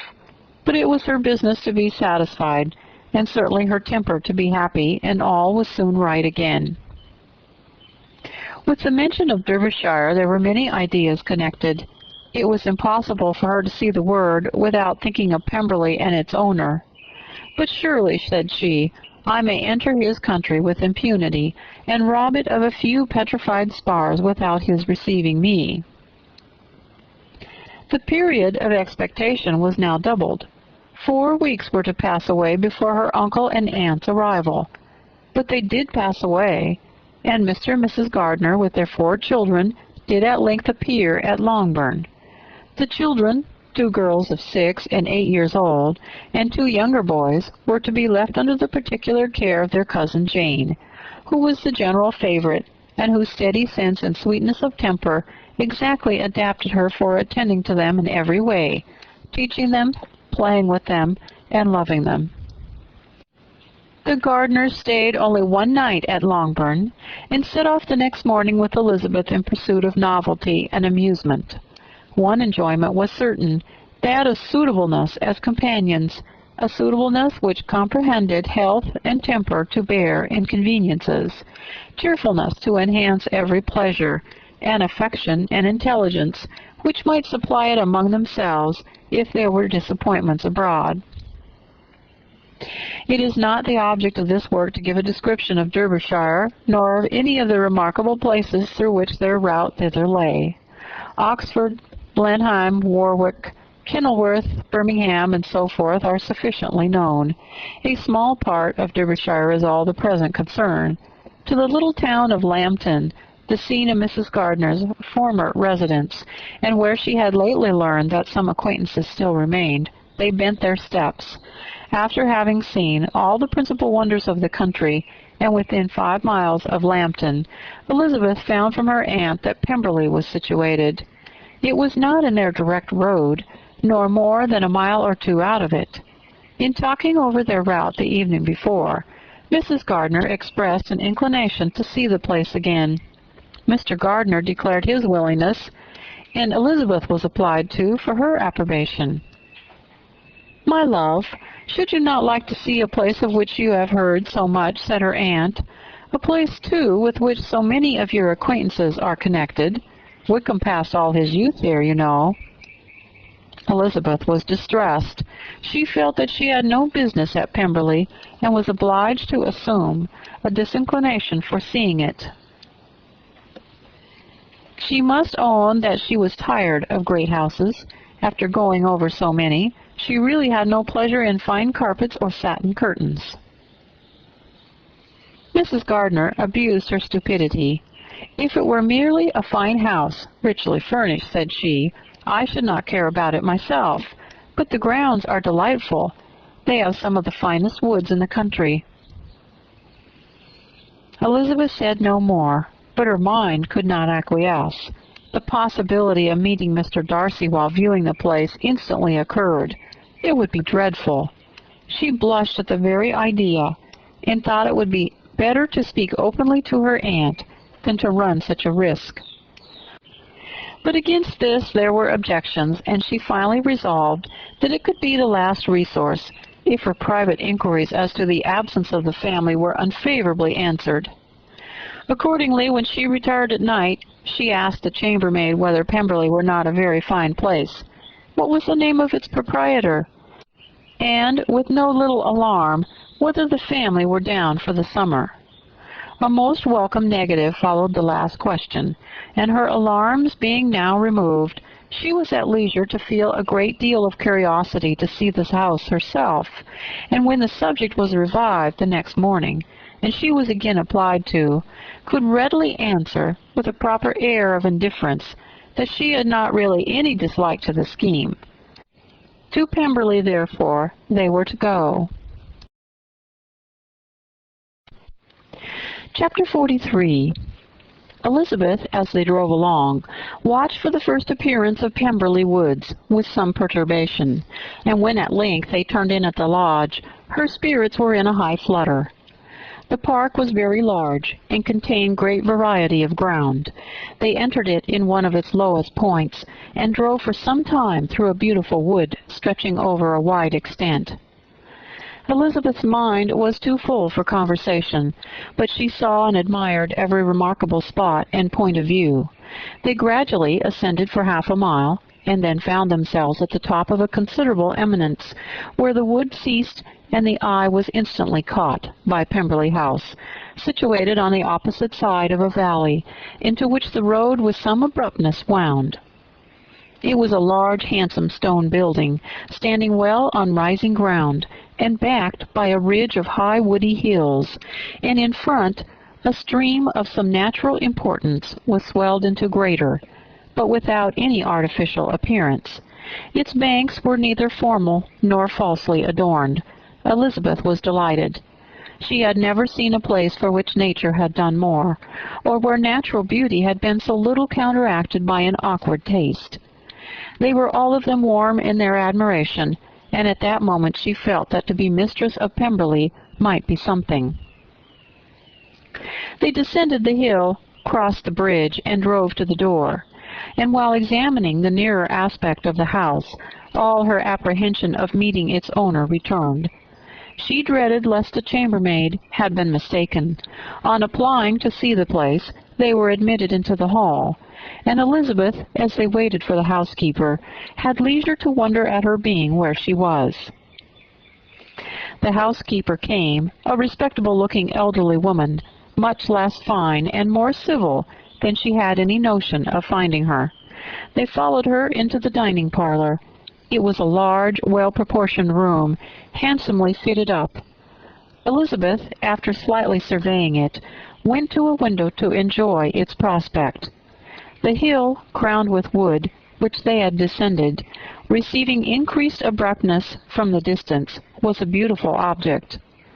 Every disposition of the ground was good, and she looked on the whole scene, the river, the trees scattered on its banks, and the winding of the valley, as far as she could trace it, with delight. As they passed into other rooms, these objects were taking different positions, but from every window there were beauties to be seen.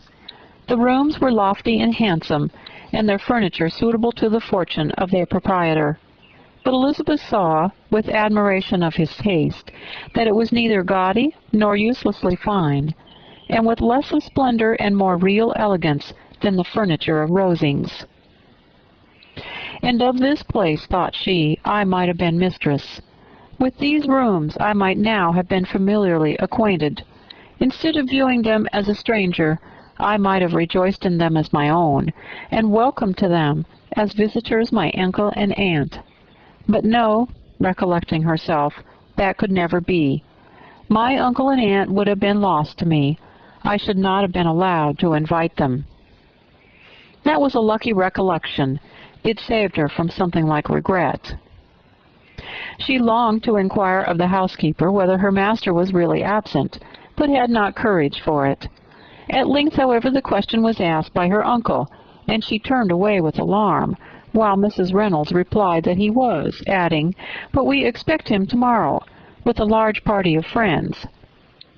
How rejoiced was Elizabeth that their own journey had not by any circumstance been delayed a day.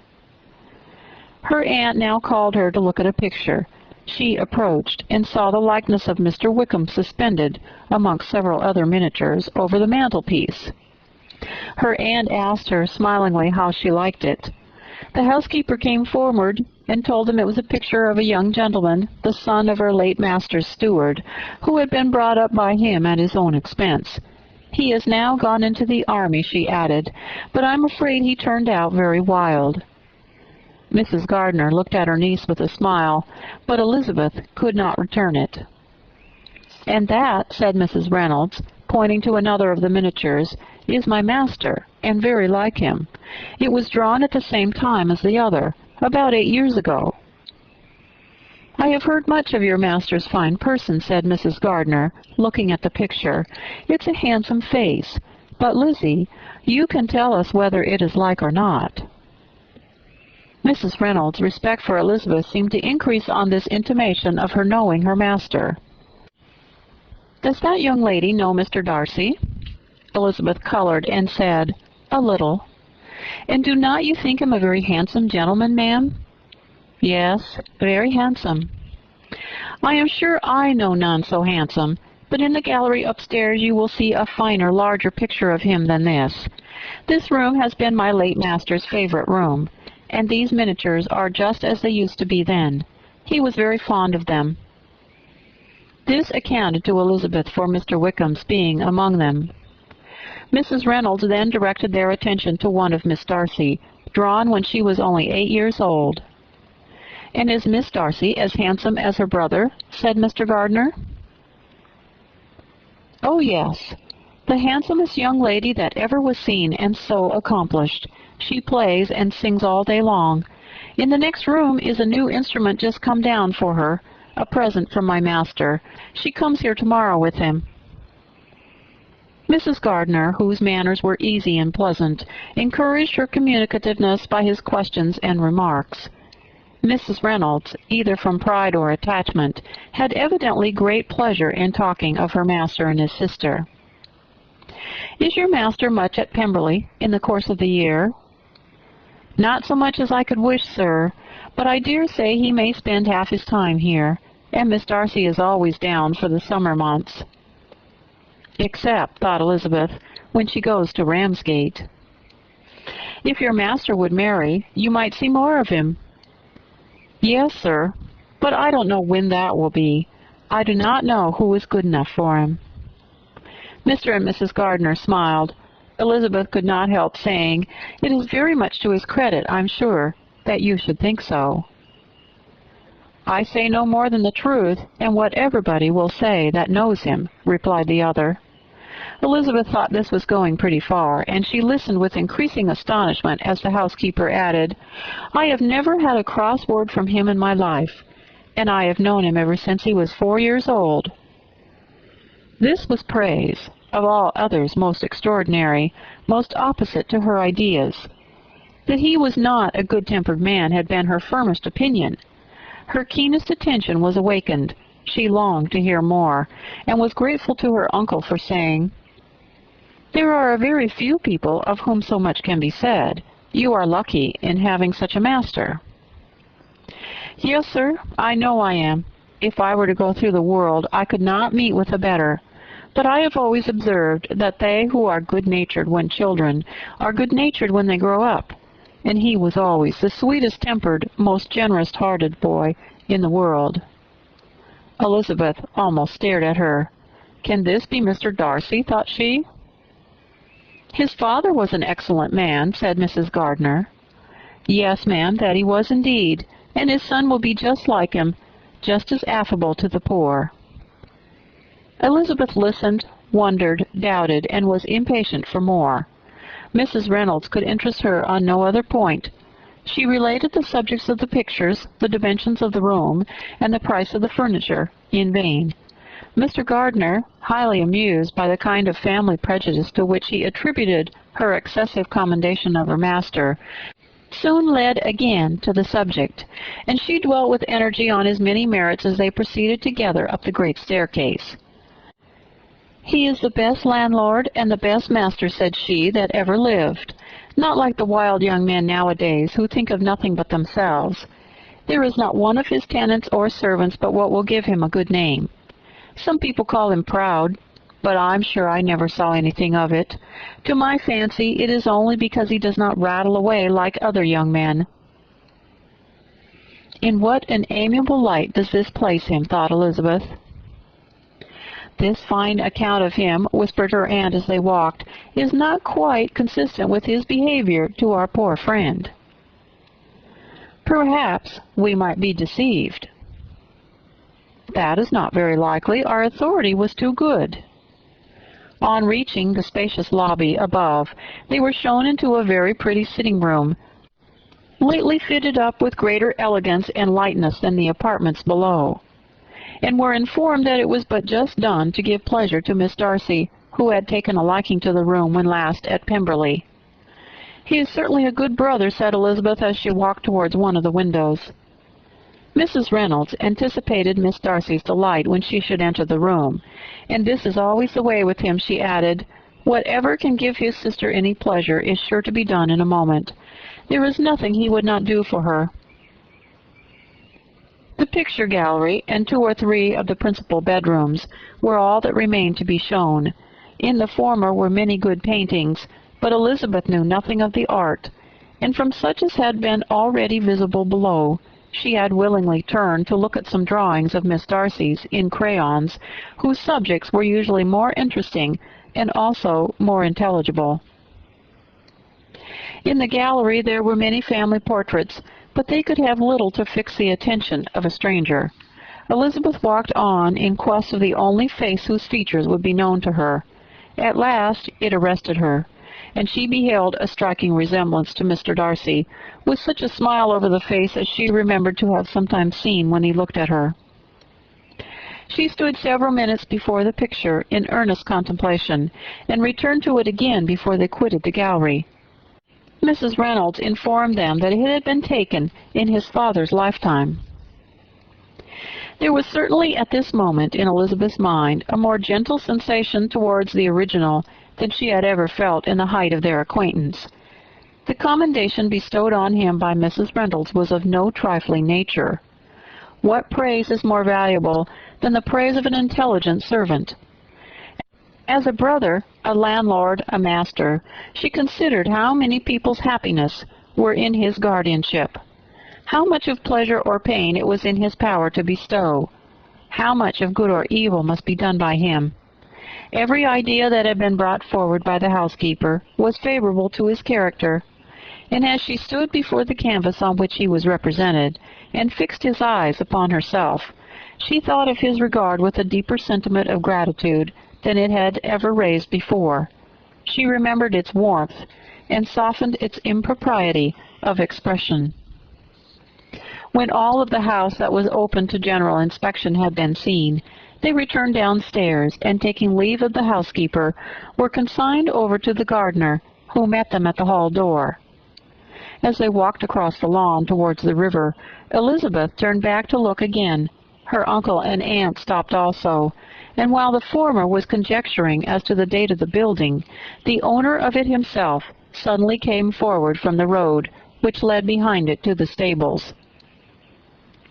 They were within 20 yards of each other, and so abrupt was his appearance that it was impossible to avoid his sight. Their eyes instantly met, and the cheeks of each were overspread with the deepest blush. He absolutely started, and for a moment seemed immovable from surprise, but shortly recovering himself, advanced towards the party and spoke to Elizabeth, if not in terms of perfect composure, at least of perfect civility. She had instinctively turned away, but stopping on his approach, received his compliments with an embarrassment impossible to be overcome.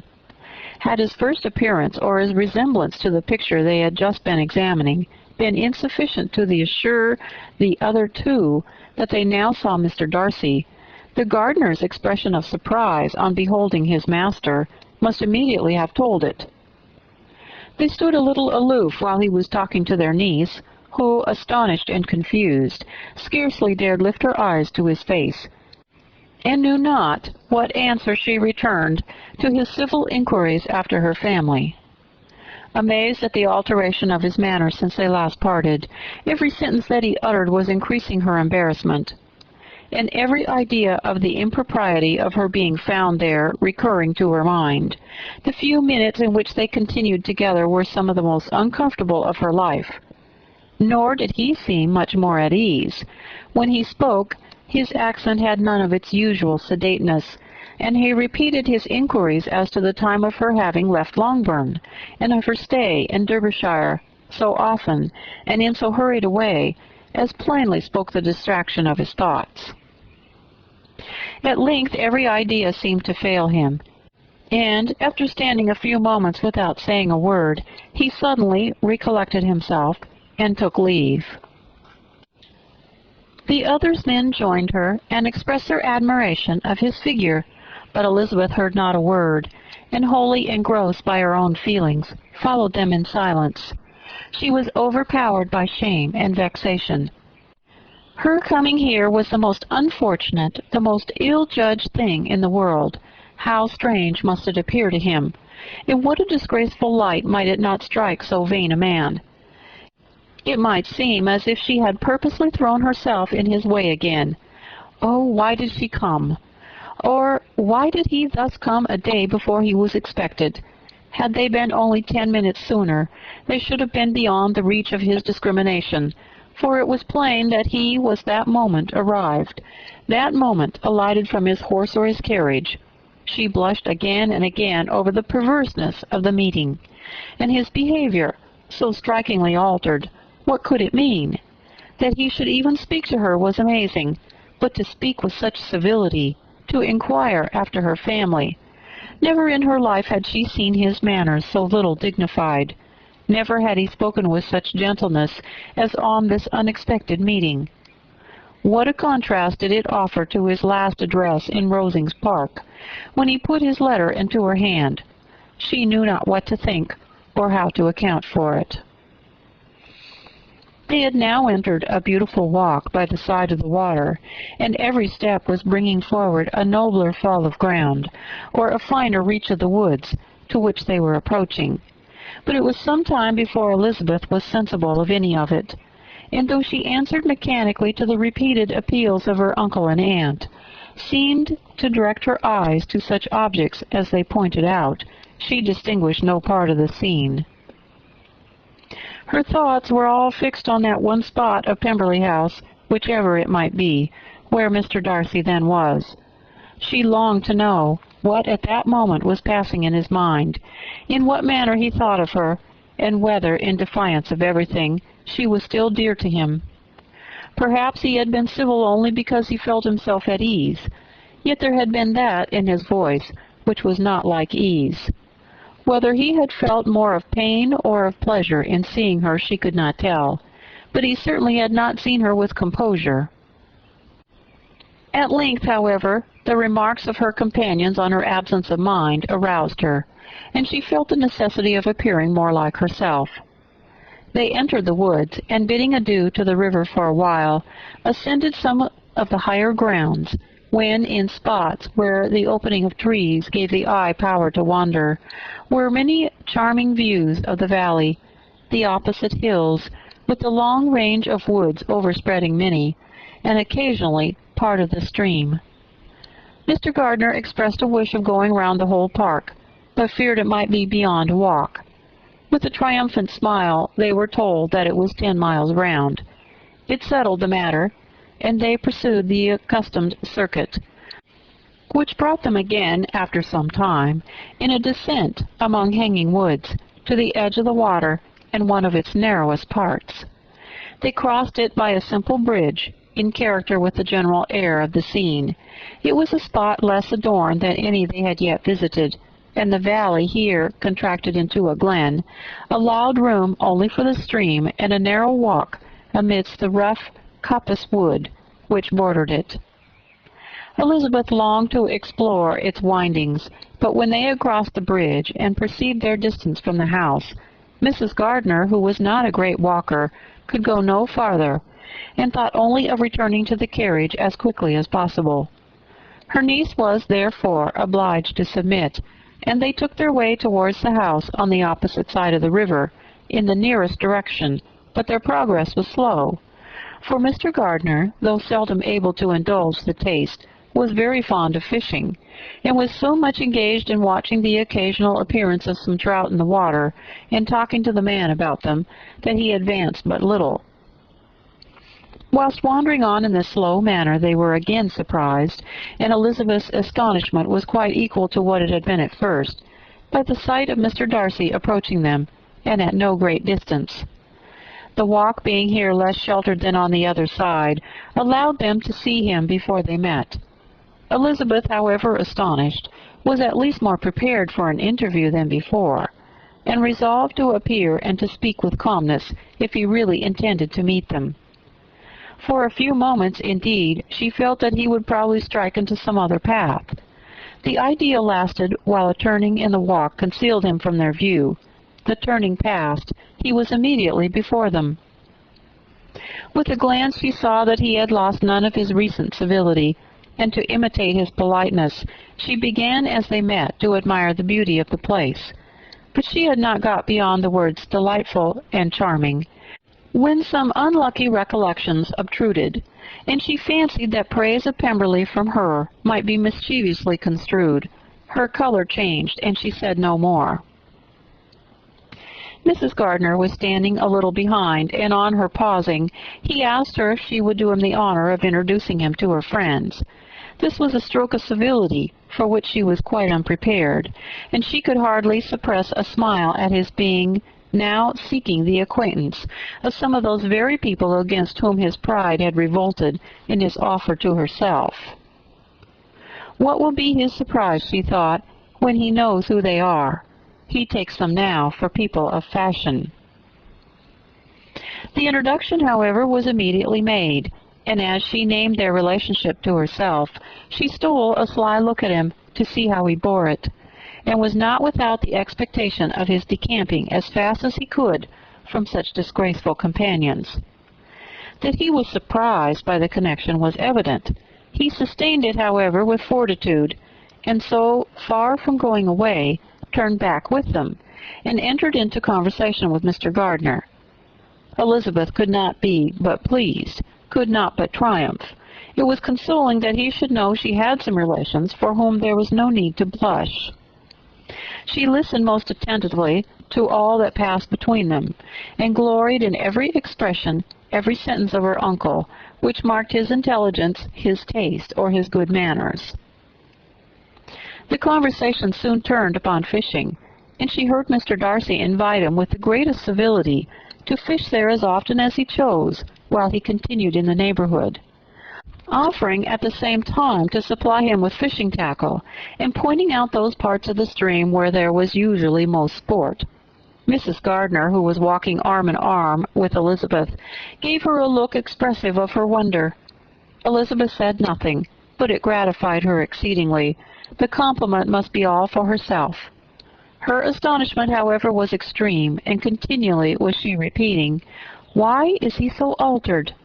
From what can it proceed? It cannot be me. It cannot be for my sake that his manners are thus softened. My reproofs at Hunsford could not work such a change as this. It is impossible that he should still love me."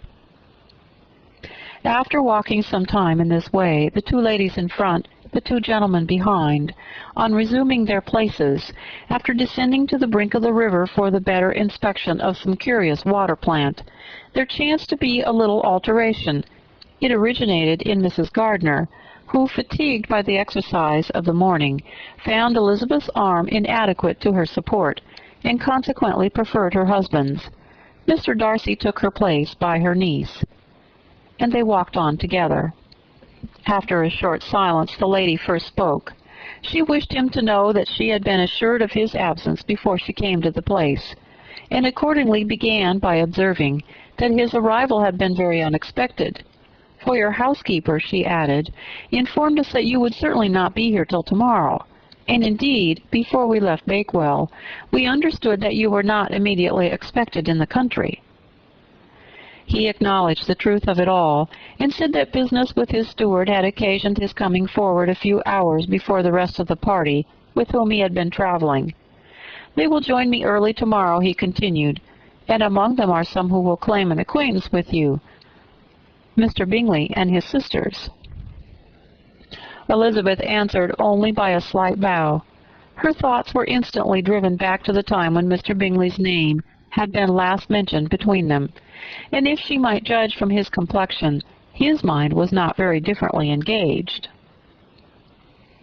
"There is also one other person in the party," he continued after a pause, "who more particularly wishes to be known to you. Will you allow me, or do I ask too much, to introduce my sister to your acquaintance during your stay at Lambton?" The surprise of such an application was great indeed. It was too great for her to know in what manner she acceded to it. She immediately felt that whatever desire Miss Darcy might have of being acquainted with her must be the work of her brother, and without looking farther, it was satisfactory. It was gratifying to know that his resentment had not made him think really ill of her. They now walked on in silence, each of them deep in thought. Elizabeth was not comfortable, that was impossible, but she was flattered and pleased. His wish of introducing his sister to her was a compliment of the highest kind. They soon outstripped the others, and when they had reached the carriage, Mr. and Mrs. Gardiner were half a quarter of a mile behind. He then asked her to walk into the house, but she declared herself not tired, and they stood together on the lawn.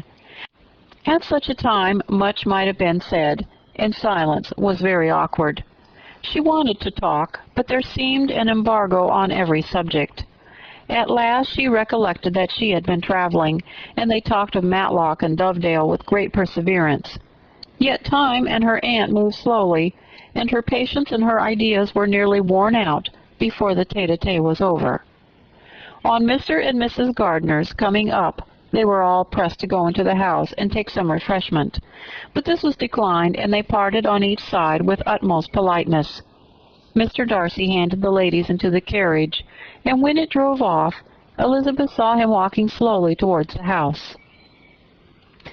The observations of her uncle and aunt now began, and each of them pronounced him to be infinitely superior to anything they had expected.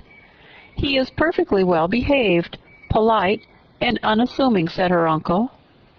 "There is something a little stately in him, to be sure," replied her aunt, "but it is confined to his air, and is not unbecoming.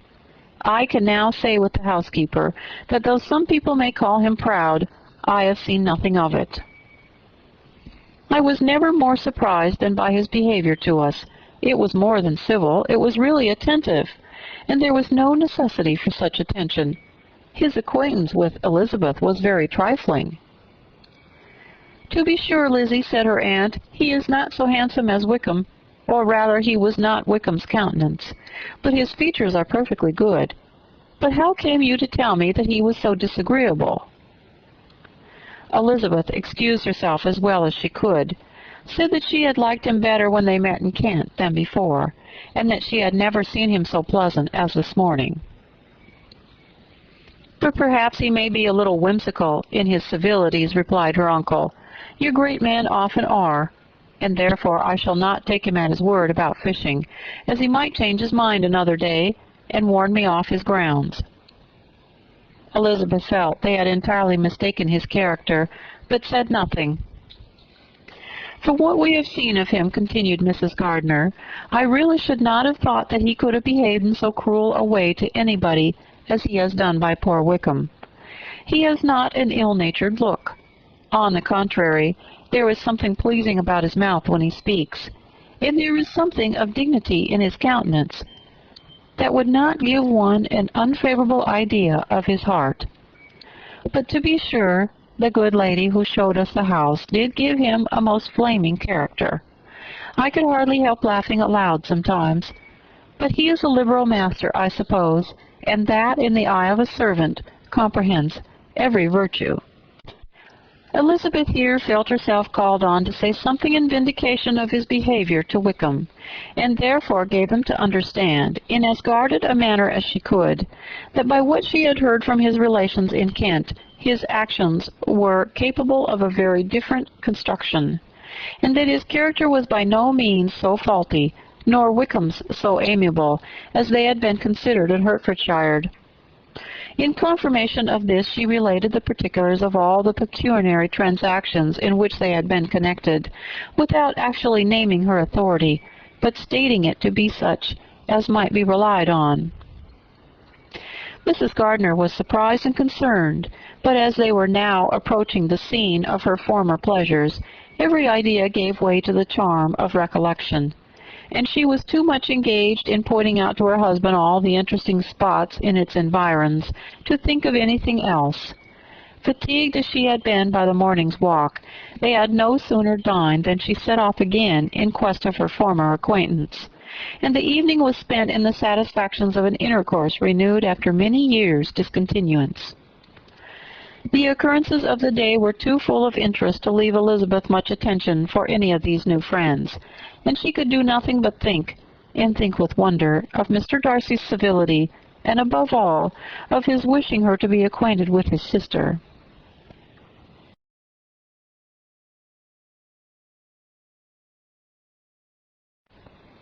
Chapter 44. Elizabeth had settled it that Mr. Darcy would bring his sister to visit her the very day after her reaching Pemberley, and was consequently resolved not to be out of sight of the inn the whole of that morning.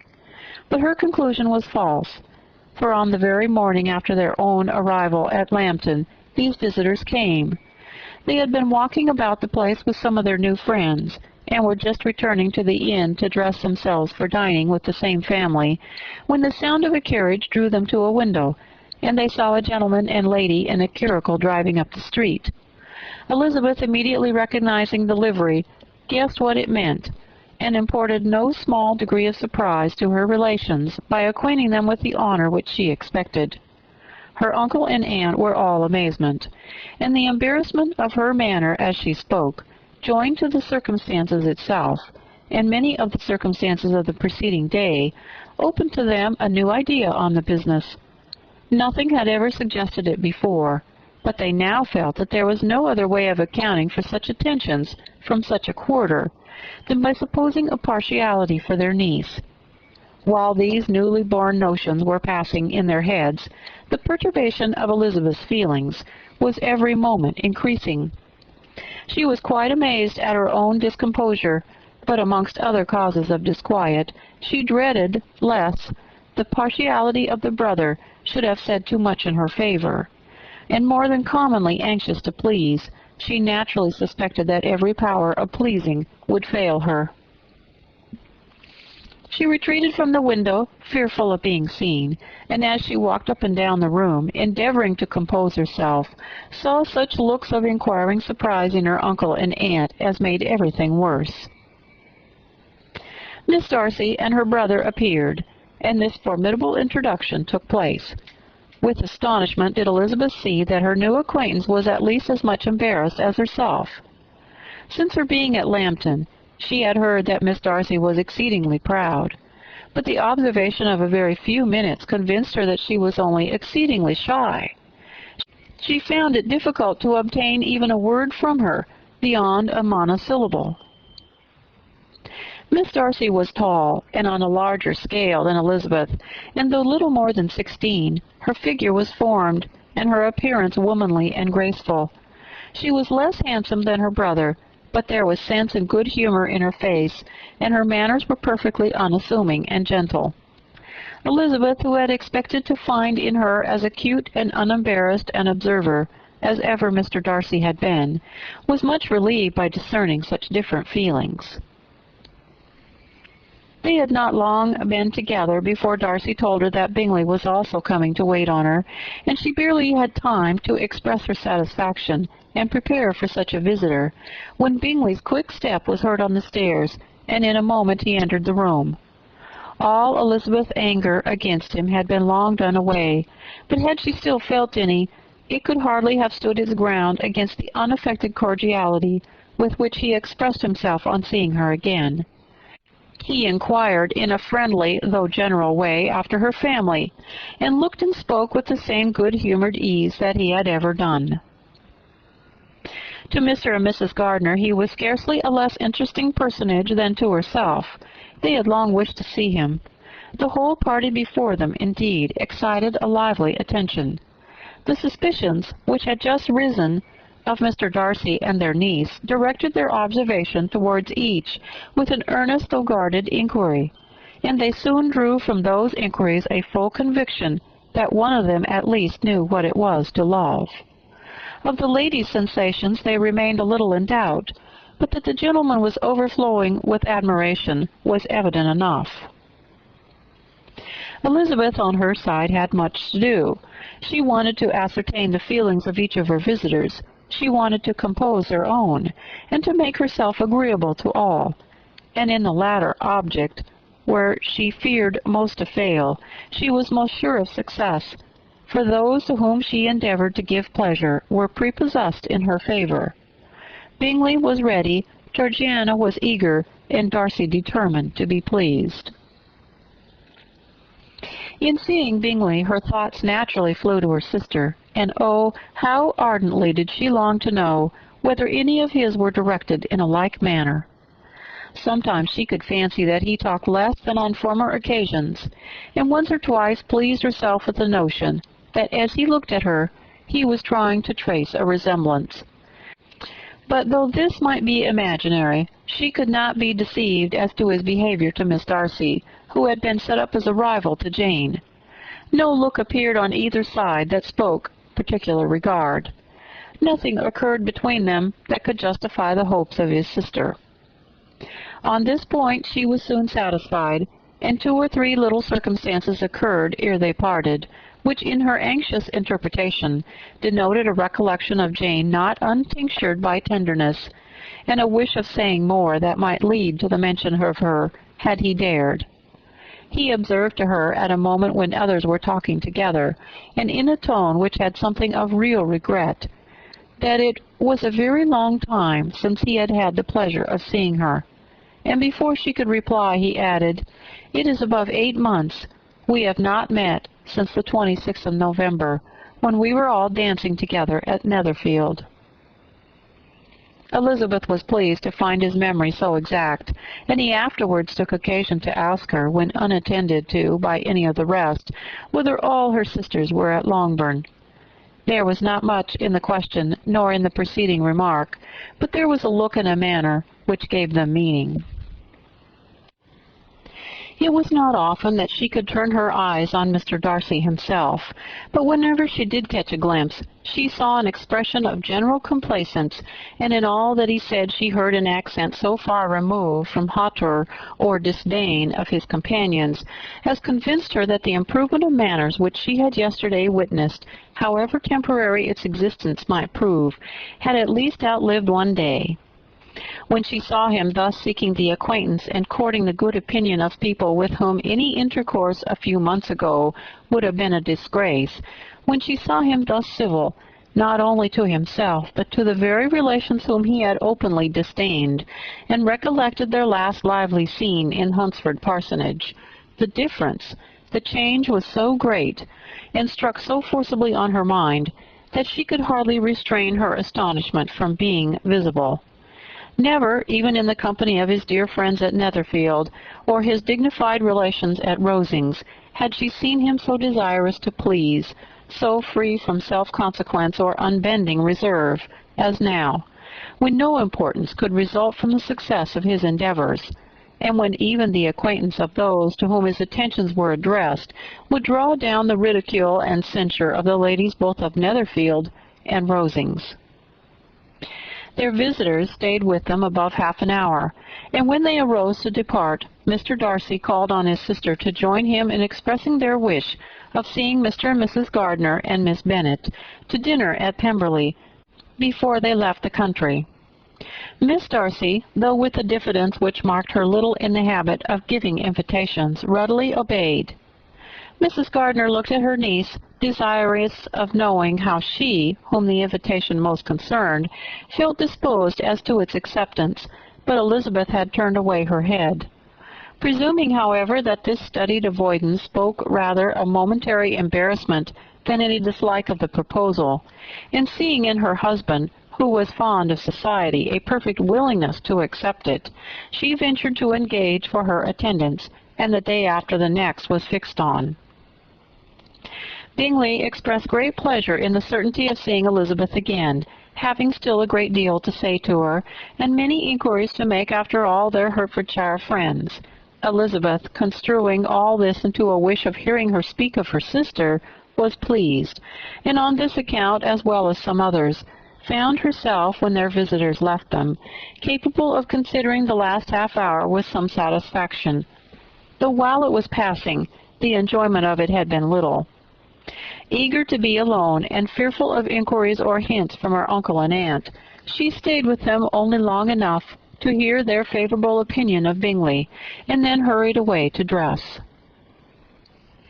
But she had no reason to fear Mr. and Mrs. Gardiner's curiosity. It was not their wish to force her communication.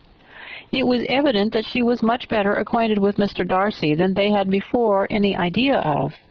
It was evident that he was very much in love with her. They saw much to interest, but nothing to justify inquiry. Of Mr. Darcy it was now a matter of anxiety to think well, and as far as their acquaintance reached, there was no fault to find.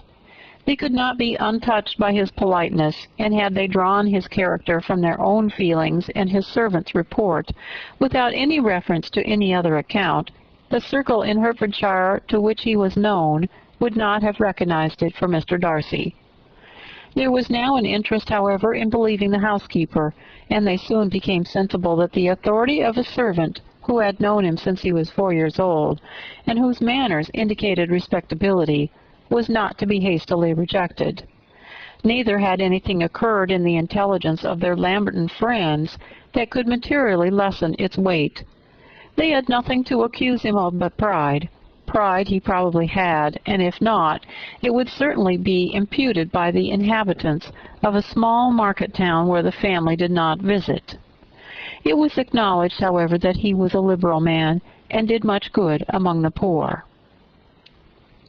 With respect to Wickham, the travellers soon found that he was not held there in much estimation, for though the chief of his concerns with the son of his patron were imperfectly understood, it was yet a well-known fact that, on his quitting Derbyshire, he had left many debts behind him, which Mr. Darcy afterwards discharged. As for Elizabeth, her thoughts were at Pemberley this evening more than the last, and the evening, though it passed it seemed long, was not long enough to determine her feelings toward the one in that mansion, and she lay awake 2 whole hours endeavoring to make them out. She certainly did not hate him. No, hatred had vanished long ago, and she had almost as long been ashamed of ever feeling a dislike against him that could be so called.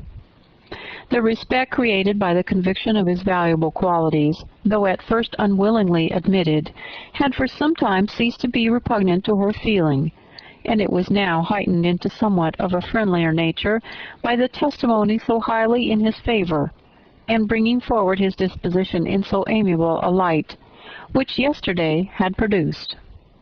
But above all, above respect and esteem, there was a motive within her of good-will which could not be overlooked.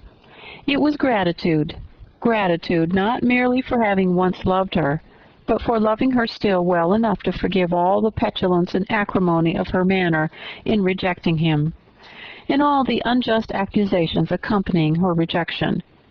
He who, she had been persuaded, would avoid her as his greatest enemy, seemed, on this accidental meeting, most eager to preserve the acquaintance, and without any indelicate display of regard or any peculiarity of manner, where their two selves only were concerned, was soliciting the good opinion of her friends, and bent on making her known to his sister.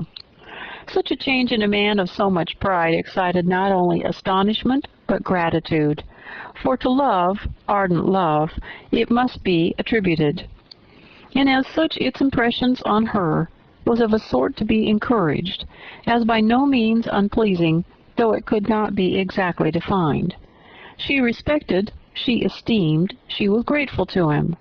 She felt a real interest in his welfare, and she only wanted to know how far she wished that welfare to depend upon herself, and how far it would be for the happiness of both that she should employ the power, which her fancy told her she still possessed, of bringing on the renewal of his addresses.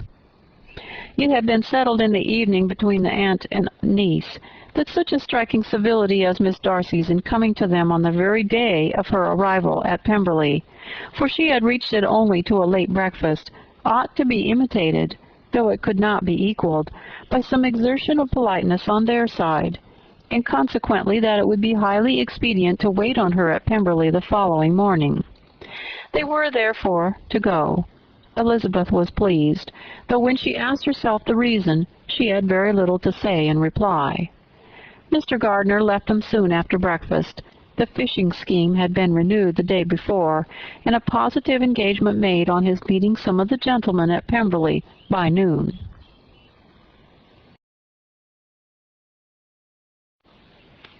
Chapter 45. Convinced as Elizabeth now was that Miss Bingley's dislike of her had originated in jealousy, she could not help feeling how very unwelcome her appearance at Pemberley must be to her, and was curious to know with how much civility on that lady's side the acquaintance would now be renewed. On reaching the house, they were shown through the hall into the saloon, whose northern aspect rendered it delightful for summer. Its windows, opening to the ground, admitted a most refreshing view of the high woody hills behind the house, and of the beautiful oaks and Spanish chestnuts which were scattered over the intermediate lawn. In this room they were received by Miss Darcy, who was sitting there with Mrs. Hurst and Miss Bingley, and the lady with whom she lived in London. Georgiana's reception of them was very civil, but attended with all that embarrassment which, though proceeding from shyness and the fear of doing wrong, could easily give to those who felt themselves inferior the belief of her being proud and reserved. Mrs. Gardner and her niece, however, did her justice, and pitied her. By Mrs. Hurst and Miss Bingley they were noticed only by a curtsy, and on their being seated, a pause, awkward as such pauses must always be, succeeded for a few moments. It was first broken by Mrs. Annesley, a genteel, agreeable-looking woman, whose endeavor to introduce some kind of discourse proved her to be more truly well-bred than either of the others, and between her and Mrs. Gardner, with occasional help from Elizabeth, the conversation was carried on. Miss Darcy looked as if she wished for courage enough to join in it, and sometimes did venture a short sentence when there was least danger of its being heard. Elizabeth soon saw that she herself was closely watched by Miss Bingley, and that she could not speak a word, especially to Miss Darcy, without calling her attention. This observation would not have prevented her from trying to talk to the latter, had they not been seated at an inconvenient distance, but she was not sorry to be spared the necessity of saying much. Her own thoughts were employing her. She expected every moment that some of the gentlemen would enter the room. She feared that the master of the house might be amongst them, and whether she wished or feared it most, she could scarcely determine. After sitting in this manner a quarter of an hour without hearing Miss Bingley's voice, Elizabeth was roused by receiving from her a cold inquiry after the health of her family. She answered with equal indifference and brevity, and the others said no more. The next variation which their visit afforded was produced by the entrance of servants, with cold meat, cake, and a variety of all the finest fruits in season, but this did not take place till after many a significant look and smile from Mrs. Annesley to Miss Darcy had been given, to remind her of her post. There was now employment for the whole party, for though they could not all talk, they could all eat, and the beautiful pyramids of grapes, nectarines, and peaches soon collected them round the table. While thus engaged, Elizabeth had a fair opportunity of deciding whether she most feared or wished for the appearance of Mr. Darcy, by the feelings which prevailed on his entering the room, and then, though but a moment before she had believed her wishes to predominate, she began to regret that he came. He had been some time with Mr. Gardiner, who, with 2 or 3 other gentlemen from the house, was engaged by the river, and had left him only on hearing that the ladies of the family intended a visit to Georgiana that morning. No sooner did he appear than Elizabeth wisely resolved to be perfectly easy and unembarrassed, a resolution the more necessary to be made, but perhaps not the more easily kept, because she saw that the suspicions of the whole party were awakened against them, and that there was scarcely an eye that did not watch his behavior when he first came into the room. In no countenance was attentive curiosity so strongly marked as in Miss Bingley's, in spite of the smiles which overspread her face whenever she spoke to one of its objects, for jealousy had not yet made her desperate, and her attentions to Mr. Darcy were by no means over. Miss Darcy, on her brother's entrance, exerted herself much more to talk, and Elizabeth saw that he was anxious for his sister and herself to get acquainted, and forwarded as much as possible every attempt at conversation on either side. Miss Bingley saw all this likewise, and in the imprudence of anger took the first opportunity of saying, with sneering civility, "Pray, Miss Eliza, are not the shire militia removed from Meryton? They must be a great loss to your family." In Darcy's presence she dared not mention Wickham's name, but Elizabeth instantly comprehended that he was uppermost in her thoughts, and the various recollections connected with him gave her a moment's distress. But exerting herself vigorously to repel the ill-natured attack, she presently answered the question in a tolerably disengaged tone. While she spoke, an involuntary glance showed her Darcy, with a heightened complexion, earnestly looking at her, and his sister overcome with confusion and unable to lift up her eyes. Had Miss Bingley known what pain she was then giving her beloved friend, she undoubtedly would have refrained from the hint, but she had merely intended to discompose Elizabeth by bringing forward the idea of a man to whom she believed her partial, to make her betray a sensibility which might injure her in Darcy's opinion, and perhaps to remind the latter of all the follies and absurdities by which some part of her family were connected with that corps. Not a syllable had ever reached her of Miss Darcy's meditated elopement. To no creature had it been revealed, where secrecy was possible, except to Elizabeth, and from all Bingley's connections her brother was particularly anxious to conceal it, from that very wish which Elizabeth had long ago attributed to him, of their becoming hereafter her own. He had certainly formed such a plan, and without meaning that it should affect his endeavor to separate him from Miss Bennet, it is probable that it might add something to his lively concern for the welfare of his friend. Elizabeth's collected behavior, however, soon quieted his emotion, and as Miss Bingley, vexed and disappointed, dared not approach nearer to Wickham, Georgiana also recovered in time, though not enough to be able to speak any more. Her brother, whose eye she feared to meet, scarcely recollected her interest in the affair, and the very circumstance which had been designed to turn his thoughts from Elizabeth seems to have fixed them on her more and more cheerfully. Their visit did not continue long after the question and answer above mentioned, and while Mr. Darcy was attending them to their carriage, Miss Bingley was venting her feelings in criticisms on Elizabeth's person, behavior, and dress. But Georgiana would not join her. Her brother's recommendation was enough to ensure her favor. His judgment could not err, and he had spoken in such terms of Elizabeth as to leave Georgiana without the power of finding her otherwise than lovely and amiable. When Darcy returned to the saloon, Miss Bingley could not help repeating to him some part of what she had been saying to his sister. "How very ill Eliza Bennet looks this morning, Mr. Darcy," she cried. "I never in my life saw anyone so much altered as she is since the winter. She has grown so brown and coarse. Louisa and I were agreeing that we should not have known her again." However little Mr. Darcy might have liked such an address, he contented himself with coolly replying that he perceived no other alteration than her being rather tanned, no miraculous consequence of traveling in the summer. "For my own part," she rejoined, "I must confess that I never could see any beauty in her. Her face is too thin, her complexion has no brilliancy, and her features are not at all handsome. Her nose wants character, there's nothing marked in its lines. Her teeth are tolerable, but not out of the common way. And as for her eyes, which have sometimes been called so fine, I never could perceive anything extraordinary in them. They have a sharp, shrewish look, which I do not like at all, and in her air altogether there is a self-sufficiency without fashion, which is intolerable." Persuaded as Miss Bingley was that Darcy admired Elizabeth, this was not the best method of recommending herself. But angry people are not always wise, and in seeing him at last look somewhat nettled, she had all the success she expected. He was resolutely silent, however, and from a determination of making him speak, she continued, "I remember when we first knew her in Hertfordshire, how amazed we all were to find she was a reputed beauty.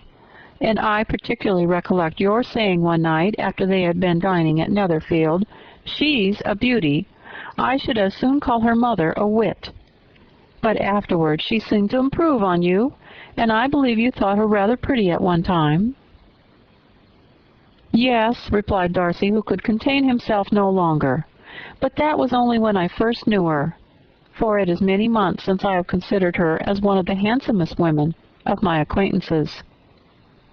He then went away, and Miss Bingley was left to all the satisfaction of having forced him to say what gave no one any pain but herself. Mrs. Gardiner and Elizabeth talked of all that had occurred during their visit as they returned, except what had particularly interested them both.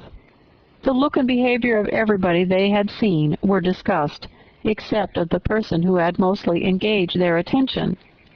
They talked of his sister, his friends, his house, his fruit, of everything but himself. Yet Elizabeth was longing to know what Mrs. Gardiner thought of him, and Mrs. Gardiner would have been highly gratified by her niece's beginning the subject. Chapter 46. Elizabeth had been a good deal disappointed in not finding a letter from Jane on their first arrival at Lambton, and this disappointment had been renewed on each of the mornings that had now been spent there. But on the third her repining was over, and her sister justified by the receipt of 2 letters from her at once, on which was marked that it had been missent elsewhere. Elizabeth was not surprised at it, as Jane had written the direction remarkably ill. They had just been preparing to walk as the letters came in, and her uncle and aunt, leaving her to enjoy them in quiet, set off by themselves. The one Miss sent must be first attended to. It had been written 5 days ago. The beginning contained an account of all their little parties and engagements, with such news as the country afforded. But the latter half, which was dated a day later, and written in evident agitation, gave more important intelligence.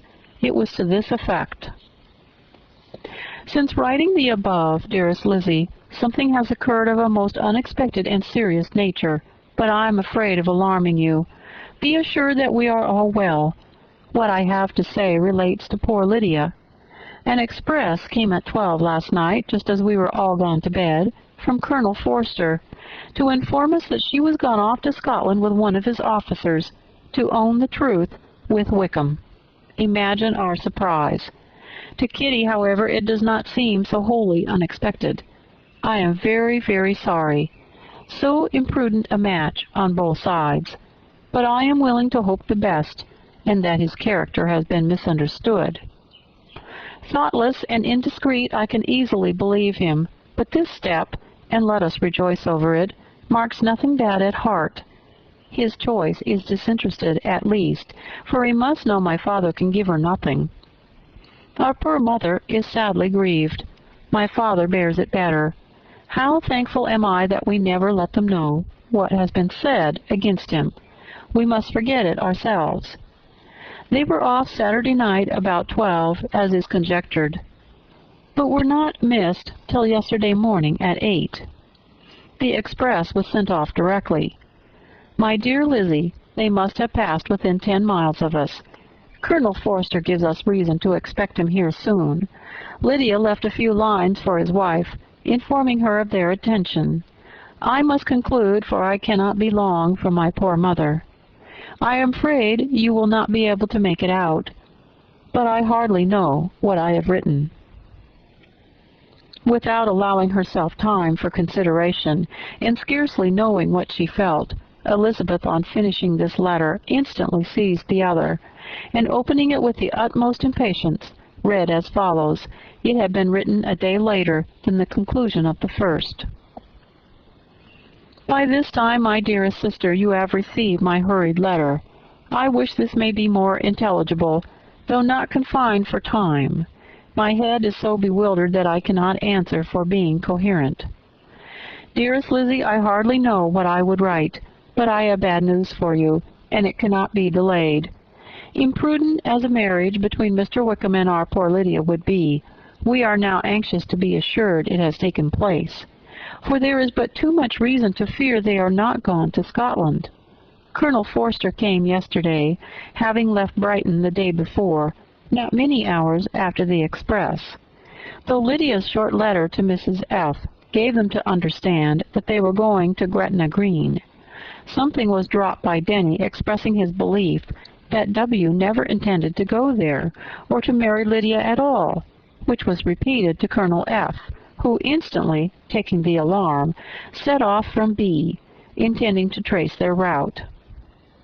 He did trace them easily to Clapham, but no further, for on entering that place they removed into a hackney coach, and dismissed the chaise that brought them from Epsom. All that is known after this is, that they were seen to continue the London road. I know not what to think. After making every possible inquiry on that side London, Colonel F. came on into Hertfordshire, anxiously renewing them at all the turnpikes, and at the inns in Barnet and Hatfield, but without any success. No such people had been seen to pass through. With the kindest concern he came on to Longbourn, and broke his apprehensions to us in a manner most creditable to his heart. I am sincerely grieved for him and Mrs. F., but no one can throw any blame on them.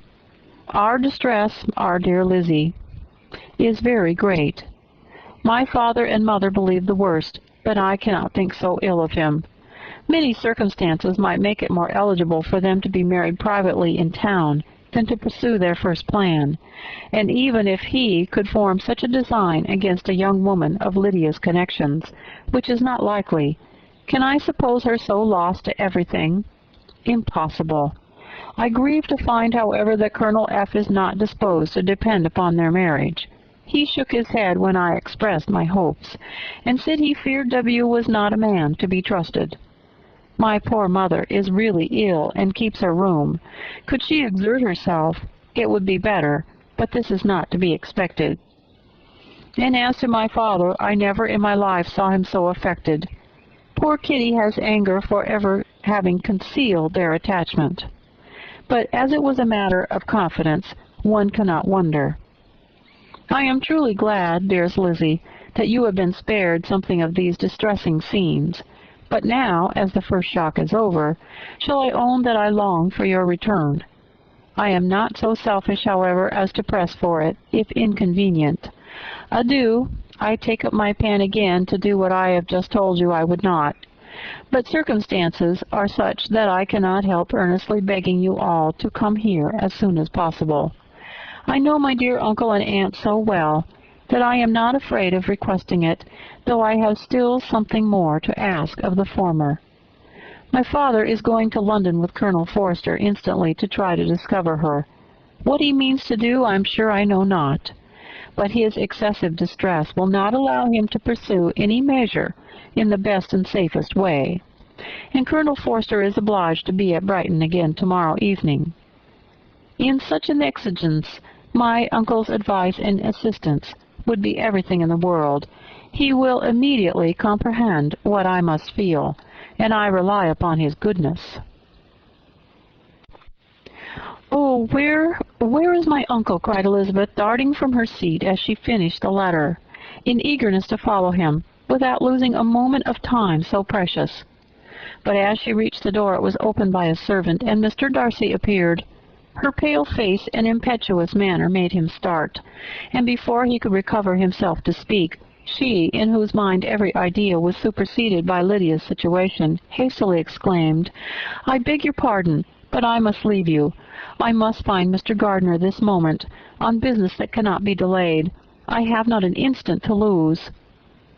"Good God, what is the matter?" cried he, with more feeling than politeness.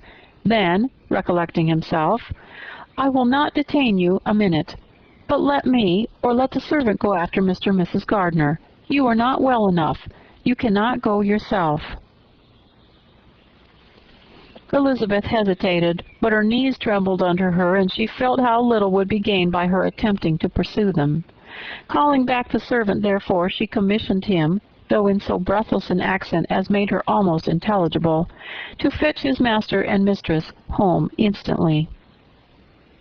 On his quitting the room she sat down, unable to support herself, and looking so miserably ill that it was impossible for Darcy to leave her, or to refrain from saying, in a tone of gentleness and commiseration, "Let me call your maid. Is there nothing you could take to give you pleasant relief? A glass of wine. Shall I get you one? You are very ill." "No, I thank you," she replied, endeavoring to recover herself. "There is nothing the matter with me. I am quite well. I am only distressed by some dreadful news which I have just received from Longbourn." She burst into tears as she alluded to it, and for a few minutes could not speak another word. Darcy, in wretched suspense, could only say something indistinctly of his concern, and observe her in compassionate silence. At length she spoke again. "I have just had a letter from Jane, with such dreadful news. It cannot be concealed from anyone. My younger sister has left all her friends, has eloped, has thrown herself into the power of Mr. Wickham. They are gone off together from Brighton. You know him too well to doubt the rest.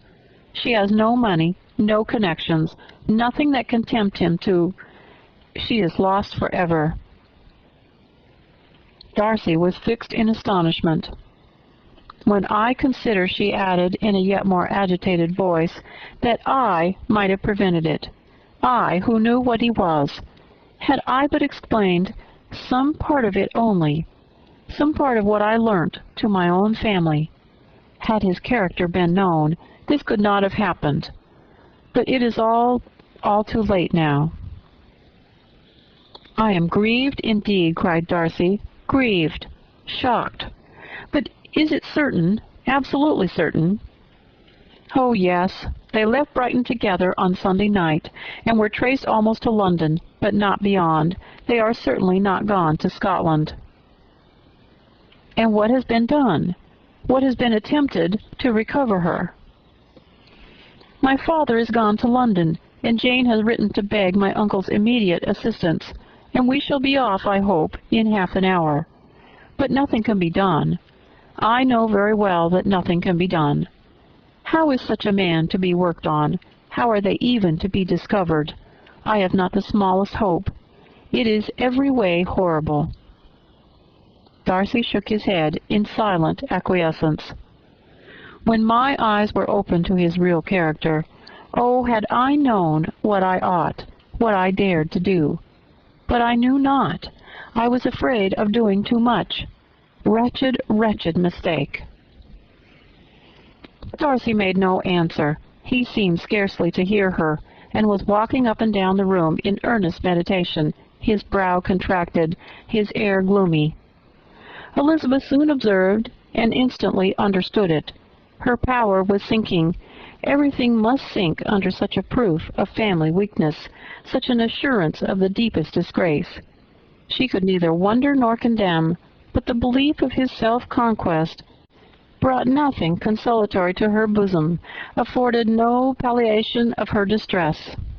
It was, on the contrary, exactly calculated to make her understand her own wishes, and never had she so honestly felt that she could have loved him as now, when all love must be vain.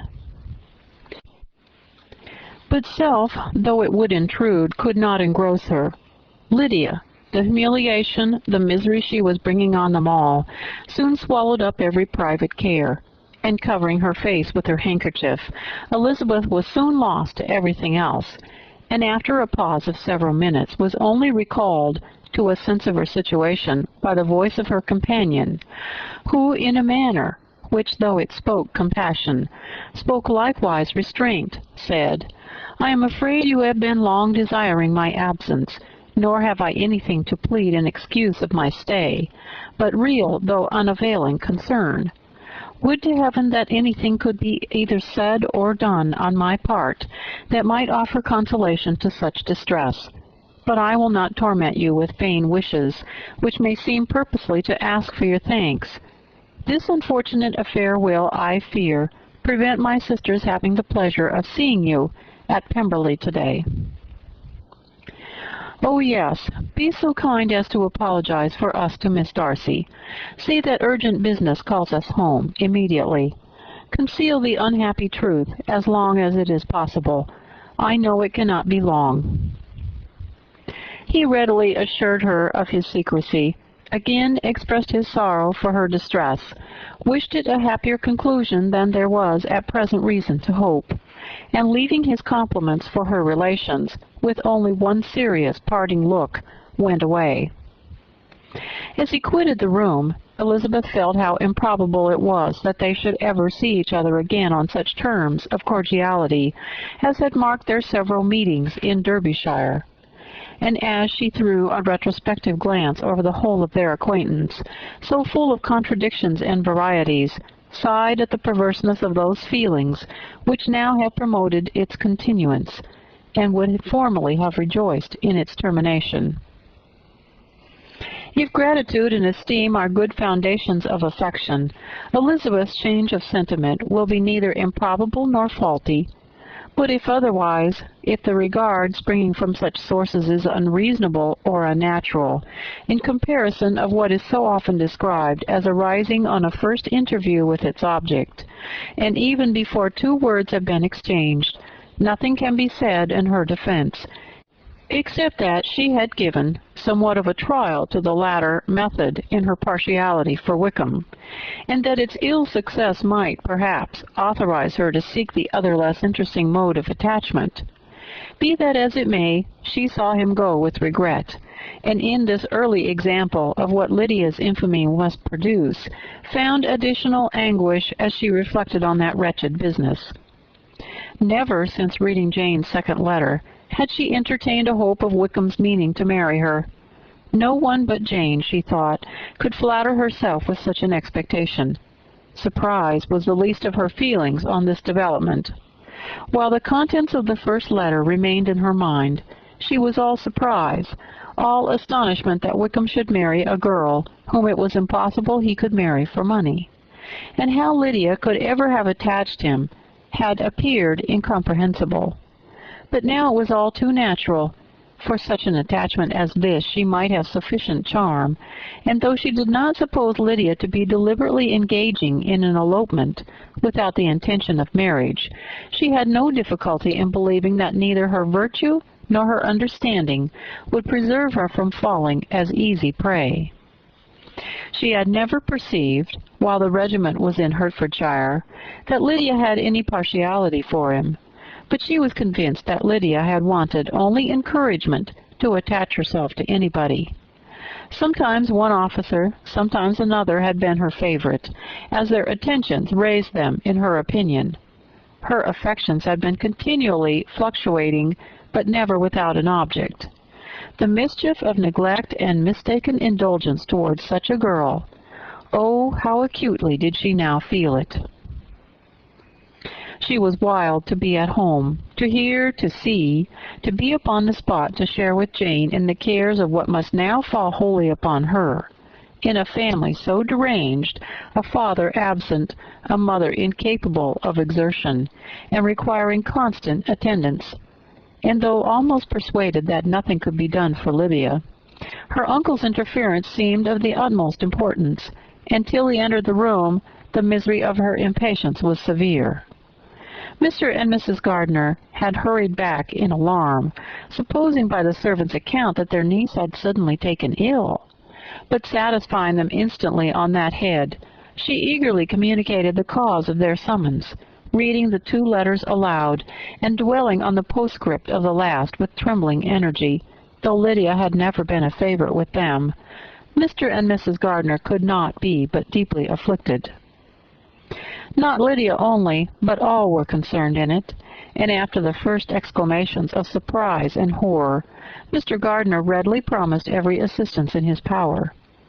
Elizabeth, though expecting no less, thanked him with tears of gratitude, and all 3 being actuated by one spirit, everything relating to their journey was speedily settled.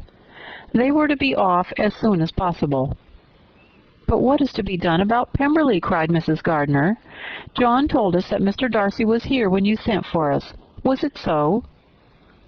"Yes, and I told him we should not be able to keep our engagement. That is all settled." "What is all settled?" repeated the other, as she ran into her room to prepare. "And are they upon such terms as for her to disclose the real truth? Oh, that I knew how it was!" But wishes were in vain, or at least could serve only to amuse her in the hurry and confusion of the following hour.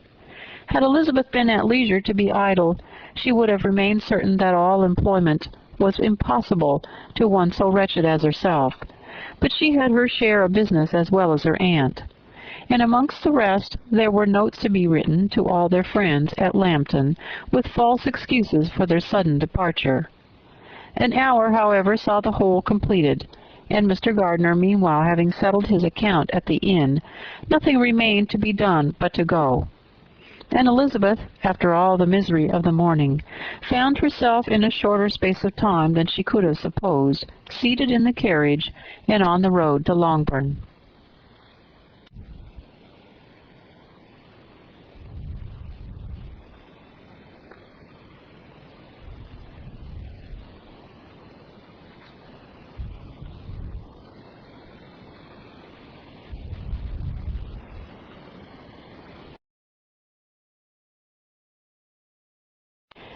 Chapter 47.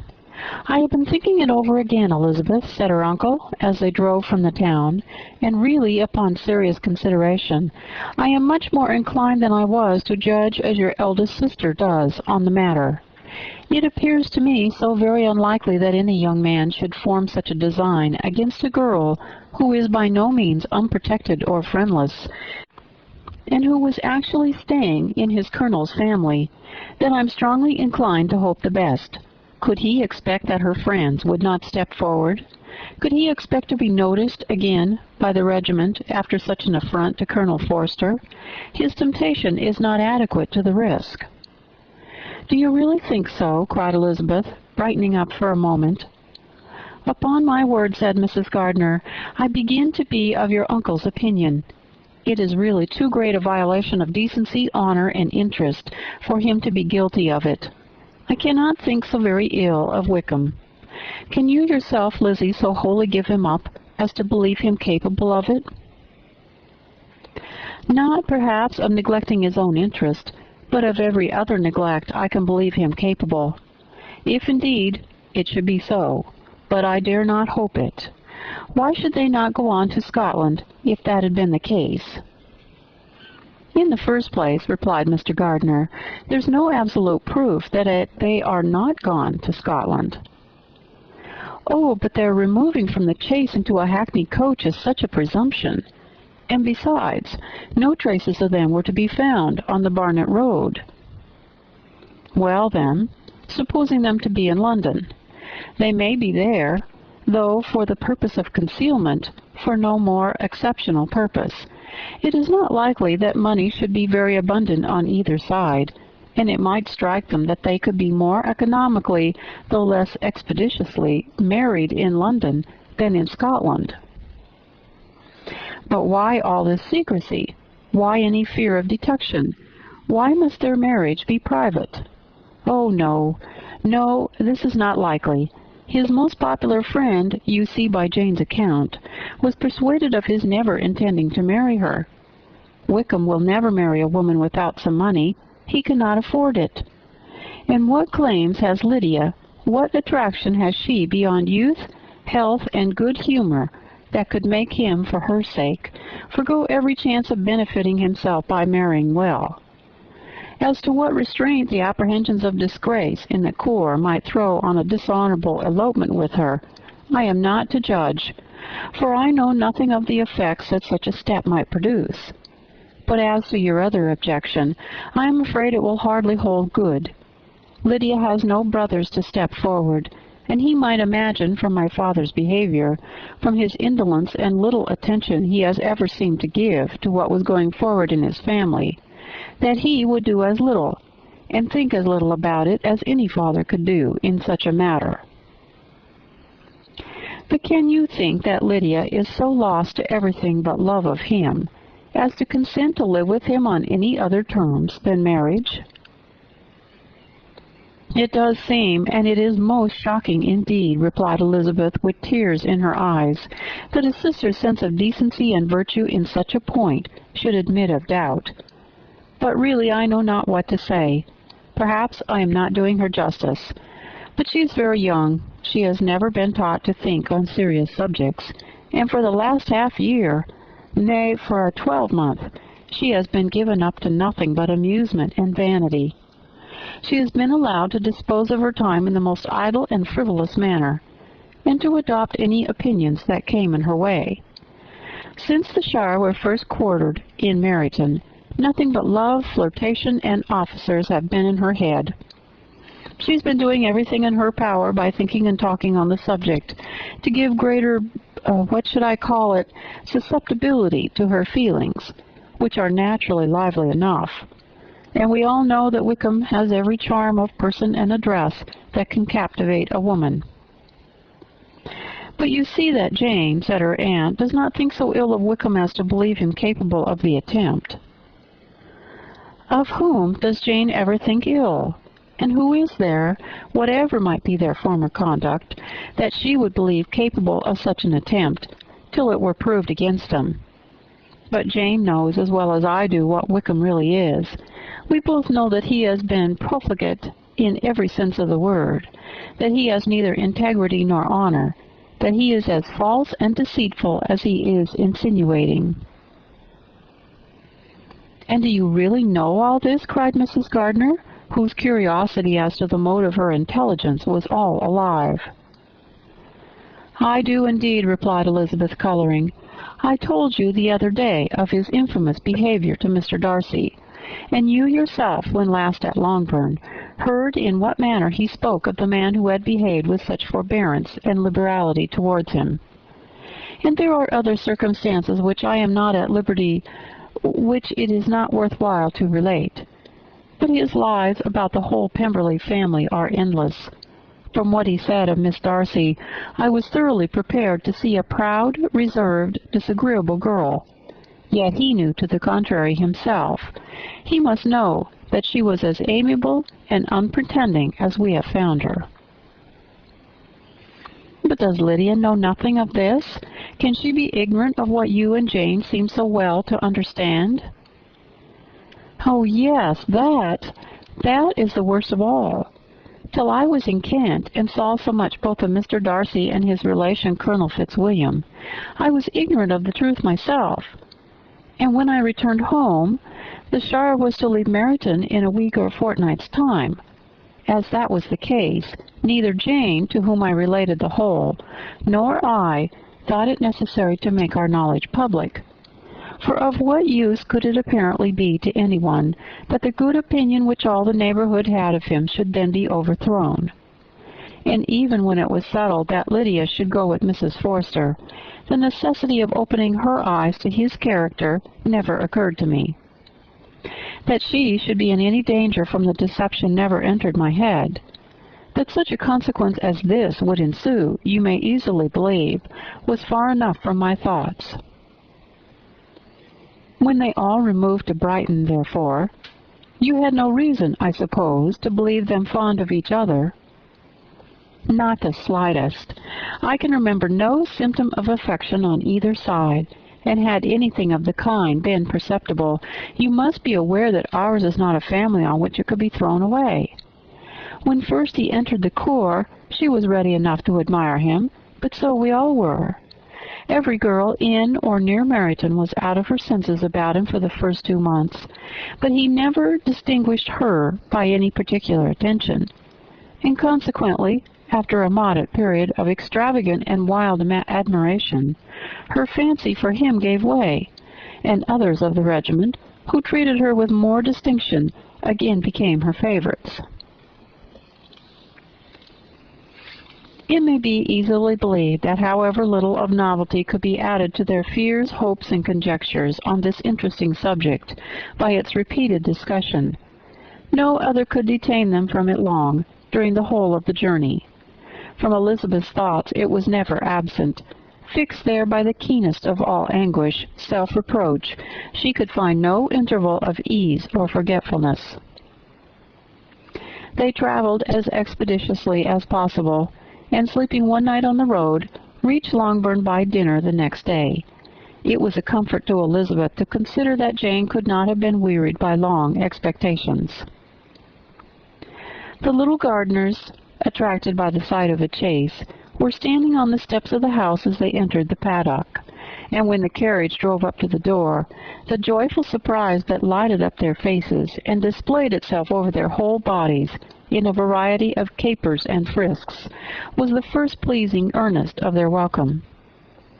Elizabeth jumped out, and after giving each of them a hasty kiss, hurried into the vestibule, where Jane, who came running downstairs from her mother's apartment, immediately met her. Elizabeth, as she affectionately embraced her, whilst tears filled the eyes of both, lost not a moment in asking whether anything had been heard of the fugitives. "Not yet," replied Jane, "but now that my dear uncle is come, I hope everything will be well." "Is my father in town?" "Yes, he went on Tuesday, as I wrote you word."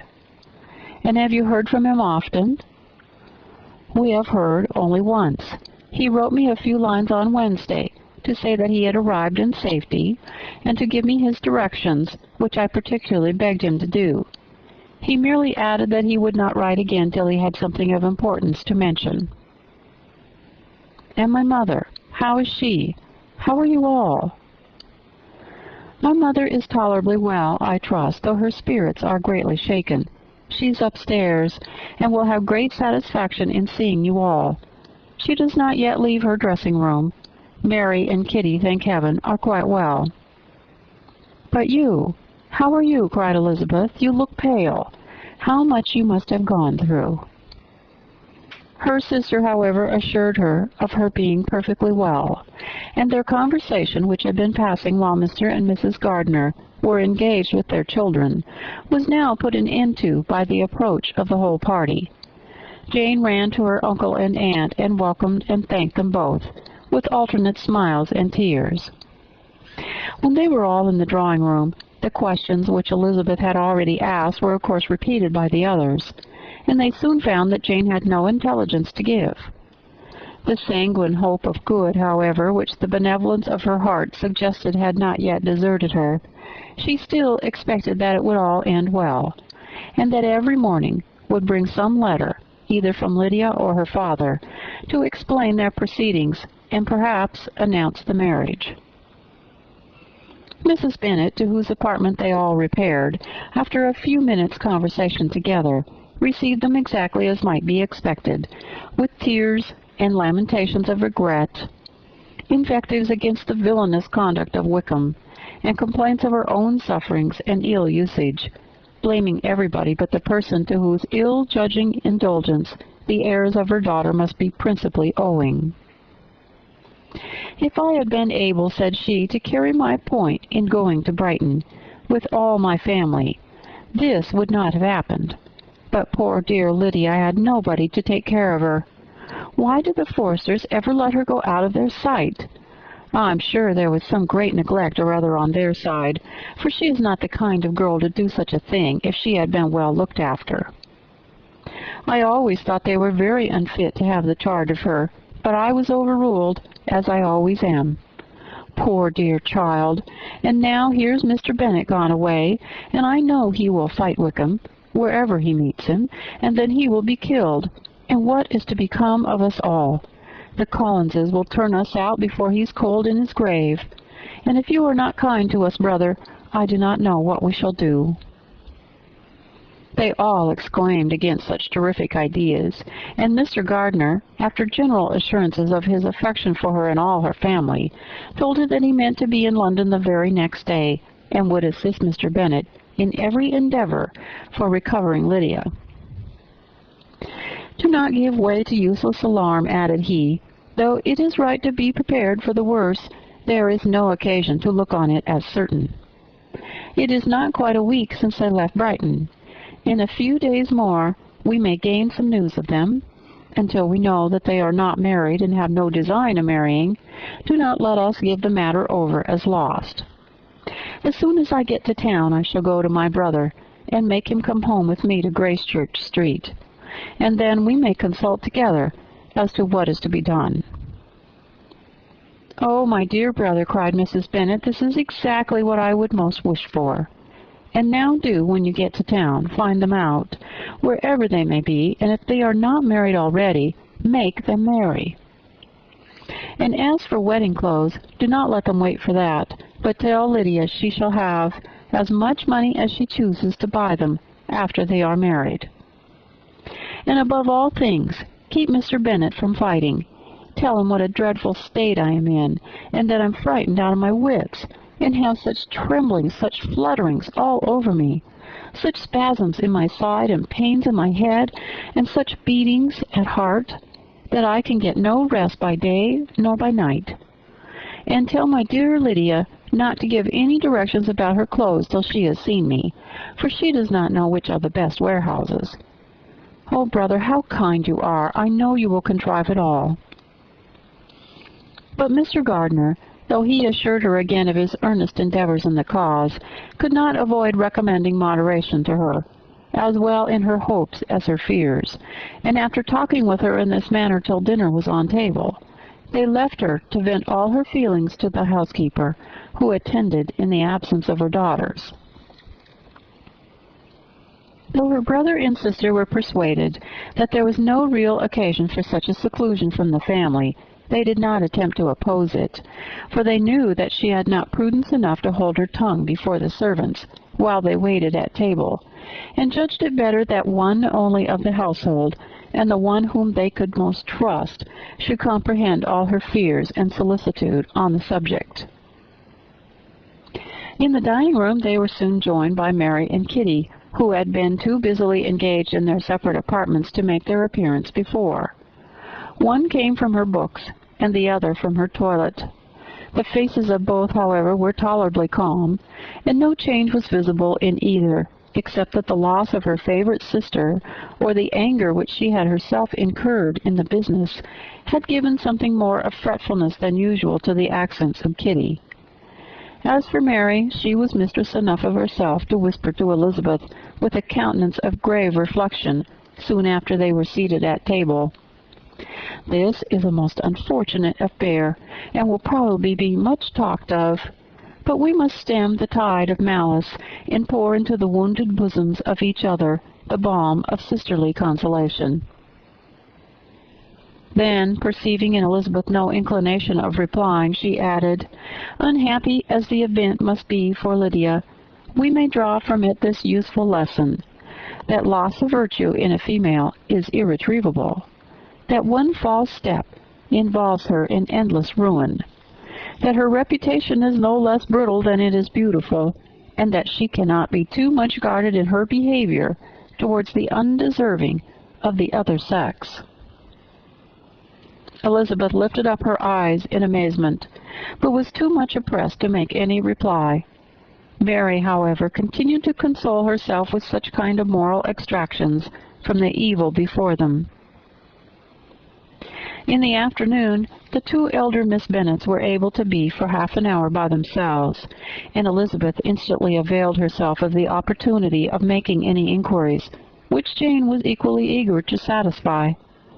After joining in general lamentations over the dreadful sequel of this event, which Elizabeth considered as all but certain, and Miss Bennet could not assert to be wholly impossible, the former continued the subject by saying, "But tell me all and everything about it which I have not already heard.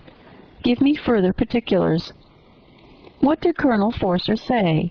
Had they no apprehension of anything before the elopement took place? They must have seen them together forever." Colonel Forster did own that he had often suspected some partiality, especially on Lydia's side, but nothing to give him any alarm. "I am so grieved for him. His behavior was attentive and kind to the utmost.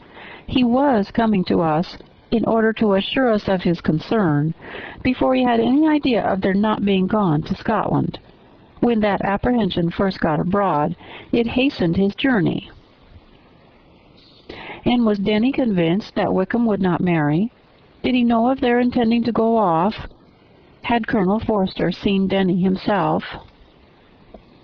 "Yes, but when questioned by him, Denny denied knowing anything of their plan, and would not give his real opinion about it. He did not repeat his persuasion of their not marrying, and from that, I am inclined to hope, he might have been misunderstood before." "Until Colonel Forster came himself, not one of you entertained a doubt, I suppose, of their being really married?" "How was it possible that such an idea should enter our brains? I felt a little uneasy, a little fearful of my sister's happiness with him in marriage, because I knew that his conduct had not always been quite right. My father and mother knew nothing of that. They only felt how imprudent a match it must be." Kitty then owned, with a very natural triumph on knowing more than the rest of us, that in Lydia's last letter she had prepared her for such a step. She had known, it seems, of their being in love with each other many weeks. "But not before they went to Brighton?" "No, I believe not." "And did Colonel Forster appear to think ill of Wickham himself? Does he know his real character?" "I must confess that he did not speak so well of Wickham as he formerly did. He believed him to be imprudent and extravagant, and since this sad affair has taken place, it is said that he left Meryton greatly in debt, but I hope this may be false." "Oh, Jane, had we been less secret, had we told what we knew of him, this could not have happened." "Perhaps it would have been better," replied her sister. "But to expose the former faults of any person without knowing what their present feelings were seemed unjustifiable. We acted with the best intentions." Could Colonel Forster repeat the particulars of Lydia's note to his wife? "He brought it with him for us to see." Jane then took it from her pocket-book and gave it to Elizabeth. These were the contents. "My dear Harriet, you will laugh when you know where I am gone, and I cannot help laughing myself at your surprise tomorrow morning as soon as I am missed. I am going to Gretna Green, and if you cannot guess with who, I shall think you a simpleton, for there is but one man in the world I love, and he is an angel. I should never be happy without him, so think it no harm to be off. You need not send them word at Longbourn of my going, if you do not like it, for it will make the surprise the greater when I write to them and sign my name, Lydia Wickham. What a good joke it will be! I can hardly write for laughing. Pray make my excuses to Pratt for not keeping my engagement and dancing with him tonight. Tell him I hope he will excuse me when he knows all, and tell him I will dance with him at the next ball we meet, with great pleasure. I shall send for my clothes when I get to Longbourn, but I wish you would tell Sally to mend a great slit in my worked muslin gown before they are packed up. Good-bye. Give my love to Colonel Forster. I hope you will drink to our good journey. Your affectionate friend, Lydia Bennet. "Oh, thoughtless, thoughtless Lydia!" cried Elizabeth when she finished it. "What a letter it is, to be written at such a moment! But at least it shows that she was serious in the object of her journey. Whatever he might afterwards persuade her to, it was not on her side a scheme of infamy. My poor father! How he must have felt it! I never saw anyone so shocked. He could not speak a word for full 10 minutes. My mother was taken ill immediately. The whole house in such confusion." "Oh, Jane," cried Elizabeth, "was there a servant belonging to it who did not know the whole story before the end of the day?" "I do not know. I hope there was. But to be guarded at such a time is very difficult. My mother was in hysterics, and though I endeavored to give her every assistance in my power, I'm afraid I did not do so much as I might have done. But the horror of what might possibly happen almost took from me my faculties." "Your attendance upon her has been too much for you. You do not look well. Oh, that I had been with you! You have had every care and anxiety upon yourself alone." "Mary and Kitty have been very kind, and would have shared in every fatigue, I'm sure, but I did not think it right for either of them. Kitty is slight and delicate, and Mary studies so much that her hours of repose should not be broken in on. My Aunt Phillips came to Longbourn on Tuesday after my father went away, and was so good as to stay till Thursday with me. She was of great use and comfort to us all. And Lady Lucas has been very kind. She walked here on Wednesday morning to condole with us, and offered her services or any of her daughters, if they could be of use to us." "She had better have stayed at home," cried Elizabeth. "Perhaps she meant well, but under such a misfortune as this, one cannot see too little of one's neighbors. Assistance is impossible, condolence insufferable. Let them triumph over us at a distance, and be satisfied." She then proceeded to inquire into the measures which her father had intended to pursue, while in town, for the recovery of his daughter. "He meant, I believe," replied Jane, "to go to Epsom, the place where they last change horses, see the postilions, and see if anything could be made out from them. His principal object must be to discover the number of the hackney coach which took them from Clapham. It had come with a fare from London, and as he thought the circumstance of a gentleman and ladies removing from one carriage into another might be remarked, he meant to make inquiries at Clapham. If he could anyhow discover at what house the coachman had before set down his fare, he determined to make inquiries there, and hoped it might not be impossible to find out the stand and number of the coach. I do not know of any other designs that he had formed, but he was in such a hurry to be gone, and his spirits so greatly discomposed, that I had difficulty in finding out even so much as this."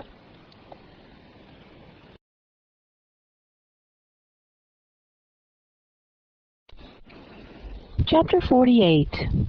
The whole party were in hopes of a letter from Mr. Bennet the next morning, but the post came in without bringing a single line from him. His family knew him to be, on all common occasions, a most negligent and dilatory correspondent, but at such a time they had hoped for exertion. They were forced to conclude that he had no pleasing intelligence to send. But even of that they would have been glad to be certain. Mr. Gardner had waited only for the letters before he set off. When he was gone, they were certain at least of receiving constant information of what was going on, and their uncle promised at parting to prevail on Mr. Bennet to return to Longbourn as soon as he could, to the great consolation of his sister, who considered it the only security for her husband's not being killed in a duel. Mrs. Gardner and the children were to remain in Hertfordshire a few days longer, as the former thought her presence might be serviceable to her nieces. She shared in their attendance on Mrs. Bennet, and was a great comfort to them in their hours of freedom. Their other aunt also visited them frequently, and always, as she said, with a design of cheering and heartening them up, though as she never came without reporting some fresh instance of Wickham's extravagance or irregularity, she seldom went away without leaving them more dispirited than she found them. All Meryton seemed striving to blacken the man who, but 3 months before, had been almost an angel of light. He was declared to be in debt to every tradesman in the place, and his intrigues, all honored with the title of seduction, had been extended into every tradesman's family. Everybody declared that he was the wickedest young man in the world, and everybody began to find out that they had always distrusted the appearance of his goodness. Elizabeth, though she did not credit above half of what was said, believed enough to make her former assurance of her sister's ruin still more certain, and even Jane, who believed still less of it, became almost hopeless, most especially as the time was now come when, if they had gone to Scotland, which she had never before entirely despaired of, they must be in all probability have gained some news of them. Mrs. Gardner left Longbourn on Sunday. On Tuesday, his wife received a letter from him. It told him that, on his arrival, he had immediately found out his brother, and persuaded him to come to Gracechurch Street, and that Mr. Bennet had been to Epsom and Clapham before his arrival, but without gaining any satisfactory information, and that he was now determined to inquire at all the principal hotels in town, as Mr. Bennet thought it possible they might have gone to one of them, on their first coming to London, before they procured lodgings. Mr. Gardner himself did not expect any success from this measure, but as his brother was eager in it, he meant to assist him in pursuing it. He added that Mr. Bennet seemed wholly disinclined at present to leave London, and promised to write again very soon.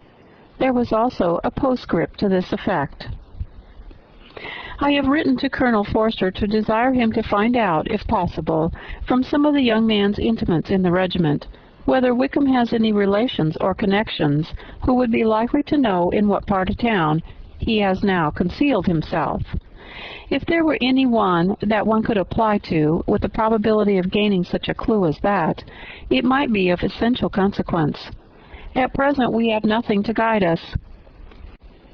Colonel Forster will, I dare say, do everything in his power to satisfy us on this head. But on second thoughts, perhaps, Lizzie could tell us what relations he has now living, better than any other person. Elizabeth was at no loss to understand from whence this deference for her authority proceeded, but it was not in her power to give any information of so satisfactory a nature as the compliment deserved. She had never heard of his having had any relations, except a father and mother, both of whom had been dead many years. It was possible, however, that some of his companions in the shire might be able to give more information, and though she was not very sanguine in expecting it, the application was something to look forward to. Every day at Longbourn was now a day of anxiety, and the most anxious part of each day was when the post was expected. The arrival of letters was the first grand object of every morning's impatience. Through letters, whatever of good or bad was to be told would be communicated, and every succeeding day was expected to bring some news of importance. But before they heard again from Mr. Gardner, a letter arrived for their father from a different quarter, from Mr. Collins, which, as Jane had received directions to open all that came for him in his absence, she accordingly read. And Elizabeth, who knew what curiosities his letters always were, looked over her and read it likewise. It was as follows. My dear Sir, I feel myself called upon by our relationship and my situation in life to condole with you on the grievous affliction you are now suffering under, of which we were yesterday informed by a letter from Hertfordshire. Be assured, my dear sir, that Mrs. Collins and myself sincerely sympathize with you and all your respectable family in your present distress, which must be of the bitterest kind, because proceeding from a cause which no time can remove. No arguments shall be wanting on my part that can alleviate so severe a misfortune, or that may comfort you under a circumstance that must be of all others most afflicting to a parent's mind. The death of your daughter would have been a blessing in comparison to this, and it's the more to be lamented because there is reason to suppose, as my dear Charlotte informs me, that this licentiousness of behavior in your daughter has proceeded from a faulty degree of indulgence, though, at the same time, for the consolation of yourself and Mrs. Bennet, I am inclined to think that her own disposition must be naturally bad, or she could not be guilty of such an enormity at so early an age. Howsoever that may be, you are grievously to be pitied, in which opinion I am not only joined by Mrs. Collins, but likewise by Lady Catherine and her daughter, to whom I have related the affair. They agree with me in apprehending that this false step in one daughter will be injurious to the fortunes of all the others, for who, as Lady Catherine herself condescendingly says, will connect themselves with such a family? And this consideration leads me moreover to reflect, with augmented satisfaction, on a certain event of last November, for had it been otherwise, I must have been involved in all your sorrow and disgrace. Let me advise you then, my dear sir, to console yourself as much as possible, to throw off your unworthy child from your affection forever, and leave her to reap the fruits of her own heinous offense. I am, dear sir, so forth and so forth. Mr. Gardner did not write again till he had received an answer from Colonel Forster, and then he had nothing of a pleasant nature to send. It was not known that Wickham had a single relation with whom he kept up any connection, and it was certain that he had no near one living. His former acquaintances had been numerous, but since he had been in the militia, it did not appear that he was on terms of particular friendship with any of them. There was no one, therefore, who could be pointed out as likely to give any news of him, and in the wretched state of his own finances, there was a very powerful motive for secrecy, in addition to his fear of discovery by Lydia's relations, for it had just transpired that he had left gaming debts behind him to a very considerable amount. Colonel Forster believed that more than £1,000 would be necessary to clear his expenses at Brighton. He owed a good deal in the town, but his debts of honor were still more formidable. Mr. Gardner did not attempt to conceal these particulars from the Longbourn family. Jane heard them with horror. "A gamester!" she cried. "This is wholly unexpected. I had not an idea of it." Mr. Gardner added in his letter that they might expect to see their father at home on the following day, which was Saturday. Rendered spiritless by the ill success of their endeavors, he had yielded to his brother-in-law's entreaty that he would return to his family, and leave it to him to do whatever occasion might suggest to be advisable for continuing their pursuit. When Mrs. Bennet was told of this, she did not express so much satisfaction as her children expected, considering what her anxiety for his life had been before. "What, is he coming home, and without poor Lydia?" she cried. "Sure he will not leave London before he has found them.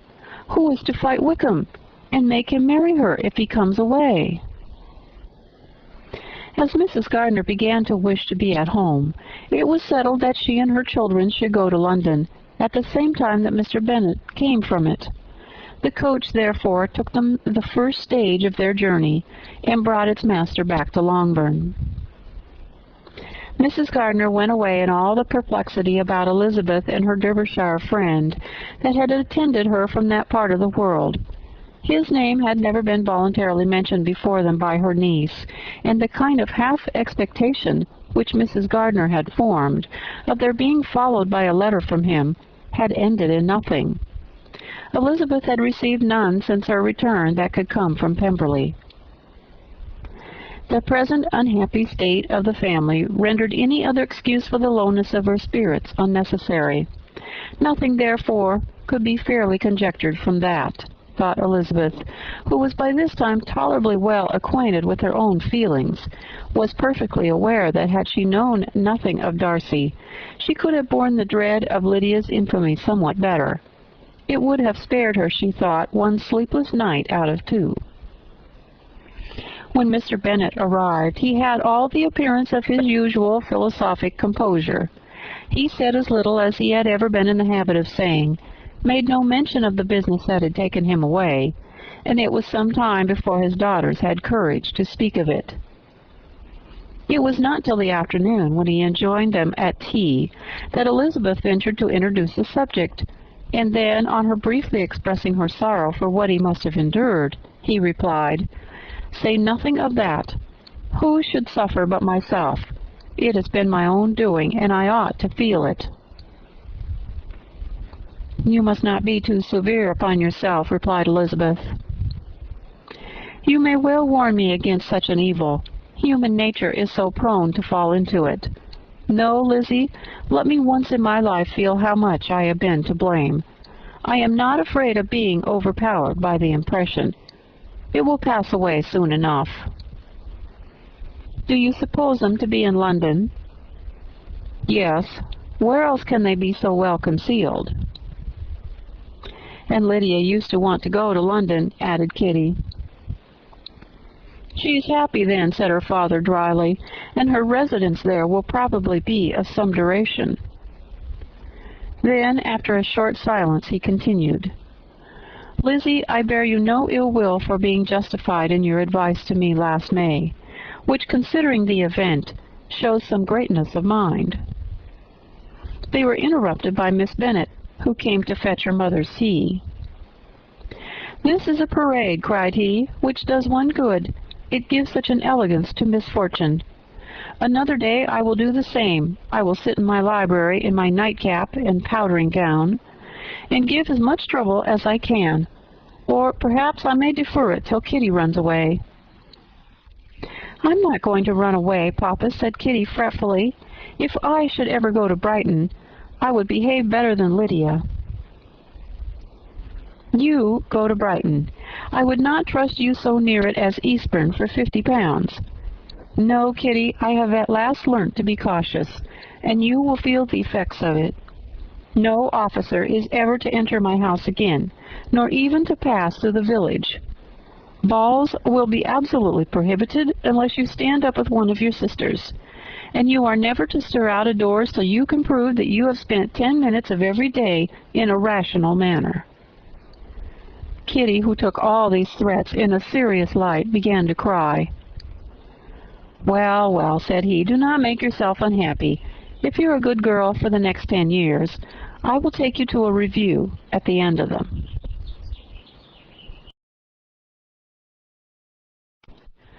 Chapter 49. 2 days after Mr. Bennet's return, as Jane and Elizabeth were walking together in the shrubbery behind the house, they saw the housekeeper coming towards them, and concluding that she came to call them to their mother, went forward to meet her. But instead of the expected summons, when they approached her, she said to Miss Bennet, "I beg your pardon, ma'am, for interrupting you, but I was in hopes you might have some good news from town, so I took the liberty of coming to ask." "What do you mean, Hill? We have heard nothing from town." "Dear madam," cried Mrs. Hill, in great astonishment, "don't you know there is an express come for master from Mr. Gardiner? He has been here this half hour, and master has had a letter." Away ran the girls, too eager to get in to have time for speech. They ran through the vestibule into the breakfast-room, from thence to the library. Their father was in neither, and they were on the point of seeking him upstairs with their mother, when they were met by the butler, who said, "If you're looking for my master, ma'am, he's walking towards the little copse." Upon this information they instantly passed through the hall once more, and ran across the lawn after their father, who was deliberately pursuing his way towards a small wood on one side of the paddock.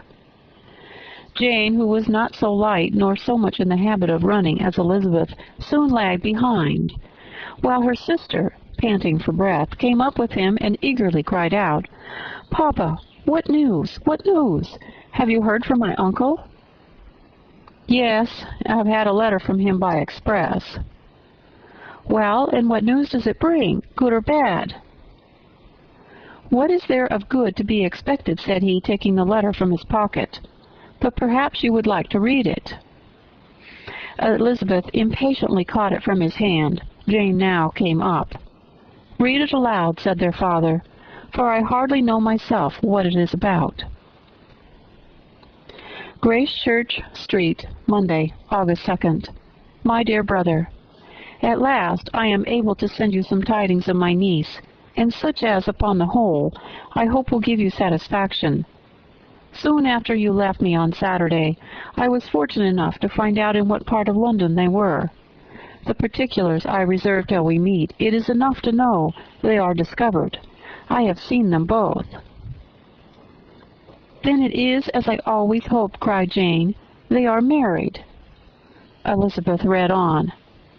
"I have seen them both. They are not married, nor can I find there was any intention of doing so. But if you are willing to perform the engagements which I have ventured to make on your side, I hope it will not be long before they are. All that is required of you is to assure your daughter, by settlement, her equal share of the £5,000 secured among your children after the decease of yourself and my sister, and moreover to enter into an engagement of allowing her, during your life, £100 per annum. These are conditions which, considering everything, I had no hesitation in complying with, as far as I thought myself privileged, for you. I shall send this by express, that no time may be lost in bringing me your answer. You will easily comprehend, from these particulars, that Mr. Wickham's circumstances are not so hopeless as they are generally believed to be. The world has been deceived in that respect, and I am happy to say there will be some little money, even when all his debts are discharged, to settle on my niece, in addition to her own fortune. If, as I conclude will be the case, you send me full powers to act in your name throughout the whole of this business, I will immediately give directions to Haggerston for preparing a proper settlement. There will not be the smallest occasion for your coming to town again. Therefore stay quietly at Longbourn, and depend on my diligence and care. Send back your answer as soon as you can, and be careful to write explicitly. We have judged it best that my niece should be married from this house, of which I hope you will approve. She comes to us today. I shall write again as soon as anything more is determined on. Yours, and so forth, Edward Gardner. "Is it possible?" cried Elizabeth, when she had finished. "Can it be possible that he will marry her?" "Wickham is not so undeserving, then, as we have thought him," said her sister. "My dear father, I congratulate you." "And have you answered the letter?" said Elizabeth. "No, but it must be done soon." Most earnestly did she then entreat him to lose no more time before he wrote. "Oh, my dear father," she cried, "come back and write immediately. Consider how important every moment is in such a case." "Let me write for you," said Jane, "if you dislike the trouble yourself." "I dislike it very much," he replied, "but it must be done." And so saying, he turned back with them and walked towards the house. "And may I ask," said Elizabeth, "but the terms, I suppose, must be complied with."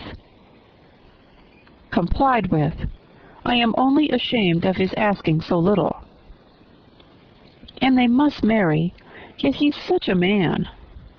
"Yes, yes, they must marry. There's nothing else to be done. But there are two things that I want very much to know.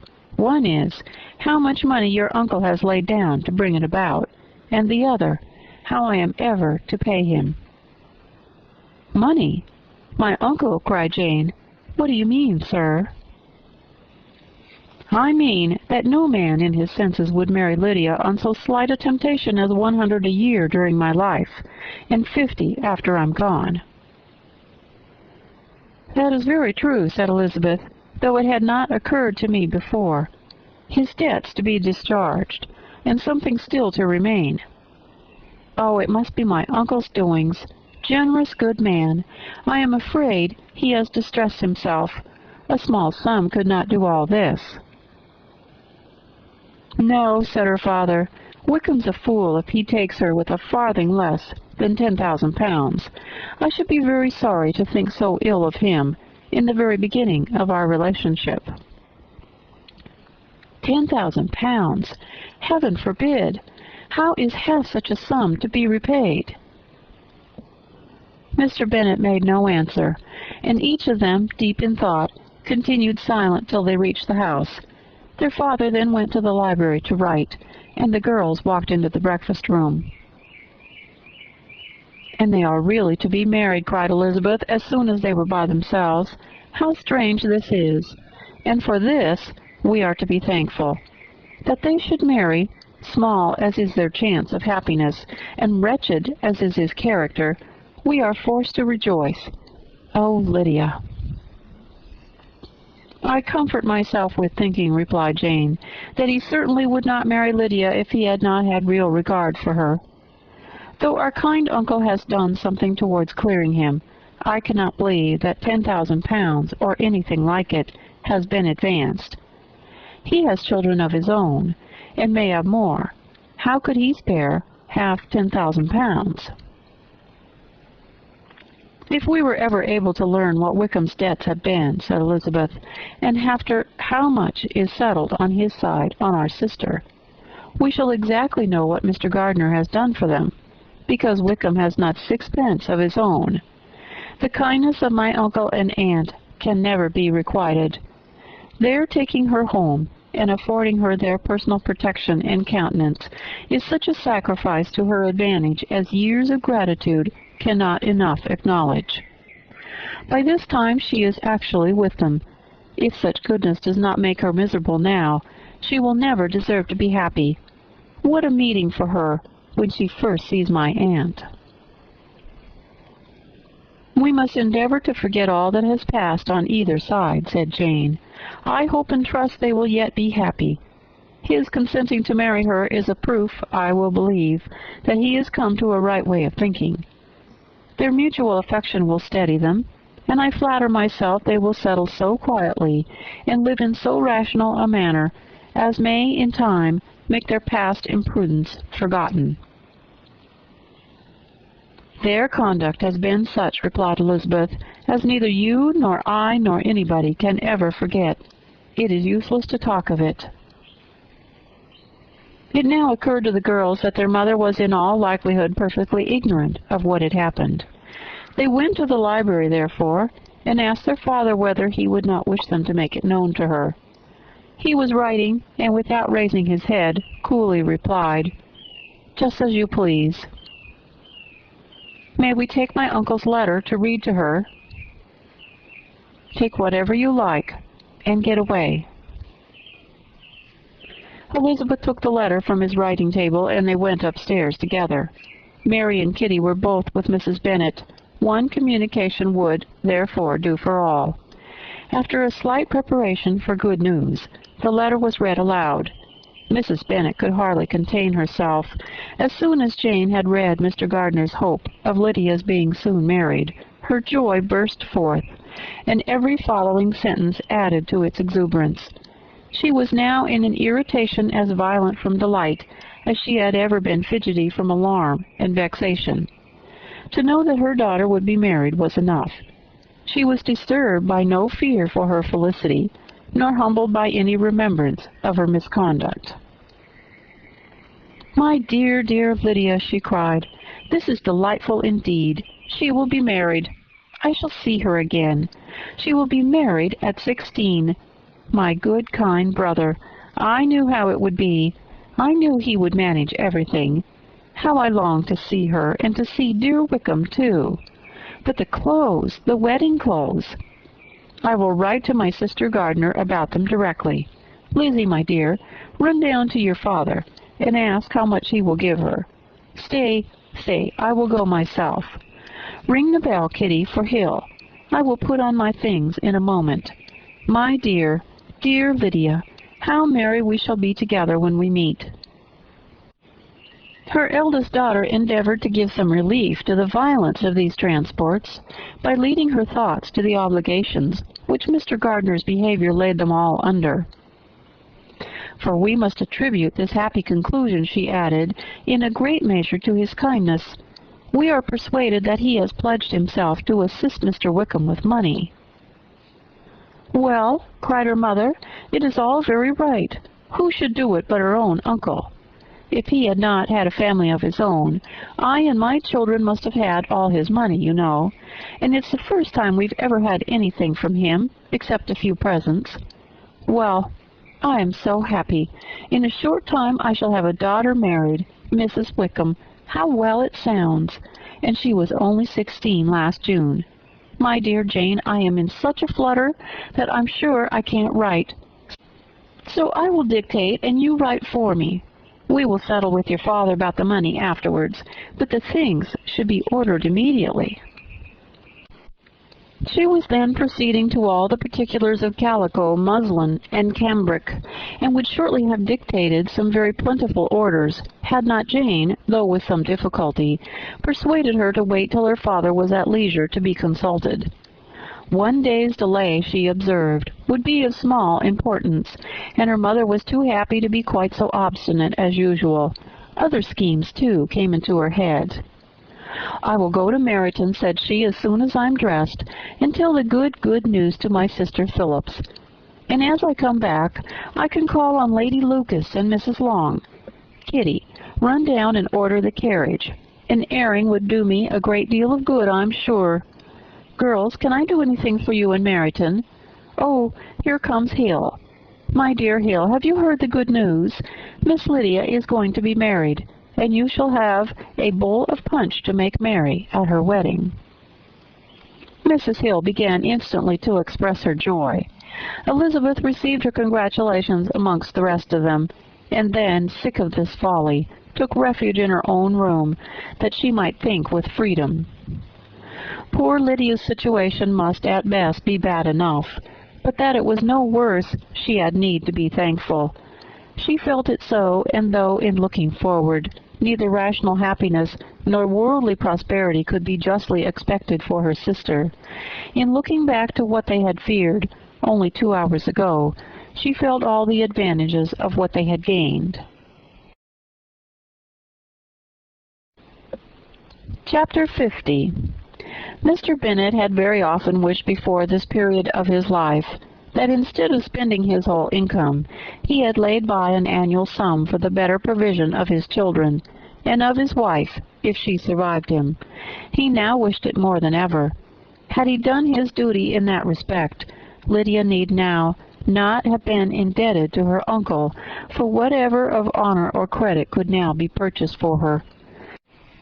The satisfaction of prevailing on one of the most worthless young men in Great Britain to be her husband might then have rested in its proper place. He was seriously concerned that a cause of so little advantage to anyone should be forwarded at the sole expense of his brother-in-law, and he was determined, if possible, to find out the extent of his assistance, and to discharge the obligation as soon as he could. When first Mr. Bennet had married, economy was held to be perfectly useless, for of course they were to have a son. This son was to join in cutting off the entail as soon as he should be of age, and the widow and younger children would by that means be provided for. 5 daughters successively entered the world, but yet the son was to come, and Mrs. Bennet for many years after Lydia's birth had been certain that he would. This event had at last been despaired of, but it was then too late to be saving. Mrs. Bennet had no turn for economy, and her husband's love of independence had alone prevented their exceeding their income. £5,000 was settled by marriage articles on Mrs. Bennet and the children, but in what proportions it should be divided amongst the latter depended on the will of the parents. This was one point, with regard to Lydia at least, which was now to be settled, and Mr. Bennet could have no hesitation in acceding to the proposal before him. in terms of grateful acknowledgment for the kindness of his brother, though expressed most concisely. He then delivered on paper his perfect approbation of all that was done, and his willingness to fulfill the engagements that had been made for him. He had never before supposed that, could Wickham be prevailed on to marry his daughter, it would be done with so little inconvenience to himself as by the present arrangement. He would scarcely be £10 a year the loser by the 100 that was to be paid them, for what with her board and pocket allowance, and the continual presents in money which passed to her through her mother's hands, Lydia's expenses had been very little within that sum. That it would be done with such trifling exertion on his side, too, was another very welcome surprise, for his wish at present was to have as little trouble in the business as possible. When the first transports of rage which had produced his activity in seeking her were over, he naturally returned to all his former indolence. His letter was soon dispatched, for though dilatory in undertaking business, he was quick in its execution. He begged to know further particulars of what he was indebted to his brother, but was too angry with Lydia to send any message to her. The good news quickly spread through the house, and with proportionate speed through the neighborhood. It was borne in the latter with decent philosophy.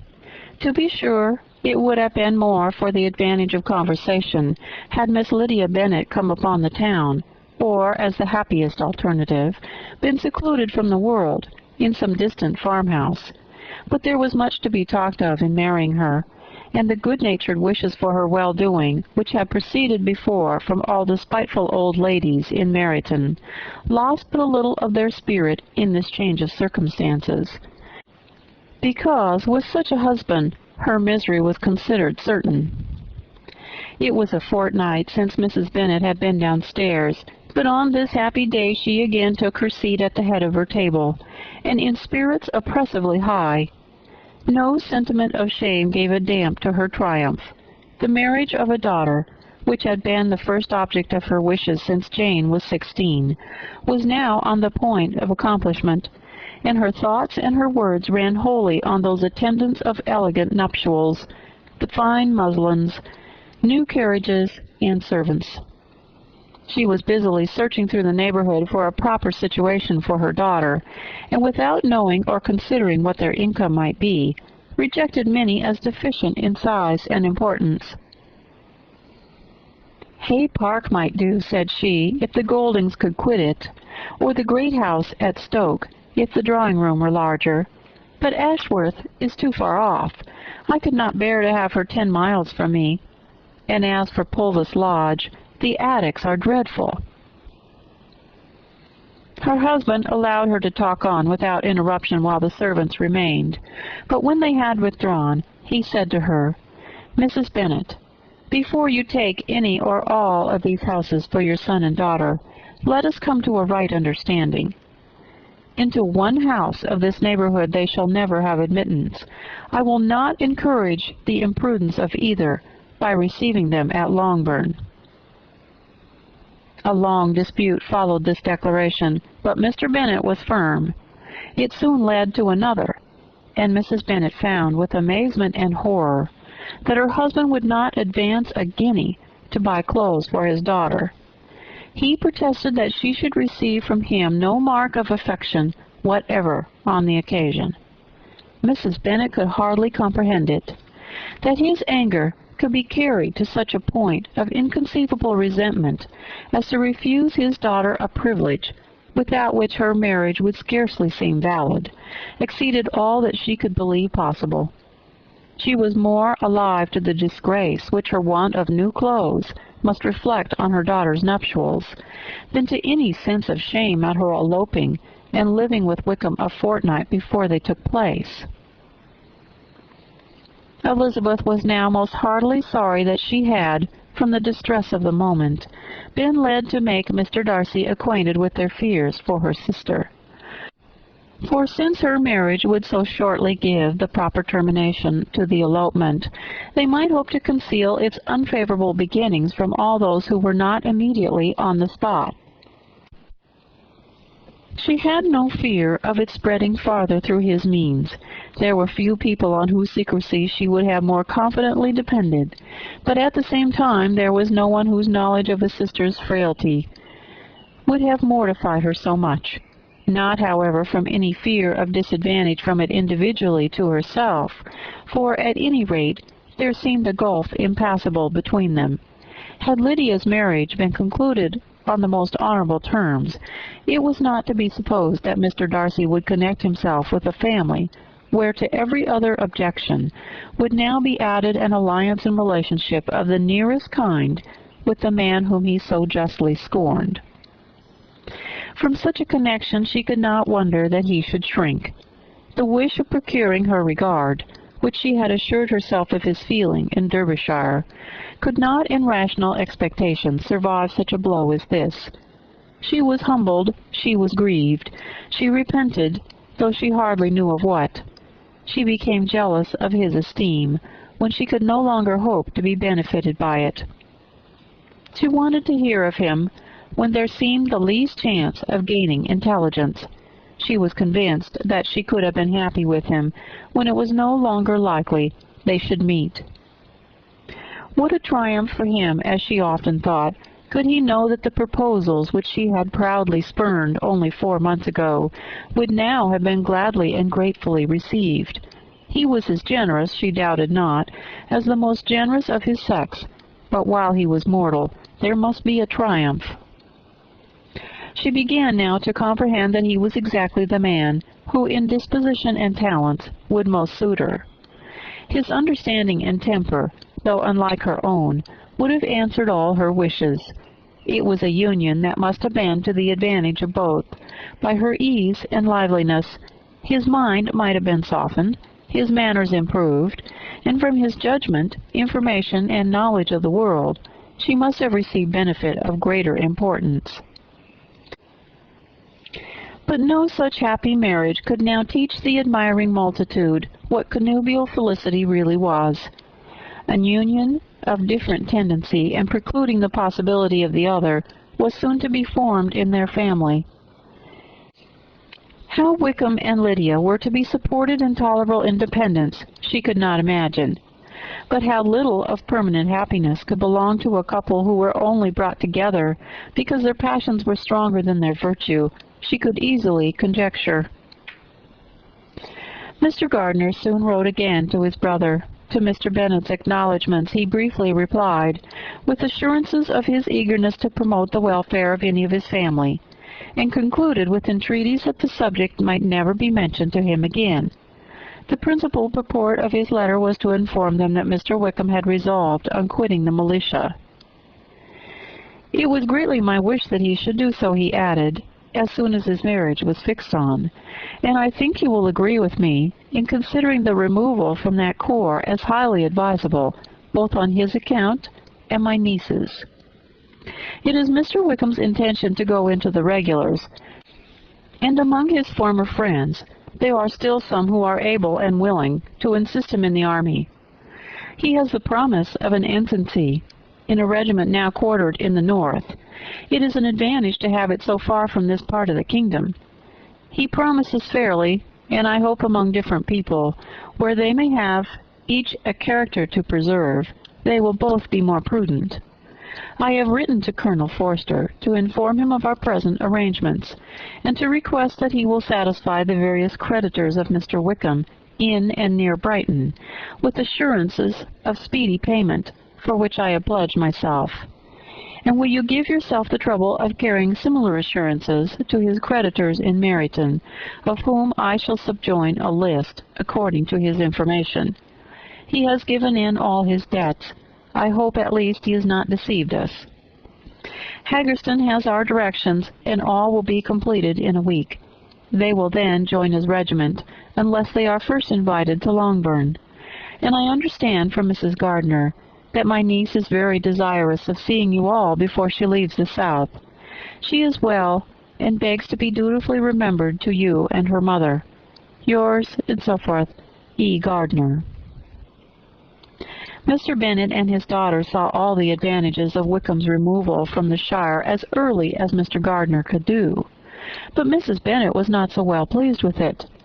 Lydia's being settled in the North, just when she had expected most pleasure and pride in her company, for she had by no means given up her plan of their residing in Hertfordshire, was a severe disappointment. And besides, it was such a pity that Lydia should be taken from a regiment where she was acquainted with everybody and had so many favorites. And she's so fond of Mrs. Forster, said she, it will be quite shocking to send her away. And there are several of the young men, too, that she likes very much. The officers may not be so pleasant in the regiment. Her daughter's request, for such it might be considered, of being admitted into her family again before she set off for the North, received at first an absolute negative. But Jane and Elizabeth, who agreed in wishing, for the sake of their sister's feelings and consequence, that she should be noticed on her marriage by her parents, urged him so earnestly yet so rationally and mildly to receive her and her husband at Longbourn as soon as they were married, that he was prevailed on to think as they thought, and act as they wished. And their mother had the satisfaction of knowing that she should be able to show her married daughter in the neighborhood before she was banished to the North. When Mr. Bennet wrote again to his brother, therefore, he sent his permission for them to come, and it was settled that as soon as the ceremony was over, they should proceed to Longbourn. Elizabeth was surprised, however, that Wickham should consent to such a scheme, and had she consulted only her own inclination, any meeting with him would have been the last object of her wishes.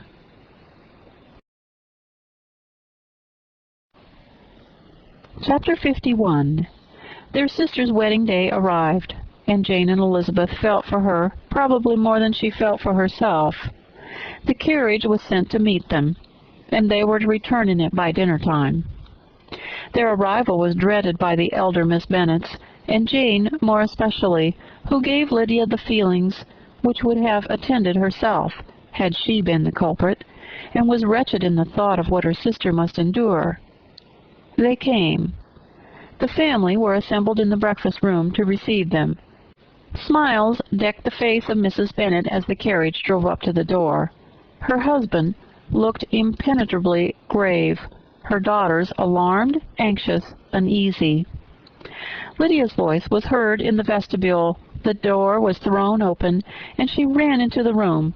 Her mother stepped forward, embraced her, and welcomed her with rapture, gave her hand with an affectionate smile to Wickham, who followed his lady, and wished them both joy, with an alacrity which showed no doubt of their happiness. Their reception from Mr. Bennet, to whom they then turned, was not quite so cordial. His countenance rather gained in austerity, and he scarcely opened his lips. The easy assurance of the young couple, indeed, was enough to provoke him.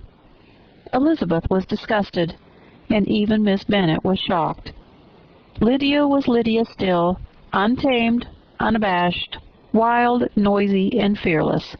She turned from sister to sister, demanding their congratulations, and when at length they all sat down, looked eagerly round the room, took notice of some little alteration in it, and observed with a laugh that it was quite a great while since she had been there.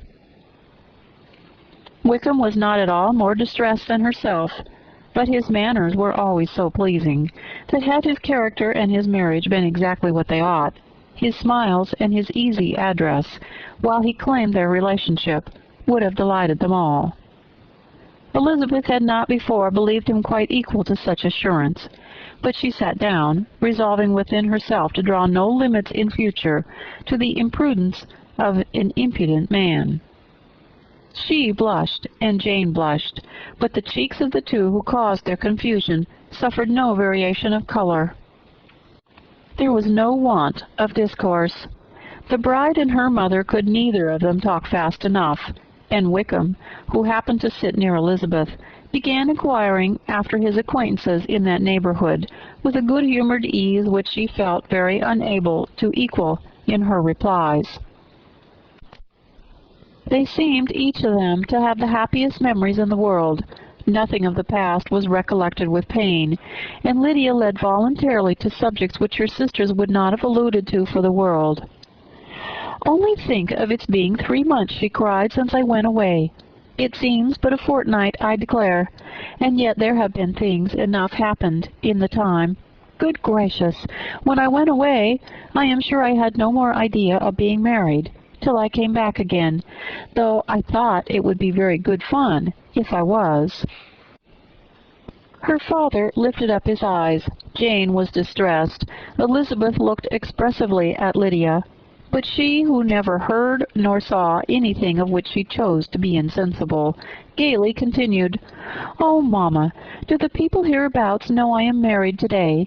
I was afraid they might not, and we overtook William Golding in his curricle, so I was determined he should know it, and so I let down the side glass next to him, and took off my glove, and let my hand rest upon the window frame, so that he might see the ring, and then I bowed and smiled like anything." Elizabeth could bear it no longer. She got up and ran out of the room, and returned no more till she heard them passing through the hall to the dining parlor. She then joined them soon enough to see Lydia, with anxious parade, walk up to her mother's right hand, and hear her say to her eldest sister, "Ah, Jane, I take your place now, and you must go lower, because I am a married woman." It was not to be supposed that time would give Lydia that embarrassment from which she had been so wholly free at first. Her ease and good spirits increased. She longed to see Mrs. Phillips, the Lucases, and all their other neighbors, and to hear herself called Mrs. Wickham by each of them, and in the meantime she went after dinner to show her ring, and boast of being married, to Mrs. Hill and the 2 housemaids. "Well, mamma," said she, when they were all returned to the breakfast-room, "what do you think of my husband? Is not he a charming man? I am sure my sisters must all envy me. I only hope they may have half my good luck. They must all go to Brighton. That's the place to get husbands. What a pity it is, mamma, we did not all go." "Very true, and if I had my will we should. But, my dear Lydia, I don't at all like your going such a way off. Must it be so?" "Oh, Lord, yes, there's nothing in that. I shall like it of all things. You and Papa and my sisters must come down and see us. We shall be at Newcastle all the winter, and I dare say there will be some balls, and I will take care to get good partners for them all." "I should like it beyond anything," said her mother. "And then, when you go away, you may leave 1 or 2 of my sisters behind you, and I dare say I shall get husbands for them before the winter is over." "I thank you for my share of the favor," said Elizabeth, "but I do not particularly like your way of getting husbands." Their visitors were not to remain above 10 days with them. Mr. Wickham had received his commission before he left London, and he was to join his regiment at the end of a fortnight. No one but Mrs. Bennet regretted that their stay would be so short, and she made the most of the time by visiting about with her daughter and having very frequent parties at home. These parties were acceptable to all. To avoid a family circle was even more desirable to such as did think, and such as did not. Wickham's affection for Lydia was just what Elizabeth had expected to find it, not equal to Lydia's for him. She had scarcely needed her present observation to be satisfied, from the reason of things, that their elopement had been brought on by the strength of her love rather than by his, and she would have wondered why, without violently caring for her, he chose to elope with her at all, had she not felt certain that his flight was rendered necessary by distress of circumstances. And if that were the case, he was not the young man to resist an opportunity of having a companion. Lydia was exceedingly fond of him. He was her dear Wickham on every occasion. No one was to put in competition with him. He did everything best in the world, and she was sure he would kill more birds on the 1st of September than anybody else in the country. One morning, soon after their arrival, as she was sitting with her 2 elder sisters, she said to Elizabeth, "Lizzie, I never gave you an account of my wedding. I believe you were not by when I told Mamma and the others all about it. Are not you curious to hear how it was managed?" "No, really," replied Elizabeth. "I think there cannot be too little said on the subject." "La, you are so strange! But I must tell you how it went off. We were married, you know, at St. Clement's, because Wickham's lodgings were in that parish, and it was settled that we should all be there by 11 o'clock. My uncle and aunt and I were to go together, and the others were to meet us at the church. Well, Monday morning came, and I was in such a fuss. I was so afraid, you know, that something would happen to put it off, and then I should have gone quite distracted. And there was my aunt, all the time I was dressing, preaching and talking away just as if she were reading a sermon.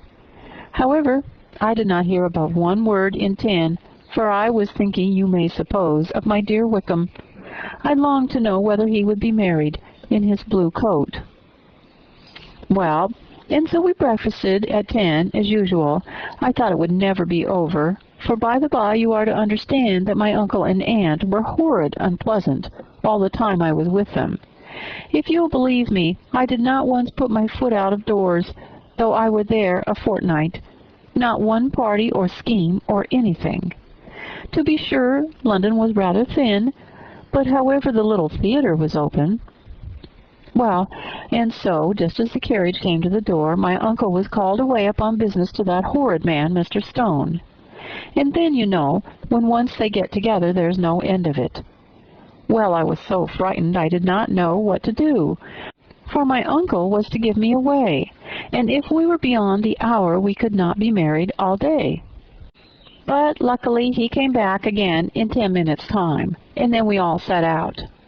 However, I recollected afterwards that if he had been prevented going, the wedding need not be put off, for Mr. Darcy might have done as well.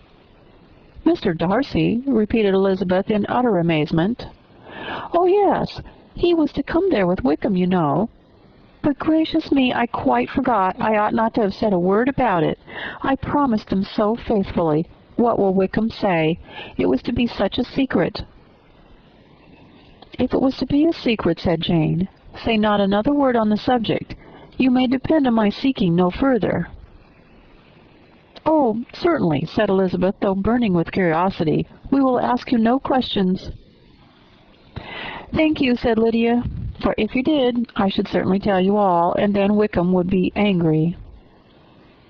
On such encouragement to ask, Elizabeth was forced to put it out of her power by running away. But to live in ignorance on such a point was impossible, or at least it was impossible not to try for information. Mr. Darcy had been at her sister's wedding.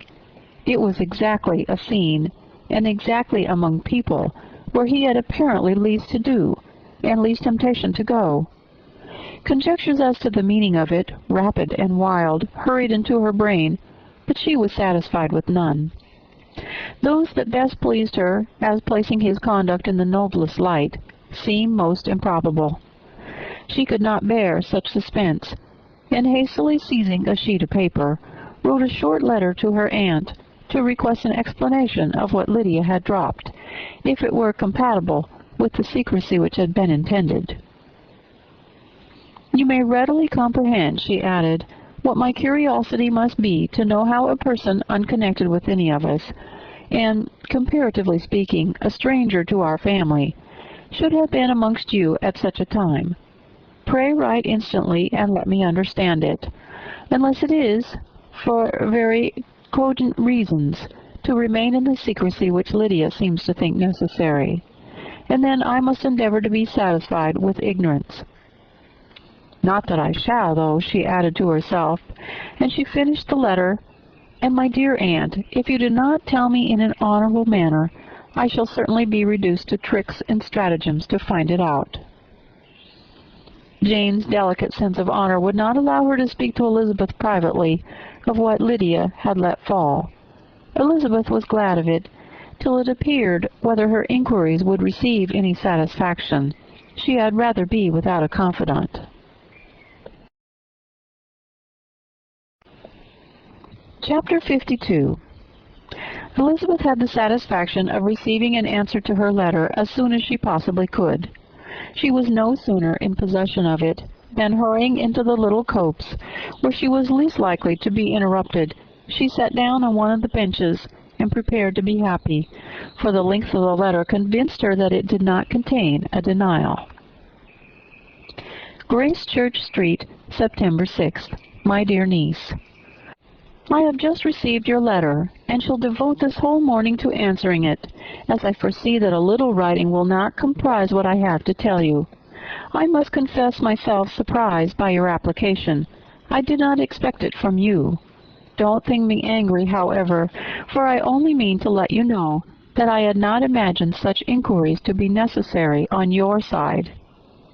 If you do not choose to understand me, forgive my impertinence. Your uncle is as much surprised as I am, and nothing but the belief of your being a party concerned would have allowed him to act as he has done. But if you are really innocent and ignorant, I must be more explicit. On the very day of my coming home from Longbourn, your uncle had a most unexpected visitor. Mr. Darcy called, and was shut up with him for several hours.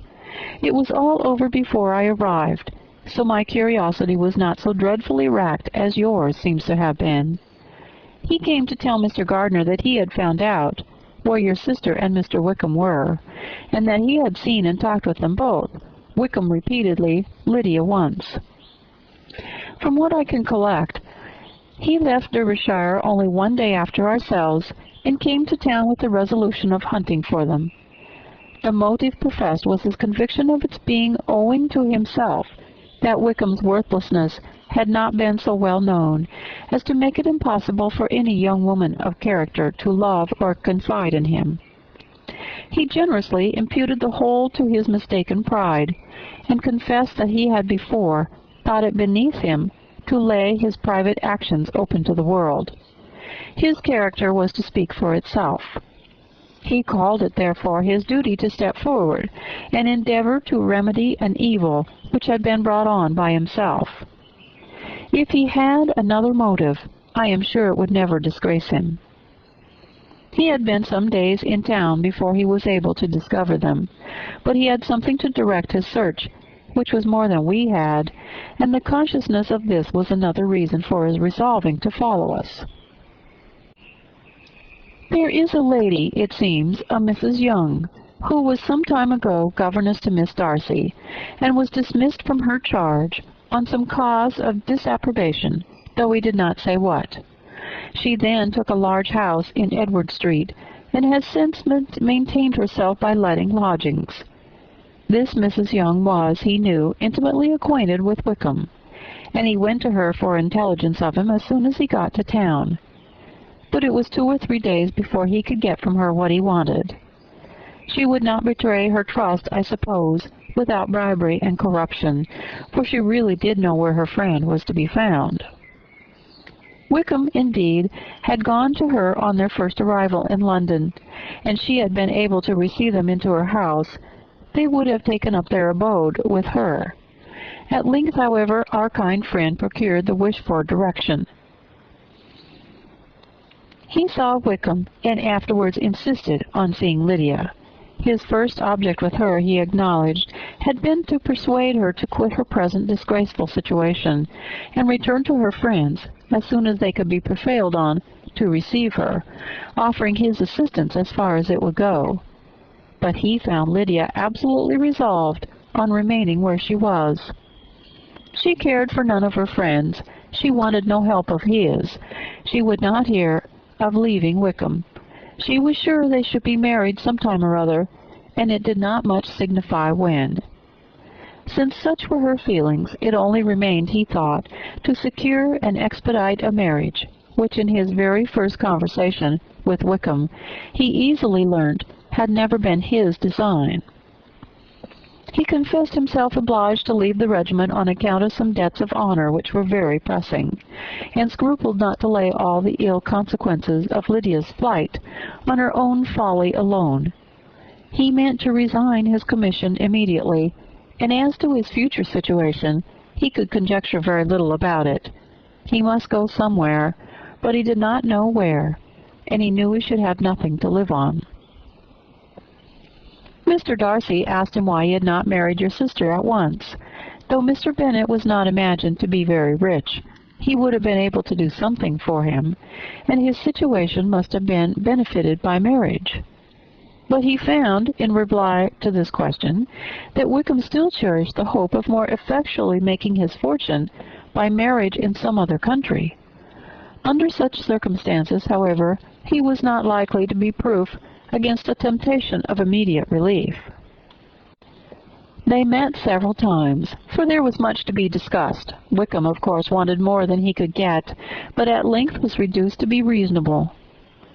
Everything being settled between them, Mr. Darcy's next step was to make your uncle acquainted with it, and he first called in Grace Church Street the evening before I came home, but Mr. Gardner could not be seen, and Mr. Darcy found, on further inquiry, that your father was still with him, but would quit town the next morning.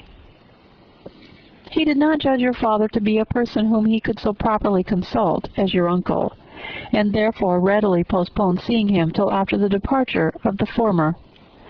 He did not leave his name, and till the next day it was only known that a gentleman had called on business. On Saturday he came again. Your father was gone, your uncle at home, and as I said before, they had a great deal of talk together. They met again on Sunday, and then I saw him too. It was not all settled before Monday. As soon as it was, the express was sent off to Longbourn. But our visitor was very obstinate. I fancy, Lizzie, that obstinacy is the real defect of his character, after all.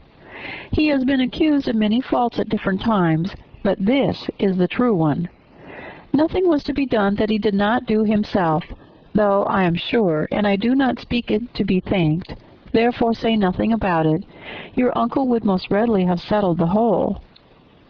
They battled it together for a long time, which was more than either the gentleman or lady concerned in deserved.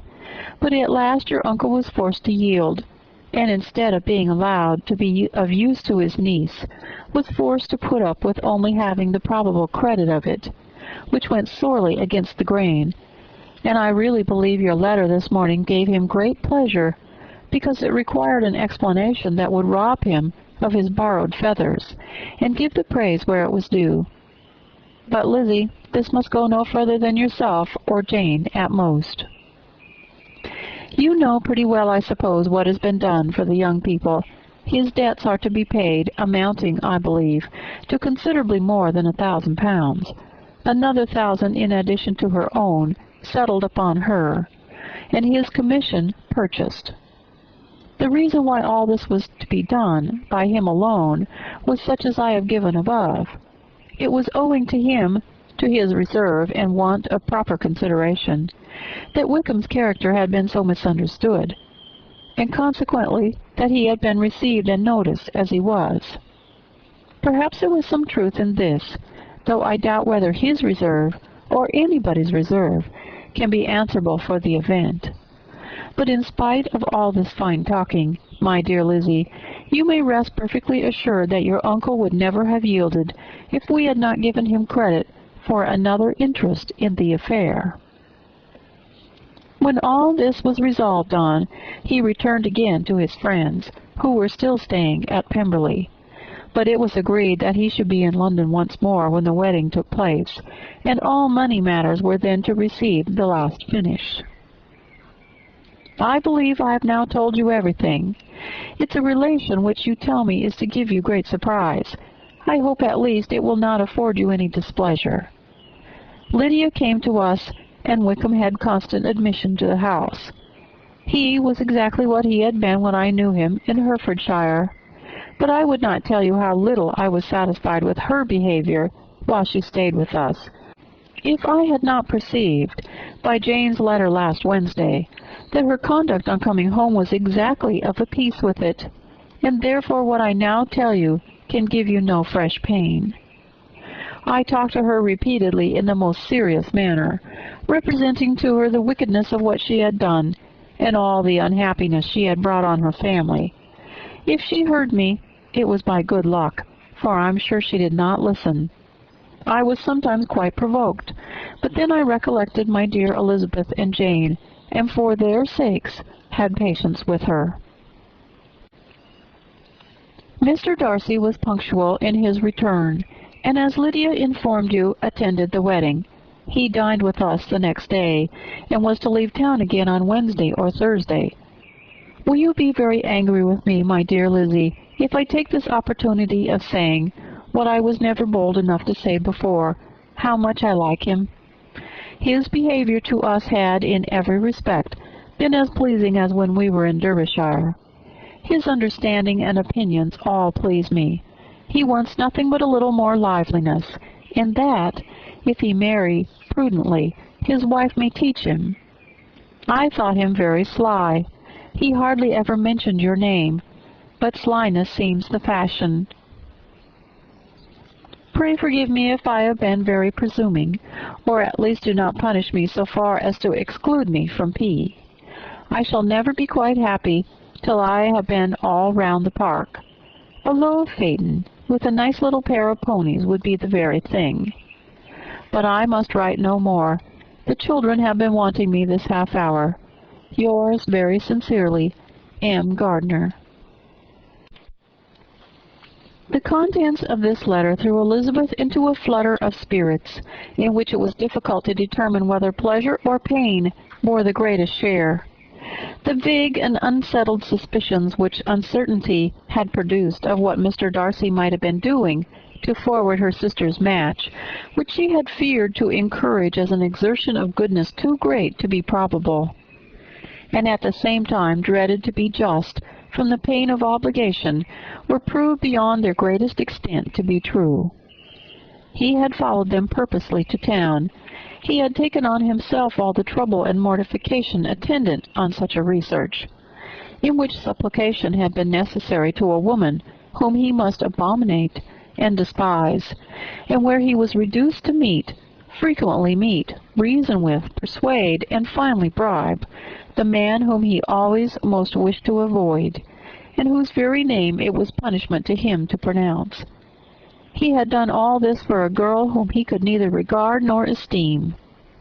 Her heart did whisper that he had done it for her, but it was a hope shortly checked by other considerations, and she soon felt that even her vanity was insufficient, when required to depend on his affection for her, for a woman who had already refused him, as able to overcome a sentiment so natural as abhorrence against relationship with Wickham, brother-in-law of Wickham. Every kind of pride must revolt from the connection. He had, to be sure, done much. She was ashamed to think how much. But he had given a reason for this interference, which asked no extraordinary stretch of belief. It was reasonable that he should feel he had been wrong. He had liberality, and he had the means of exercising it, and though she would not place herself as his principal inducement, she could, perhaps, believe that remaining partiality for her might assist his endeavors in a cause where her peace of mind must be materially concerned. It was painful, exceedingly painful, to know that they were under obligations to a person who could never receive a return. They owed the restoration of Lydia, her character, everything to him. Oh, how heartily did she grieve over every ungracious sensation she had ever encouraged, every saucy speech she had ever directed towards him. For herself, she was humbled, but she was proud of him, proud that in a cause of compassion and honor he had been able to get the better of himself. She read over her aunt's commendation of him again and again. It was hardly enough, but it pleased her. She was even sensible of some pleasure, though mixed with regret, on finding how steadfastly both she and her uncle had been persuaded that affection and confidence subsisted between Mr. Darcy and herself. She was roused from her seat and her reflections of someone's approach, and before she could strike into another path she was overtaken by Wickham. "I am afraid I interrupt your solitary ramble, my dear sister," said he, as he joined her. "You certainly do," she replied with a smile, "but it does not follow that the interruption must be unwelcome." "I should be sorry indeed if it were. We were always good friends, and now we are better." "True. Are the others coming out?" "I do not know. Mrs. Bennet and Lydia are going in the carriage to Meryton, and so, my dear sister, I find from our uncle and aunt that you have actually seen Pemberley." She replied in the affirmative.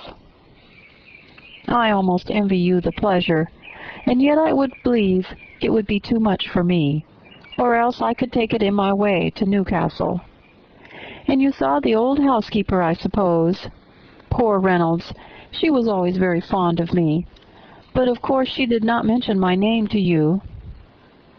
"Yes, she did." "And what did she say?" "That you were gone into the army, and she was afraid had not turned out well. At such a distance as that, you know, things are strangely misrepresented."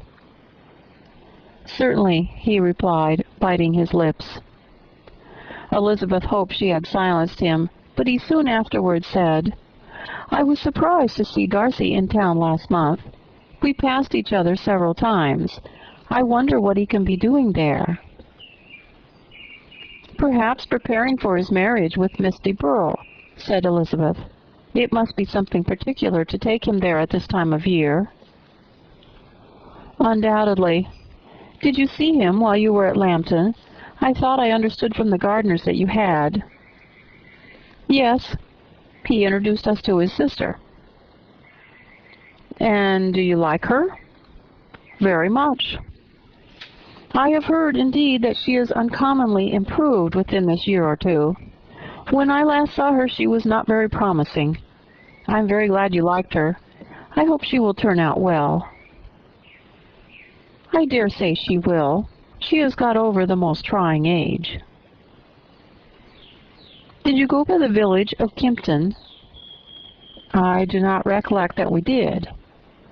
"I mention it because it is the living which I ought to have had. A most delightful place. Excellent parsonage house. It would have suited me in every respect." "How should you have liked making sermons?" "Exceedingly well. I should have considered it as part of my duty, and the exertion would soon have been nothing. One ought not to repine, but to be sure, it would have been such a thing for me. The quiet, the retirement of such a life would have answered all my ideas of happiness, but it was not to be.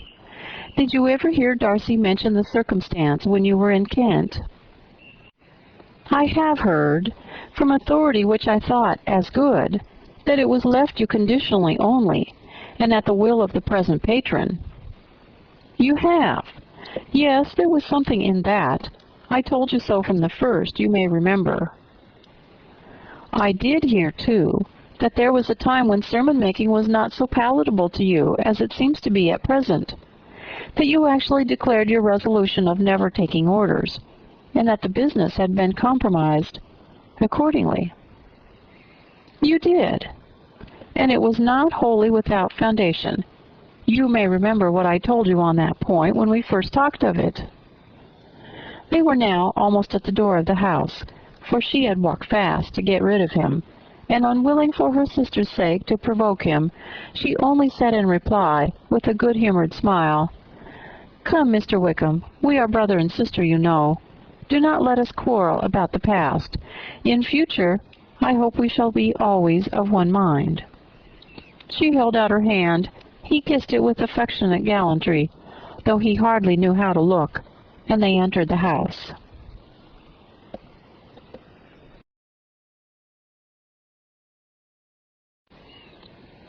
Chapter 53. Mr. Wickham was so perfectly satisfied with this conversation that he never again distressed himself or provoked his dear sister Elizabeth by introducing the subject of it, and she was pleased to find that she had said enough to keep him quiet. The day of his and Lydia's departure soon came, and Mrs. Bennet was forced to submit to a separation, which, as her husband by no means entered into her scheme of their all going to Newcastle, was likely to continue at least a 12-month. "Oh, my dear Lydia," she cried, "when shall we meet again?" "Oh, Lord, I don't know. Not these 2 or 3 years, perhaps." "Write to me very often, my dear." "As often as I can.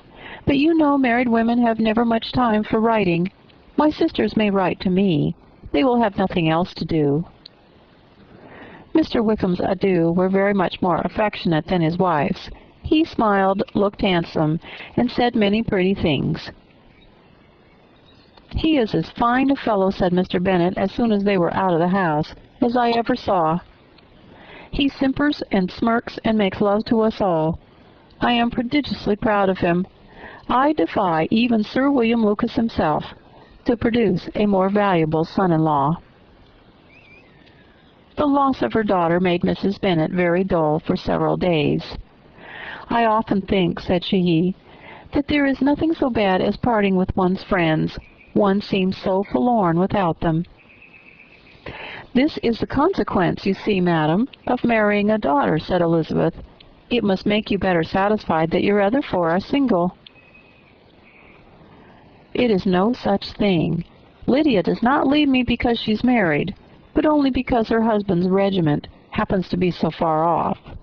If that had been nearer, she would not have gone so soon."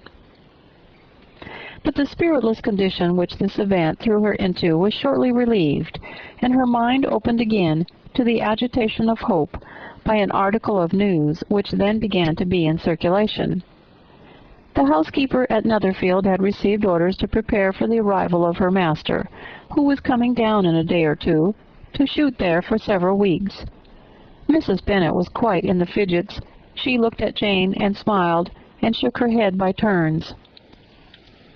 "Well, well, and so Mr. Bingley is coming down, sister," for Mrs. Phillips first brought the news. "Well, so much the better. Not that I care about it, though. He's nothing to us, you know, and I'm sure I never want to see him again. But, however, he's very welcome to come to Netherfield if he likes it. And who knows what may happen? But that's nothing to us. You know, sister, we agreed long ago never to mention a word about it. And so, is it quite certain he's coming?" "You may depend on it," replied the other, "for Mrs. Nichols was in Meryton last night. I saw her passing by, and went out myself, on purpose to know the truth of it, and she told me that it was certainly true. He comes down on Thursday at the latest, very likely on Wednesday. She was going to the butcher's, she told me, on purpose to order in some meat on Wednesday, and she has got 3 couple of ducks just fit to be killed." Miss Bennet had not been able to hear of his coming without changing color. It was many months since she had mentioned his name to Elizabeth, but now, as soon as they were alone together, she said, "I saw you look at me today, Lizzie, when my aunt told us of the present report, and I know I appeared distressed, but don't imagine it was from any silly cause. I was only confused for the moment because I felt that I should be looked at. I do assure you that the news does not affect me either with pleasure or pain. I'm glad of one thing, that he comes alone, because we shall see the less of him. Not that I am afraid of myself, but I dread other people's remarks." Elizabeth did not know what to make of it. Had she not seen him in Derbyshire, she might have supposed him capable of coming there with no other view than what was acknowledged, but she still thought him partial to Jane, and she wavered as to the greater probability of his coming there with his friend's permission, or being bold enough to come without it. Yet it is hard, she sometimes thought, that this poor man cannot come to a house which he has legally hired without raising all this speculation. I will leave him to himself. In spite of what her sister declared and really believed to be her feelings, in the expectation of his arrival, Elizabeth could easily perceive that her spirits were affected by it. They were more disturbed, more unequal than she had often seen them. The subject which had been so warmly canvassed between their parents about a 12-month ago was now brought forward again. "As soon as ever Mr. Bingley comes, my dear," said Mrs. Bennet, "you will wait on him, of course." "No, no. You forced me into visiting him last year, and promised if I went to see him he should marry one of my daughters, but it ended in nothing, and I will not be sent on a fool's errand again." His wife represented to him how absolutely necessary such an attention would be from all the neighboring gentlemen on his returning to Netherfield. "'Tis an etiquette I despise," said he. "If he wants our society, let him seek it. He knows where we live.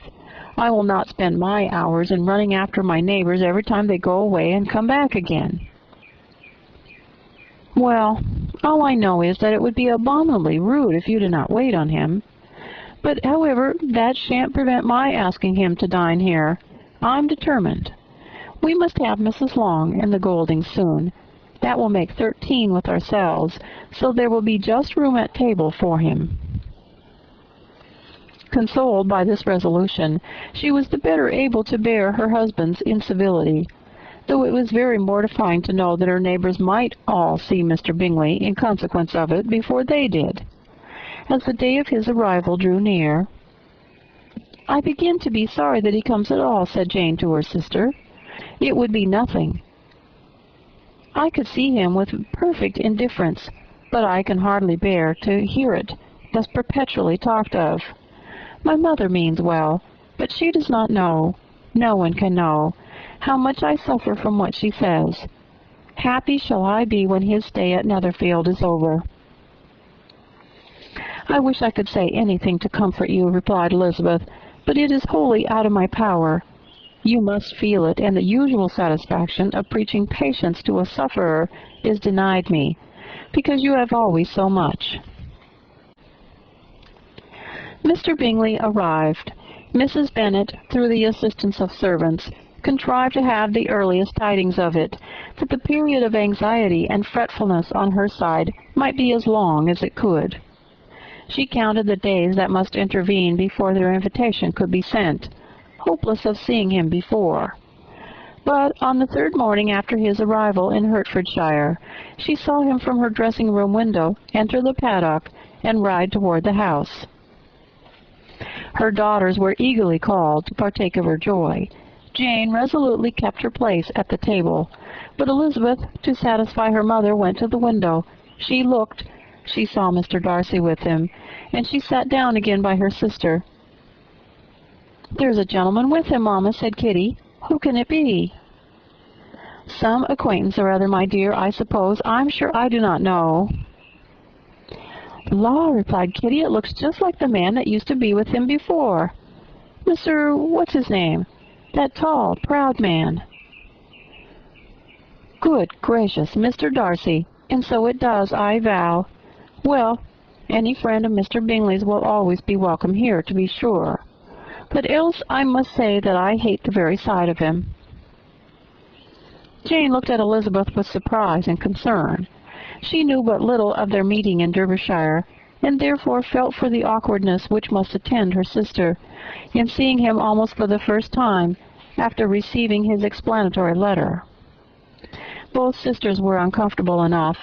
Each felt for the other, and of course for themselves, and their mother talked on of her dislike for Mr. Darcy, in her resolution to be civil to him only as Mr. Bingley's friend, without being heard by either of them. But Elizabeth had sources of uneasiness which could not be suspected by Jane, to whom she had never yet had courage to show Mrs. Gardiner's letter, or to relate her own change of sentiment towards him.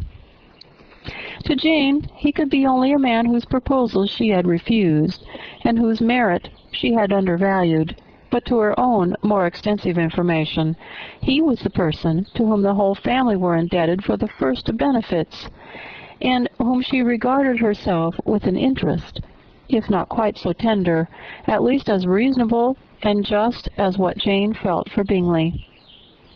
Her astonishment at his coming to Netherfield, to Longbourn, and voluntarily seeking her again, was almost equal to what she had known on first witnessing his altered behavior in Derbyshire.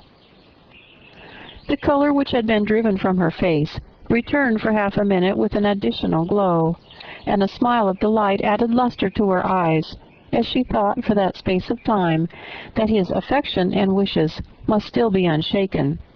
But she would not be secure. "Let me see first how he behaves," said she. "It will then be early enough for expectations." She sat intently at work, striving to be composed, and without daring to lift up her eyes, till anxious curiosity carried them to the face of her sister, as the servant was approaching the door. Jane looked a little paler than usual, but more sedate than Elizabeth had expected. On the gentleman's appearing, her color increased, yet she received them with tolerable ease, and with a propriety of behavior equally free from any symptom of resentment or any unnecessary complaisance. Elizabeth said as little to either as civility would allow, and sat down again to her work with an eagerness which it did not often command. She had ventured only one glance at Darcy. He looked serious as usual, and she thought, more as he had been used to look in Hertfordshire than as she had seen him at Pemberley. But perhaps he could not in her mother's presence be what he was before her uncle and aunt. It was a painful, but not an improbable conjecture. Bingley she had likewise seen for an instant, and in that short period saw him looking both pleased and embarrassed. He was received by Mrs. Bennet with a degree of civility which made her two daughters ashamed, especially when contrasted with the cold and ceremonious politeness of her curtsy and address of his friend. Elizabeth particularly, who knew that her mother owed to the latter the preservation of her favorite daughter from an irremediable infamy, was hurt and distressed to a most painful degree by a distinction so ill applied.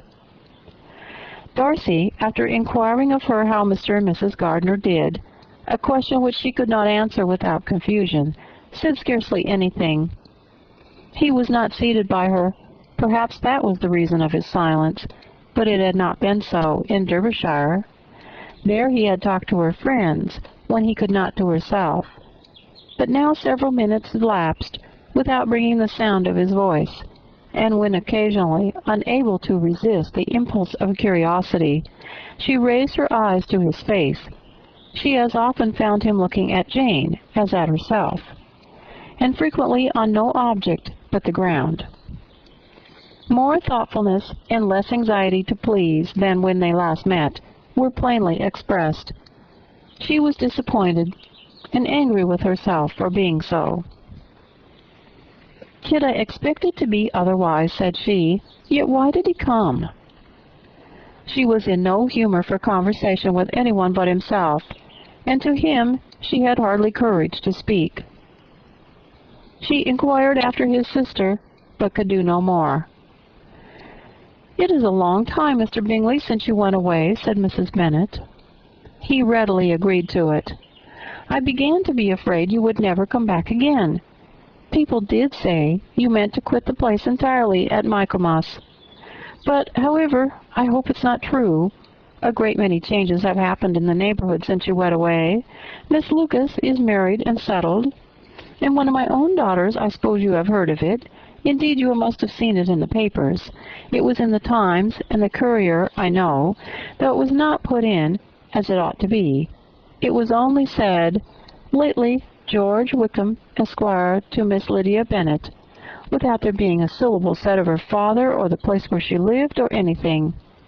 It was my brother Gardiner's drawing up, too, and I wonder how he came to make such an awkward business of it. Did you see it?" Bingley replied that he did, and made his congratulations. Elizabeth dared not lift up her eyes.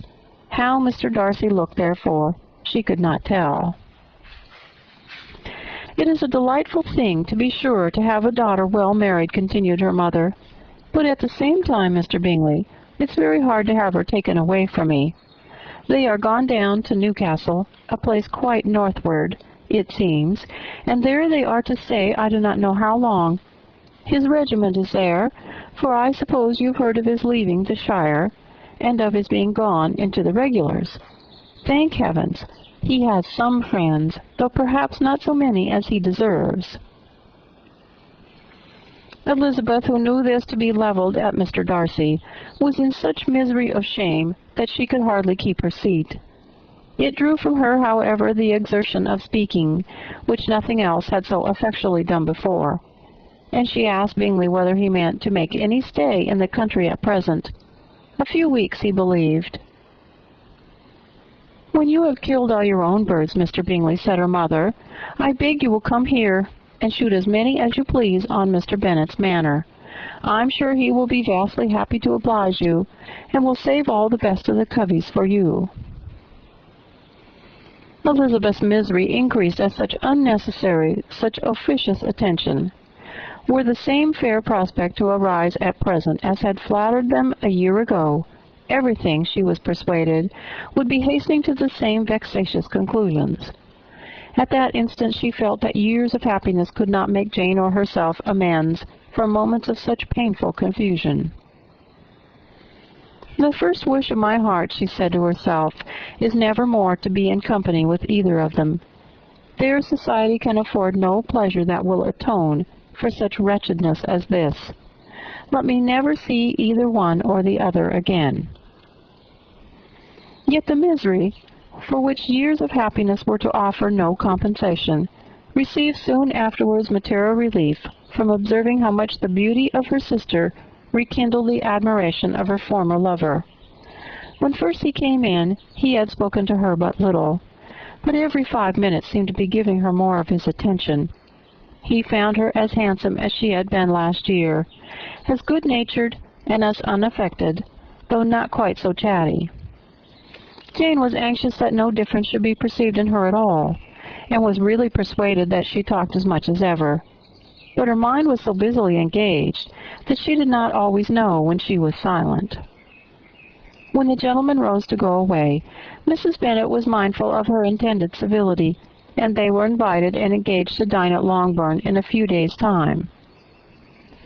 "You are quite a visit in my debt, Mr. Bingley," she added, "for when you went to town last winter, you promised to take a family dinner with us as soon as you returned. I've not forgot, you see, and I assure you I was very much disappointed you did not come back and keep your engagement." Bingley looked a little silly at this reflection, and said something of his concern at having been prevented by business. They then went away. Mrs. Bennet had been strongly inclined to ask them to stay and dine there that day, but though she always kept a very good table, she did not think anything less than 2 courses could be good enough for a man on whom she had such anxious designs, or satisfy the appetite and pride of one who had 10,000 a year.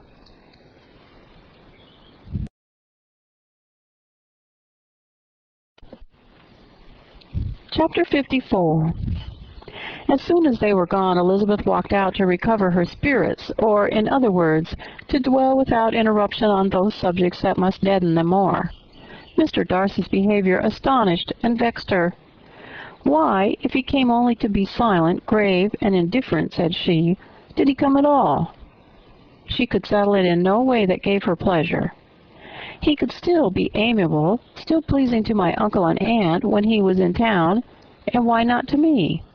If he fears me, why come hither? If he no longer cares for me, why silent? Teasing man. I will think no more about him. Her resolution was for a short time involuntarily kept by the approach of her sister, who joined her with a cheerful look, which showed her better satisfied with their visitors than Elizabeth. "Now," said she, "that first meeting is over, I feel perfectly easy. I know my own strength. I shall never be embarrassed again by his coming. I am glad he dines here on Tuesday. It will then be publicly seen that on both sides we met only as common and indifferent acquaintances." "Yes, very indifferent indeed," said Elizabeth laughingly. "Oh, Jane, take care." "My dear Lizzie, you cannot think me so weak as to be in danger now." "I think you're in very great danger of making him as much in love with you as ever." They did not see the gentleman again till Tuesday, and Mrs. Bennet in the meanwhile was giving way to all the happy schemes which the good humour and common politeness of Bingley, in half an hour's visit, had revived. On Tuesday there was a large party assembled at Longbourn, and the two, who were most anxiously expected, to the credit of their punctuality as sportsmen, were in very good time. When they repaired to the dining-room, Elizabeth eagerly watched to see whether Bingley would take the place which in all their former parties had belonged to him by her sister. Her prudent mother, occupied by the same ideas, forbore to invite him to sit by herself. On entering the room, he seemed to hesitate, but Jane happened to look round and happened to smile. It was decided. He placed himself by her. Elizabeth, with a triumphant sensation, looked towards his friend. He bore it with noble indifference, and she would have imagined that Bingley had received his sanction to be happy, had she not seen his eyes likewise turned towards Mr. Darcy, with an expression of half-laughing alarm. His behavior to her sister was such during dinner-time as showed an admiration of her, which, though more guarded than formerly, persuaded Elizabeth that if left wholly to himself, Jane's happiness and his own would be speedily secured. Though she dared not depend upon the consequence, she yet received pleasure from observing his behavior. It gave her all the animation that her spirits could boast, for she was in no cheerful humor. Mr. Darcy was almost as far from her as the table could divide them. He was on one side of her mother. She knew how little such a situation would give pleasure to either, or make either appear to advantage. She was not near enough to hear any of their discourse, but she could see how seldom they spoke to each other, and how formal and cold was their manner whenever they did. Her mother's ungraciousness made the sense of what they owed him more painful to Elizabeth's mind, and she would at times have given anything to be privileged to tell him that his kindness was neither unknown nor unfelt by the whole of the family. She was in hopes that the evening would afford some opportunity of bringing them together, that the whole of the visit would not pass away without enabling them to enter into something more of conversation than the mere ceremonious salutation attending his entrance. Anxious and uneasy, the period which passed in the drawing-room before the gentlemen came was wearisome and dull to a degree that almost made her uncivil. She looked forward to their entrance as the point on which all her chance of pleasure for the evening must depend. "If he does not come to me then," said she, "I shall give him up forever." The gentleman came, and she thought he looked as if he would have answered her hopes. But alas, the ladies had crowded round the table, where Miss Bennet was making tea, and Elizabeth pouring out the coffee, in so close a confederacy that there was not a single vacancy near her which would admit of a chair. And on the gentleman's approaching, one of the girls moved closer to her than ever, and said in a whisper, "The men shan't come and part us, I'm determined. We want none of them, do we?" Darcy had walked away to another part of the room.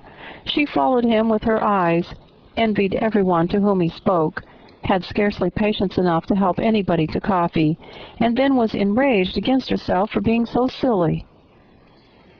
A man who has once been refused, how could I ever be foolish enough to expect a renewal of his love? Is there one among the sex who would not protest against such a weakness as a second proposal to the same woman? There is no indignity so abhorrent to their feelings. She was a little revived, however, by his bringing back his coffee-cup himself, and she seized the opportunity of saying, "Is your sister at Pemberley still?" "Yes, she will remain there till Christmas." "And quite alone? Have all her friends left her?" "Miss Ainsley is still with her. The others have gone on to Scarborough these 3 weeks." She could think of nothing more to say, but if he wished to converse with her he might have better success. He stood by her, however, for some minutes, in silence, and at last, on the young lady's whispering to Elizabeth again, he walked away. When the tea things were removed and the card tables placed, the ladies all rose, and Elizabeth was then hoping to be soon joined by him, when all her views were overthrown by seeing him fall a victim to her mother's rapacity for whist players, and in a few moments after seated with the rest of the party. She now lost every expectation of pleasure. They were confined for the evening at different tables, and she had nothing to hope but that his eyes were so often turned towards her side of the room as to make him play as unsuccessfully as herself. Mrs. Bennet, had designed to keep the two Netherfield gentlemen to supper, but their carriage was unluckily ordered before any of the others, and she had no opportunity of detaining them. "Well, girls," said she, as soon as they were left to themselves, "what say you to the day?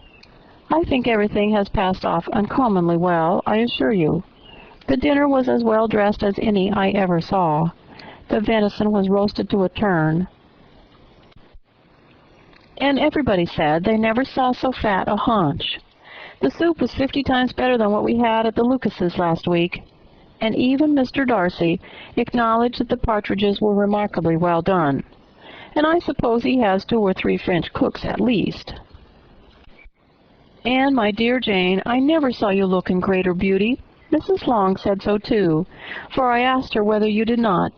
And what do you think she said besides? Ah, Mrs. Bennet, we shall have her at Netherfield at last.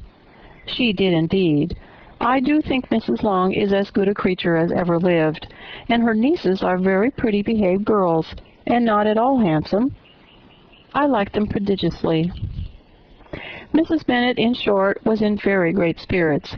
She had seen enough of Bingley's behavior to Jane to be convinced that she would get him at last, and her expectations of advantage to her family, when in a happy humor, were so far beyond reason that she was quite disappointed at not seeing him there again the next day to make his proposals.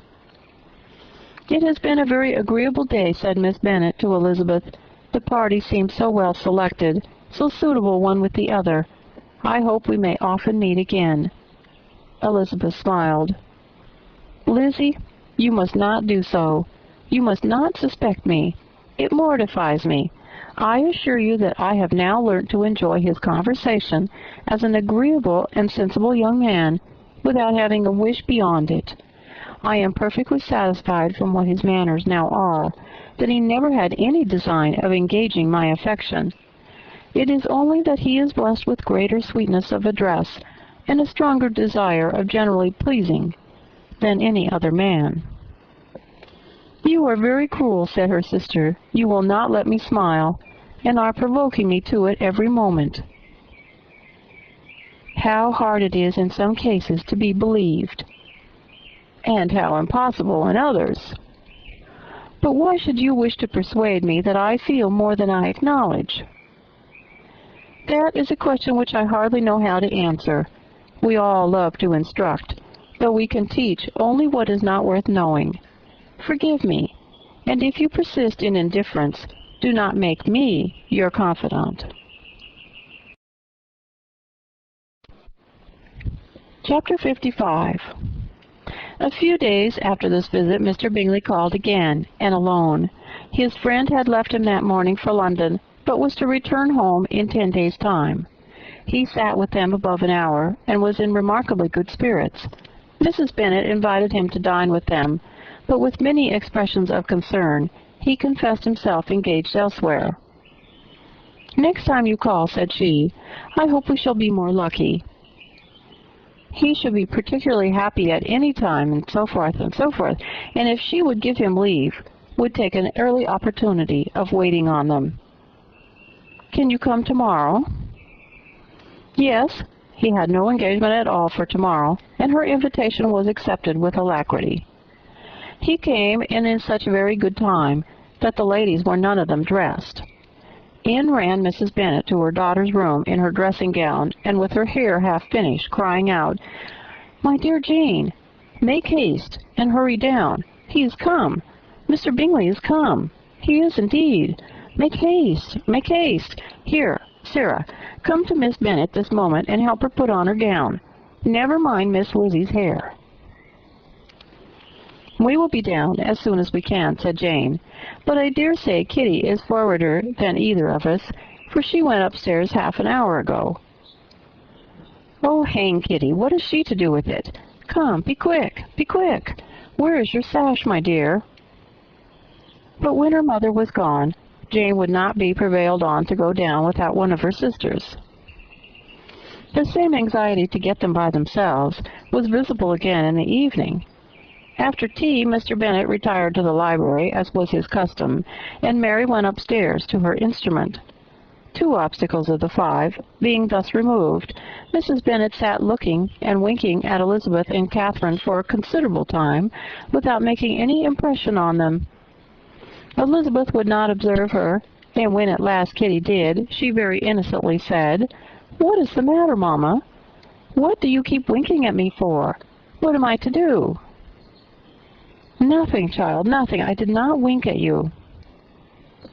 She then sat still 5 minutes longer, but unable to waste such a precious occasion, she suddenly got up, and saying to Kitty, "Come here, my love, I want to speak to you," took her out of the room. Jane instantly gave a look at Elizabeth, which spoke her distress at such premeditation, and her entreaty that she would not give in to it. In a few minutes Mrs. Bennet half opened the door, and called out, "Lizzie, my dear, I want to speak with you." Elizabeth was forced to go. "We may as well leave them by themselves, you know," said her mother, as soon as she was in the hall. "Kitty and I are going upstairs to sit in my dressing-room." Elizabeth made no attempt to reason with her mother, but remained quietly in the hall till she and Kitty were out of sight, then returned into the drawing-room. Mrs. Bennet's schemes for this day were ineffectual. Bingley was everything that was charming, except the professed lover of her daughter. His ease and cheerfulness rendered him a most agreeable addition to their evening party, and he bore with the ill-judged officiousness of the mother, and heard all her silly remarks with a forbearance and command of countenance particularly grateful to the daughter. He scarcely needed an invitation to stay to supper, and before he went away an engagement was formed, chiefly through his own and Mrs. Bennet's means, for his coming next morning to shoot with her husband. After this day Jane said no more of her indifference. Not a word passed between the sisters concerning Bingley, but Elizabeth went to bed in the happy belief that all must speedily be concluded, unless Mr. Darcy returned within the stated time. Seriously, however, she felt tolerably persuaded that all this must have taken place with that gentleman's concurrence. Bingley was punctual to his appointment, and he and Mr. Bennet spent the morning together as had been agreed on. The latter was much more agreeable than his companion expected. There was nothing of presumption or folly in Bingley that could provoke his ridicule or disgust him into silence, and he was more communicative and less eccentric than the other had ever seen him. Bingley, of course, returned with him to dinner, and in the evening Mrs. Bennet's invention was again at work to get everybody away from him and her daughter. Elizabeth, who had a letter to write, went into the breakfast-room for that purpose soon after tea, for as the others were all going to sit down to cards, she could not be wanted to counteract her mother's schemes. But on returning to the drawing-room when her letter was finished, she saw, to her infinite surprise, there was reason to fear that her mother had been too ingenious for her. On opening the door, she perceived her sister and Bingley standing together over the hearth, as if engaged in earnest conversation, and had this led to no suspicion, the faces of both, as they hastily turned round and moved away from each other, would have told it all. Their situation was awkward enough, but hers, she thought, was still worse. Not a syllable was uttered by either, and Elizabeth was on the point of going away again, when Bingley, who as well as the other had sat down, suddenly rose, and whispering a few words to her sister, ran out of the room. Jane could have no reserves from Elizabeth, where confidence would give pleasure, and instantly embracing her, acknowledged with the liveliest emotion that she was the happiest creature in the world. "'Tis too much," she added, "by far too much. I do not deserve it. Oh, why is not everybody as happy?" Elizabeth's congratulations were given with a sincerity, a warmth, a delight, which words could but poorly express. Every sentence of kindness was a fresh sort of happiness to Jane, but she would not allow herself to stay with her sister, or say half that remained to be said for the present. "I must go instantly to my mother," she cried. "I would not on any account trifle with her affectionate solicitude, or allow her to hear it from anyone but myself. He's gone to my father already." Oh, Lizzie, to know what I have to relate will give such pleasure to all my dear family. How I shall bear so much happiness." She then hastened away to her mother, who had purposely broken up the card party, and was sitting upstairs with Kitty. Elizabeth, who was left by herself, now smiled at the rapidity and ease with which an affair was finally settled that had given them so many previous months of suspense and vexation. "And this," said she, "is the end of all his friends' anxious circumspection, of all his sister's falsehood and contrivance, the happiest, wisest, and most reasonable end." In a few minutes she was joined by Bingley, whose conference with her father had been short and to the purpose. "Where's your sister?" said he hastily as he opened the door. "With my mother upstairs. She'll be down in a moment, I dare say." He then shut the door, and coming up to her, claimed the good wishes and affection of his sister. Elizabeth honestly and heartily expressed her delight in the prospect of their relationship. They shook hands with great cordiality, and then, till her sister came down, she had to listen to all he had to say of his own happiness, and of Jane's perfections, and in spite of his being a lover, Elizabeth really believed all his expectations of felicity to be rationally founded, because they had for basis the excellent understanding and super-excellent disposition of Jane, and a general similarity of feeling and taste between her and himself. It was an evening of no common delight to them all. The satisfaction of Miss Bennet's mind gave such a glow of sweet animation to her face as made her look handsomer than ever. Kitty simpered and smiled, and hoped her turn was coming soon. Mrs. Bennet could not give her consent or speak her approbation in terms warm enough to satisfy her feelings, though she talked to Bingley of nothing else for half an hour. And when Mr. Bennet joined them at supper, his voice and manner plainly showed how really happy he was. Not a word, however, passed his lips in allusion to it, till their visitor took his leave for the night. But as soon as he was gone, he turned to his daughter and said, "Jane, I congratulate you. You will be a very happy woman." Jane went to him instantly, kissed him, and thanked him for his goodness. "You are a good girl," he replied, "and I have great pleasure in thinking you will be so happily settled. I have not a doubt of your doing very well together. Your tempers are by no means unlike. You are each of you so complying that nothing will ever be resolved on, so easy that every servant will cheat you, and so generous that you will always exceed your income." "I hope not so. Imprudence or thoughtlessness in money matters would be unpardonable in me." "Exceed their income? My dear Mr. Bennet," cried his wife, "what are you talking of? Why, he has 4,000 or 5,000 a year, and very likely more." Then, addressing her daughter, "Oh, my dear, dear Jane, I'm so happy, I'm sure I shan't get a wink of sleep all night. I knew how it would be. I always said it must be so at last. I was sure you could not be so beautiful for nothing. I remember as soon as ever I saw him, when he first came into Hertfordshire last year, I thought how likely it was that you should come together. Oh, he is the handsomest young man that ever was seen."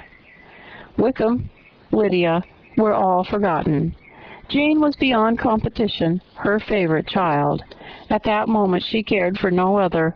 Her younger sisters soon began to make interest with her for objects of happiness which she might in future be able to dispense. Mary petitioned for the use of the library at Netherfield, and Kitty begged very hard for a few balls there every winter. Bingley, from this time, was of course a daily visitor at Longbourn, coming frequently before breakfast, and always remaining till after supper, unless when some barbarous neighbor, who could not be enough detested, had given him an invitation to dinner, which he thought himself obliged to accept. Elizabeth had now but little time for conversation with her sister, for while he was present, Jane had no attention to bestow on anyone else, but she found herself considerably useful to both of them in those hours of separation that must sometimes occur. In the absence of Jane, he always attached himself to Elizabeth for the pleasure of talking to her, and when Bingley was gone, Jane constantly sought the same means of relief. "He has made me so happy," said she one evening, "by telling me that he was totally ignorant of my being in town last spring. I had not believed it possible." "I suspected as much," replied Elizabeth. "But how did he account for it?" "It must have been his sister's doing. They were certainly no friends to his acquaintance with me, which I cannot wonder at, since he might have chosen so much more advantageously in many respects. But when they see, as I trust they will, that their brother is happy with me, they will learn to be contented, and we shall be on good terms again, though we can never be what we once were to each other." "That is the most unforgiving speech," said Elizabeth, "that I have ever heard you utter. Good girl! It would vex me indeed to see you again the dupe of Miss Bingley's pretended regard." "Would you believe it, Lizzie, that when he went to town last November he really loved me, and nothing but a persuasion of my being indifferent would have prevented his coming down again. He made a little mistake, to be sure, but it is to the credit of his modesty." This naturally introduced a panegyric for Jane on his diffidence, and the little value he put on his own good qualities.